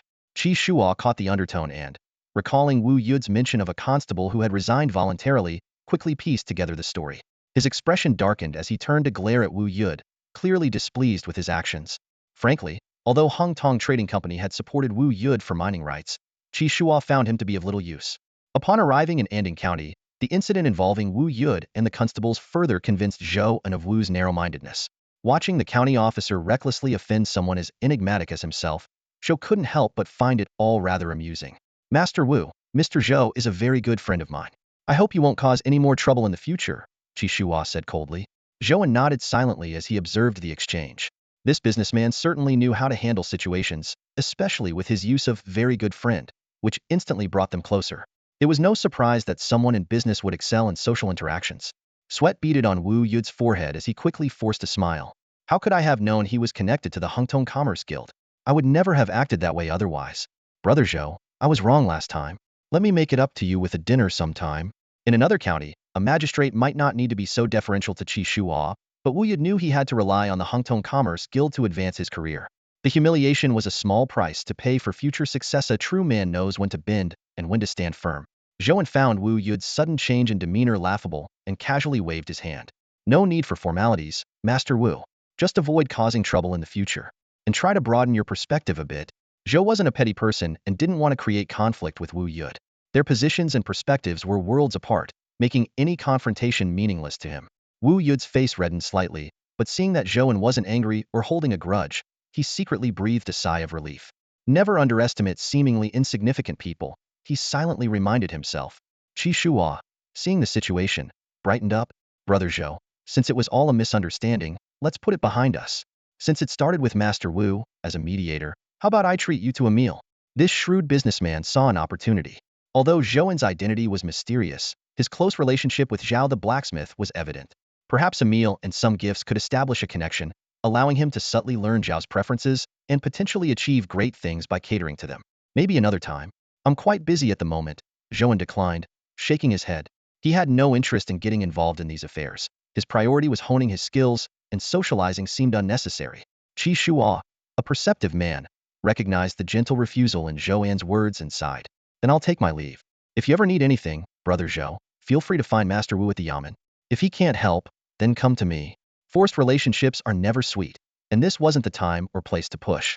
Soon, Qi Shua and Wu Yud left the blacksmith shop with their guards, leaving the outside quiet once more. As Zhou An pushed the door open, Zhao the blacksmith teased. So your departure from the county office involved Wu Yud? Old Zhao, I've noticed you're quite the expert at eavesdropping. Zhou An replied nonchalantly as he approached the small anvil. That's not fair. I just happened to overhear. Zhao chuckled. Zhou An, how do you feel? Zhou An placed the heated metal on the anvil and began to hammer it. Feel about what? Zhao pointed outside. People can keep a low profile, but not forever. Like just now, Wu Yud wanted to make an example of you. But then his attitude shifted drastically. All because of your change in status. Zhou An continued hammering, sparks flying. Old Zhao, just say what you mean. No need for riddles. Zhao stepped closer. What I'm saying is, once you enter the Craftsman's Guild after this grand competition, situations like that will become common. Zhou An finally understood. Old Zhao hadn't given up on persuading him to enter the competition. His words made sense. Wu Yud's transformation from arrogance to respect was entirely due to Zhou's change in status. Status could indeed change many things, saving a lot of trouble. But Zhou An was different from most people. Without his unique advantage, he might have considered the competition. But with it, all he cared about was enhancing his skills. To him, status came from strength. Without a strong fist, where would status come from? So he treated it as a joke, listening but not dwelling on it. Blacksmith Zhao looked at Zhou An, who was intently hammering away, and couldn't help but sigh. Don't you want to amaze everyone? With your talent, once you're in, even someone like Wu Yud would be bowing and scraping before you. Zhou An simply shook his head silently, continuing his focused hammering. Seeing this, Zhao sighed again, realizing his words were once again in vain, and resignedly said, Fine, fine, do as you wish. As time passed and the sun began to set, Zhou An's movements remained steady and strong. his skills steadily improving. When he finally completed the quenching of the last iron rod, he picked up 2 arm-length rods and carefully compared them, fitting them together perfectly, as if they were one seamless piece. It's done, Zhou An thought to himself. A line of text appeared before his eyes. Fusion Forging Method LV4. Hardness 2, Fusion 2. 160,000. After extensive practice, the fusion forging method had finally reached level 4, granting a Fusion 2 effect. A flood of information poured into his mind, and the chi within Zhou An's body became a little more abundant, bringing him a step closer to forming a chi cluster. Moments later, he clearly sensed the changes brought by this advancement. The hardness bonus remained at 2, but the Fusion 2 improved his affinity with the items he forged to a new level, now able to enhance their power by 20%. Zhou An calculated that if he encountered Magistrate Chun again, he might not even need the advantage of his soft armor. His long knife alone could cleave him in half. This 20% increase was calculated in percentages, meaning that the stronger the weapon he forged in the future, the more impressive the effect would be. I can go back to studying now, Zhou An remarked, stretching as he noticed the darkening sky. After bidding farewell to Zhao, he left the smithy, planning to return home to continue honing his skills. His plan was to first elevate the butcher's knife technique to level 5, and then bring his reading skill to level 4. This way, aside from the butcher's knife technique, his other skills would also reach level 4, laying the groundwork for further advancements. In the quiet of the night, Zhou An quickly returned home. He immediately picked up the books he had rented from the bookstore and immersed himself in study, steadily increasing his proficiency. Meanwhile, back at the smithy, Zhao was holding the 2 perfectly matched iron rods, lost in thought. To achieve this level in such a short time, his talent is astonishing. I've never seen anyone so gifted, not even my master's teacher. If word got out, my master would rush to take him as a disciple. Yet, with such talent, he chooses to learn the ways of a warrior. What a waste. He could be a future master craftsman. The more Zhao thought about it, the more helpless he felt, seeing this rough diamond content to remain an ordinary stone. If Zhou An knew these thoughts, he would probably find them amusing. Why talk about becoming a master craftsman when you're someone with a cheat code? Of course, Zhao could do nothing about it. And so, that night, everyone harbored their own thoughts. Meanwhile, in the distant Yunlai prefecture, the prefect was working late into the night. In the administrative hierarchy of the Great Chu Kingdom, the prefectures and counties are intricately linked. Sun Jisoo, the prefect of Yunlai Prefecture, sat in his office, his brows furrowed in concentration. The desk before him was cluttered with official documents, and the flickering candlelight accentuated the weariness etched on his face. Recently, the Great Chu Kingdom was hosting an unprecedented dowcasting competition. Unlike the traditional imperial examinations that selected scholars, this event aimed to identify young talents in metalworking. The Emperor Xingwu was highly invested in this initiative, having sternly instructed all prefectures during court meetings to handle the matter diligently. He had warned that any favoritism or corruption would be met with the severest punishment. Sun Jisoo massaged his temples. As the prefect, he understood that this event was both an opportunity and a test. Success could propel him to greater heights, while failure might see him outshone by others. Yet, the task was fraught with countless details that demanded his attention. Sir, many Daicasters have already arrived in the prefecture, and security arrangements are urgently needed, a subordinate reported, pulling Sun Jisoo from his thoughts. Increase patrols and arrest anyone causing trouble immediately, Sun Jisoo instructed firmly. Also, inform the Bureau of Unusual Affairs to cooperate. With so many people from the martial world around, they share the responsibility. After his subordinate left, the large room was silent once more. Sun Jisoo opened a drawer filled with letters. How foolish, he scoffed, to attempt bribery and hospitality at such a critical time. If this blows up, no one will be able to bear the consequences. The issue in Anding County has just settled, and now this. Thinking about his impending visit to Anding County to inspect the newly appointed county magistrate, his headache intensified. He decided to extinguish the candle and rest early. The next morning, the first rays of sunlight streamed through the window lattice. Zhou An set down the book he had been reading and stretched. He had been so engrossed the previous night that he lost track of time. Planning to take a leave from the blacksmith shop to focus on honing his skills in the art of the butcher's knife and his studies, he prepared to visit old Zhao. After a simple breakfast, Zhou An headed to the blacksmith shop. As expected, Zhao the blacksmith rambled on for quite some time, and Zhou An patiently humored him. As he left, he could still hear Zhao's sighs trailing behind him. Unbothered, Zhou An headed to the market to buy groceries. He haggled with a vendor, saying, "That's too expensive. Can you lower the price? Brother, if you can find a better price after scouring this whole street, I'll give you these vegetables for free. Look, these vegetables are already wilted. How about a bit cheaper?" After completing his shopping and returning home, Zhou An spent the morning practicing dough sculpting. Following lunch, just as he was about to resume his practice, he heard a knock at the door. "Old Zhou, are you home?" Come on, let's go see the excitement. The rapid knocking on the door resounded loudly in the quiet courtyard, and the poorly soundproofed door allowed Zhou An to hear it clearly. Coming, coming, stop knocking already. Zhou An called out as he walked towards the door. When he opened it, the excited face of Yu Hang greeted him, and without a word, Yu Hang grabbed his sleeve, trying to pull him outside. Wait a minute, tell me what's going on first. What spectacle are you dragging me to? Zhou An asked, standing his ground. Haven't you heard? The prefect has arrived, supposedly to check on our new county magistrate, Yu Heng whispered conspiratorially. Normally, the new magistrate should report to the prefecture, but this Wu Yud was directly appointed from the capital. And since our Anding County currently has no magistrate, the prefect came personally to stabilize the situation. Zhou An was still puzzled, but Yu Hang, sensing his confusion, quickly added, the most scandalous part is, when the prefect arrived, he found Wu Yud fast asleep. Imagine how infuriating that must be. Plus, with the upcoming Grand Dao casting competition, these two issues combined have the prefect fuming in the county office right now. Yu Heng couldn't hide his schadenfreude as he recounted the tale. He had never liked the magistrate, and seeing him in trouble brought him joy. Zhou An frowned slightly, thinking how audacious this new magistrate must be to take a nap at such a critical moment. Exactly, Yu Heng continued dishing out the gossip. On the surface, it seems like he's making a strong start as a new official, but in reality, he's useless. Word is, he's relying on the Hungtong Commerce Guild, just hoping to pass the selection process quickly without caring about anything else. Zhou An initially had no intention of joining the commotion, but seeing his friend's enthusiasm, he figured it wouldn't take much time to check it out. Besides, watching Wu Yu get scolded sounded entertaining. By the time they reached the county office, a crowd of townsfolk had already gathered. Amid the noisy crowd, the scolding from inside the office was clearly audible. Don't disperse the people. Let them see how you've been managing the county. What have you accomplished since taking office? At a time like this, even if there's nothing to do, you should be in your office handling affairs, and yet you're sleeping. Standing on tiptoe, Zhou An could see Wu Yud standing awkwardly in the center of the main hall, while a middle-aged man sat authoritatively at the head. The man, dressed in official attire with a long beard reaching his chest, exuded an air of authority. It was Prefect Sun. Serves him right. Yu Heng whispered approvingly, and the surrounding townsfolk nodded in agreement. Prefect Sun continued his reprimand. I know you've aligned yourself with the Hungtong Commerce Guild. They can indeed help you manage the economy and assist you in passing the selection. But have you ever considered that governance is about more than just economics? Why did you become an official in the first place? After watching for a while, Zhou An found it repetitive and decided to leave with Yu Hang. They both had studies to attend to and were merely there for the spectacle.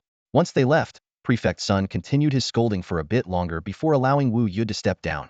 Although they were all educated men and refrained from using foul language, Wu Yud was still uncomfortable and relieved when it was over.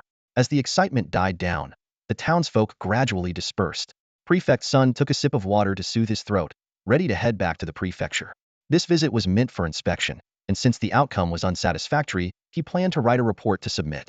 Mere scolding was unlikely to make someone see the error of their ways. Once the report was submitted, others would handle the situation. Those familiar with Prefect Sun knew he was a straightforward and unyielding official, always speaking his mind without fear.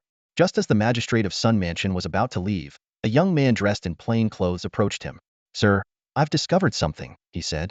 This young man was Wang Meng, an official from Yunlai Mansion responsible for overseeing most of the mining rights in the region. Wang Meng was also a participant in the Dao casting competition. Despite his youth, he possessed a notable talent in the art of casting. Magistrate Sun had brought him along on this trip not only to reprimand Wu Yud, but also to inspect the mining rights in Anding County. Since the mining rights had been granted by the emperor himself, Sun wanted to seize the opportunity to reassess the mineral resources within Yunlai Mansion's jurisdiction to prevent any oversight. What has caught your attention? Magistrate Sun asked with interest. Lowering his voice, Wang Meng replied, I saw someone with an unusual money pouch hanging from their waist. As someone familiar with the art of casting, I recognized it immediately. As Wang Meng continued, Magistrate Sun's eyes grew brighter. Although there were many people at the time and Wang Meng couldn't get a closer look, he remembered the striking pink money pouch. Magistrate Sun turned to Wu Yud immediately. Is there anyone here with a pink money pouch hanging from their waist? Wu Yud was momentarily stunned, caught off guard by the sudden change in topic. He racked his brain, feeling he had seen it somewhere but couldn't recall exactly. At this moment, Sun Bu, who had been silent, suddenly spoke up. Sir, doesn't Zhou An have a pink money pouch? We even joked about it among ourselves. Wu Yud felt as if struck by lightning, suddenly remembering seeing Zhou An with that conspicuous pink money pouch at his waist, clearly something a young lady would use. He silently cursed his luck. Why did everything seem to link back to Zhou An? Judging by the magistrate's demeanor, it seemed he wasn't here to cause trouble. Considering even Qi Shuo from the Hungtong Commerce was courteous to Zhou An, Wu Yud regretted even more. Sir, you must be referring to Zhou An.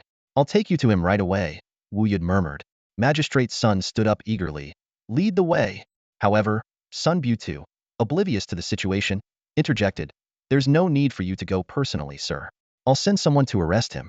Daring to offend the county magistrate is like slapping the face of Anding County, he said, proudly lifting his chin.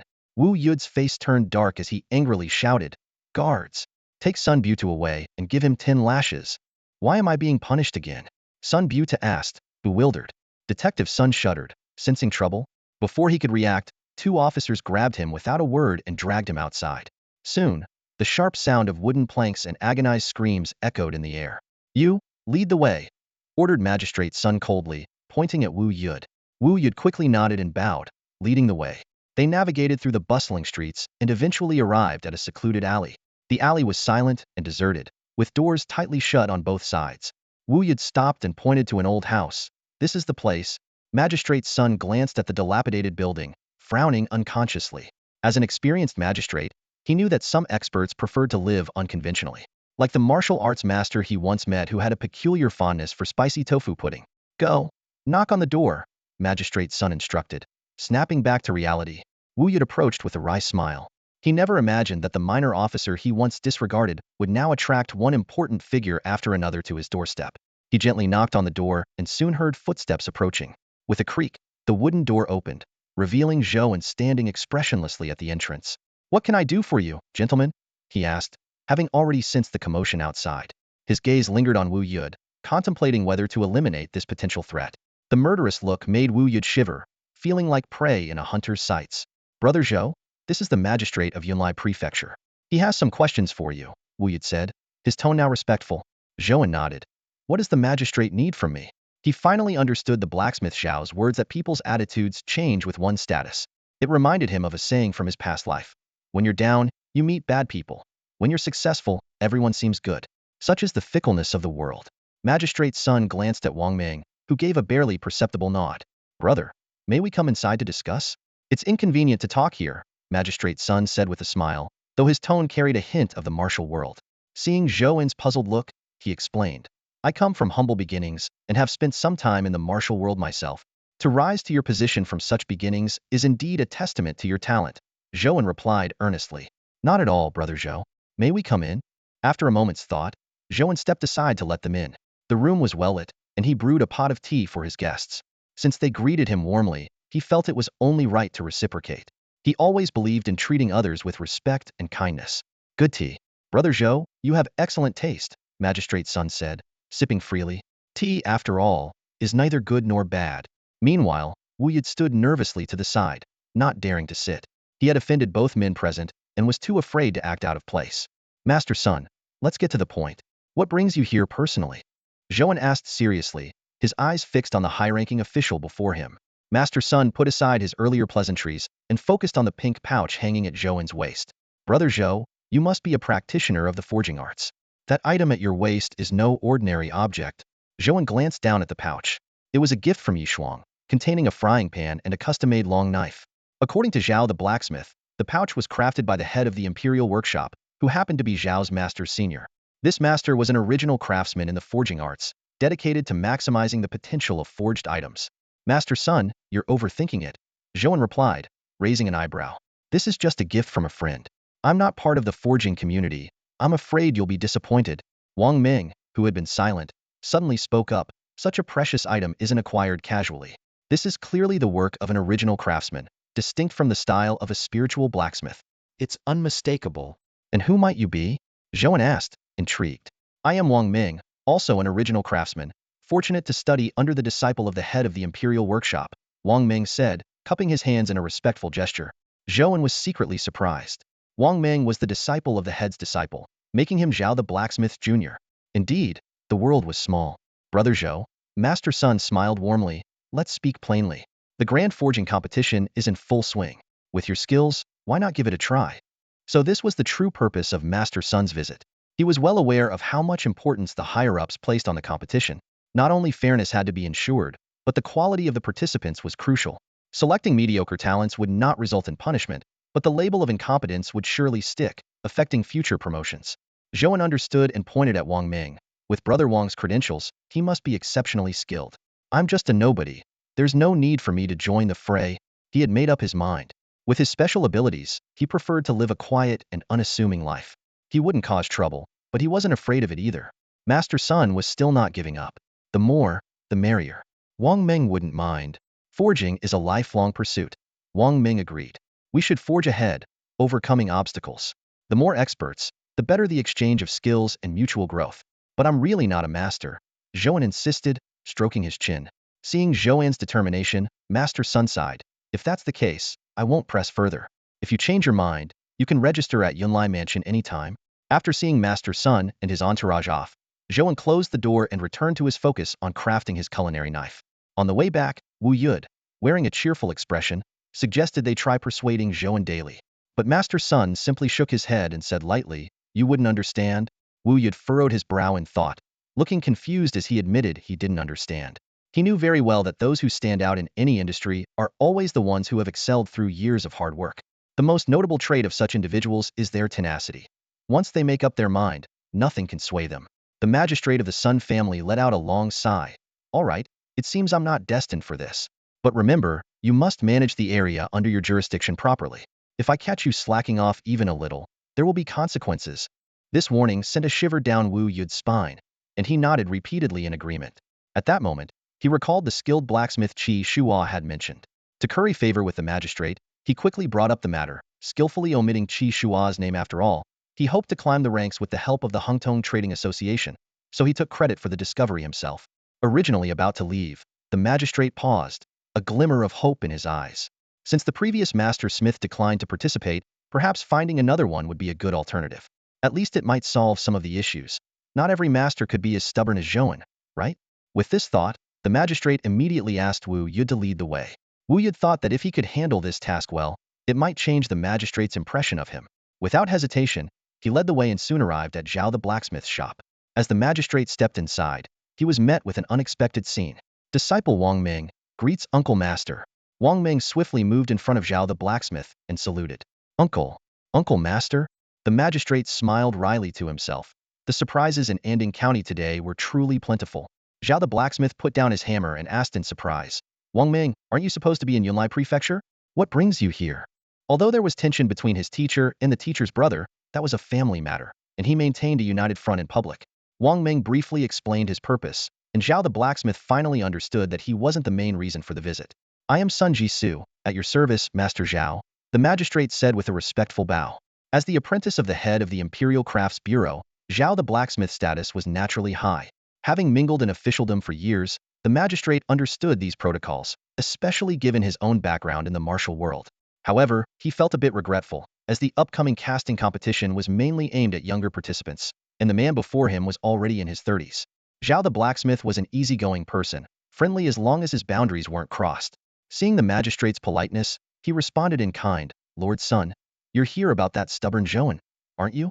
Unfortunately, you've come to the wrong place. That mule won't be persuaded. As he spoke, Zhao the blacksmith ground his teeth, clearly frustrated with Zhou An's obstinance. Yes, the magistrate sighed. I believe his participation would make the competition truly exciting. He hadn't finished his sentence when Zhao the blacksmith interrupted him. You're overthinking it. This isn't about making the competition more exciting. Zhao the blacksmith shook his head with certainty. With him participating, the contest would lose its suspense. Sun the magistrate's eyes lit up as he immediately inquired, oh, what do you mean by that? That kid often says strange things while forging, like dimensional reduction strike. Zhao the blacksmith explained after a moment of thought. Seeing Sun the magistrate's puzzled expression, Zhao the blacksmith decided to show him a metal bar previously forged by Zhou An, handing it to Wang Ming. You're also a man of the forge. Take a look for yourself. Wang Ming examined the metal bar closely and quickly noticed something unusual. This hardness. It's extraordinary. Indeed, and it's made from ordinary iron. Zhao the blacksmith indicated. Try fitting the two bars together. Following the suggestion, Wang Ming joined the two bars, and they fit together seamlessly. He gasped. His crafting skills surpass mine. What if I told you he reached this level in a short time? Zhao the blacksmith added. Wang Ming stood up abruptly. If that's true, this person is a genius. Wu Yud, standing nearby, finally understood why Zhou An was so highly regarded. Internally, he grumbled. You're clearly a tiger pretending to be a pig, making me look like a fool. How shameless. Yet outwardly, he maintained a compliant demeanor. Master Sun, Wang Meng said solemnly, setting down the metal bar. In Yunlai Prefecture, there are few with Zhou An's talent in forging. Sun the magistrate sighed, having sighed quite a few times today.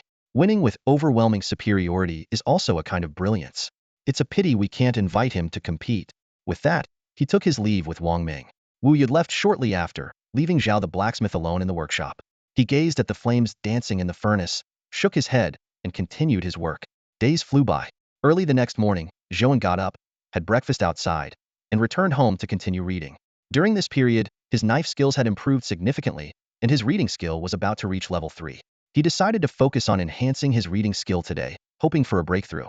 By noon, a mist indeed rose before his eyes, signaling that his reading skill had reached level 3. The system presented 2 options.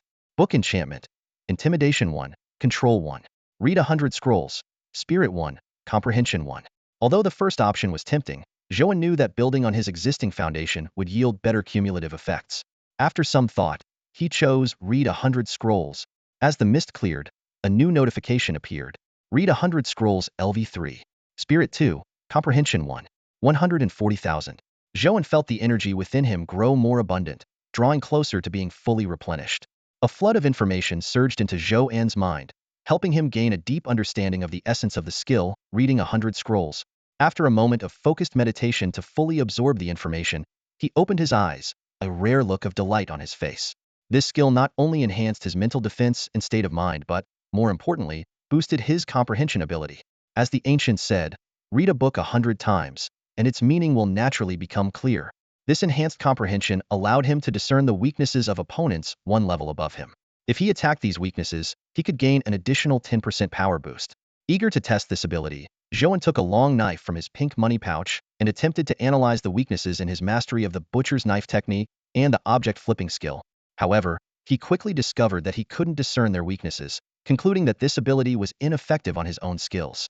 By lunchtime, Zhou An visited his usual noodle stall. As he enjoyed a steaming bowl of noodles, he pondered his next steps. His primary goal was to elevate the butcher's knife technique to level 5 while advancing, reading 100 scrolls, to level 4. Recently, many outsiders had come to Anding County due to the grand competition in Yunnan province, but he had no time to concern himself with them. Back home, Zhou An practiced the butcher's knife technique until nightfall, then began reading. However, he soon realized that ordinary reading no longer increased his skill proficiency. He contemplated new ways to break through, so the next morning he headed to the bookstore. In the bookstore, Zhou An meticulously browsed various types of books, from poetry collections to other genres, yet saw no improvement in his proficiency. Leaning against a wall, he pondered deeply, and after about the time it takes for an incense stick to burn, he suddenly had a flash of inspiration and slapped his thigh. I'm not a scholar, so where would I get such expertise? Zhou An shook his head, realizing that Yu Hang was the true scholar. He decided to seek his advice. After making up his mind, he returned the book and headed straight to Yu Hang's home. He knocked on the door, but there was no response. Zhou An didn't think much of it, and went back home to focus on practicing his knife skills.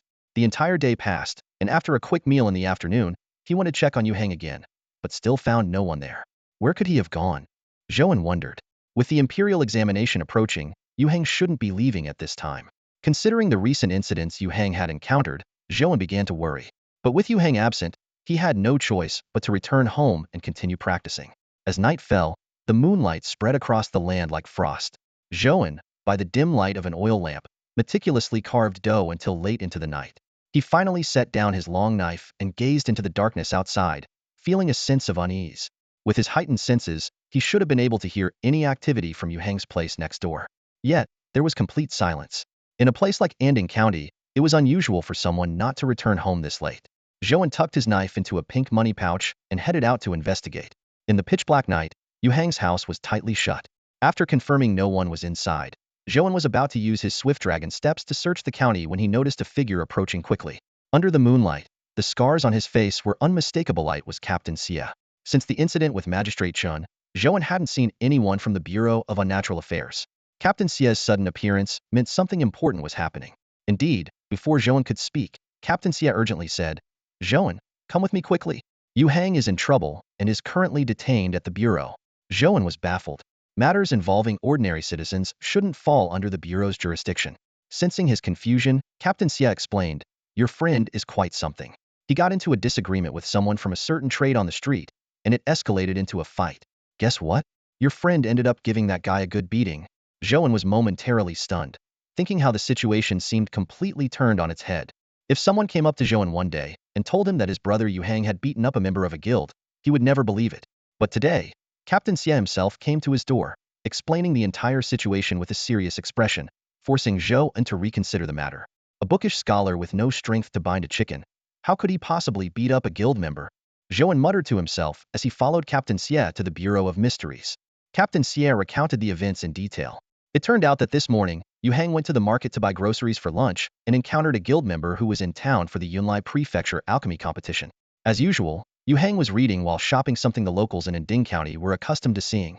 However, to an outsider, it seemed out of place. The guild member sneered. A pretentious bookworm, trying to show off. This remark ignited Yu Hang's temper. Although he was a scholar, his years as a constable had toughened him. Normally low-key, Yu Hang was not someone to be trifled with when provoked. The two began exchanging insults on the street. While Yu Hang might not be good at fighting, his verbal skills were unmatched. His words were sharp and relentless, infuriating the other to no end. When the guild member insulted him with, "a fatherless bastard," it struck a deep chord in Yu Hang. Memories of losing his parents early and being raised by neighbors flooded back, and he lost control. How did he manage to subdue a guild member? Zhou An inquired.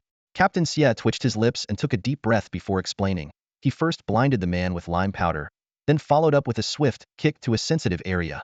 After landing the blow, he ran while shouting that he'd been attacked, all the way to our Bureau of Mysteries. The guild member, caught off guard and in front of the bureau, naturally didn't dare to act rashly. "Lime powder?" Zhou An exclaimed in surprise. "He said he's been having bad luck lately, so he bought some for self-defense," Captain Xie explained helplessly. Zhou An silently acknowledged that although these underhanded tactics weren't honorable, they were effective. The guild member had underestimated his opponent and ended up in a tough spot. "Am I here to bail him out?" Zhou An asked. Captain Xie shook his head and explained. "Initially, it was wrong for Yu Hang to strike first. But then Magistrate Wu, somehow learning about the incident, pulled the man aside and said something to him.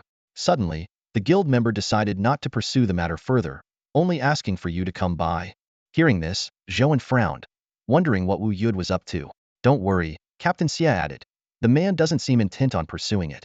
In fact, he seemed quite excited." Despite his words, Captain Xie knew they were more concerned about Zhou An's temper. He was notorious for being a hothead who could turn violent at the slightest provocation.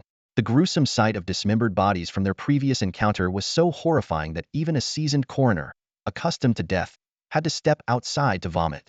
This was why Captain Xie made sure to mentally prepare Zhou An for what lay ahead. The two men briskly walked towards the Bureau of Strange Affairs.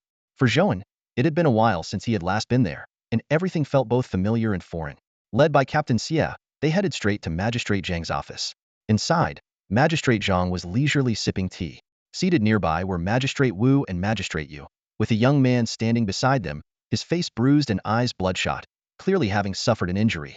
Before entering the room, Zhou An overheard Wu Yud's ingratiating voice. "Brother Yu, there's no need to worry. I've taken care of everything.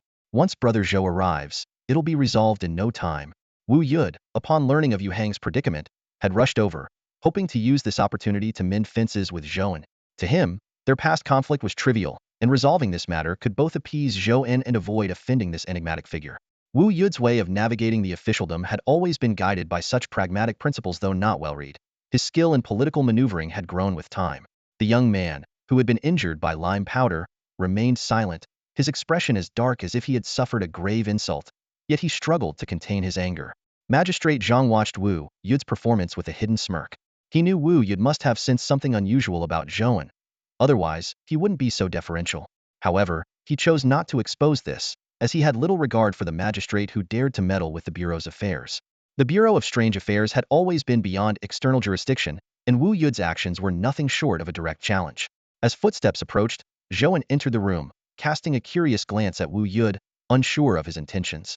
Magistrate Zhang rose to greet them, pouring tea for Zhou An and Captain Xie. This gesture only deepened Wu Yud's suspicions about Zhou An's background.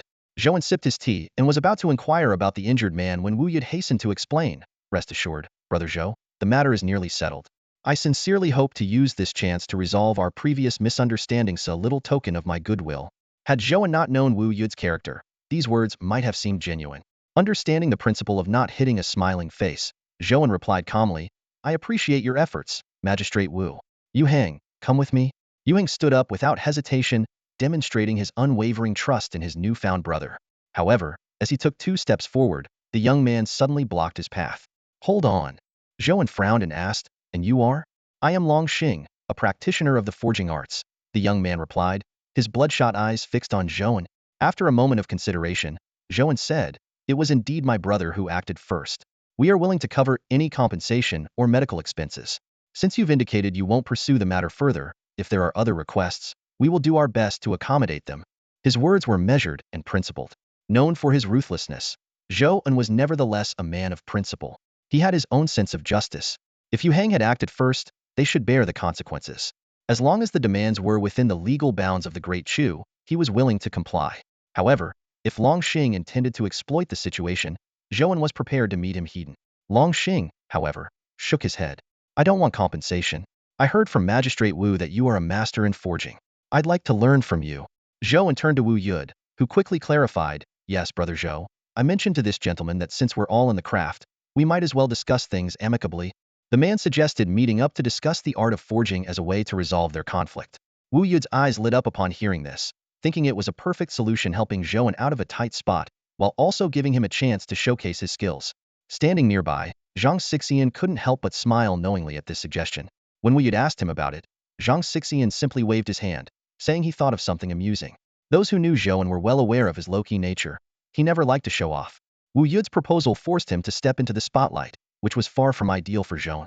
At this point, any explanation was pointless. Zhou An could only stroke his chin in resignation, wondering if he should teach Wu Yud a lesson for his foolishness. Zhou An realized Wu Yud's intention to resolve the conflict, but the approach was unsuitable. He bluntly replied, I'm not interested in forging. It's just a pastime for me. Let's skip the lesson and talk compensation instead. Long Xing, however, was determined, shaking his head.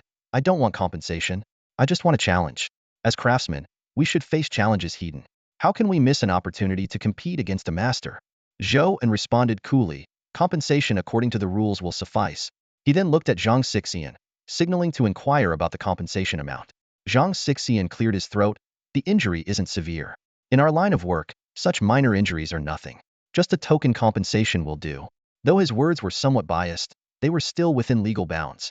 Long Xing remained stubborn. Zhou An, growing impatient, said, whether you accept it or not isn't up to you. I follow the law. Yu Hang, let's go. We'll discuss compensation later. Before leaving, he gave Wu Yud a pointed look, saying, I hope you'll think more carefully before acting next time. Wu Yud was confused, unsure of what he had done wrong, only sensing that Zhou An was quite upset. Just as Zhou An was about to leave, Long Xing called out again, if you refuse to fight, I'll spread the word in Yunlai Prefecture that there's a master in Anding County who dares not compete in the Grand Forging Contest. Zhou An paused, turned around and asked, what exactly do you hope to achieve by doing this? What will you gain? Long Xing held his head high. My mentor is a respected master in the art of forging. He always said that meeting a master is an opportunity to improve through competition. Zhou An calmly uttered 2 words, idiot, useless.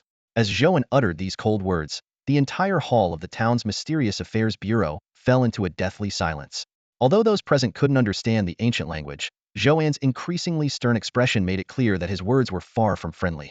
At that moment, Zhou An had seen through Long Xing's essence a young man blinded by arrogance. Zhou An had encountered many like him before. Just because they achieve a little success in a particular field, they become conceited, eager to challenge anyone stronger without considering the other party's willingness. Suit yourself, Zhou An said, his voice devoid of warmth. He had initially intended to resolve the conflict with utmost sincerity, following legal procedures to ensure fairness for everyone. Yet, not only did the other party fail to appreciate this, but they also resorted to threats, essentially courting disaster. You plan to expose my information? Zhou An took a step forward, emitting a suffocating aura of menace. A dead man can't say anything. Long Xing, being in the trade, immediately sensed the danger, a chill running down his spine. He felt as if a bloodthirsty beast had locked its gaze on him, ready to tear him apart at the slightest misstep. Such pure killing intent could not have been amassed by merely taking the lives of a few ordinary people. Zhang Xixian and Captain Xie turned pale at the sight. They knew Zhou An's temperament all too well. This was genuine murderous intent. Just as tensions were reaching a boiling point, the sound of footsteps broke the tense atmosphere. Zhao the blacksmith appeared at the doorway, holding 2 iron rods. Long, my boy. I knew you'd get yourself into trouble, Zhao the blacksmith sighed, shaking his head. Zhao had already heard about the incident. Understanding Long Xing's character and knowing Zhou An well, he rushed over, fearing the worst. Sure enough, Long Xing had pushed Zhou into his limits. You foolish boy, must you follow in your teacher's footsteps? Zhao the blacksmith scolded. Your teacher challenged people all the time, and hasn't he been beaten enough? Faced with his elder, Long Xing could only bow his head in silence. Turning to Zhou An, Zhao softened his tone. Zhou An, this kid isn't bad at heart. He's just too influenced by his master. Even I've had to teach his master a lesson. Like teacher, like student. Zhou An nodded slightly. Old Zhao, out of respect for you, this matter needs a resolution. Zhang Xixian and Captain Xia exchanged bewildered glances, completely baffled at how Zhao the blacksmith had managed to enter the heavily guarded bureau. And this is? Zhang Xixian hesitantly inquired. Just a nobody, not worth mentioning, Zhao the blacksmith replied dismissively, clearly unwilling to elaborate further. He had his own ways of getting into the Yinding County's Office of Supernatural Affairs. Seeing the situation, Wu Yud quickly intervened with a smile plastered on his face. Master Zhang, let me explain this matter in detail later. For now, let's resolve the issue at hand. County Magistrate Zhang understood the urgency of the situation and nodded subtly. Meanwhile, Long Xing remained defiant, stubbornly saying, Uncle Zhao, I didn't do anything wrong. I just wanted to have a friendly match. Friendly match, my foot. Zhao the blacksmith shouted angrily, throwing two iron rods heavily onto the ground with a sharp metallic clang. Look at this. When you can reach this level, then go and challenge others. Otherwise, you're just setting yourself up for humiliation. Long Xing bent down to pick up the iron rods. As he examined the flawless seam where they joined, his expression changed dramatically. With a trembling voice, he asked, did he forge this? Who else? Zhao the blacksmith snorted. Long Xing fell into a long silence, then respectfully handed the rods back to Zhao the blacksmith and turned to bow deeply to Zhou An. I admit I can't reach this level yet. I concede. I won't reveal your secret, but when I achieve this skill, I will challenge you again. Zhou An was slightly surprised but quickly realized that Long Xing's competitive nature hadn't changed. Fortunately, his promise to keep the secret was a satisfactory outcome. Zhao the blacksmith spoke at the right moment. Rest assured, Zhou An, in the world of craftsmanship, skill is paramount. This young man may enjoy challenges, but he's honest and tight-lipped. I can vouch for that. Zhou An nodded in agreement. With the matter settled, he didn't want to linger. Yu Hang, let's head back. Yu Hang, who had been silent, followed. This experience gave him a new perspective on Zhou An. His childhood friend now seemed to stand on a higher pedestal. Seeing how everyone treated Zhou An with respect, Yu Hang resolved to work harder. If Zhou An has come so far, I must strive to pass the upcoming exam. After leaving the Office of Supernatural Affairs, Zhao the blacksmith trailed silently behind them, hesitating to speak. Zhou An stopped and said, Old Zhao, speak your mind. Can we talk privately? Don't worry, just this once more, Zhao the blacksmith said with a serious expression. Yu Hang tactfully took his leave, and Zhou An agreed. Once Yu Hang was out of sight, and the night deepened, the street was silent except for the distant sound of a watchman's clapper. Zhao the blacksmith led the way into a secluded alley where sparse moonlight fell. He stopped and got straight to the point. Let's be frank. Your true identity will eventually be exposed. There's no wall that doesn't let the wind through. Zhou An's smile faded as he listened intently to Zhao the blacksmith, who continued, concealing your talent is wise, but hiding too much is unwise. Take today, for instance. If you had a reputable identity, Long Xing wouldn't have dared to cause trouble. Sometimes, a special status can help you avoid unnecessary hassles. So, you're suggesting I participate in the grand craftsmanship competition? Zhou An mused. Zhao the blacksmith nodded. If you could join the Bureau of Crafts, that status would shield you from these minor nuisances. Zhou An saw some merit in the advice, but needed time to consider it carefully, so he said he would think about it. With that, they parted ways. The street returned to silence, and just then, a shadow twisted out of the darkness. A graceful woman in black silently emerged from the shadows. A woman dressed in flowing black attire couldn't conceal her curvaceous figure. Her face was delicate and her eyes sparkled with a lively, autumn water-like clarity, especially those eyes sharp and expressive. Phew, that was close, she sighed, patting her chest, causing her wide sleeves to ripple. The bead the teacher gave me wasn't discovered. She fiddled with a marble-sized, semi-transparent bead in her hand, examining it intently with a spark of interest in her eyes. Hee hee. Mimo's face lit up with an excited smile. Who would have thought such a small place would hide a master? How can I let him miss the Grand Dao competition? That would be so dull. Her eyes twinkled with mischief. How to get him to participate? Hee hee. I've got it.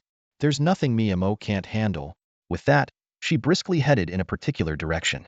In a rundown corner of the street, Yu Hang was studying diligently under the lamplight.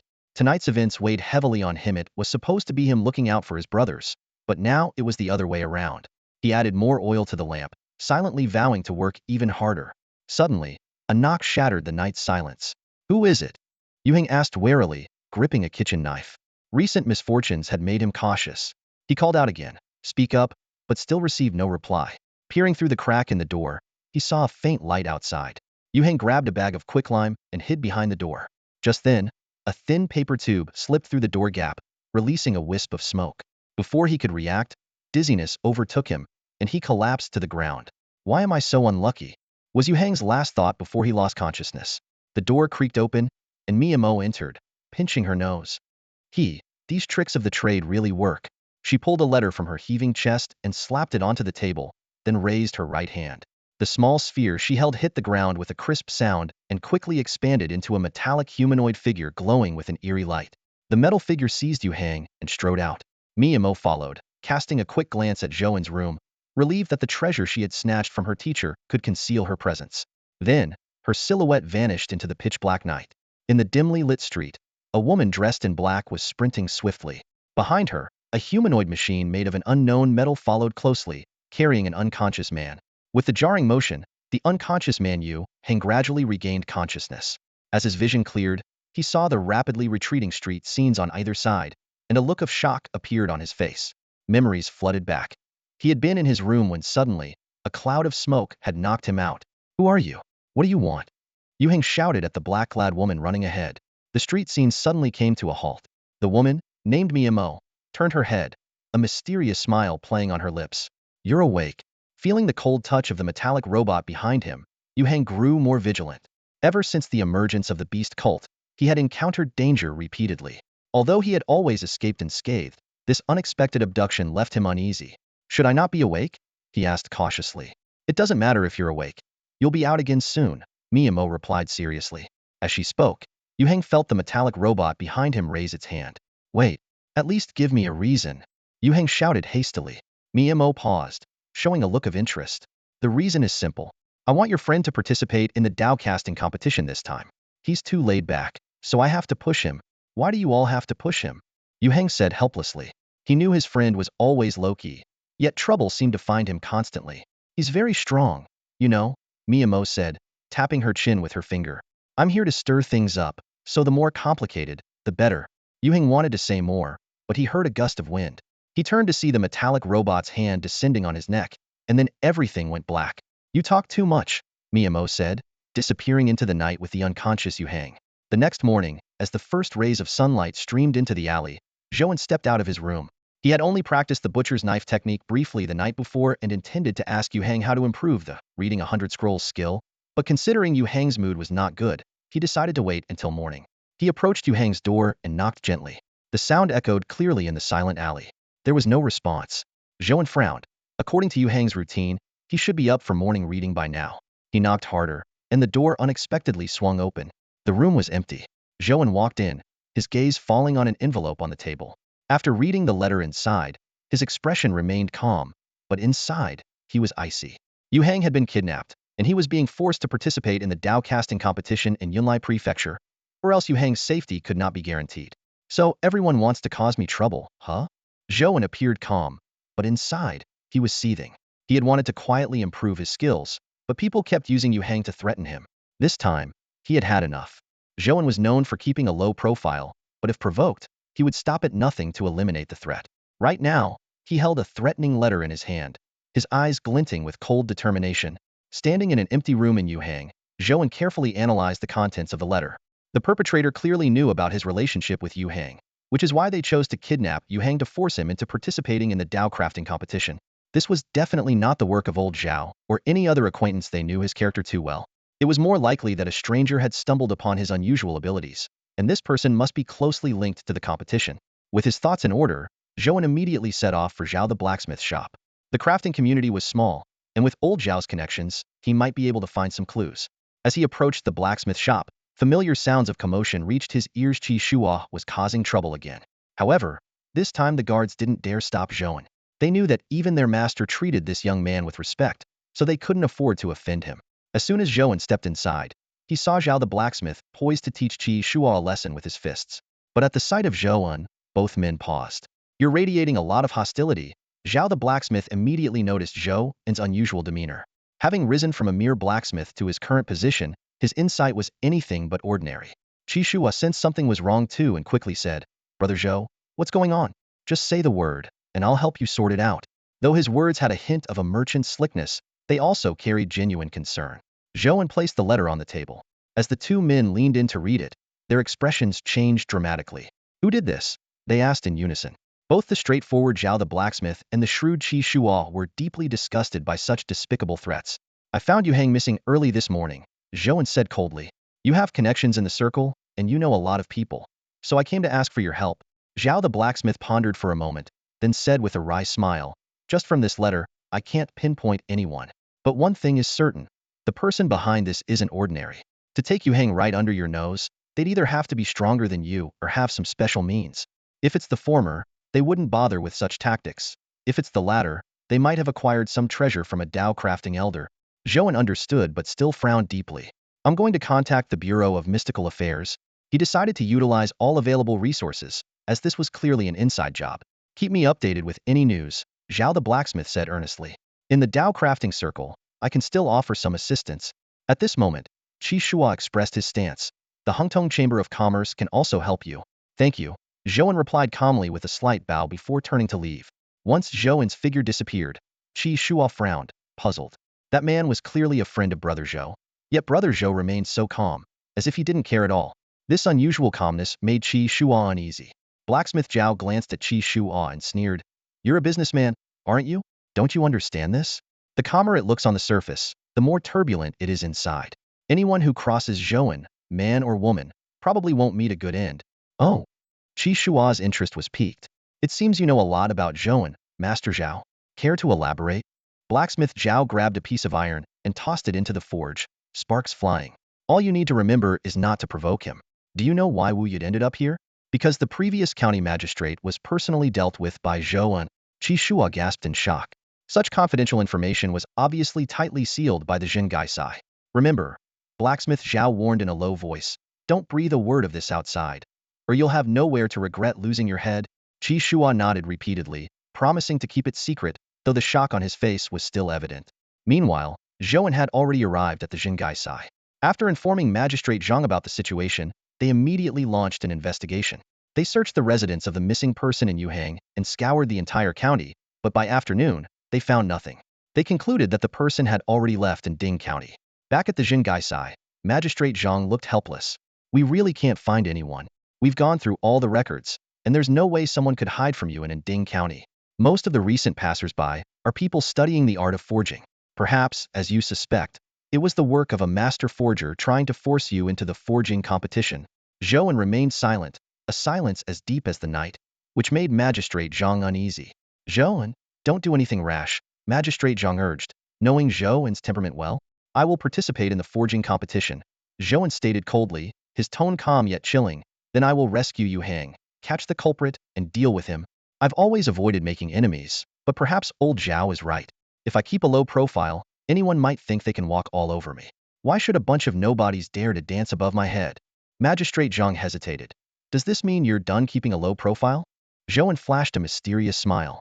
He understood Lao Zhao's philosophy well. By demonstrating just a hint of his craftsmanship, he could avoid many unnecessary troubles. As someone with extraordinary abilities, he was confident in the future development of his skills.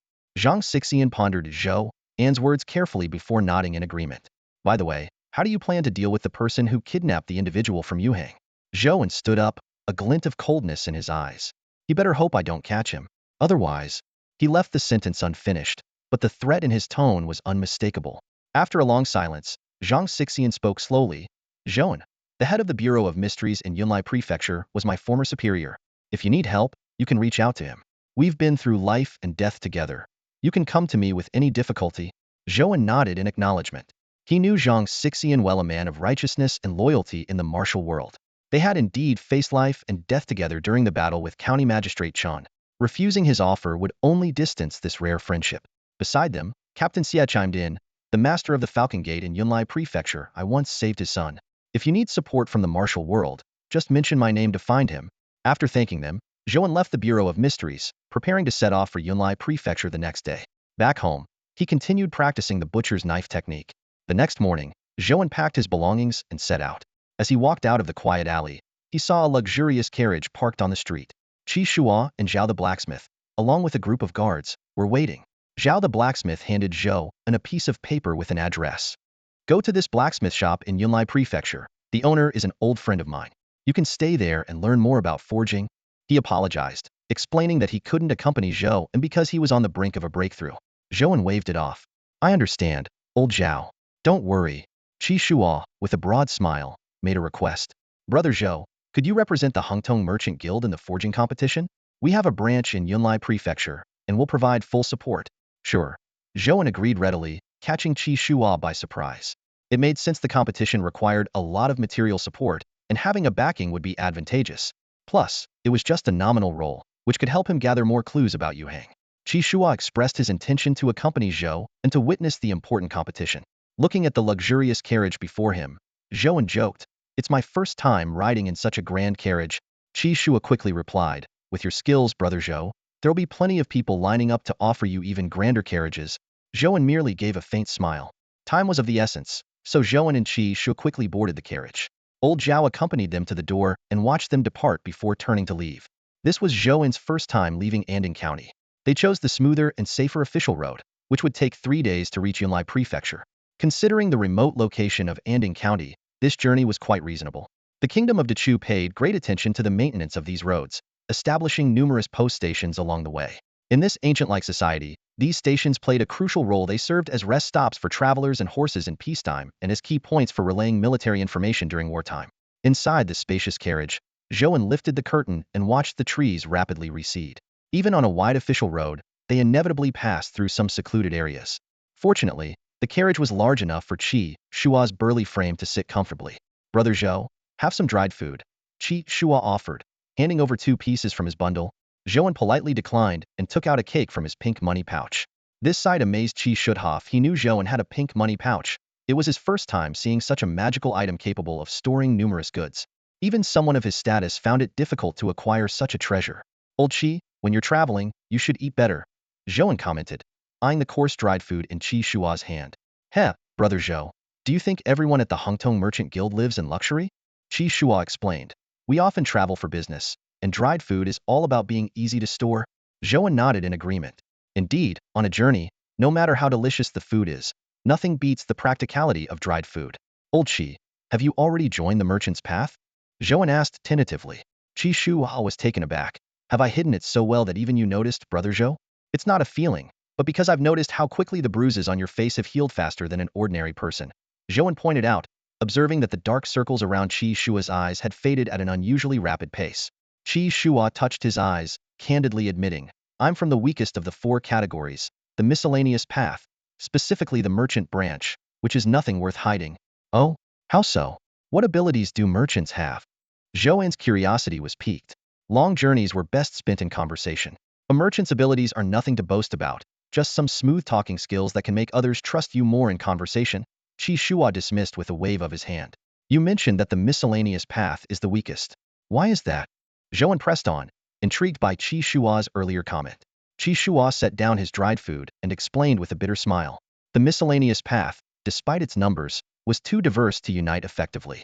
In the Kingdom of Dechu, warriors had their chief, scholars had the prime minister, practitioners had the head of the supervisory department, and both Buddhist and Taoist sects had their own leaders. But the miscellaneous path had no one to lead them. Why is that? Zhou An asked, puzzled. That's the nature of being miscellaneous, Qi Shua replied helplessly. Unlike other paths, leadership here isn't about martial prowess. Take us merchants. For instance, what good is martial skill if you can't gain the respect of every trade? If we merchants didn't band together, I wouldn't have my current status. If even the weakest branch faces such challenges, imagine the others. With that, Qi Shua took a sip from his water bottle. Zhou An nodded thoughtfully. Indeed, warriors trained in martial arts, practitioners honed their skills, and scholars pursued knowledge. These were the 3 main paths. In the diverse world of martial arts, it's incredibly rare to find someone who excels in multiple disciplines. Zhou An and Qi Shua were discussing this topic while traveling in a carriage. To dominate in such a varied field, relying on strength in just one area is far from enough, Qi Shua explained. For instance, No matter how skilled you are in crafting or how savvy in business, without achievements in other areas, it's hard to win respect. Zhou An chuckled and said, if someone could unify the disciplines, wouldn't that elevate their status significantly? Qi Shuo shook his head, dismissing the idea as a mere fantasy. It's impossible. A person's energy is limited. Mastering one skill can take a lifetime, let alone two or more. He paused before adding, but, come to think of it, there was indeed a gifted individual many years ago, someone with a connection to you, Zhou. Seeing Zhou An's puzzled expression, Qi Shuo continued.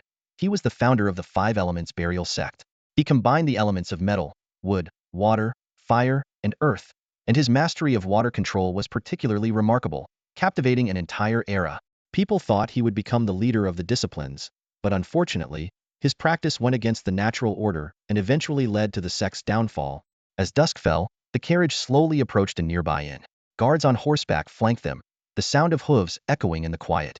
When the carriage finally stopped, Zhou An and Qi Shuo lifted the curtain to look outside, only to be met with an unsettling sight. The usually bustling inn was eerily deserted, with only a few dim oil lamps flickering in the wind. Something's not right, Qi Shuo said with a frown. During the grand crafting competition, how could the inn be completely empty? As they stepped down from the carriage, a chilling wind swept by, carrying a sharp, metallic scent of blood. Zhou An seemed to hear faint whispers in his ear, sending shivers down his spine. Be on guard, Qi Shuo commanded sharply. The guards immediately drew their swords, scanning the surroundings with caution. Suddenly, one of the oil lamps went out silently. The few oil lamps inside the post station were already sparse, and now one had suddenly gone out, plunging the dim environment into deeper darkness. The heavy stench of blood became more pronounced in the dark, with just a slight inhale revealing its pungent odor. Zhou An scanned his surroundings warily and noticed a massive shadow slowly approaching in the darkness. Everyone present was no ordinary person. They all sensed the eerie presence. As the shadow became clearer, a horrifying creature emerged before them. This terrifying entity stood over 3 meters tall, its entire body covered in limbs, dozens of them. Even more chilling were the dozen human heads arranged on its shoulders and arms, each bearing an expression of agony and emitting ghastly moans, as if they had suffered unimaginable torment in life. The most shocking aspect was that both the heads and the body were covered in extensive burn scars, with twisted skin fused together. Some heads were so severely burned that their features were unrecognizable. Zhou An squinted, forming a judgment in his mind. He knew that under certain conditions, the dead could transform into something eerie. The creature before him had obvious signs of being pieced together, as if a dozen corpses had been forcibly stitched together without any rhyme or reason. Considering the earlier scent of blood, he suspected that the people here might have been killed and transformed into the monstrosity before him. As he pondered, the stitched creature seemed to detect the presence of the living and lunged at him. The immense three-meter body exuded a powerful sense of oppression, causing everyone present to grasp their weapons tightly. A nauseating wave of blood stench emanated from the creature. Qi Shuo, the merchant, was sweating profusely. As a businessman with low combat ability, even if he barely qualified as a third-rate fighter, he was of little use in this situation. Most of the guards he brought along hadn't even reached the threshold of competence, with only 2 or 3 achieving third-rate status. Although the Hungtong Trading Company was influential, he was just one of many merchants, and this mission was part of a wide-ranging effort. Having 2 or 3 third-rate fighters as escorts was already a privilege. Several guards brandished their weapons and charged at the stitched creature, only to be easily swatted away like ragdolls, crashing to the ground and spitting blood. This attack only enraged the creature further. It let out a chilling roar, its burned body twisting as it crawled rapidly towards a guard in an unervingly grotesque manner, moving with astonishing speed. The targeted guard felt his limbs go cold, despair filling his heart. His weapon shattered upon contact with the creature, leaving him defenseless, trembling as he awaited death. Qi Shuo gritted his teeth. Unable to watch his long-standing subordinates face imminent doom, he finally intervened. He channeled his inner energy, shouting, "Stop!" As merchants, they excelled in persuasion, and though their attack power was weak, their words could still have an impact. The shout did cause the stitched creature to pause momentarily, allowing the targeted guard to scramble to his feet, eyes fixed on the creature, now drenched in cold sweat. Zhou An, who had been ready to draw his pink purse, was slightly taken aback by Qi Shuo's action. But the surprise lasted only a moment, as Qi Shuo collapsed to the ground, face pale, clearly exhausted after his outburst. This scene, however, only served to infuriate the stitched creature further. The dozen burned faces now showed anger and malice as it abandoned its previous target and, leaving behind ghostly afterimages, charged directly at Qi Shuo. The scene left Qi Shuo's face ashen. The guards had been scattered, and it was too late to intervene. As the stitched monstrosity advanced ominously, cold sweat poured from Qi Shua's forehead like rain.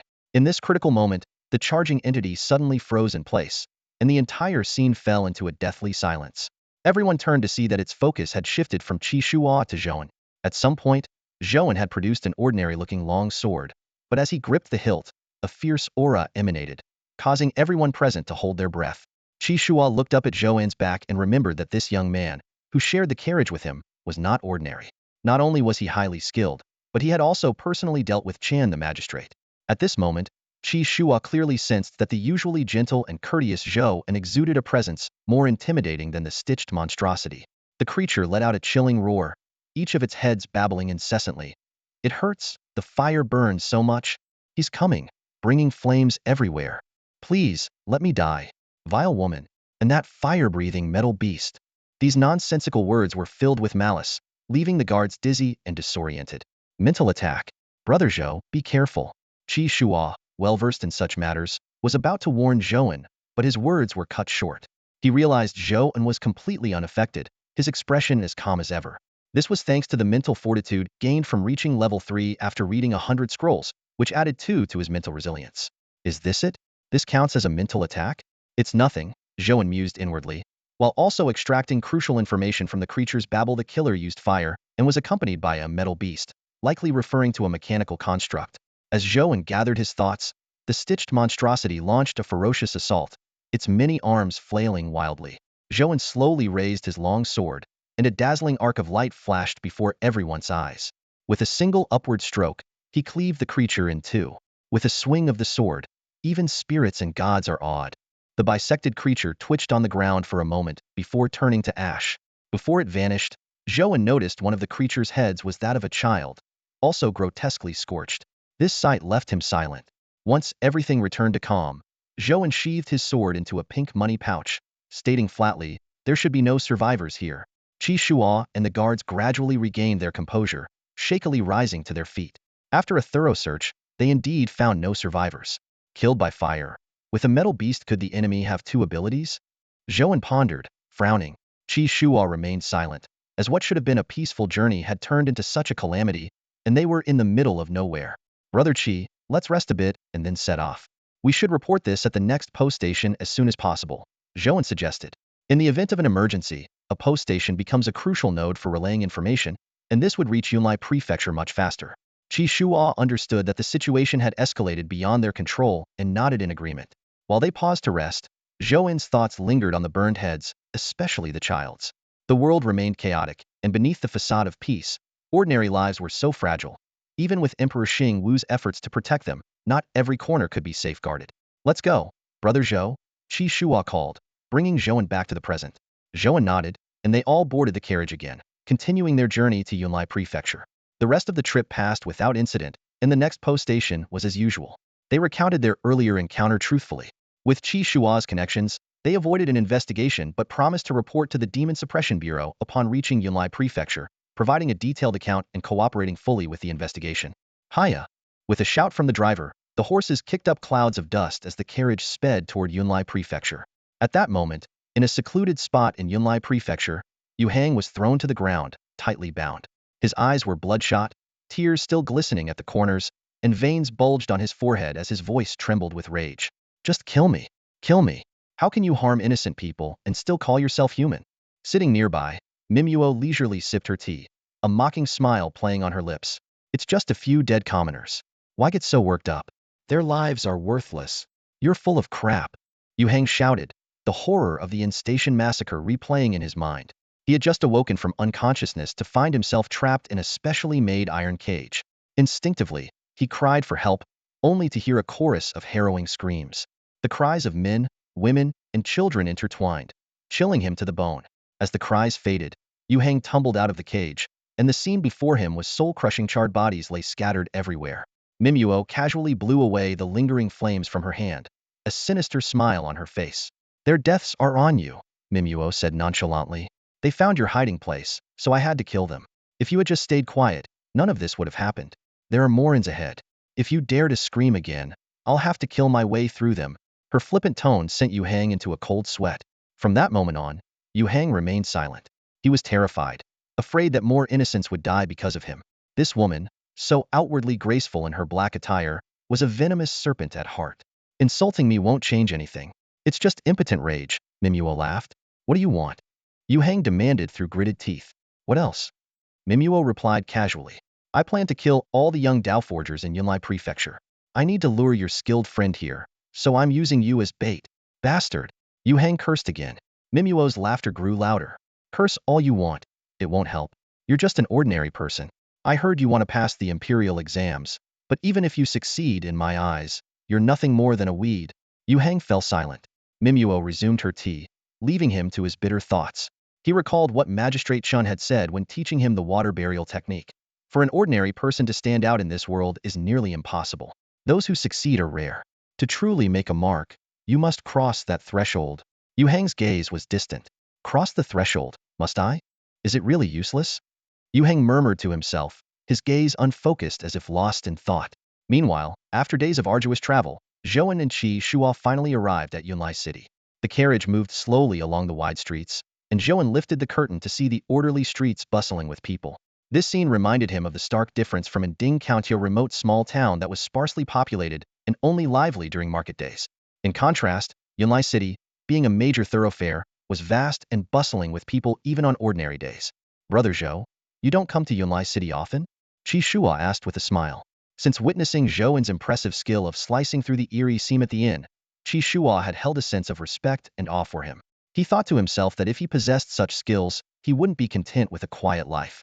This reminded him of an elder from his trade association who once said, with 10 parts talent, seek only 5 parts of fame and fortune to live comfortably. To Qi Shuo, Zhou An was exactly this kind of smart and capable person deserving of respect. Zhou An let down the curtain and asked, what are your plans, Brother Qi?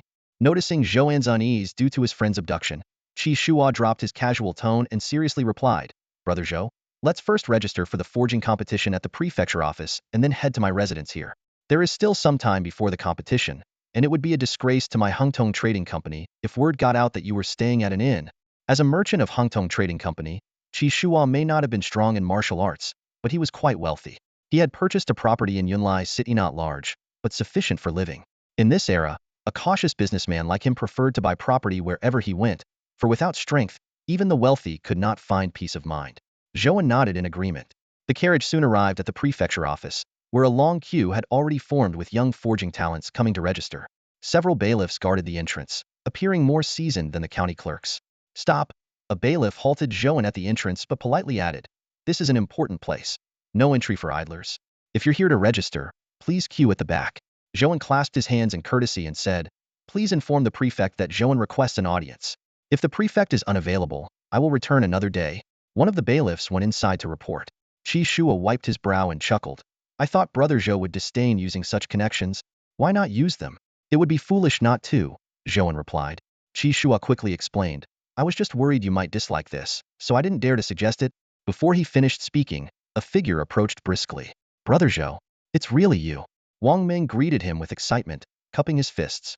As a fellow craftsman, he knew Zhou An's forging skills surpassed his own and had been looking forward to exchanging techniques at the competition. Zhou An returned the gesture and said, Brother Wang, time is pressing, so please introduce me to the prefect. I'll host a banquet to express my gratitude another day. This exchange perfectly illustrated the principle of reciprocity. Treat others with respect, and they will respect you in return. Being a broad-minded person, Wang Ming understood that Zhou An must have pressing matters to attend to, so he refrained from further small talk and led the way directly. Passing through the courtyard of the government office, he quickly guided Zhou An to the inner courtyard.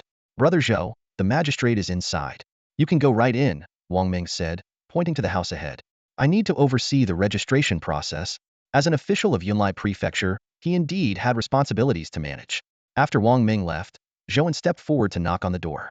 Qi Shuo, being perceptive, stayed back, curiously looking around the corner of the inner courtyard. Come in, came the voice of Magistrate Sun from inside. Zhou An pushed the door open and entered, finding Magistrate Sun engrossed in a pile of official documents. Upon hearing footsteps, he looked up and, seeing Zhou An, stood up to pour a cup of tea. I knew you'd participate in the end. Lord Sun, that's quite a statement. Zhou An sipped the tea.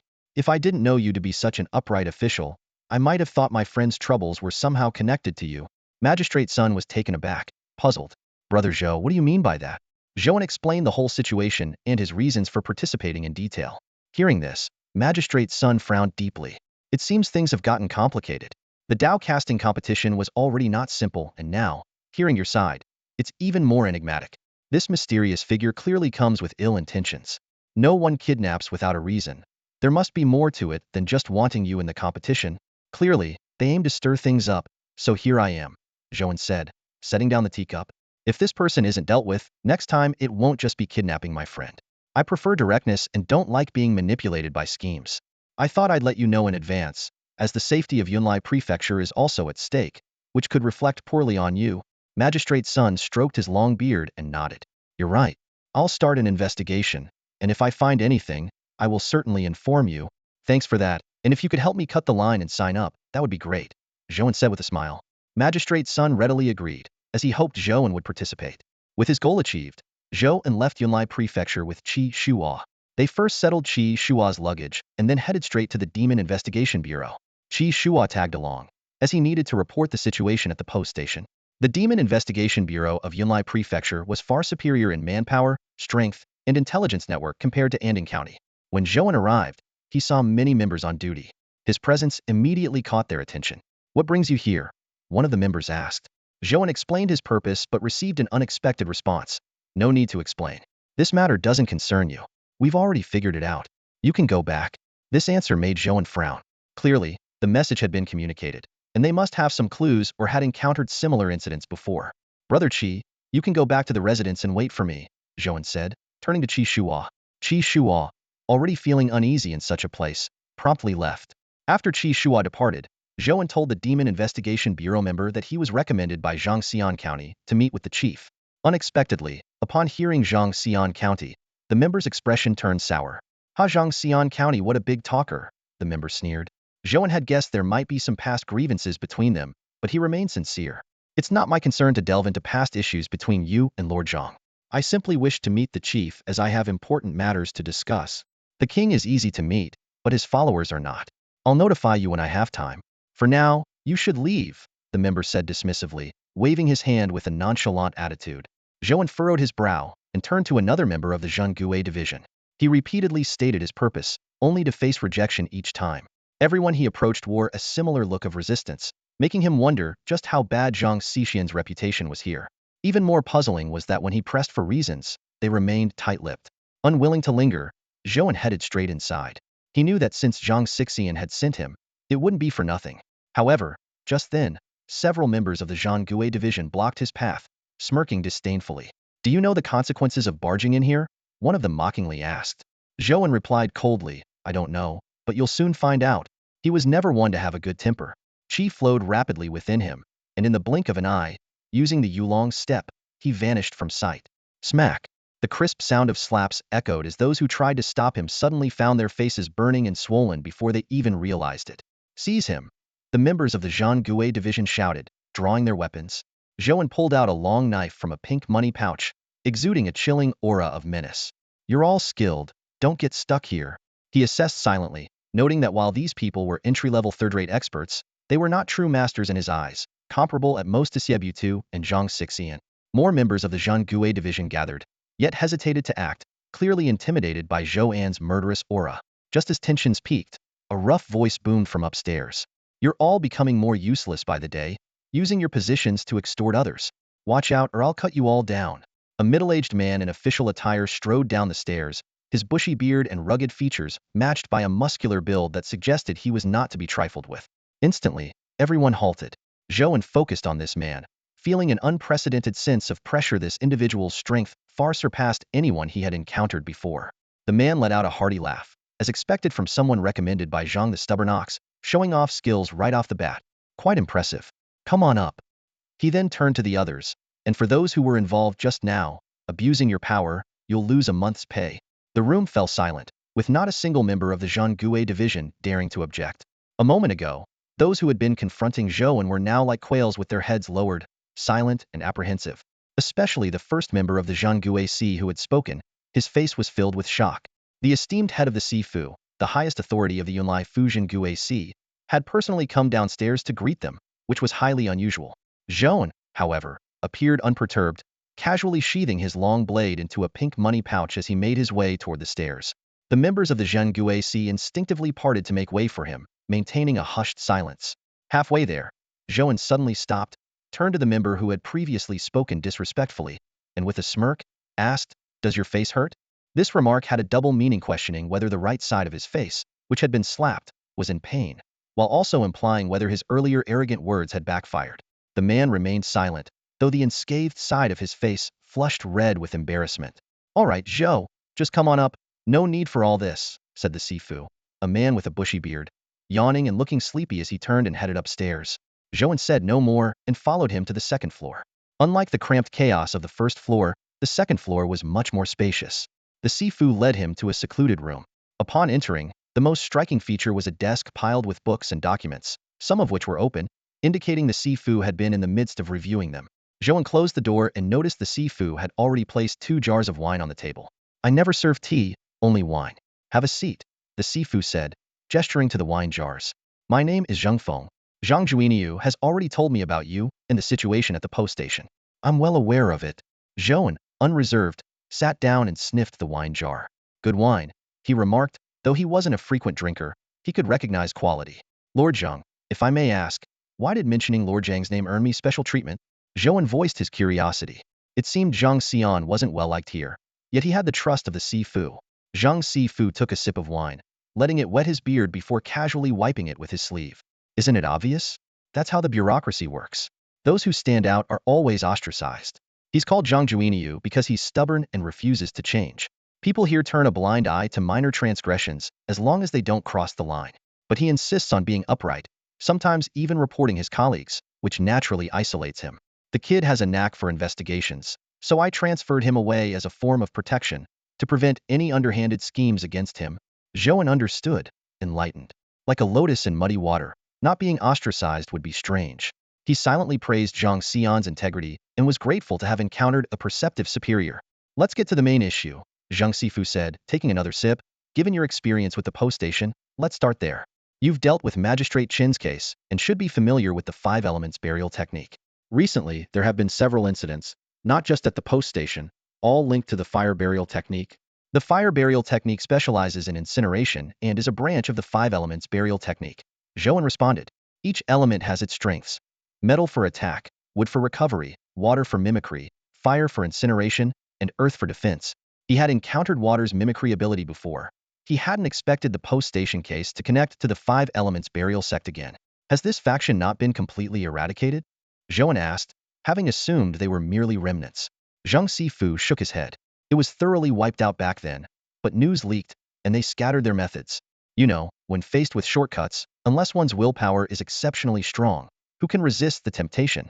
Practitioners of this method began to emerge, using their abilities to cause trouble. Zhang Sifu set down his wine jar and said calmly, "I'm aware of this matter. It doesn't concern you, so don't worry about it." Zhou An nodded in understanding. Since the Zhengaisai was already handling the situation, he decided to leave it to them. His main purpose was to rescue Yu Hang, so he immediately inquired about the relevant details. As soon as he finished speaking, Zhang Sifu pulled a piece of paper from his pocket and placed it face down on the table. "This is where your friend is hiding." Zhou An frowned as he picked up the paper, which marked a location in detail. So quickly. He hadn't expected to receive the information so soon after his arrival. "You underestimate the intelligence network of the Zhengaisai," Zhang Sifu chuckled. "Back when you dealt with Magistrate Chen, Zhang Juiniu helped you uncover quite a bit, and that was just the lowest level of the Zhengaisai.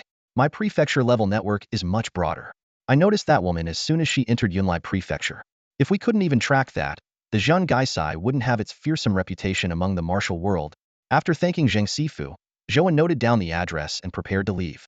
Now that he had the information, he didn't want to give his target any breathing room. The sooner he resolved the matter, the better. "Hold on."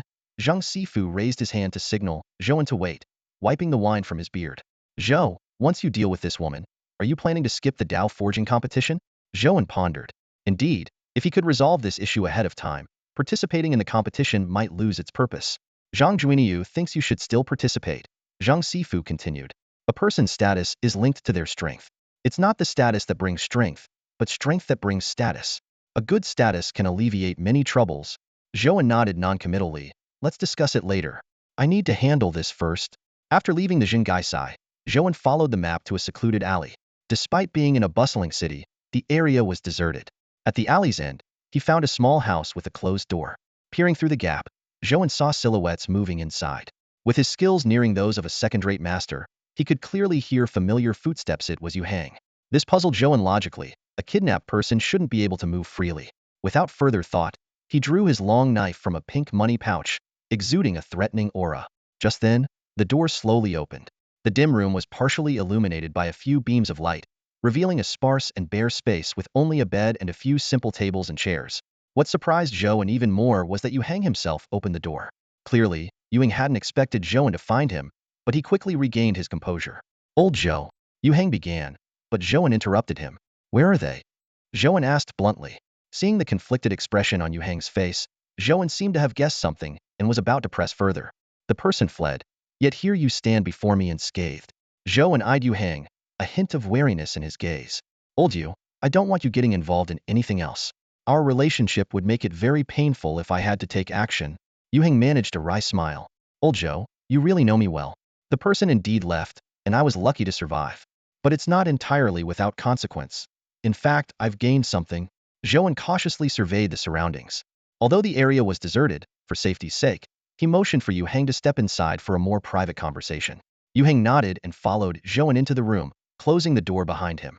Leaning against the table, Zhou An waited for an explanation. It was suspicious to see someone who had been kidnapped now standing unharmed before him.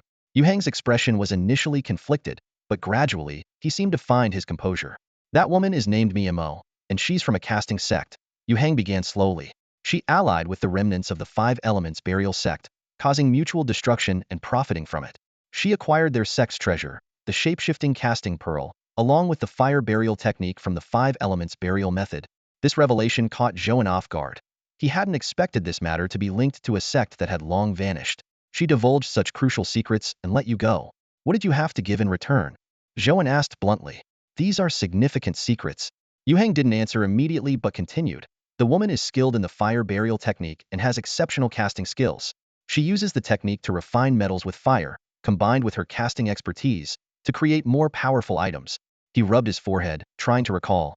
"As for her purpose here, I'm not sure, but she's here to stir things up. Also," his words trailed off as he approached a wall, gently tapping on the bricks. The wall trembled slightly, revealing a hidden compartment. Two members of the Zhang-tall fell out, battered but still breathing. "These are the Zhang-tall members who were stationed outside. She spotted them long ago," Yu Hang explained. "I had to exert considerable effort to keep them alive." Zhou An carefully examined their injuries. Although the burns were severe, they weren't fatal for those in their line of work and would heal quickly. After the inspection, he stood up, dusting off his hands, his expression growing more serious. "Old Yu, what exactly did you sacrifice? I'm getting increasingly uneasy about this." A series of events unfolded, and Zhou An's unease grew stronger. He recalled what Yu Hang had said about paying the price, and he couldn't shake the feeling that things were far from simple. Yu Hang closed the hidden compartment door with a weary look in his eyes. He glanced at the unconscious members of the Zhang-tall on the ground. His voice heavy. "Old Zhou, don't you think it's ridiculous? Here I am, an ordinary person, having to beg on my knees just to save two lives." He continued, "Not long ago, we passed by that relay station. Because of my situation, that woman killed everyone there, including the children." Yu Hang squatted down, clutching his hair. That family had just made some money and was on their way to Yunlai Prefecture for a better life, only to meet their end on the road. I heard it all clearly from inside the metal shell. The cries of that child still echo in my ears. Yu Hang's shoulders trembled slightly. What has the world come to? Are ordinary people without power really as insignificant as weeds? I couldn't even stop it, just watched helplessly as they burned to death. If only I had the power. Zhou An sighed, squatting down to pat Yu Hang's shoulder. The Great Chu Kingdom is already quite considerate of ordinary people. Exactly. Yu Hang suddenly lifted his head, his eyes filled with hate instead of pain. But that woman, she could have used other methods, yet she chose to kill. I can't understand it. So I want to become one of them. I want to kill her. And then, what did you do? Zhou An asked. Yu Hang stood up. I learned the cremation technique. Zhou An's face changed drastically. You killed someone? Yu Hang shook his head, indicating he only learned the theory. She said she was interested, said it was a transaction. She wanted to see if I would become like her after learning the cremation technique, and she wanted to see how you, my best friend, would handle it. He pointed to his temple. The cremation technique is etched in my mind now. Zhou An, I can change all of this. Yu Hang said resolutely. Zhou An sighed. How will you change it? Faced with such shortcuts, few can resist. I'll use the cremation technique against those who oppress the common people. Yu Hang gritted his teeth. I'm done with pursuing fame and fortune. I'll hunt down those who do evil. Zhou An spoke gently. There's still a chance. You only memorized it. Among those in the trade, there's always a way to erase it. But Yu Hang shook his head. I don't want to forget. I want to learn. Old Zhou, you might as well kill me now. To die by your hand would be an honor. What nonsense are you talking about? Zhou An's tone suddenly turned playful. Are you really planning to learn this? Just as Yu Hang was about to nod, a long knife pierced through his chest. But there was no spray of blood, only a shower of sparks, as if the blade had struck metal. I don't want to play pretend anymore. You can't say anything important, Zhou An said calmly. How did you find out? Yu Hang looked down at the gaping hole in his chest, revealing a metal core devoid of flesh. Zhou An withdrew his blade. There were several clues you gave away. As for how I found out, why should I tell you? This Yu Hang was actually a metal construct capable of mimicking others. Although it had acted convincingly at first, it eventually slipped. The most crucial point was that Zhou An didn't believe Yu Hang would act this way, especially since he had entrusted even the water burial technique to him. Zhou An stood still, calmly analyzing the peculiarities before him. Someone who couldn't be tempted by a water burial, how could they be swayed by a fire burial? More suspicious was the fact that the town of Ghost's Bureau had only dispatched 2 guards for such an important matter. Most crucially, with his keen sense from the fusion casting technique, he detected an unusual metallic scent emanating from the other party. His ability to read countless scrolls allowed him to spot a flaw in the opponent's chest. This was entirely illogical. If this truly were a normal person like Yu Hang, there should have been flaws all over. You've killed all the other town of Ghost's Bureau members, haven't you? Zhou An asked flatly. The iron puppet controlled by Miyamoto grinned eerily. Of course, I had to kill them. Otherwise, how could I deceive you? Though I didn't succeed in the end, it was really quite amusing. Nice plan. Zhou An sneered. You disguised as Yu Hang to get close to me. But I'm curious, why didn't you just attack? This iron puppet is only good for changing form. It doesn't have much power, Miyamoto said regretfully. Honestly, I wanted to see if you'd kill your good friend. Plus, I sensed you have some soft armor on you. I wasn't confident, so I thought I'd keep deceiving you. This tone, this way of doing things, Zhou An was certain the person before him was a complete lunatic. A normal person wouldn't easily expose their secrets. Yet this guy didn't care at all, constantly talking about how fun it was. To use fun as a purpose for actions, even Zhou An had to admit the level of insanity was astonishing. Let's talk. Zhou An began slowly. Release Yu Hang, and I'll give you whatever you want. Then you need to perform well in the casting competition, Miyamoto chuckled. Oh, and a reminder, don't try to find me again. You won't succeed.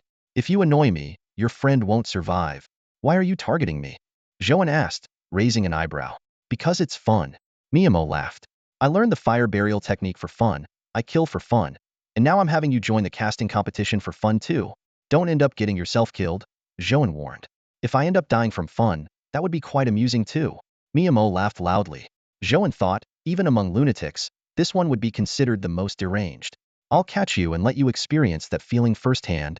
Unable to extract more information, Zhou An swung his long sword, reducing the iron puppet in front of him to a heap of scrap. Clang! The sword was sheathed. Zhou An headed straight for the town of Ghost Bureau. With the previous incident in mind, this time no one blocked his way.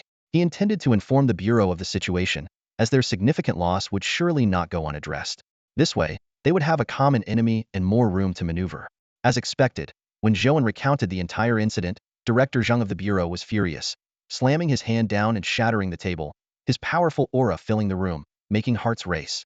These beasts, do they really think they're untouchable? Director Zhang roared. Guards! A group of Bureau members rushed into the room. Director Zhang ordered, from now on, conduct a thorough investigation of the entire Yunlai prefecture. Report any findings immediately. The crowd dispersed, leaving the room in silence once more. Director Zhang, having calmed down somewhat, turned to Zhou An. I'll inform you if we find anything. Together, we'll root her out. Zhou An did not refuse. He understood that being targeted by such a female lunatic was no small matter, and only by completely resolving the issue could he find peace. With nothing else to do, he could only wait for news. Zhou An left the town of Ghost Bureau and returned to Qi Shua's residence. It was nearing dusk, the sun half set, and people hurried along the streets. As he pushed open the door, he happened to meet Qi Shua preparing to leave. Zhou, you're just in time. Let's go out for a meal, Qi Shua suggested. He had planned to eat alone but was glad Zhou An had returned. Zhou An, feeling hungry himself, agreed, and they headed out together towards one of Yunlai Prefecture's many restaurants. Qi Shua, well acquainted with the area, led Zhou into the largest tavern in Yunlai Prefecture Minghua Pavilion. As a city landmark, Minghua Pavilion buzzed with life, attracting all sorts of people, traveling merchants, wandering martial artists, and many young participants of the Daebi competition. As Zhou An walked through the bustling scene, he couldn't help but marvel at the substantial tax revenue this event must be bringing to Yunlai Prefecture. The two proceeded directly to a private room on the second floor. Qi Shua, generous by nature, ordered a table full of delicacies. Both being enthusiasts of the Daebi craft, they indulged heartily, enjoying the meal and conversation. Brother Zhou, what are your plans for the next few days? Qi Shua asked, patting his chest confidently. If you need anything, just let me know. I can reach out to the Hungtong Guild for assistance. He had already visited the guild during Zhou An's time at the Xinwei division, explaining his intentions. The guild was eager to support, given the significant benefits of the Daebi competition. Zhou An picked up a piece of Minghua Pavilion's famous roast chicken, savoring its renowned flavor. Casually he replied, I plan to explore a bit. You go ahead with your tasks. He already had a plan to visit the blacksmith shop mentioned by Zhao the blacksmith and the gang recommended by Xia the foreman. Being new to the area, he knew it was important to establish connections for smoother operations in the future. Qi Shua nodded in agreement and raised his glass to toast with Zhou and enjoyed the meal thoroughly, thinking he might practice his culinary knife skills later. Keeping the dough in a pink pouch was indeed convenient and avoided any mishaps. After several rounds of drinks and finishing their meal, they downed their last glass and prepared to leave. Qi Shua needed to plan the next steps, even though Zhao the blacksmith was confident in Zhou An's victory. He couldn't afford to be complacent. It would diminish Brother Zhou's respect for him. As they descended the stairs to the first floor and were about to exit, a commotion erupted outside. A crowd of onlookers gathered, with shouts and angry curses filling the air, accompanied by the sharp clang of metal. Zhou An frowned slightly, puzzled by the disturbance in such a bustling area where law enforcement was typically stringent. A lively argument was unfolding on the street. Zhou An and Qi Shua were drawn to the scene, peering through the gaps in the crowd. They saw two young men facing off, tension crackling between them.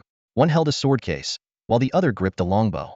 Our Gongsun family specializes in forging weapons. How does your shabby bow compare to my sword? The sword-bearer declared arrogantly. You don't know anything. Your Gongsun family only knows how to make swords. Can you do anything else? There are many kinds of weapons in this world. Why can't a longbow be considered one? The bow holder retorted defiantly. A sword is the king of all weapons. What does your broken bow count for? On the battlefield, my bow has taken more lives than your sword. Zhou An understood the situation. It was a clash between two young weapon forgers who had crossed paths and disagreed. With their youthful vigor and being in the same line of work, such friction was quite normal. Let's go, Brother Qi, Zhou An said, losing interest in the commotion. A bit of excitement is enough for me. I need to get back to honing my skills. His skill in the butcher's bull-cutting knife technique was nearing level 5, and his prowess was growing steadily. The Zhenghaisai was investigating clues, and their provincial-level power was far superior to the county level. He believed results would soon follow. Given his understanding of that woman, she wouldn't kill Yu Hang easily. She still needed Yu Hang to threaten him. Just as they were about to leave, the young man with the sword suddenly turned to someone nearby. Long Xing, what's wrong with you? You used to be more enthusiastic about these things than I was. Now I'm being insulted, and you remain silent. Hearing the familiar name, Zhou An turned to look. Long Xing stood nearby, dejected, with a look of indifference on his face. What's the point of arguing over this? How can it be pointless? This competition is all about skill. Shouldn't I fight for what I believe in? No matter how much you argue, you'll still lose in the end. Long Xing turned to leave. Trust me, I'm not here to compete this time. I just want to see that person's shadow again and understand the gap between us. His words left everyone stunned. Known for his combative nature among the younger generation, Long Xing's admission of defeat suggested he had encountered someone far superior. The others pressed him for more information, but Long Xing only smiled wryly. That person is very low-key, and I don't want to risk my neck.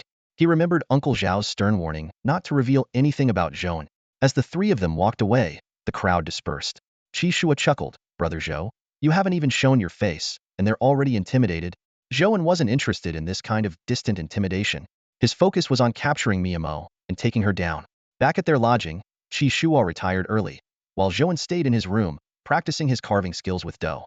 As his proficiency in the butcher's bull-cutting knife technique slowly increased, the night deepened. The next day, thanks to the mental boost of 2 from reading 100 scrolls, Zhou An felt full of energy despite a night of intense practice. After breakfast, Qi Shua went off to handle his own affairs, while Zhou An headed in a particular direction. Unlike in Ding County, which had only old Zhao's blacksmith shop, Yunlai Prefecture boasted numerous blacksmiths. The streets were already buzzing with activity in the early morning. Zhou An navigated through the bustling crowd, passing by several thriving blacksmith shops where the sound of hammers striking metal was incessant. This time, he was leveraging a connection through Lao Zhao to get acquainted with the right people, hoping he could find some assistance for his own matters.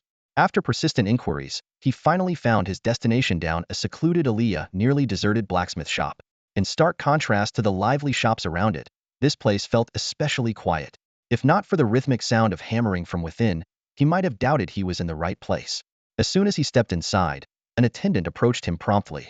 "Sir, what would you like us to forge for you?" Zhou An shook his head and replied, "I'm here to see your boss." The attendant eyed the young man in front of him, who, despite his simple attire, exuded an aura of authority that even wealthier gentlemen couldn't match. Not daring to delay, he asked for Zhou An's name and quickly went to inform the boss. Taking advantage of this pause, Zhou An wandered around the shop, his gaze settling on the weapons displayed on the wall. These weapons, sharp and impeccably crafted, were a stark contrast to the ordinary farming tools Lao Zhao usually made, clearly the work of a master craftsman. Before long, the attendant led him through the shop to a backyard. The yard was unexpectedly spacious, with a round table and a few stone stools in one corner. A lean, middle-aged man was there sipping tea, and he enthusiastically waved Zhou An over upon seeing him. "I received Lao Zhao's carrier pigeon message. Are you the prodigy he mentioned?" the man asked with keen interest. "That's an exaggeration. I'm just interested," Zhou An replied modestly. "May I ask how to address you?" "Just call me Lao Lin," the man said, gesturing for him to sit. "After Lao Zhao's message, I've been looking into that matter for you. I did uncover some leads."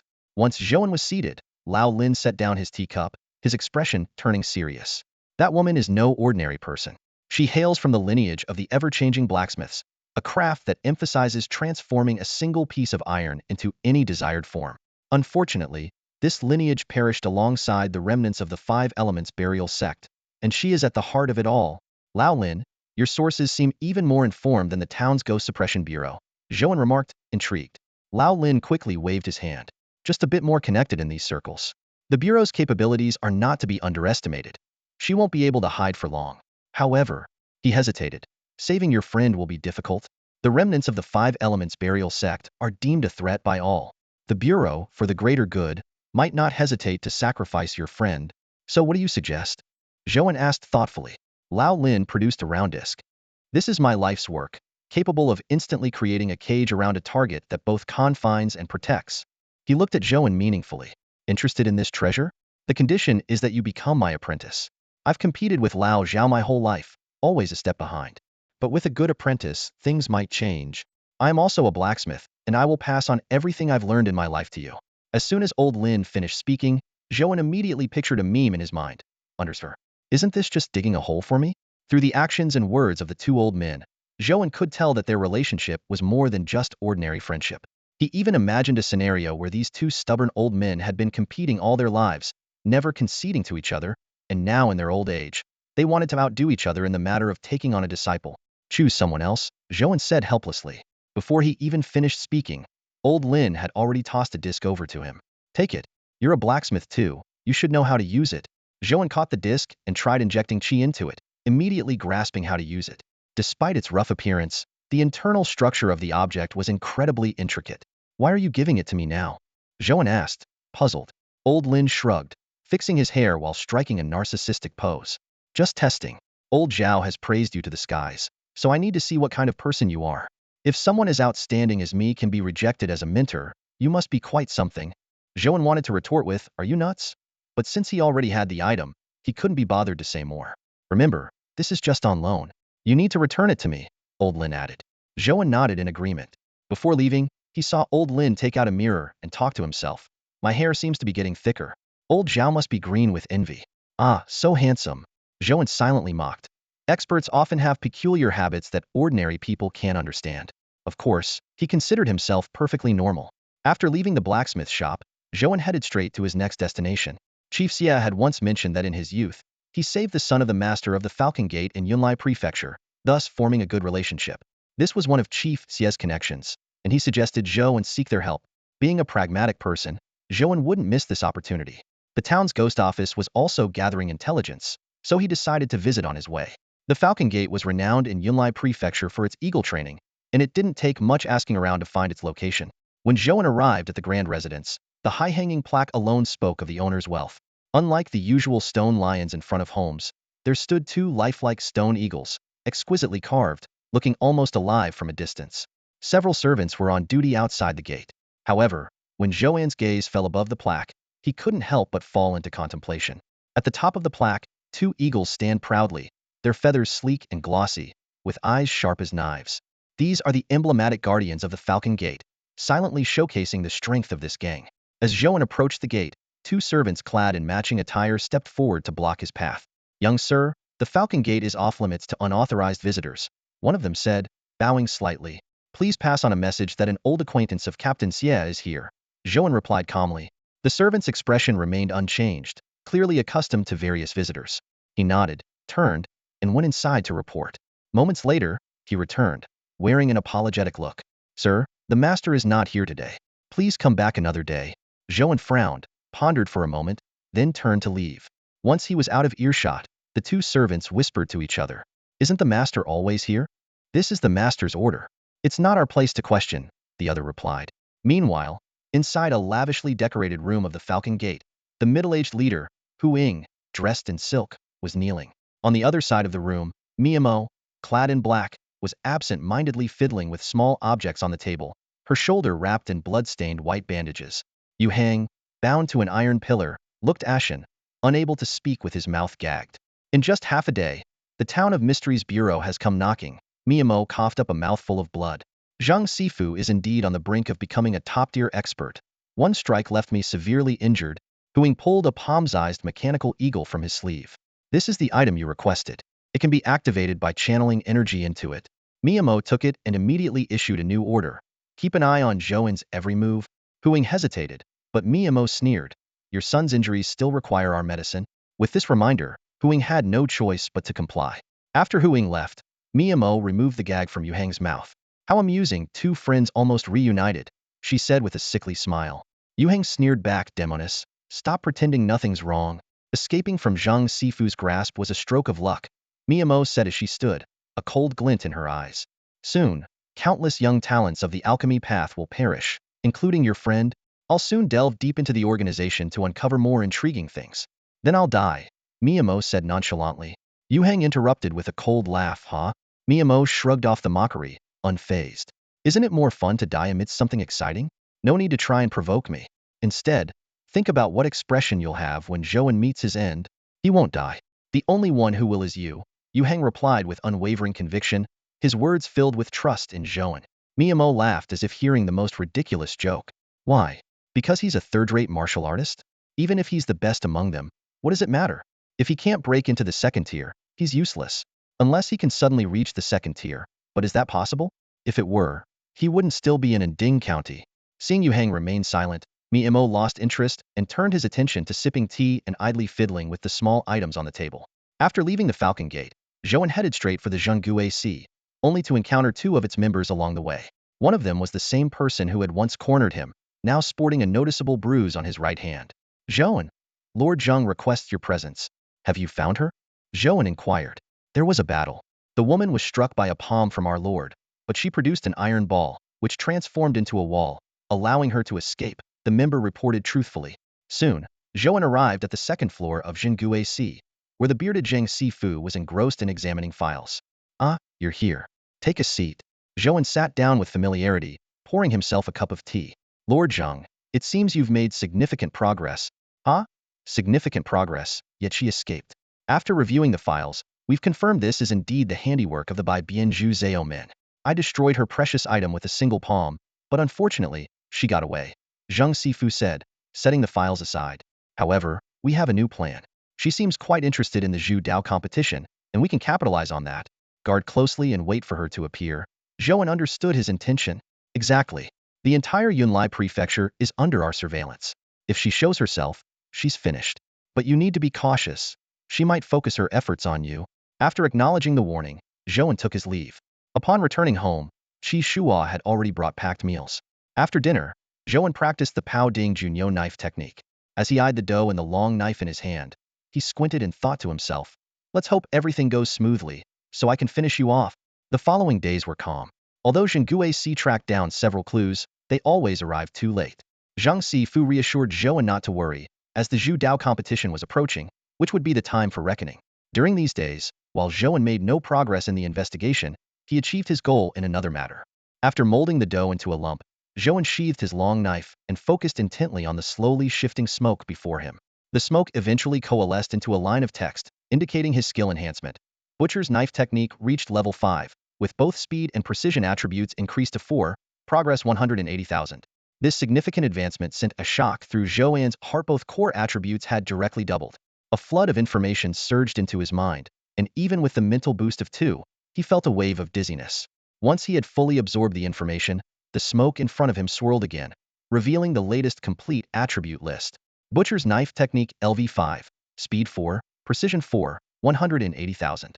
Object manipulation LV4, strength 2, destruction 2, 160000. Dragon step LV4, speed 2, evasion 2, 160000. Fusion forging method LV4, hardness 2, fusion 2, 160000. Reading 100 scrolls LV3, mind 2, comprehension 1, 140,000. Zhou An closed his eyes to sense the changes within his body. The previously ring-shaped chi had undergone a qualitative transformation. The central gap was completely filled, forming a solid circle. Even more exciting was that this chi began to slowly compress, becoming purer with each contraction. The process halted after about a tenth of the compression. I finally stepped into the ranks of second-tier masters, Zhou An thought with delight, and immediately decided to test the effects of his doubled attributes. He drew his long knife, channeling the surging chi within him, and swung it at the wooden table ahead in the manner of the butcher's knife technique. To an outsider, it seemed as if he hadn't moved at all, yet in the next instant, the table was neatly split in two. This was the astonishing effect of doubled speed so fast that it was nearly imperceptible to the naked eye. Isn't this just like the top martial arts experts in those dramas? Zhou An thought smugly. It seems as though no action was taken, yet the enemy is already defeated. However, he had yet to test the effects of his doubled precision. Precision meant being able to control with ease, to handle heavy tasks lightly, and even shave someone without cutting their skin. With precision now doubled, the effect was bound to be even more astonishing. Zhou An drew his long knife once more, ready to see the results. Outwardly, he remained completely still, but in the next moment, something unusual happened. The space around Zhou An suddenly shimmered with a dense array of gleaming blade lights. These threads of light whirled around him like a meticulously choreographed dance, yet they remained suspended, never shooting outward. Some of them hovered silently in midair, as light and delicate as strands of white hair. With a slight smile, Zhou An flicked his finger against one of the blades. A clear clang resonated, and the suspended threads of light shot forward, only to halt abruptly just before touching the wall, leaving a hair's breadth between them. With another subtle wave of his long sword, the threads collided with each other and dissipated into nothingness. My control has reached its peak. I wonder what changes will occur if I continue to improve, Zhou An mused to himself. His strength had advanced significantly, with pure energy combined with exceptional control, enhanced by the forging method and a 30% boost from the reading 100 scrolls technique. If he were to face the likes of the former magistrate Chun again, a single strike would suffice. Zhou An decided to pause his practice of the butcher's ox-cleaving blade technique. Currently, it was at level 5, while his other skills were at level 4, except for reading 100 scrolls, which remained at level 3. He planned to first elevate reading 100 scrolls to level 4, then incrementally raise his other level 4 skills to level 5. Just as he was storing his long sword in a pink pouch, Qi Shua's voice came from outside the door. Brother Zhou, I've gone to great lengths to gather insights from over 10 scholars. These are all from those who've crossed the threshold. Zhou An opened the door to find Qi Shua holding a stack of books. He expressed his gratitude. To enhance reading 100 scrolls, Zhou An needed to draw on the experiences of other scholars to explore new methods. The Hong Tong Merchant Guild skill was indeed impressive, managing to persuade these scholars to share their insights. Qi Shua was taken aback the moment the door opened. During Zhou An's brief seclusion, his aura had deepened, like an unfathomable lake. As someone familiar with the field, Qi Shua could sense this unrestrained aura of power and couldn't help but marvel internally. Is he even human? Brother Qi, why so surprised? Zhou An asked with a friendly smile. Qi Shua snapped out of his daze and replied with a wry smile. I was just reflecting on how people truly differ. I've seen geniuses break through in moments of intense anger, but never someone like Brother Zhou, who achieves such heights with such calmness. Zhou An modestly replied, Brother Qi flatters me. To him, this was normal. If progress were slow even with such advantages, what would be the point of having them? Though a second-tier expert, he wasn't content and intended to keep climbing. He politely declined Qi Shua's invitation to lunch, shut the door, and focused on studying the new insights. With the grand forging competition approaching, the woman named Miyamo would undoubtedly make her move. Only by continuously enhancing his abilities could Zhou An ensure everything would go smoothly. Zhou An spent the entire afternoon delving into the dozen books Qi Shuo brought. Qi Shuo later brought him a meal, and after eating, Zhou An resumed his study, finishing all the books by nightfall. These insights primarily discuss the path of scholarly advancement, similar to other disciplines, divided into mental techniques and skills. While the mental techniques could be set aside for now, the most crucial aspect was the skills of the scholars. The techniques can be divided into two main categories: observing and writing. Observing involves reading works by famous individuals and peers, while writing is about gaining insights through imitation. These two methods complement each other and are both essential. Recalling that Magistrate Chun once imitated the calligraphy of the current prime minister, Zhou An had a sudden inspiration and decided to try this method. He picked up the paper and pen from the table and selected a book to start copying. As soon as he put down the first stroke, a system notification, "Read 100 volumes 1" popped up, which thrilled him. Having discovered a new way to improve himself, Zhou An threw himself into the task of copying with great enthusiasm. Time flew by, and before he knew it, the afternoon had passed. Moonlight filtered through the willow branches, casting a silvery glow on the street. Zhou An lit an oil lamp and continued focusing on his copying. The occasional sound of the night watchman's gong reached him, but he remained undisturbed. The paper had piled up to half his height, but fortunately, the resources from the Hong Tong Trading Company were ample, so this expenditure did not cost him anything.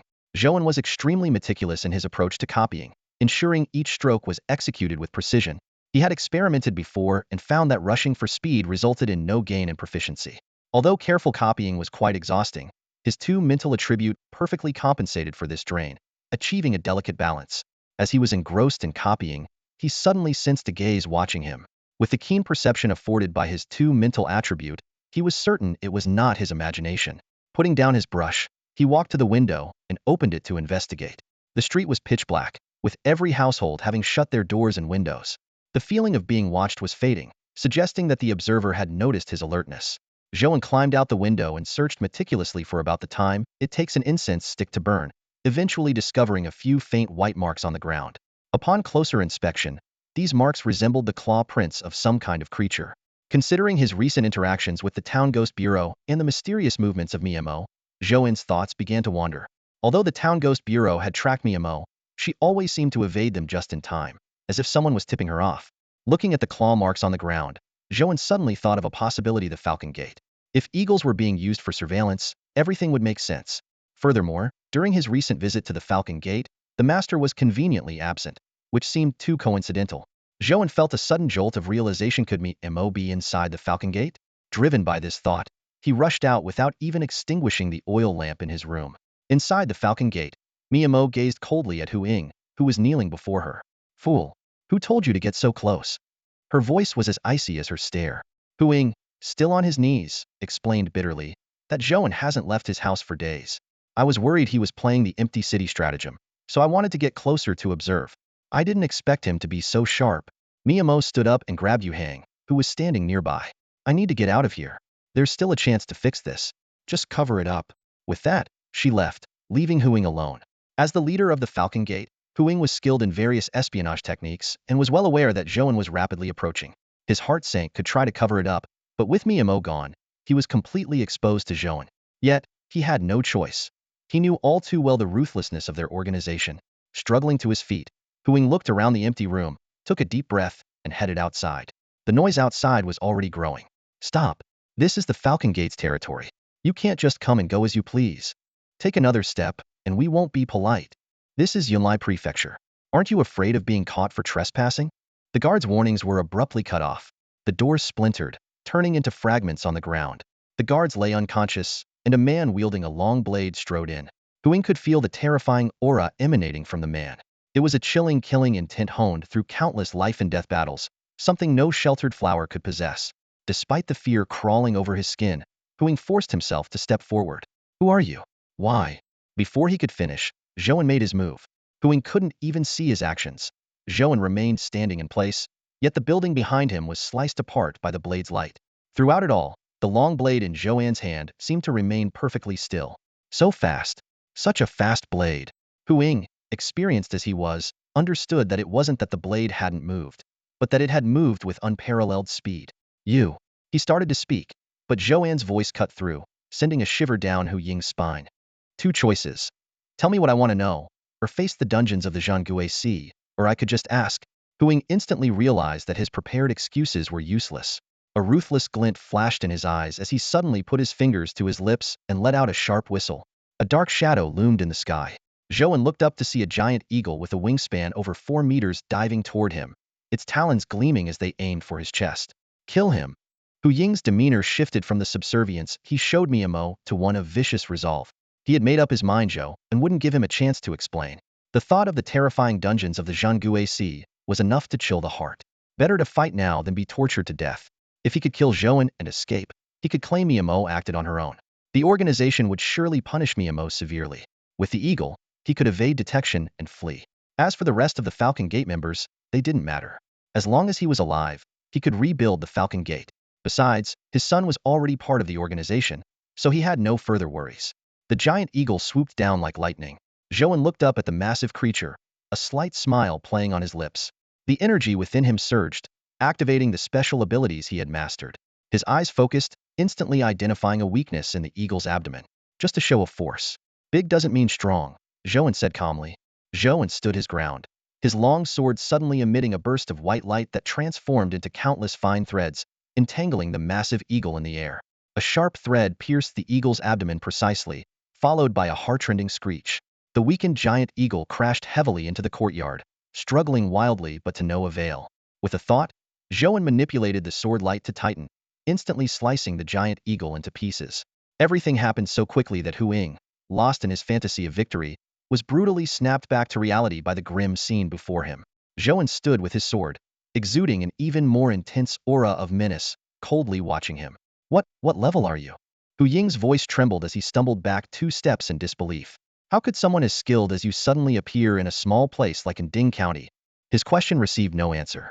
Instead, the sword light reappeared, weaving a deadly cage from top to bottom, trapping him securely. Hu Ying could clearly feel that even the slightest contact would shatter him to pieces. Are you going to send me to the Zhangguo dungeon? At the mention of the dungeon, Hu Ying trembled all over. I was thinking of killing you, but you might still be useful, Zhou An stated bluntly.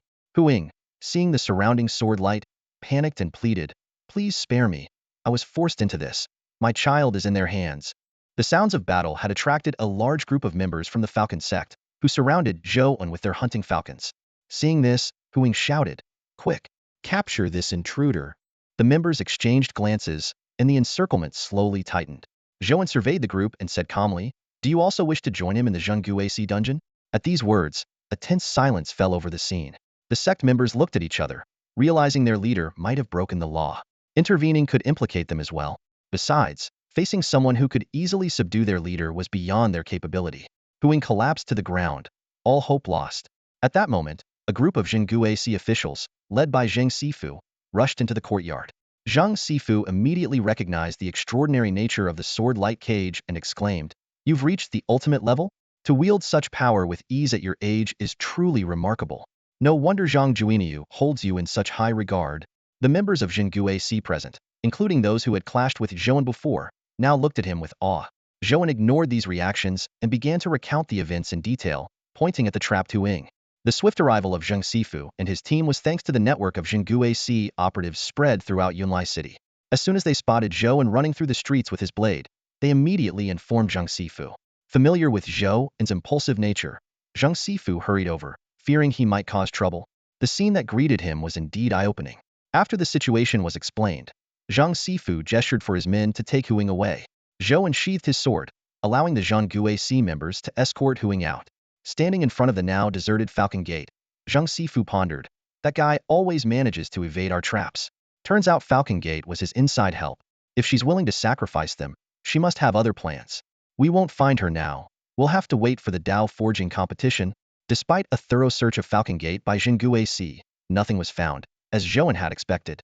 If they dared to abandon Hu Ying, they were likely long gone. Zhou An, interested in visiting the Zhangguo dungeon to learn a few things? Zhang Sifu asked.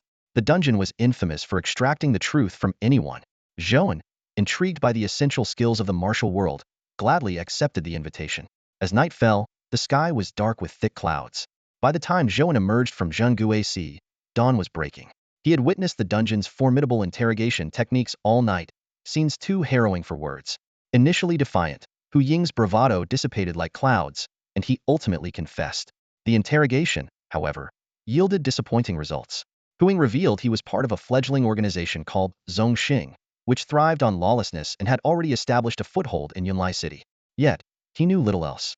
He had joined because of his son, and the organization maintained strict control over its members, preventing him from providing further details.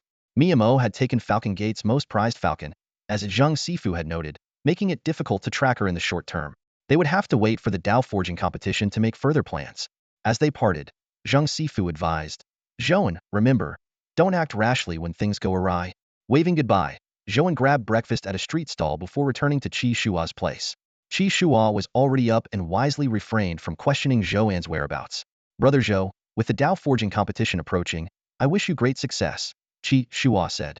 With 5 days left until the competition, Zhou An planned to seclude himself and focus on advancing his reading 100 scrolls skill. Brother Qi, please prepare plenty of ink, paper, and brushes for me. I won't be going out for the next few days. For Hong Tong Trading Company, these supplies were a trivial request. Over the next 5 days, Zhou An barely left his room, dedicating himself entirely to copying texts, except for necessary meals and rest. His room filled with transcribed manuscripts, and as soon as one was completed, Qi Shua would fetch more for him. Through this monotonous repetition, his proficiency steadily increased. Despite ink-stained fingers, he persisted relentlessly. On the final morning, Zhou An completed his last stroke and casually tossed the brush aside. He exhaled deeply, rubbing his forehead without minding the ink on his hands. Before his eyes, a line of text materialized. Reading 100 scrolls LV4. Spirit 2, Comprehension 2, 160,000. A flood of information surged into his mind, and the energy within him grew denser. While his spiritual attribute remained unchanged, his comprehension had improved. He could now exploit opponents' weaknesses with an additional 20% power, combined with a 20% increase from his forging techniques, totaling a 40% boost. This meant he might now compete with top-tier second-rate fighters, though he had yet to find a suitable opponent for verification. Stretching his body, Zhou An noticed the ink on his hands. While Qi Shua went to get breakfast, he took the opportunity to wash up and change. Just as he reached the hall, Qi Shua returned with breakfast. Brother Zhou, you're finally out. Let's eat, then head out, Qi Shua announced. Today marked the first day of the Dao forging competition. Let's go. Qi Shua nodded, signaling for Zhou An to follow him out of the room. The streets of Yunlai City were bustling with people. Pedestrians hurried along, most heading in the same direction. Zhou An silently observed, knowing they all shared the same destination. On their way to the competition venue, Qi Shua explained the rules of the forging contest to Zhou An. The local authorities had designated a special area for the event, separating participants from the general public to prevent any incidents. A confident smile spread across Qi Shua's face. Blacksmith Zhao had assured him that Zhou An was destined to win, and Qi Shua was already envisioning his own rising status within the Hongtong Merchant Guild. In life, luck plays a part, but meeting someone influential is far better than just hard work, he mused, his eyes gleaming with anticipation. To him, Zhou An was that influential person, someone destined for greatness. Before long, they arrived at their destination. A spacious area lay before them, already filled with newly erected buildings. The gates were closed, and a long queue had formed in front, overseen by Sun Furong himself. As the host of Yunlai City's forging contest, Sun Furong clearly prioritized this event. Brother Zhou, this is where I leave you. I wish you victory, Qi Shua said, clasping his hands in farewell. Zhou An nodded in acknowledgement, watching Qi Shua leave before quietly taking his place at the end of the line. It was then that he noticed a familiar face Long Xing standing not far away. Long Xing looked over with a complex expression. Beside him, 2 young men, one with a sword, the other with a bow, noticed his recent change in demeanor. Long Xing, what are you staring at? The swordsman asked puzzledly. You've been acting strange lately, like your spirit has been drained. Long Xing snapped back to reality, managing a wry smile. It's nothing. Just do your best in this contest. He remembered Zhao the blacksmith's warning and dared not reveal anything about Zhou An. The murderous aura Zhou An had unleashed that day still haunted him, and if not for Zhao's timely intervention, after a short while, Sun Furong concluded his discussion with his advisors. Clearing his throat, the noisy venue quickly fell silent. Welcome, everyone, to the first Young Forging Talent Contest of the Great Chu Kingdom, Sun Furong announced loudly. This competition aims to select young forging talents to join the highly esteemed Craftsman's Bureau of the Great Chu Kingdom. I hope you all give it your best and seize this opportunity for a brighter future. With the formalities over, Sun Furong began explaining the specific rules. The contest will last 9 days, with 1 day of rest. The competition consists of 2 parts, weapon forging and defense item forging. During these 8 days, all your needs will be taken care of here. We will provide better treatment than outside. During the contest, contact with the outside world is strictly prohibited, and violators will be disqualified for cheating. Participants can choose the specific types of weapons and defense items to forge, as long as they meet the general category requirements. Hearing this, Zhou An thoughtfully stroked his chin. As he suspected, the focus of this selection was on forging techniques for warfare. The Great Chu Kingdom was looking for talents skilled in crafting war equipment. Seems fair enough. Zhou An glanced around the tightly sealed area, thinking everyone was confined here with no contact with the outside world, effectively eliminating any chance of cheating. On the stage, Sun Fuling was announcing the rules. He then raised his hand to gesture towards someone. The evaluation for this competition will be overseen by Master Lin Bantai from the Directorate of Workshops. Following his gesture, everyone looked over to see a thin, middle-aged man meticulously grooming his hair in a mirror. Zhou An was taken aback. It was the old acquaintance Lin. Lin, seemingly absorbed in his reflection, reluctantly waved his hand after the introduction. I'm the representative from the Directorate of Workshops stationed at Yunlai Prefecture. This evaluation will be fair and impartial. If you have any objections, you may report to the higher authorities of the Directorate. He continued, the criteria are simple. Quality and creativity are equally important. We seek young talents with both exquisite skills and innovative thinking. Good luck, everyone. With that, he returned to adjusting his hair in the mirror. Zhou An was used to Lin's peculiar habits, but others were clearly puzzled, casting curious glances. Sun Fuling explained, each prefecture with mineral resources has representatives from the Directorate of Workshops. These individuals hold significant authority over matters related to mining. Even someone like Wang Ming, who manages Yunlai's mines, must follow their guidance. Understanding Lin's personality, Sun Fuling was unfazed and gestured for everyone to proceed. You may enter now. Remember, all necessary materials are provided inside. You have 9 days, the first 4 to forge weapons, the next 4 for armor. Each phase will be evaluated, and ultimately, 2 will be selected. As his words concluded, the crowd began to move in an orderly fashion. Zhou An followed, passing through the gate to a spacious courtyard with neatly arranged living quarters. A local constable led him to a room, fully equipped, and surprisingly, with an adjoining private forge stocked with various materials. The constable instructed, the competition begins now. We will take care of your daily needs, so you can focus solely on crafting. Seeing Zhou An had already eaten, the constable left, saying he could call if he needed anything. Once alone, Zhou An didn't start working immediately but sat down to ponder. He sensed that the woman was about to make a move, and the Ghost Bureau was likely prepared, possibly using a wait-and-see approach. Entering the forge, Zhou An gazed at the array of materials, deep in thought. Lin had emphasized the importance of both quality and creativity, indicating neither could be neglected. Suddenly, an idea sparked in his mind. Though the world already had weapons like swords, spears, and axes, what he envisioned was something unprecedented. Having decided on his direction, Zhou An began selecting materials carefully. The competition indeed provided an ample supply, including not just iron but various rare metals. It was his first time seeing such a wealth of options, and he eagerly sifted through them. Other participants were also busy, some already starting their work, others still hesitating.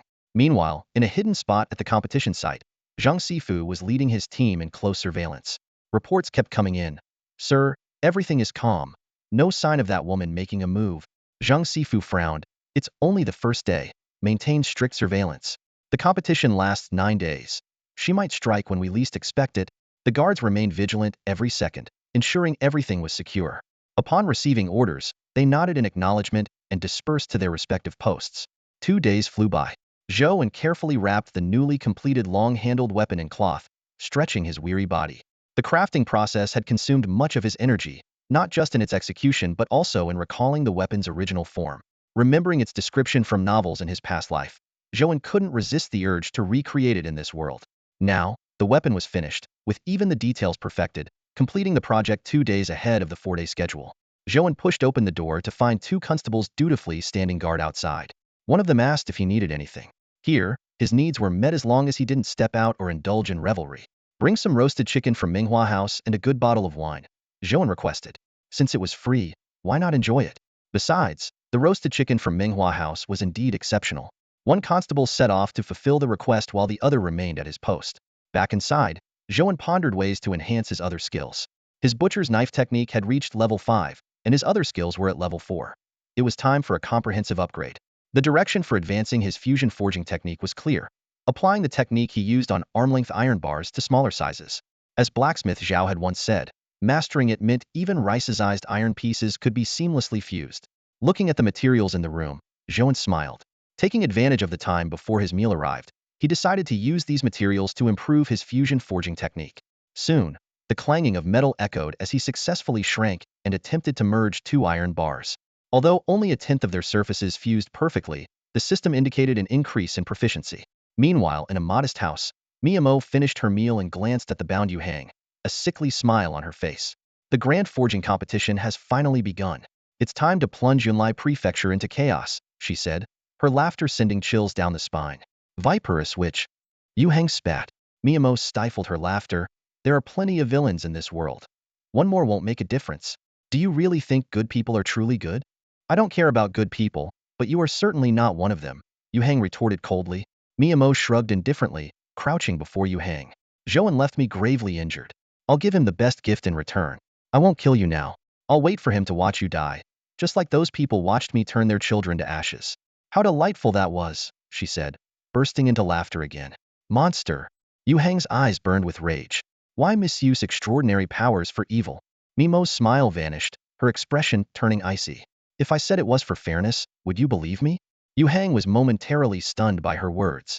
He found it utterly ridiculous that this malicious witch was here talking to him about fairness.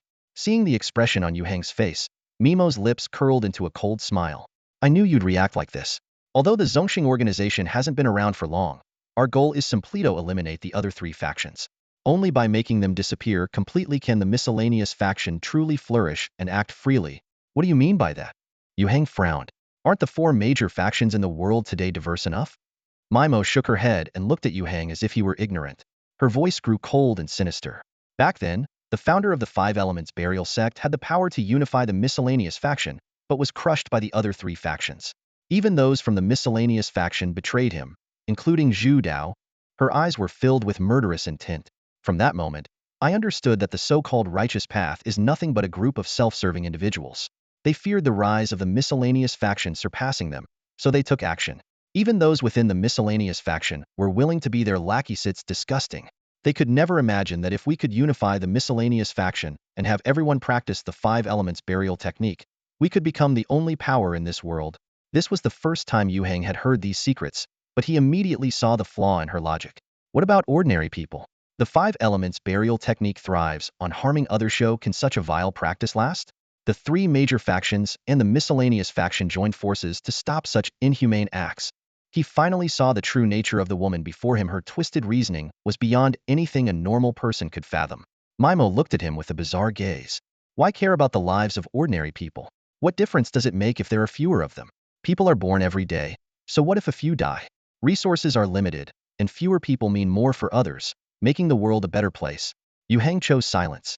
He understood that arguing with this thoroughly twisted woman was pointless. Moreover, knowing Zhou An, he was well aware that her fate was already sealed. It was just a matter of time. Seeing his silence, Mimo showed a hint of boredom. The time is drawing near. I eagerly anticipate the upcoming tragedy. 2 days quickly passed. The design of this place was meticulous, with rooms made from special materials that provided excellent soundproofing. Even if someone knocked, only the faintest sound could be heard. Clearly, this was a well-considered arrangement by the head of the Sun Mansion. The 4-day deadline finally arrived. Zhou An put down the iron rod he was holding and shouldered a long, cloth-wrapped object. The footsteps outside grew from sparse to frequent, followed by a booming voice. Time's up. All participants, please come out and remember to bring your crafted weapons. One by one, people opened their doors and stepped out. Zhou An also exited his room, carrying the long, cloth-wrapped weapon on his shoulder. As far as the eye could see, the outlines of various weapons were faintly visible, all tightly wrapped in cloth. This was a regulation by the authorities to prevent anyone from spying on others' creations at the last minute and copying them. Although they considered using wooden boxes, some sharp weapons might not fit, so it was better to use large pieces of cloth for coverage. Everyone wore a look of confidence, as if they believed their crafted weapon was the best. Zhou An, feeling bored, cast his gaze towards the center of the venue. Old Lin had been waiting there for a while, occasionally fussing with his hair, seemingly very particular about his appearance. With the last participant finally stepping out of the room, everyone was present. Standing nearby, Sun Fuling cleared his throat, signaling to Old Lin that it was time to put away the mirror. Old Lin snapped back to reality, glanced at the crowd, and pointed to a young man holding a long object not far away. Let's start with you. Unveil your weapon. The young man hesitated, clutching the item even tighter. Do I really have to unveil it in front of so many people? We need to be efficient, old Lin replied bluntly. With me here, no one can cheat. The cloth covering was only necessary because I wasn't present before. As an authority in the Office of Works, his words quickly put the young man at ease. The young man carefully removed the cloth, revealing a uniquely crafted long sword. The hilt was specially designed, with indentations that made it more comfortable to grip. Old Lin took a quick glance and noted something down on his paper. After asking for the young man's name, he moved on to the next participant. The evaluation proceeded in an orderly manner. Each participant had a sheet for recording scores, which Zhou An assumed contained detailed evaluations. Interestingly, whenever old Lin's gaze passed over Zhou An, he seemed to skip over him quickly, almost as if he was invisible. A variety of modified weapons were showcased, broadening Zhou An's horizons. While none were revolutionary, they all featured clever adjustments for practicality. When it was Long Xing's turn, he unveiled a uniquely styled pair of hooks. Although not heavily decorated, the craftsmanship was exquisite. As usual, old Lin glanced briefly before jotting down notes. His expertise in forging was unquestioned. Next up were two young men, the ones previously embroiled in a sword versus bow debate. Eager to outdo each other, they showcased their creations, unable to hide their competitive nature even in such a setting. All right, show them together, old Lin said impatiently. Both unveiled their works simultaneously. To Zhou An, these pieces seemed somewhat lackluster, including Long Xing's. This wasn't due to his critical eye, but rather because his proficiency with the fusion forging method had elevated his standards. Sir, you haven't told us who did better, the young man with the sword asked eagerly. Yes, sir. Which is better, the sword or the bow? The other chimed in. Old Lin remained unfazed. What's the point of arguing? Competing for second place is meaningless. His words stunned everyone. Only Long Xing sighed softly. Indeed, in this competition, we're all just vying for second place. The evaluation continued, but old Lin's remark had planted a seed of doubt in everyone's mind. They all sensed that the first place seemed predetermined. The young participants, unwilling to concede, watched the subsequent displays intently, yet none stood out remarkably. Time passed, and Zhou An had already discerned old Lin's intentiento save him for last. Once everyone else had presented, all eyes finally turned to him. Everyone was eager to see who would rightfully claim the top spot. I knew it was him, Long Xing said with a wry smile. Long Xing, do you know him? The young man with the sword asked, puzzled. Just watch, you won't be disappointed, Long Xing replied, his tone unusually respectful. Bring it up, old Lin gestured. Zhou An remained composed, accustomed to such scenes after living 2 lifetimes. He placed the long weapon before old Lin, gently grasped the edge of the cloth, and slowly unveiled it. As the cloth was pulled back, a unique long weapon was revealed to everyone present. Old Lin held the weapon, his brow furrowed as he examined this unfamiliar piece of armament. The weapon's design was peculiar, featuring a sharp spike at the top, with crescent-shaped blades on either side, forming a symmetrical cross-like shape that was striking in its beauty. What kind of weapon is this? Old Lin inquired. The young blacksmiths from various factions, despite their expertise, appeared puzzled. A chorus of murmurs arose. It looks like a staff. I'd say it's more like a spear. A spear without a tassel? It must be a halberd. It's neither a spear nor a staff, and certainly not a halberd. The clamor of discussion filled the room. Old Lin cleared his throat, bringing the noise to a halt. He turned to Zhou An and asked, what exactly is this weapon? Pointing to the weapon, Zhou An explained, this is called a fangtianhuaji. It's unheard of in the Great Chu Kingdom. He thought to himself that since the competition valued creativity, he might as well forge a weapon unknown to this world. He chose the fangtianhuaji because, in his previous life, it was famously associated with Lu Bu among men, red hair among horses, known far and wide. Old Lin hefted the fangtianhuaji, feeling its weight. It's heavy. Could you elaborate on its uses? Zhou An nodded and said, the fangtianhuaji combines the functions of a spear and a halberd, consisting of a head and a shaft. The head is made of metal, and the overall length can exceed 3 meters. It can thrust and pierce, as well as hook and slash, making it a formidable weapon for both infantry and cavalry. Although it requires significant skill to wield effectively, its power is unmatched if mastered. Unable to contain his curiosity, a constable stepped forward and requested, Sir, I practice with long spears. May I try it? With old Lin's permission, he took the fangtianhuaji and began to demonstrate its capabilities. Flashes of cold light and powerful sweeps showcased its aesthetic beauty and strength. A fine weapon, the constable exclaimed after trying it, admiring the blade with great interest. Thrusting, hooking, and slashing each move is lethal. Truly a weapon that's hard to defend against. Zhou An added. The Fangtian Huaji demands great strength and exceptional skill from its user. Once proficient, it can compete in strength against heavy weapons like maces and hammers, and in skill against lighter weapons like spears, swords, and knives. After closely examining the weapon's head, Old Lin remarked, if you remove one of the hooks, even ordinary soldiers could be trained to use it. Exactly, Zhou An agreed. This version is suited for commanders, while a modified version would be more suitable for regular soldiers. Old Lin made his decision. No need to continue the competition. You are the winner. I'll consider who takes second place. Just as he finished speaking, a young man stepped forward. Sir, I object. Old Lin smiled warmly and asked, why do you object? Feel free to speak. Our contest is always fair and just. Watching the scene unfold, Long Xing couldn't help but recall the time he challenged Zhou An and sighed inwardly. Ah, another young one about to lose his luster. A young man stepped forward, his expression serious as he questioned, Sir, this competition isn't just about creativity. The quality of the craftsmanship matters just as much. Isn't it too hasty to declare a winner based solely on creativity? As soon as he finished speaking, several other young participants chimed in. To them, if creativity alone was the criterion, then sitting and thinking would suffice. The essence of craftsmanship should be quality. Old Lin's gaze fell on the heavy, black hammer in the young man's hand. Raise your hammer, he said calmly. Though puzzled, the young man complied. Old Lin advanced slowly, his hand gripping a Fangtian Huaji, which he suddenly swung to collide with the hammer. With a sharp clang, sparks flew, and the seemingly sturdy hammer shattered instantly. The young man felt a numbness in his hand. The hammer's handle slipped from his grasp, and the broken head fell to the ground. The scene fell silent. Those who had previously echoed the young man's sentiments quietly lowered their heads, unwilling to speak further. Old Lin surveyed the crowd, his voice stern. If anyone else is dissatisfied, feel free to test your weapon. No one dared to respond. No one wanted their weapon reduced to fragments by the Fangtian Huaji. The young man stood there, stunned, his expression shifting from shock to resignation. I concede, he said, cupping his hands in a gesture of respect before preparing to leave. Wait. Old Lin tossed the Fangtian Huaji to him. If you're going to lose, lose with full conviction. Take a look. The young man caught the weapon, surprised by its extraordinary weight. Examining it with a craftsman's eye, he was taken aback. It enhances power by 20%. The gathered craftsman, though not as skilled as Old Lin, understood the exceptional nature of the Fangtian Huaji upon handling it. The young man silently returned the weapon and retreated to his spot, while the others remained silent. Old Lin nodded in satisfaction. Take half a day to rest. Tomorrow, we'll continue crafting defensive items. You may discuss amongst yourselves, but do not leave. With that, he left the scene. Zhou An was about to return to his room when a group of eager young craftsmen surrounded him, their eyes filled with the desire to learn. However, Zhou An was exhausted. Everyone, crafting such a weapon is incredibly draining. I just want to rest.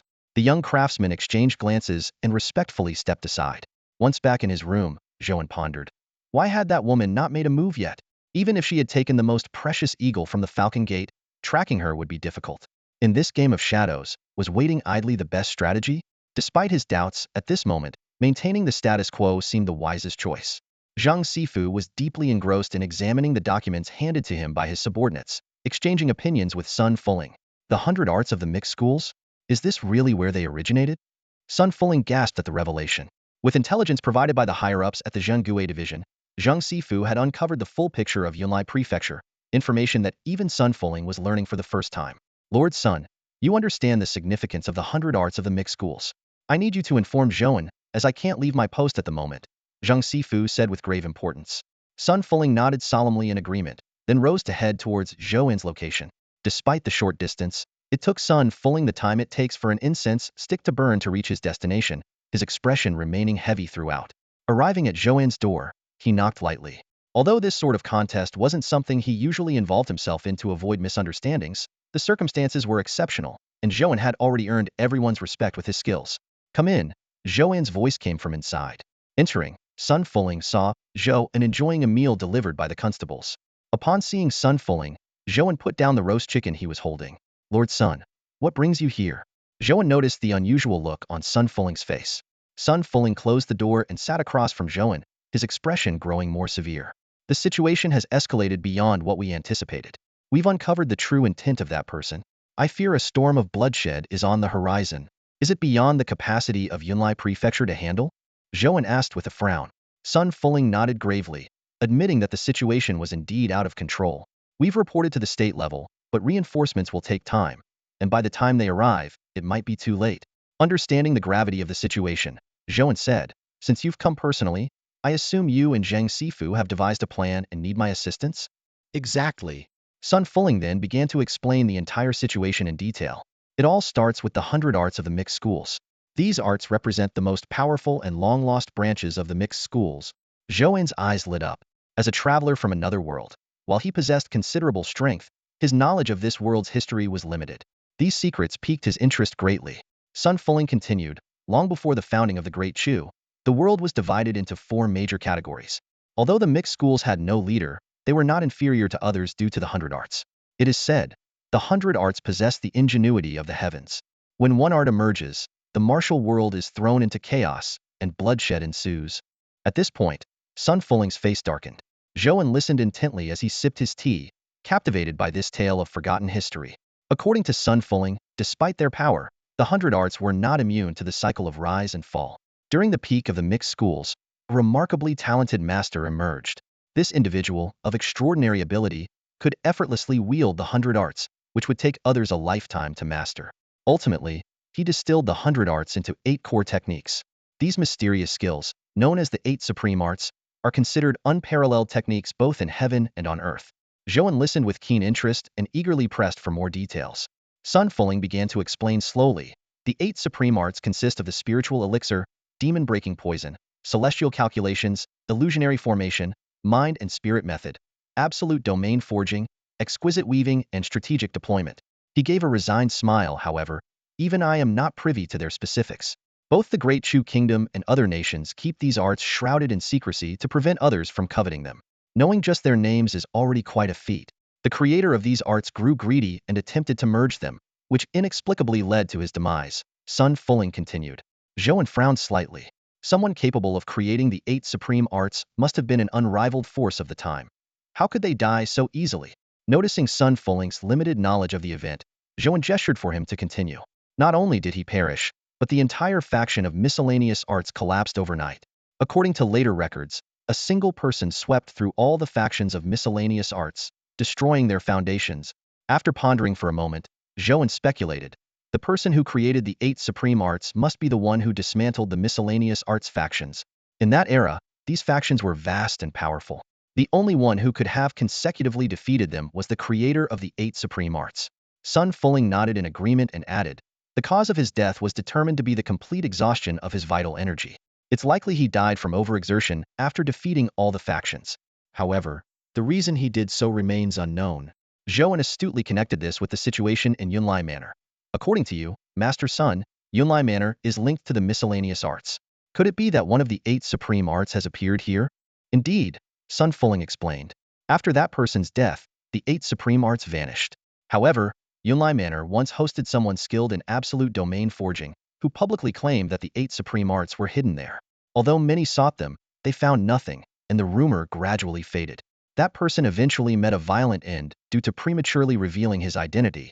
Mentioning absolute domain forging, a flicker of fear crossed Sun Fuling's eyes. At the time, over 1,000 miscellaneous arts experts from various nations attacked him, and more than 800 died. Their deaths were gruesome. Their weapons and underground minerals transformed into forged objects that consumed them.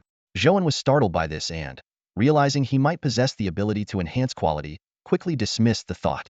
Instead, he asked, how does this relate to the current turmoil in Yunlai Manor? Sun Fuling replied with a bitter smile. Our concern is that if someone discovers the secret of absolute domain forging and leaks its location, Yunlai Manor will face not only overt threats, but also hidden covetous forces, plunging it into endless chaos. The 8 supreme skills an extraordinary martial art capable of establishing one's dominance in the world. Zhou An was acutely aware of its implications. If word got out, not only would overt forces swarm in, but covert players would also stir up a storm. Even if the Great Chu Kingdom managed to seize it first, failing to do so would turn Yunlai Manor into a perpetual battleground. After much contemplation, he concluded that the safest course of action was to keep this secret buried forever. So, what's the plan? How do you intend to proceed? Zhou An inquired, knowing they must have a meticulous strategy since they had sought him out specifically. Sun Fuling replied earnestly, we need to be prepared on 2 fronts. If that woman is after the young blacksmiths, we need to protect them here. If her target is the 8 supreme skills, we must fortify that side as well. We're short on manpower, which is why we're asking for your help, Zhou. You're already here for the competition, after all. Of course, we won't let you work for nothing. What's in it for me? Zhou An asked, intrigued. In this day and age, nothing comes free, and no one helps without a motive. Self-interest is the norm. Access to the finest iron ore, as much as you need. Sun Fulling promised solemnly. Zhou An's eyes lit up. As a craftsman skilled in the art of fusion forging, he understood the value of materials. Acquiring top-quality iron ore would significantly enhance the quality of the weapons he forged. Deal. He agreed without hesitation, but then added a condition. If she ends up dead at your hands, I want to see her head myself. Sun Fulling nodded in agreement, assuring Zhou An that he would arrange for people to assist discreetly. With the matter settled, Sun turned and left, leaving Zhou An to await the upcoming trials. Meanwhile, in a cave outside Yunlai Manor, Miyamo was holding a piece of broken white jade that emitted a faint glow, his eyes gleaming with excitement. Yu Hang, tied to a rock, looked pale, deprived of sufficient food. He had been enduring physical torment and Miyamo's bizarre indoctrination. Soon, I'll become unmatched in this world, Miyamo boasted. Who would have thought that the Great Chu Kingdom's forging competition would pave the way for our ambitions? By absorbing the essence of numerous blacksmiths, this jade shard will eventually become the key to unlocking the absolute domain of forging. At that point, all contributors will perish silently. As time passed, the next day arrived. Despite being thoroughly outclassed by Zhou An in the weapon trials, the other young blacksmiths still held out hope for the defensive trials. Zhou An remained secluded, focusing on crafting defensive items while continuing to study the fusion forging technique. On the final day, with calls echoing from outside, Zhou An and the other young blacksmiths emerged from their rooms with their creations in hand. Each wore a confident expression, and all eyes, filled with a sense of challenge, were on Zhou An. This time, Old Lin broke from tradition and called out directly, "Zhou An, let's start with you." After Lao Lin finished speaking, all eyes turned to Zhou An.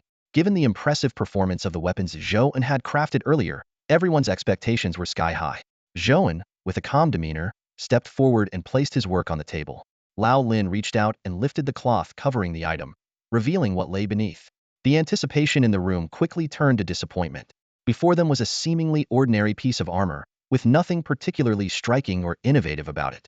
Indeed, Zhou An hadn't focused on creativity. In his view, the quality of his work was enough to win, without wasting time on superficial elements. Lao Lin carefully examined the armor, nodding as he uttered something that shocked everyone present. Its hardness matches that of the previous weapons, and it even enhances defense by 20. What branch are you from? Not just weapons, even armor of this caliber. As soon as the words left his mouth, Lao Lin realized his mistake. It was impolite to pry into others' secrets, so he quickly gestured to Zhou An, indicating he need not answer. Zhou An simply shrugged, unbothered. However, the young people around were stunned, their mouths agape in disbelief. This seemingly ordinary piece of armor not only had astonishing hardness, but also improved defense by 20. How could anyone compete with that? Even the most creative design couldn't make up for the difference in quality. He doesn't even bother with creativity. We aren't even qualified to challenge him, thought the young people, disheartened. Lao Lin, noticing their demeanor, sternly admonished, "Enough. Don't look so defeated. There are always more skilled people out there. As craftsmen, our job is to keep improving. Every step forward counts, understood?" Though his words had limited effect, they at least lifted the spirits of the young people a bit. The young artisans began to showcase their work one by one, with Lao Lin continuing as the judge. As the first to be evaluated, Zhou An had nothing to do and began to cautiously survey his surroundings. He knew Miyamo to be cunning and ruthless, with considerable strength, likely to strike when least expected. Zhou An meticulously examined every corner, even the edges of the walls, but found nothing unusual. As the competition continued, the atmosphere grew increasingly lively. Each young artisan presented their work with dedication, even engaging in friendly rivalry with peers. It was then that Zhou An sensed something amiss. A slight lethargy washed over him. This subtle change might go unnoticed by most, dismissed as a momentary distraction, but Zhou An was immediately alert. Thanks to his mental attribute of 2, which provided robust mental defenses, the brief lethargy was quickly countered, but its occurrence was undeniable. At this moment, no detail could be overlooked. Scanning the young artisans, Zhou An noticed some sporting unnatural fatigue. This tiredness seemed unrelated to their work, appearing suddenly, and was evident even amidst the excitement of the competition. Zhou An grew increasingly vigilant, observing more and more young people showing signs of exhaustion. Something was definitely wrong. The competition was in full swing, with young blacksmiths entirely engrossed in their creations, oblivious to their unusual state. Old Lin, serving as the official judge, meticulously inspected each piece. Although he appeared relaxed, He was thoroughly examining every work to ensure fairness and justice in the competition. His intense focus also caused him to overlook the increasingly strange appearances of the contestants. Zhou An stood aside, pondering for a moment, then took a deep breath and made a discreet gesture behind his back, a secret signal given by Sun Fuling yesterday to contact the undercover agents from the Zheng Gaisai present at the event. As expected, a member of the Zheng Gaisai emerged quietly from a corner, moving so stealthily that the participants, absorbed in the competition, hardly noticed. Once the Zheng Gaisai member reached him, Zhou An briefly explained the situation. The agent was momentarily surprised but then nodded, indicating they would investigate immediately and report to Zheng Sifu. After the agent left, Zhou An continued to observe the competition. It wasn't long before he felt a slight sense of detachment again. Although minor, the young blacksmiths seemed even more fatigued. Zhou An couldn't help but worry. If this continues, could these contestants be in danger? Just then, the previously departed Zheng Gaisai member reappeared. We've just received a message from Lord Zheng via carrier pigeon. Mimo's hiding place has been located in a cave on the outskirts. Is the information reliable? Zhou An asked with a frown. We consulted a skilled diviner, and the likelihood is high. Lord Zheng has already led a team there, and said the competition here can be paused. Zhou An stroked his chin, looking at the bustling competition. Had he known earlier, he would have chosen to intervene at the last moment. Calling a halt now might prove difficult. These young individuals were pushing themselves hard for second place. His eyes met with Old Lin's. Even as focused as Old Lin was on judging, he must have noticed the contestants' abnormal states by now. Both understood that this was undoubtedly linked to Mimo. Everyone, stop! Zhou An shouted loudly, surveying the area. At this point, the simplest solution was the most effective. With his command, the previously lively arena fell silent, and everyone looked at him in confusion. Zhou An scanned the crowd. Someone's causing trouble. Take a look at yourselves. He deliberately avoided mentioning the secret technique, but this hint was enough. The contestants exchanged glances, finally noticing the unusual fatigue on each other's faces. Exclamations erupted. What's going on? You look like you've aged several years. You too. Like you haven't slept in days. Is everyone like this? Everyone, calm down. Old Lin interjected at the right moment, gesturing for calm. There are rogue elements causing a disturbance. The competition is paused. But rest assured, the Zheng Gaisai has already taken action and will resolve this swiftly. Hearing the term rogue elements, the young participants were stunned. Who would have thought someone would disrupt such an important contest? But seeing the Zheng Gaisai member standing respectfully by Zhou An's side, they felt somewhat reassured. After all, in the Dechu kingdom, handling such incidents was precisely the Zheng Gaisai's expertise.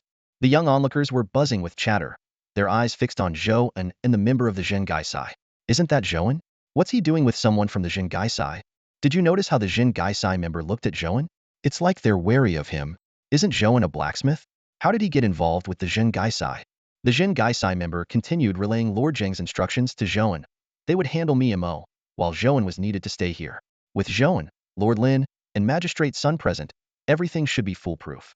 Zhou An frowned and said, while the three of us can manage here, the number of experts at Lord Zheng's side has decreased significantly. Can they really handle it? The Zheng Gaisai member nodded reassuringly. If Mimo's power is as she has shown, it should be more than enough.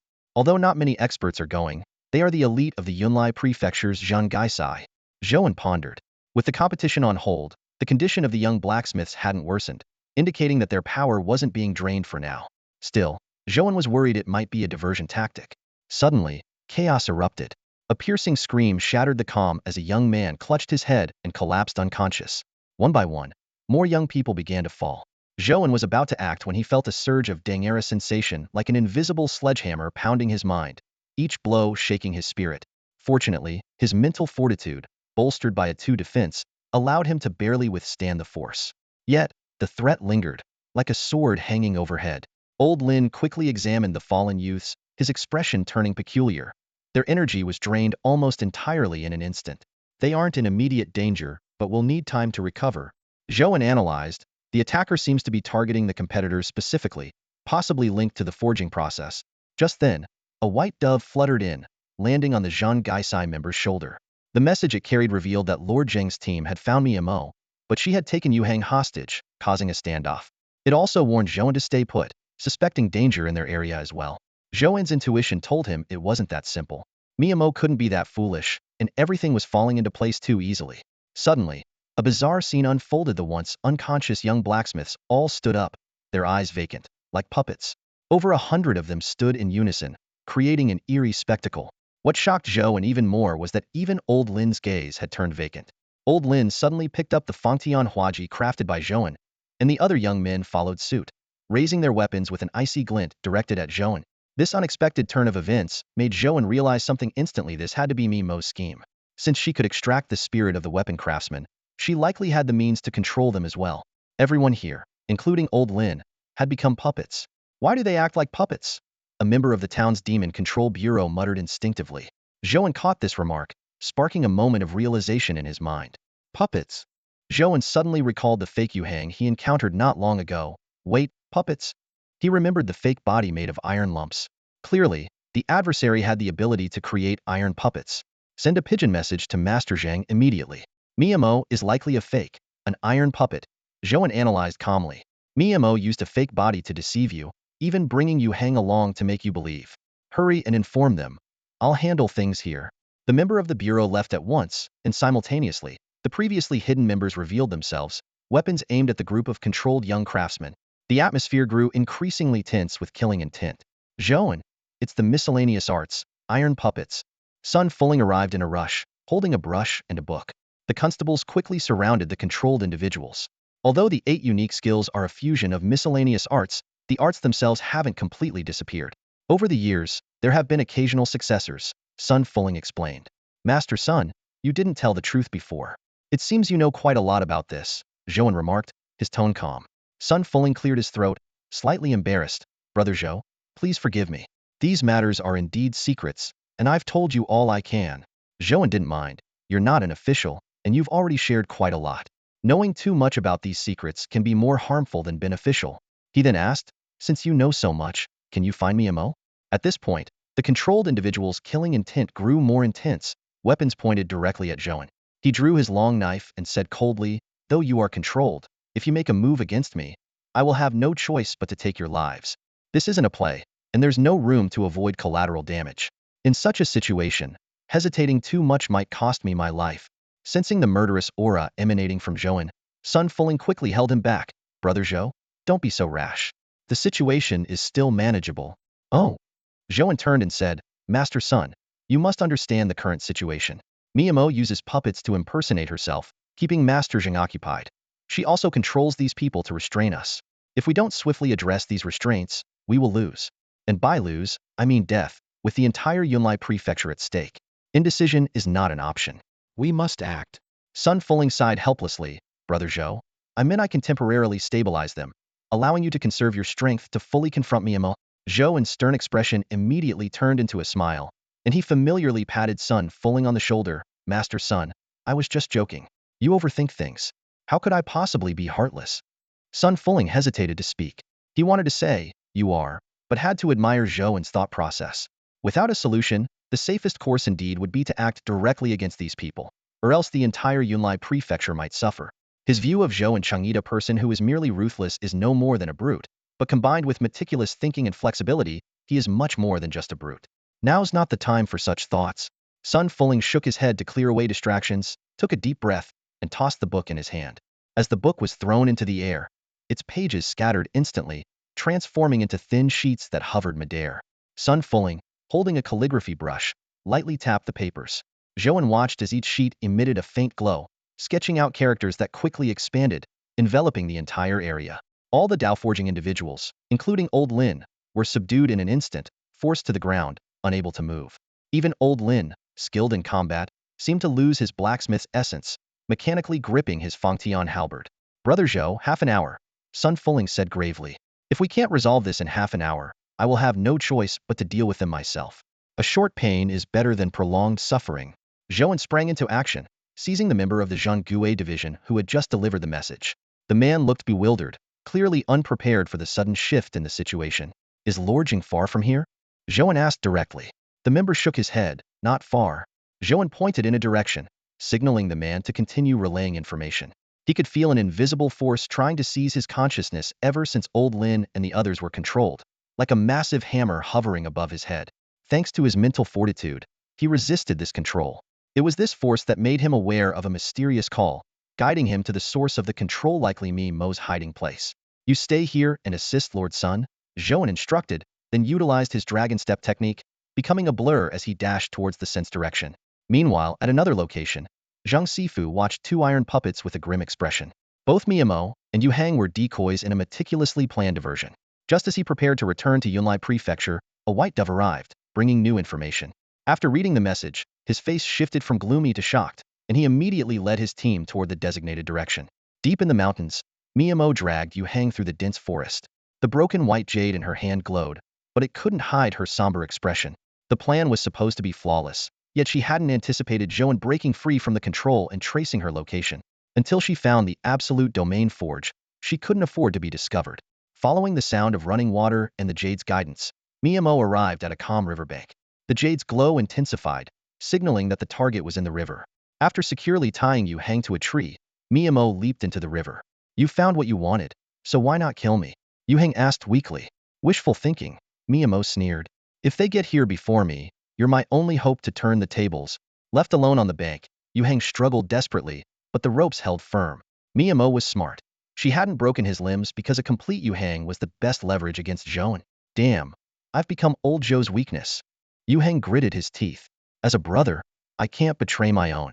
I'd never let old Zhou down in my life. I have to escape, this is my only chance. With a sudden surge of effort, the sound of cracking bones pierced the silence. The agony of broken ribs surged through him like a tidal wave. The intense pain caused Yu Hang to clench his teeth, his eyes bloodshot. His fractured ribs pressed against his organs, making each breath feel like a knife cutting through him. His consciousness wavered several times, yet he managed to endure it with sheer willpower. The broken ribs inadvertently loosened the ropes binding him. Despite the agony, Yu Hang lifted his hand, slowly maneuvering the ropes off his body, and painstakingly crawled through the gap. Fresh air rushed into his nostrils, but it carried a metallic taste of blood due to his broken ribs, intensifying the pain. He took a deep breath and began moving towards the cave he remembered, each step feeling as though he was walking on the edge of a blade. Just as Yu Hang emerged from the riverbank, Zhang Sifu arrived swiftly with his men. Because of Zhou An's influence, Zhang Sifu recognized Yu Hang immediately and rushed towards him. Though Yu Hang had never met Zhang Sifu, he became instantly alert. However, the pain caused cold sweat to bead on his forehead, leaving him powerless to resist. Fortunately, Zhang Sifu quickly identified himself. Yu Hang, don't worry. We're from the Exorcism Bureau. Zhou An is on his way. Hearing Zhou An's name, Yu Hang's tense body relaxed instantly, and he fell backward. Zhang Sifu was quick to catch him and, upon examining his injuries, frowned deeply. I broke my own ribs to escape the ropes. The demoness disappeared into the river. Without encountering me, it would be difficult for you to locate her. Yu Hang felt his consciousness fading, but knew he had to guide them to the target before passing out. He was well aware of the demoness' nature. If she escaped, Yunlai Prefecture would face disaster. Zhang Sifu's expression grew serious, and he immediately instructed his men to tend to Yu Hang's injuries. Two members of the Exorcism Bureau approached. One set his bones, while the other administered a medicinal pill. As the medicine took effect, Yu Hang's complexion improved slightly, and he could barely stand. With Yu Hang leading the way, the group moved through the forest to the riverbank. A tree on the bank still bore the loosened ropes from which Yu Hang had escaped. Just as two Exorcism Bureau members prepared to dive in and search, a figure sped towards them like a swimming dragon. It was Zhou An. He approached Yu Hang quickly, a long knife in hand and a frying pan at his waist. Are you all right? Yu Hang shook his head, injured. But I'll be fine. The demoness is in the river. She's hard to find. I'll avenge you, Zhou An said solemnly. Yu Hang nodded slightly. Although he had taken the medicinal pill, his body was still weak. Supported by two Exorcism Bureau members, he sat down to rest. Zhou An watched as Yu Hang took a seat, his gaze settling on the tranquil river before them.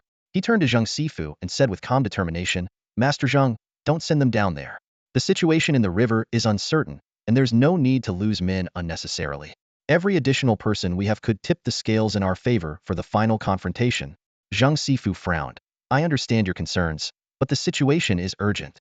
These two are excellent swimmers, and compared to draining the entire river, this is the most efficient option. Efficiency is one of the guiding principles of the Zhen Gui Sea. A slight smile played on Zhou An's lips, as he indeed had a better method. He strode to the riverbank, slightly raising the long knife in his hand. In an instant, countless knife shadows flickered along the riverbank. His butcher's knife technique had reached level 5, doubling all attributes and achieving unparalleled speed.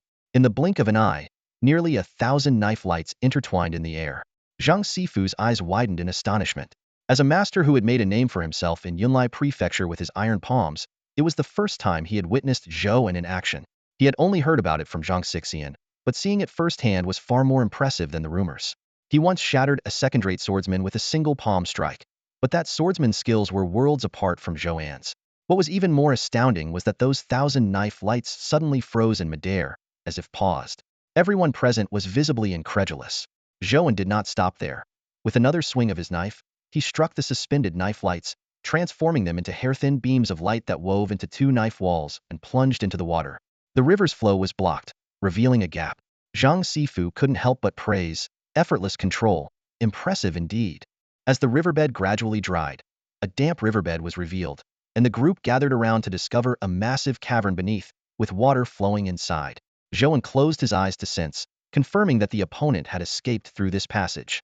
Zhang Sifu leaped down to the riverbed, raising his hand, now as dark as metal, and struck the cave wall with force. With a thunderous roar, the water inside the cave surged skyward, splashing onto the green banks, yet the cave wall remained unscathed.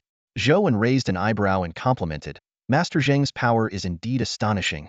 That palm strike was not only powerful but also managed to displace the water without damaging the riverbank, showcasing incredible control."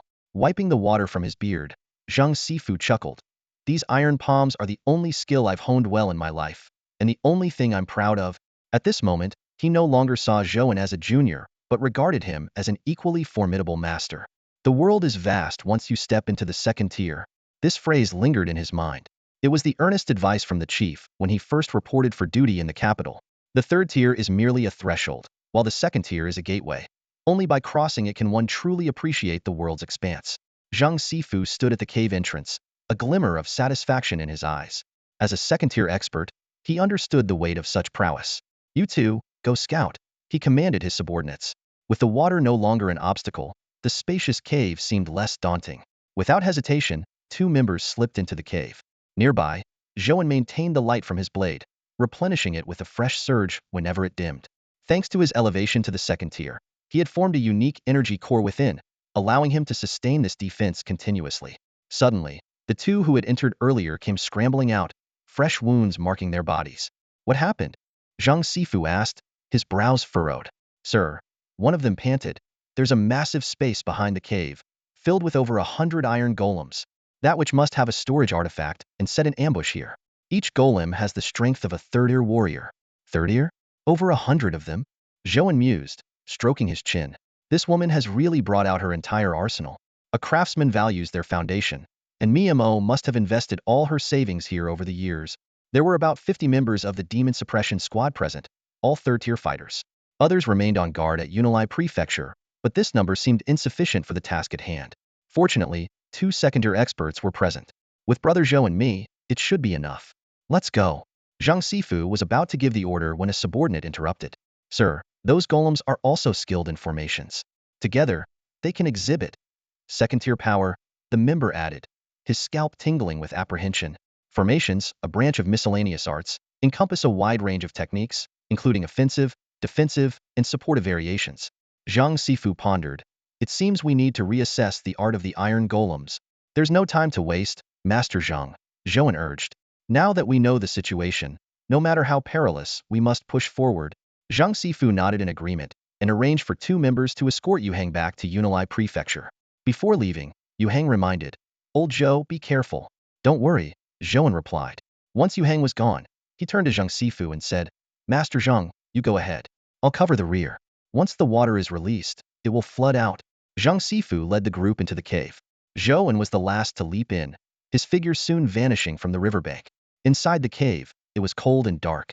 The Demon Suppression Squad members each took out thumb-sized lighting devices, softly illuminating the passageway. They moved silently, quickly reaching a vast space. Ahead stood over 100 iron golems, as motionless as wooden posts, guarding another entrance deep within. Zhang Sifu explained, "These golems are arranged in a formation. As soon as we approach, they will attack."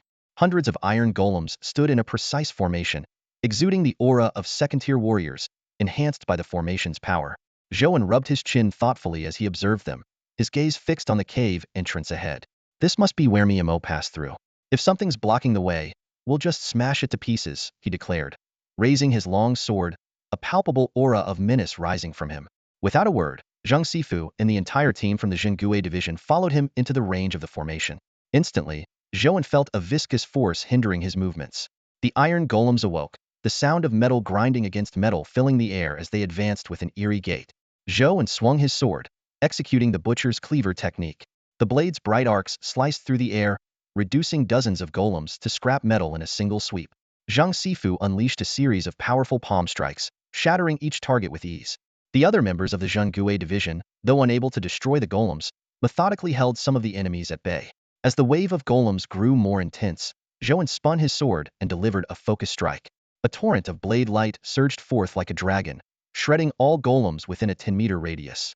Yet, as he pondered the formation's intricacies, the scene before him shifted abruptly. The shattered golem fragments swiftly reformed, their previous damage erased as if untouched. Regeneration? Zhou An muttered, realizing their earlier efforts had been undone in an instant. No wonder the miscellaneous arts are so formidable. If these iron golems are this impressive alone, adding the 8 ultimate techniques would spell more than just bloodshed. Making a swift decision, Zhou An chose not to linger in battle with the golems. He charged towards the cave entrance, understanding that no rebirth technique is flawless. Prolonged combat could eventually defeat them, but the priority was to capture Mimo, cutting off the head of the snake. Employing his masterful dragon step, he reached the entrance in a flash, only to find it blocked by countless iron golems. Zhou An swung his sword again, unleashing a dragon-shaped wave of light that obliterated the golems, but the fragments persistently reassembled into new barriers. Just as Zhou An was about to draw the frying pan from his waist, Zhang Sifu roared, "Dragon capture!" His palms spread wide, transforming into claws. With a swift motion, his right claw extended and retracted, generating immense suction that swept the golem horde aside. A powerful strike shattered half of them. Facing the regenerating golems, Zhang Sifu unleashed more techniques. Dragon absorbs water. He traced circles with his palms, summoning an invisible whirlwind. One through the hole. He leapt and pressed down on the ground, a dark glow enveloping all the golems. "She's using these golems to buy time. There's something else at play. Zhou An, you go on ahead." Zhang Sifu maintained his stance. "We can handle them, but every second counts now." Zhou An silently put away the frying pan and dashed towards another cave entrance. Behind him, Zhang Sifu's low shout rang out, "Destroy!" His palm strike shattered the ground-bound golems. This time, the fragments reassembled noticeably slower. "There is no rebirth without cost, and I'll fight until you can't be reborn," roared Zhang Sifu, his face covered with a thick beard. Each of his strikes hit the ground with such force that dust billowed up around him. Zhou An had already stepped into the dark entrance, listening to the thunderous sounds behind him. He shook his head. "Officer Zhang is as wild as he looks," he remarked, turning with a cold smile and moving deeper into the cave. "Miyamo, I'm coming to kill you." The tunnel was long and winding, and Zhou An walked for what felt like half an incense stick's time without finding the end. Yet, the intuition in his mind grew stronger. He employed the dragon step technique, and his speed increased sharply. After a while, he finally saw a glimmer of light ahead. Following the light, Zhou An entered a vast space. Unlike the previous cavern, this area resembled an intricately designed underground palace. The walls were built of brick and stone, adorned with exquisite carvings. Ahead, a stone door stood ajar. White luminous pearls hanging on the walls illuminated the entire space. A figure in black flickered past the stone door. Without hesitation, Zhou An brandished his sword and followed. He was met with the sight of a massive coffin, 10 meters long, pierced by an equally enormous iron sword. The sword emitted a faint glow, its surface covered with dense text. With his expertise in the 4th-level fusion forging technique, Zhou An recognized the ancient script as detailing the methods of absolute domain forging. Perched above the coffin sat a woman with closed eyes. Zhou An wasted no time, slashing his sword to release a bright arc of light. Yet, the light passed through her body without effect, as if cutting through an illusion. Miyamo opened her eyes. "Zhou An, you finally arrived. But you're too late. I've already grasped the basics of absolute domain forging. You can't harm me." As she spoke, a cut appeared on the ground, shimmering with metallic luster. "A mine? You can transfer my attacks?" Zhou An quickly deduced. Miyamo nodded, and the bricks on the wall crumbled away, revealing a vast mining area. She explained that this place was a massive mine, and the strength of absolute domain forging lay in its ability to assimilate anything related to forging. She raised her hand towards Zhou An, and his sword and iron pot floated out of his control. "You're clever to have removed your soft armor in advance," Miyamo remarked with a smile. Zhou An remained calm. When dealing with someone as treacherous as you, one has to be smart. He had already stashed the soft armor in his pink coin pouch. Miyamo stood up, looking down at him. "Zhou An, do you feel the helplessness? I love watching others suffering, but I'll give you a chance. Kneel and kowtow 3 times." Admit your submission, and I'll spare your life, even give you everything you desire. Her face twisted into a mad grin, her thighs rubbing together, cheeks flushed. You're seriously messed up, Zhou An said bluntly. I am. Once I kill you, I'll continue mastering absolute domain forging, control this mind, and let it spread throughout Yunlai Prefecture. Then, with a mighty crash, turn Yunlai into a mountain of corpses and a sea of blood. Why? Is peace so unbearable? Zhou An sighed. You wouldn't understand. I revel in killing, in their struggle before death. Miyamo sneered. Will you enjoy watching your own struggle when you die? Zhou An countered. Miyamo was taken aback, sensing something amiss. Why was Zhou An so composed? Have you figured it out? Zhou An asked, stepping forward. Since learning you are also a forger, I've been contemplating how to kill you. When Magistrate Sun told me that absolute domain forging could control others' forged items, I realized that to kill you, I might not need a sword. In an instant, Zhou An was before Miyamo, holding an object. Seeing it clearly, Miyamo was stunned, frozen in place. Zhou An's dragon step was as fast as lightning, and in the blink of an eye, he was right in front of Miyamo. Miyamo, with quick reflexes, immediately activated her absolute forgeability, simultaneously maneuvering Zhou An's frying pan to shield her chest while her long knife aimed directly at Zhou An's throat. Zhou An remained composed, gracefully slipping through the defensive gaps with his dragon step. The wooden sword in his hand grazed Mimo's neck. Although Mimo's body seemed intangible, the ground beneath them bore a menacing crack. A wooden sword. Mimo's face turned pale with disbelief, clearly not expecting Zhou An to use such a weapon. In fact, Zhou An had anticipated her ability to control metal objects, which is why he specifically chose a wooden sword. At their level of skill, wooden weapons could be just as deadly. Zhou An then retrieved a wooden frying pan from his pink coin pouch, a weapon that would have startled even the beast cult leader, who had once fallen to its wrath. Without hesitation, he aimed the wooden pan at Mimo's head, launching into his pan-flipping assault. Once you're in the pan, whether you have a body or not, I'll flip you up, Zhou An declared while flipping the pan, watching as the ground's minerals continuously shattered, indicating Mimo's ongoing transfer of injuries. Impressive, truly worthy of the 8 techniques, Zhou An commented with a hint of mockery. I heard you can make the minerals attack others. That's 3 traits. But it seems you can't attack, can you? Didn't learn that part? Unwilling to back down, Mimo's hands suddenly ignited with an unsettling white flame, her cremation technique. The flames surged towards Zhou An like a dragon, raising the temperature dramatically and melting the ground into deep pits. Zhou An evaded using his dragon step, but Miyamo was now engulfed in the white flames, her clothes entirely consumed. What was revealed was not an alluring figure, but a body covered in twisted scars. This triggered something in Miyamo, and she frantically expanded the flames while using Absolute Forge to mold the molten minerals into over a dozen iron golems. Zhou An activated his level 4 Read 100 Scrolls ability, gaining a 2 Understanding attribute boost, allowing him to perceive his opponent's weaknesses. Dodging the iron golem's attacks, he searched for an opening. Finally, a thread-like slash precisely hit Mimo's vulnerability, causing a chain reaction of explosions in the surrounding minerals. The power of this strike exceeded Mimo's expectations, prompting her to ask in disbelief, "Who are you, with so many abilities?" Until then, she had been brimming with confidence, and for good reason. For any second-rate fighter, this place would be a dead end. Zhou An thought to himself, the cremation technique, the art of the absolute domain, and the iron golem, each of these skills is enough for someone to spend a lifetime mastering. Yet Miyamo has managed to wield and combine all 3. Miyamo is indeed a genius, or perhaps an eccentric. Zhou An continued to strike with his wooden sword, the flurry of blows landing precisely on every weakness in Mimo's defense. But in this era, no matter how talented you are, how can you possibly beat someone who's playing with cheat codes? As his strikes intensified, the earth shattered more rapidly, and the killing intent around Zhou An surged. Miyamo was using the entire mineral vein to absorb the damage, but she knew that once the vein was exhausted, she would have no escape. Why should I die? Why? Miyamo was consumed by a mad obsession.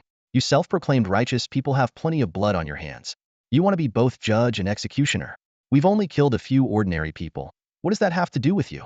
You're not exactly ordinary, are you? Zhou An sneered, his sword swinging even faster. Were you born into this profession? Does being in this line of work make you superior? Idiot. Mimo's injuries worsened and the cracks in the ore multiplied. She was horrified to realize that Zhou An's movements were unpredictably agile, making it impossible for her to land a hit. Even a skilled warrior couldn't possess such formidable attack power alongside such nimble movement. I won't die.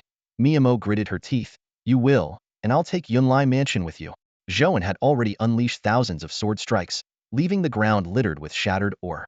Miyamo knew her energy and usable ore were limited. She closed her eyes, and the white flames on her body suddenly surged, filling the enclosed space. A blanket attacked to fill the space, leaving me nowhere to hide. Zhou An squinted, a clever tactic, yet as the flames rushed toward him, Zhou An remained exceptionally calm. He activated his Yu Bai Wan technique to its fullest, using his enhanced understanding to spot a flaw at the heart of the flames. Zhou An swung his sword, releasing a spiraling cone of light that cut through the white fire like a whirlwind, forming a fiery tornado. The second strike transformed into countless threads that bound the fire tornado and simultaneously struck the ore below. Under the blaze of the white flames, the ore melted and sank, creating a terrifying pit. As the fire dissipated, despair was etched across Mimo's face. I once killed a fire priest, Zhou An said calmly. Your power surpasses hers, but I have also grown much stronger since then. Mimo glanced at the giant sword behind her, a glimmer of hope in her eyes. As long as there was or left, she could remain unharmed and continue to comprehend the art of the absolute domain. If she could turn the entire mine into her crafted object, there was still a chance for victory. You're clever, but I'm not a fool either. Zhou An unleashed his final strike. The sword light aimed directly at the massive sword behind Mimo. The massive sword shattered into pieces as the blade struck, sending shards flying everywhere. Mimo spun around, disbelief etched across her face. You're a craftsman too, how dare you? This was the treasure every forger dreams of. Why would you destroy it? Why? Her voice trembled with anger. Zhou An let out a cold laugh. Because I have something better. He thought to himself. The so-called 8 mastery techniques are nice to have, but not essential. With enough skill, they are nothing to worry about. He glanced down at the exposed ore on the ground, plunging his wooden sword into it without hesitation. Qi surged through the blade instantly. Deep underground, Zhou An's qi rushed like a tide, exploding outwards from the ore. On the surface, nothing seemed amiss, but below, the earth was riddled with the ravages of his blade. Initially, I couldn't see any flaws, but once you connected with the ore, your flaw became its flaw, Zhou An said, looking up at Mimo with a cold stare. Mimo's translucent form began to solidify, despair creeping over her face. The connection she had with the ore was completely severed just moments ago. You can break the 8 mastery techniques. No, to be precise, you haven't mastered them yet. Zhou An shook his head. He wasn't sure if he could break the true 8 mastery techniques, but this half-baked version was easy to dismantle. Mimo was shaken to her core. Even a rudimentary understanding of the 8 mastery techniques was formidable. She had combined 3 cultivation methods: the once-renowned cremation method, the eclectic iron puppet techniques, and the fearsome 8 mastery techniques. Yet, all were effortlessly unraveled by the man before her. What kind of being am I truly opposing? For the first time, fear spread through her heart. Zhou An stood over her, wooden sword in hand. Not feeling so high and mighty now, are you? You always look down on others, seeing ordinary people as mere ants. Now, aren't you just an ant yourself? At that moment, Zhang Sifu strode in, brushing off iron shards from his clothes. Damn it! A heap of iron junk took so much effort. Seeing the chaos, he immediately understood that Zhou An had resolved the issue. Seeing a glimmer of hope, Michigan Mo urgently called out to Zhang Sifu. I still remember some of the secret forging techniques. Spare my life, and I'll tell you everything. Zhang Sifu, however, blocked the cave entrance with a large stone and gave Zhou An a nod. Make it quick and clean. Then he looked up at the sky, appearing nonchalant. Aren't you from the Bureau of Supernatural Affairs? Miyamo shouted in fury. The 8 mastery techniques can exist, but they can't appear in Yunlai Prefecture. It would cause chaos, Zhang Sifu replied with a grin. I'm just a simple man, not looking for wealth or promotion, just wanting to save the people some trouble. Zhou An leaned down and whispered in Mimo's ear. Didn't you say being killed by me would be a pleasure? Are you scared now? Before she could respond, his blade flashed, and her head fell. Zhou An picked up his long sword and frying pan, placing them into his pink money pouch. Let's go, Officer Zhang. You're a lot like Officer Zhang, Zhou An remarked, approving of Zhang Sifu's approach. It reminded him of when he had to deal with Magistrate Chun, and Officer Zhang had the same outlook. It was clear they both acted in the best interest of the people. Zhang Sifu gazed at the mine entrance with a furrowed brow. I've been in Yunlai for many years and have become familiar with the locals while buying groceries. I can't let this place fall into chaos, or where would I shop? With that, he bent down to move the stone blocking the path and turned to Zhou An, instructing, this matter must remain a secret. Zhou An nodded silently. Without further words, the two quickly left the mine. The aftermath would be handled by the specialized Jin Gaisai, so Zhou An didn't need to worry. He hurried down the mountain, heading straight for Yunlai. Upon arrival, he saw Sun Fuling wiping sweat from his forehead. The others had regained consciousness, their faces still showing the fear of having narrowly escaped danger. Master Sun, you're quite impressive, Zhou An said with a smile. No wonder you're at the prefecture level. It's amazing a scholar like you managed to hold them off for so long. Don't tease me, Sun Fuling replied with a helpless smile. It's completely safe now, right? Killing them would have been easy, but controlling them was much harder. He had indeed been exhausted, nearly resorting to lethal force. Fortunately, they had suddenly regained their senses at the critical moment, reassuring him that Zhou An had succeeded. Zhou An nodded, feeling relieved. Suddenly, he remembered something. Where's Yu Hang? Yu Hang had returned before him when he went to deal with Mimo, yet he was nowhere to be seen. He's been taken to the yamen to recover from his injuries. Nothing serious, Sun Fuling answered. I'll go check on him, Zhou An said and then left. No one stopped him, as the crisis had been resolved, allowing the casting competition to proceed smoothly. Zhou An was also the first to submit his work. After Zhou An left, the young craftsmen present watched his departing figure with complex expressions. They all understood that Zhou An had resolved the crisis. At that moment, they shared the same thought: the difference was vast. Zhou An was like the sky, while they were like a well on the ground, only able to see a small patch of the sky. Zhou An not only excelled in casting skills and combat prowess, but also had extensive connections in Yunlai. How could they possibly compare? Someone patted Long Xing on the shoulder and, seeing his bewildered expression, said, Hey, we understand you. Long Xing, can I curse? The casting competition concluded in this thrilling atmosphere. Unsurprisingly, Zhou An took first place. As for who came in second, he didn't care. The top two would qualify to join the Imperial Workshop, but it wasn't an immediate process. The results had to be reported to the capital, reviewed by the Emperor, and then specific appointments would follow.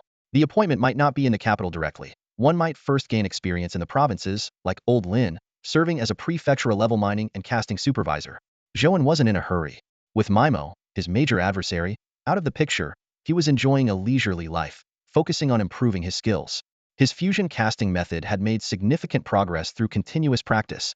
Fusion casting method LV4. Hardness 2, Fusion 2145, 866, 0000.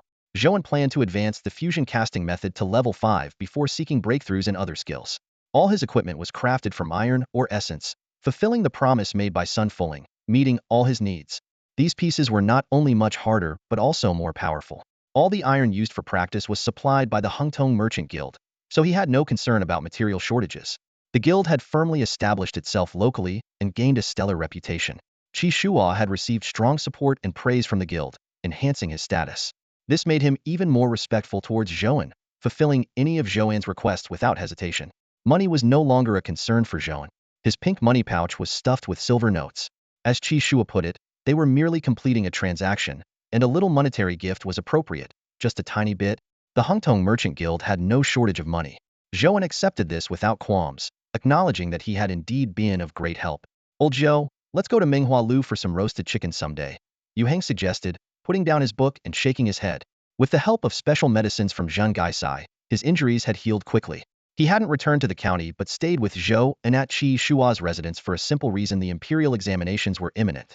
The kingdom of Dechu is vast, and to ease the burden of travel for exam candidates, the imperial examinations are held in cities at the prefecture level or above.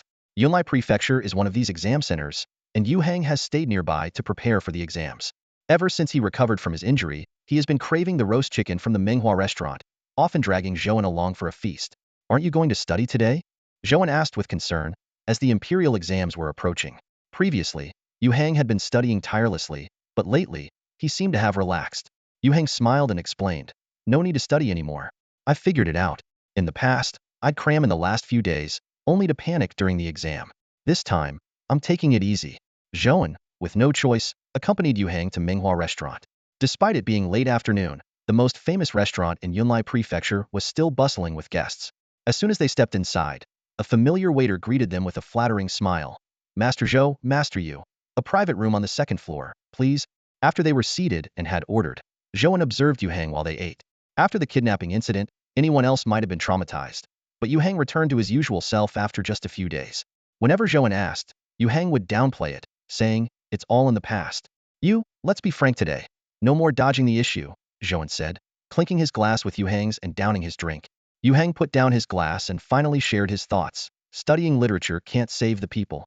He sighed. I'm just a scholar, powerless. It was only after being kidnapped by that woman that I realized how useless I am. Zhou An poured him more wine. You can't say that. Everyone has their strengths. You do what you can with what you have. You can improve with effort, but don't aim too high.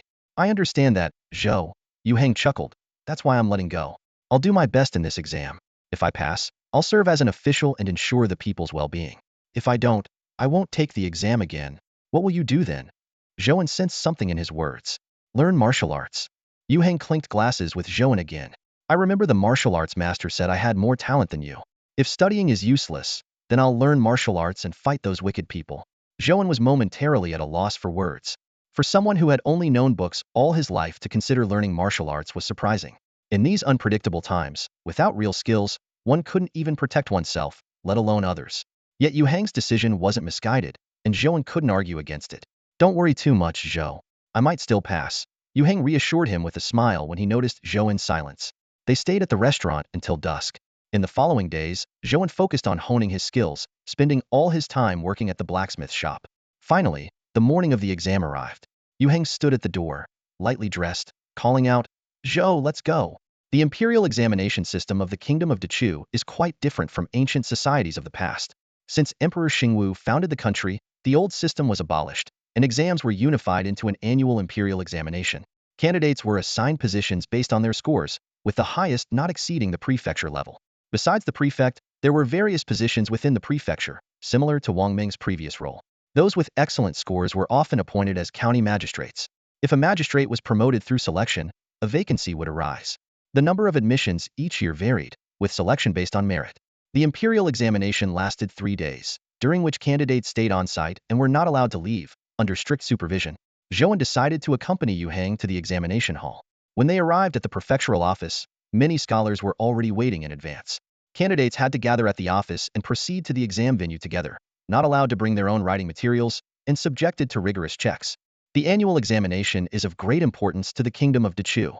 In front of the government office, a long line of examinees waits patiently for the first checkpoint, identity verification. This is where the examination process begins.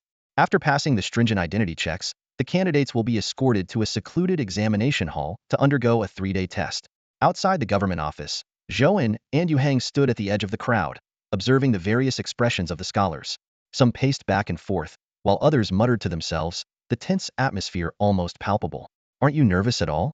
Zhou An asked, smiling at Yu Hang beside him. Yu Hang shook his head slowly, his expression calm. If it were before, I would indeed be nervous. But now I've come to terms with it and feel quite at ease. The exam is simply a measure of solid ability and on-the-spot performance. Zhou An thought to himself that with Yu Hang's current state of mind, he might indeed have a chance of passing. Suddenly, the heavy doors of the government office opened, and Sun Fuling emerged to oversee the verification process. Zhou An didn't linger, and after ensuring that Yu Hang was fine, he turned and left. Whether one passes the exam depends on individual ability. After leaving the government office, Zhou An intended to return home to continue his research on the fusion casting method. He had been making significant progress in this area and only needed to continue methodically.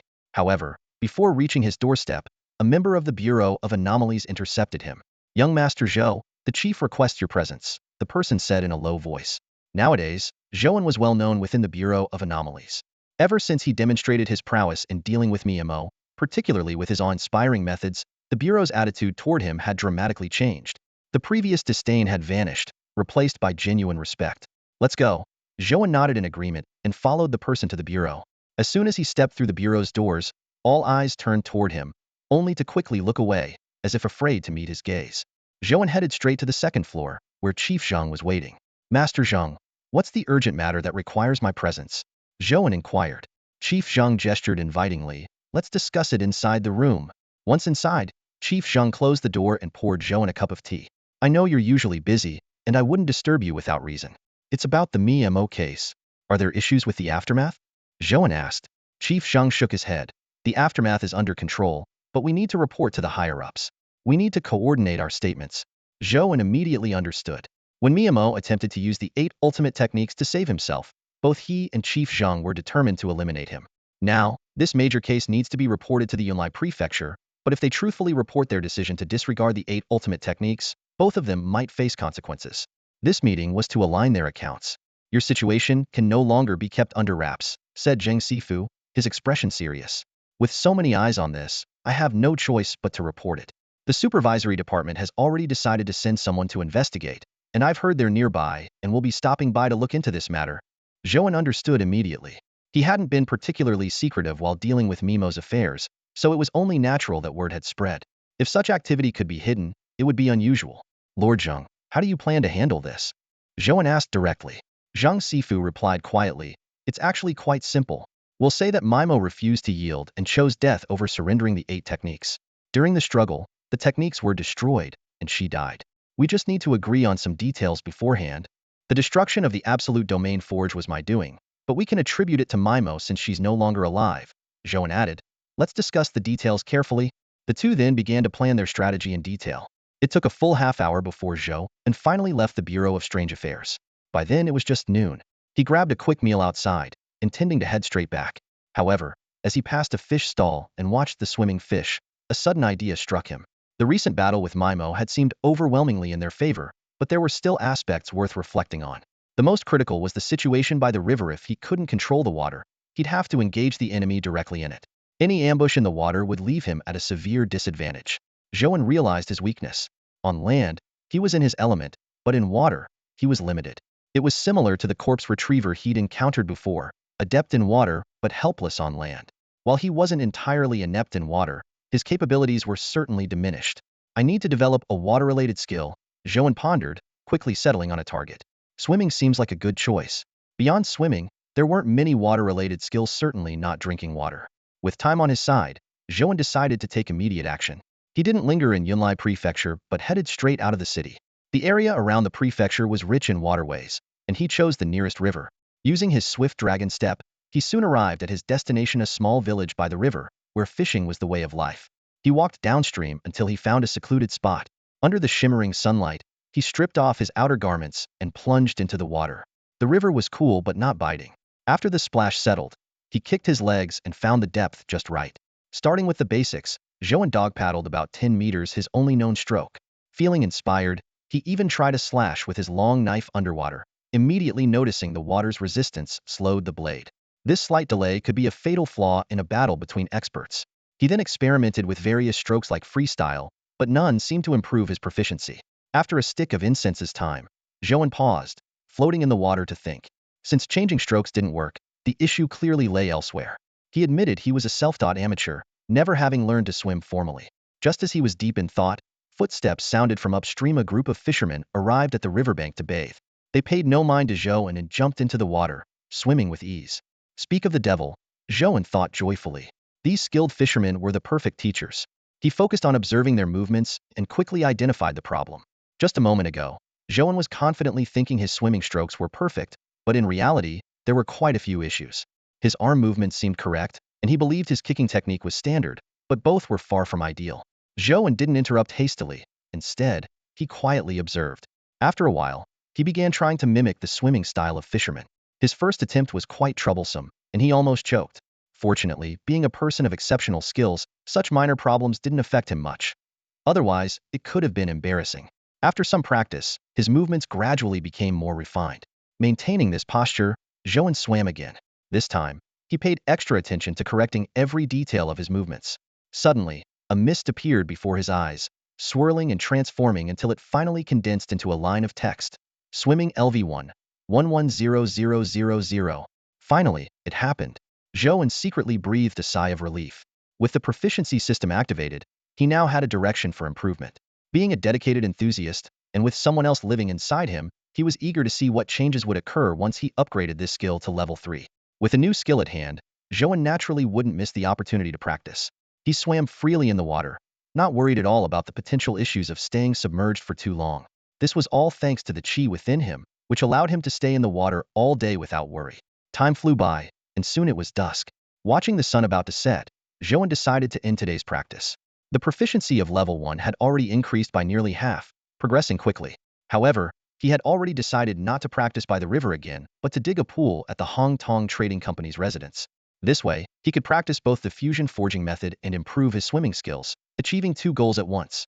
After getting out of the water, Zhou An used the chi within him to dry his clothes quickly. Once he was dressed, he headed towards Yunlai Mansion. The return trip wasn't far and didn't take long. As soon as he arrived at the mansion's entrance, he saw Qi Shuo waiting anxiously. What's the matter? Zhou An asked. Seeing Zhou An, Qi Shuo was relieved and said, I was worried that Brother Zhou left without saying goodbye because our Hong Tong Trading Company didn't treat you well. It turned out he was just concerned that Zhou An hadn't returned so late, thinking they had neglected their distinguished guest. After all, the Hong Tong Trading Company's current success was largely due to Zhou An's help, so Qi Shuo was particularly cautious.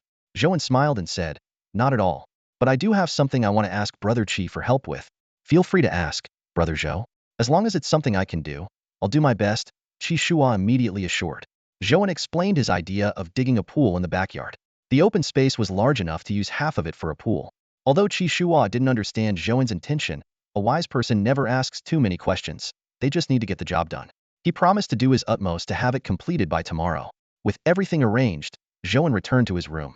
The night was deep, and he didn't plan to continue hammering away at iron tools, so he went to bed early. The next morning, before Zhou An even got out of bed, the sound of construction in the courtyard had already begun. He dressed and went out, seeing Qi Shuo directing a dozen workers, estimating it would be done in half a day. "Brother Zhou, construction can be noisy. Would you like to go out for a while?" Qi Shuo suggested with a smile when he saw Zhou An come out. Zhou An nodded in agreement. This environment wasn't suitable for practicing to improve proficiency. It would be better to wait until the pool was ready to practice both swimming and forging, which would be more effective. After leaving, Zhou An had a bowl of noodles from a street stall. He thought about how the candidates in Yuhang should have entered the examination hall yesterday, with the formal exams starting today. 3 days of exams would feel like an eternity to the candidates, but unfortunately, he couldn't visit them now. With nothing else to do, Zhou An wandered around Yunlai Mansion. He strolled until almost noon, feeling hungry.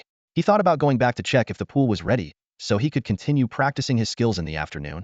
Now equipped with the ample funds provided by Qi Shuo, Zhou An didn't have to skimp on lunch. He went to the frequented Minghua Tower, settled into a private room on the second floor, and ordered a sumptuous meal. He had a hearty appetite and could finish all the dishes without waste.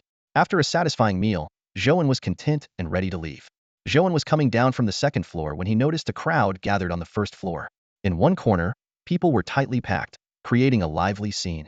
This unusual sight caught his attention, but he intended to leave directly as he had pressing matters to attend to. Just then, the murmurs of the crowd reached his ears. What is her stomach made of? She's already eaten over 10 plates of food. Not just that, it's her second round, and she's eating so fast. How can a young girl eat so much? These surprise comments made Zhou An pause. Eating? A young girl? Eating a lot. This familiar scenario stirred memories in his mind. He stopped to observe, even stepping onto a stool for a better view. What he saw was a seemingly ordinary girl in gray clothes, shoveling food into her mouth and exclaiming, "Delicious. So delicious. This roast chicken is amazing. This is good too. Wow." The food on the table was disappearing at a visible rate. Zhou An squinted, rubbed his eyes to ensure he wasn't mistaken, and thought, "Looks like I guessed right, she has indeed arrived." The girl in gray, engrossed in her meal, seemed to sense an unsettling gaze. She instinctively slowed down her eating pace. When she followed the gaze, she froze, dropping her chopsticks onto the table, still holding half a roast chicken. Zhou An signaled her to talk later. The gray-clad girl got the hint, resumed her meal with more grace. The onlookers, finding nothing more to see, gradually dispersed. Once the crowd cleared, Zhou An sat across from her. "Yi Shuang, what brings you here?" It turned out the girl in gray was Yi Shuang in disguise, known for wandering around and freeloading meals in Ding County. Yi Shuang wiped her mouth, glanced around nervously and said, "I'm here on official business, just grabbing a bite." "I think you're here for the food, with business on the side," Zhou An teased. "No," Yi Shuang retorted stubbornly, her mouth still full. "Swallow your food first. It makes you sound more sincere," Zhou An said, exasperated. This girl, lacking worldly experience and overly fond of food, was not surprising to encounter here. But he was curious about her so-called official business.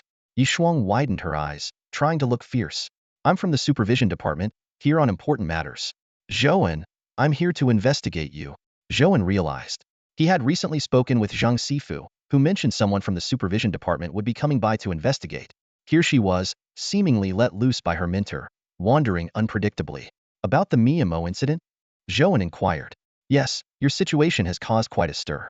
The 8 unique skills are very valuable," Yi Shuang replied. "What does the higher-ups plan to do?" Zhou An asked. Yi Shuang counted on her fingers. "Depends on the situation. If it was destroyed as a last resort to protect the people, there's no issue, as long as it wasn't intentional."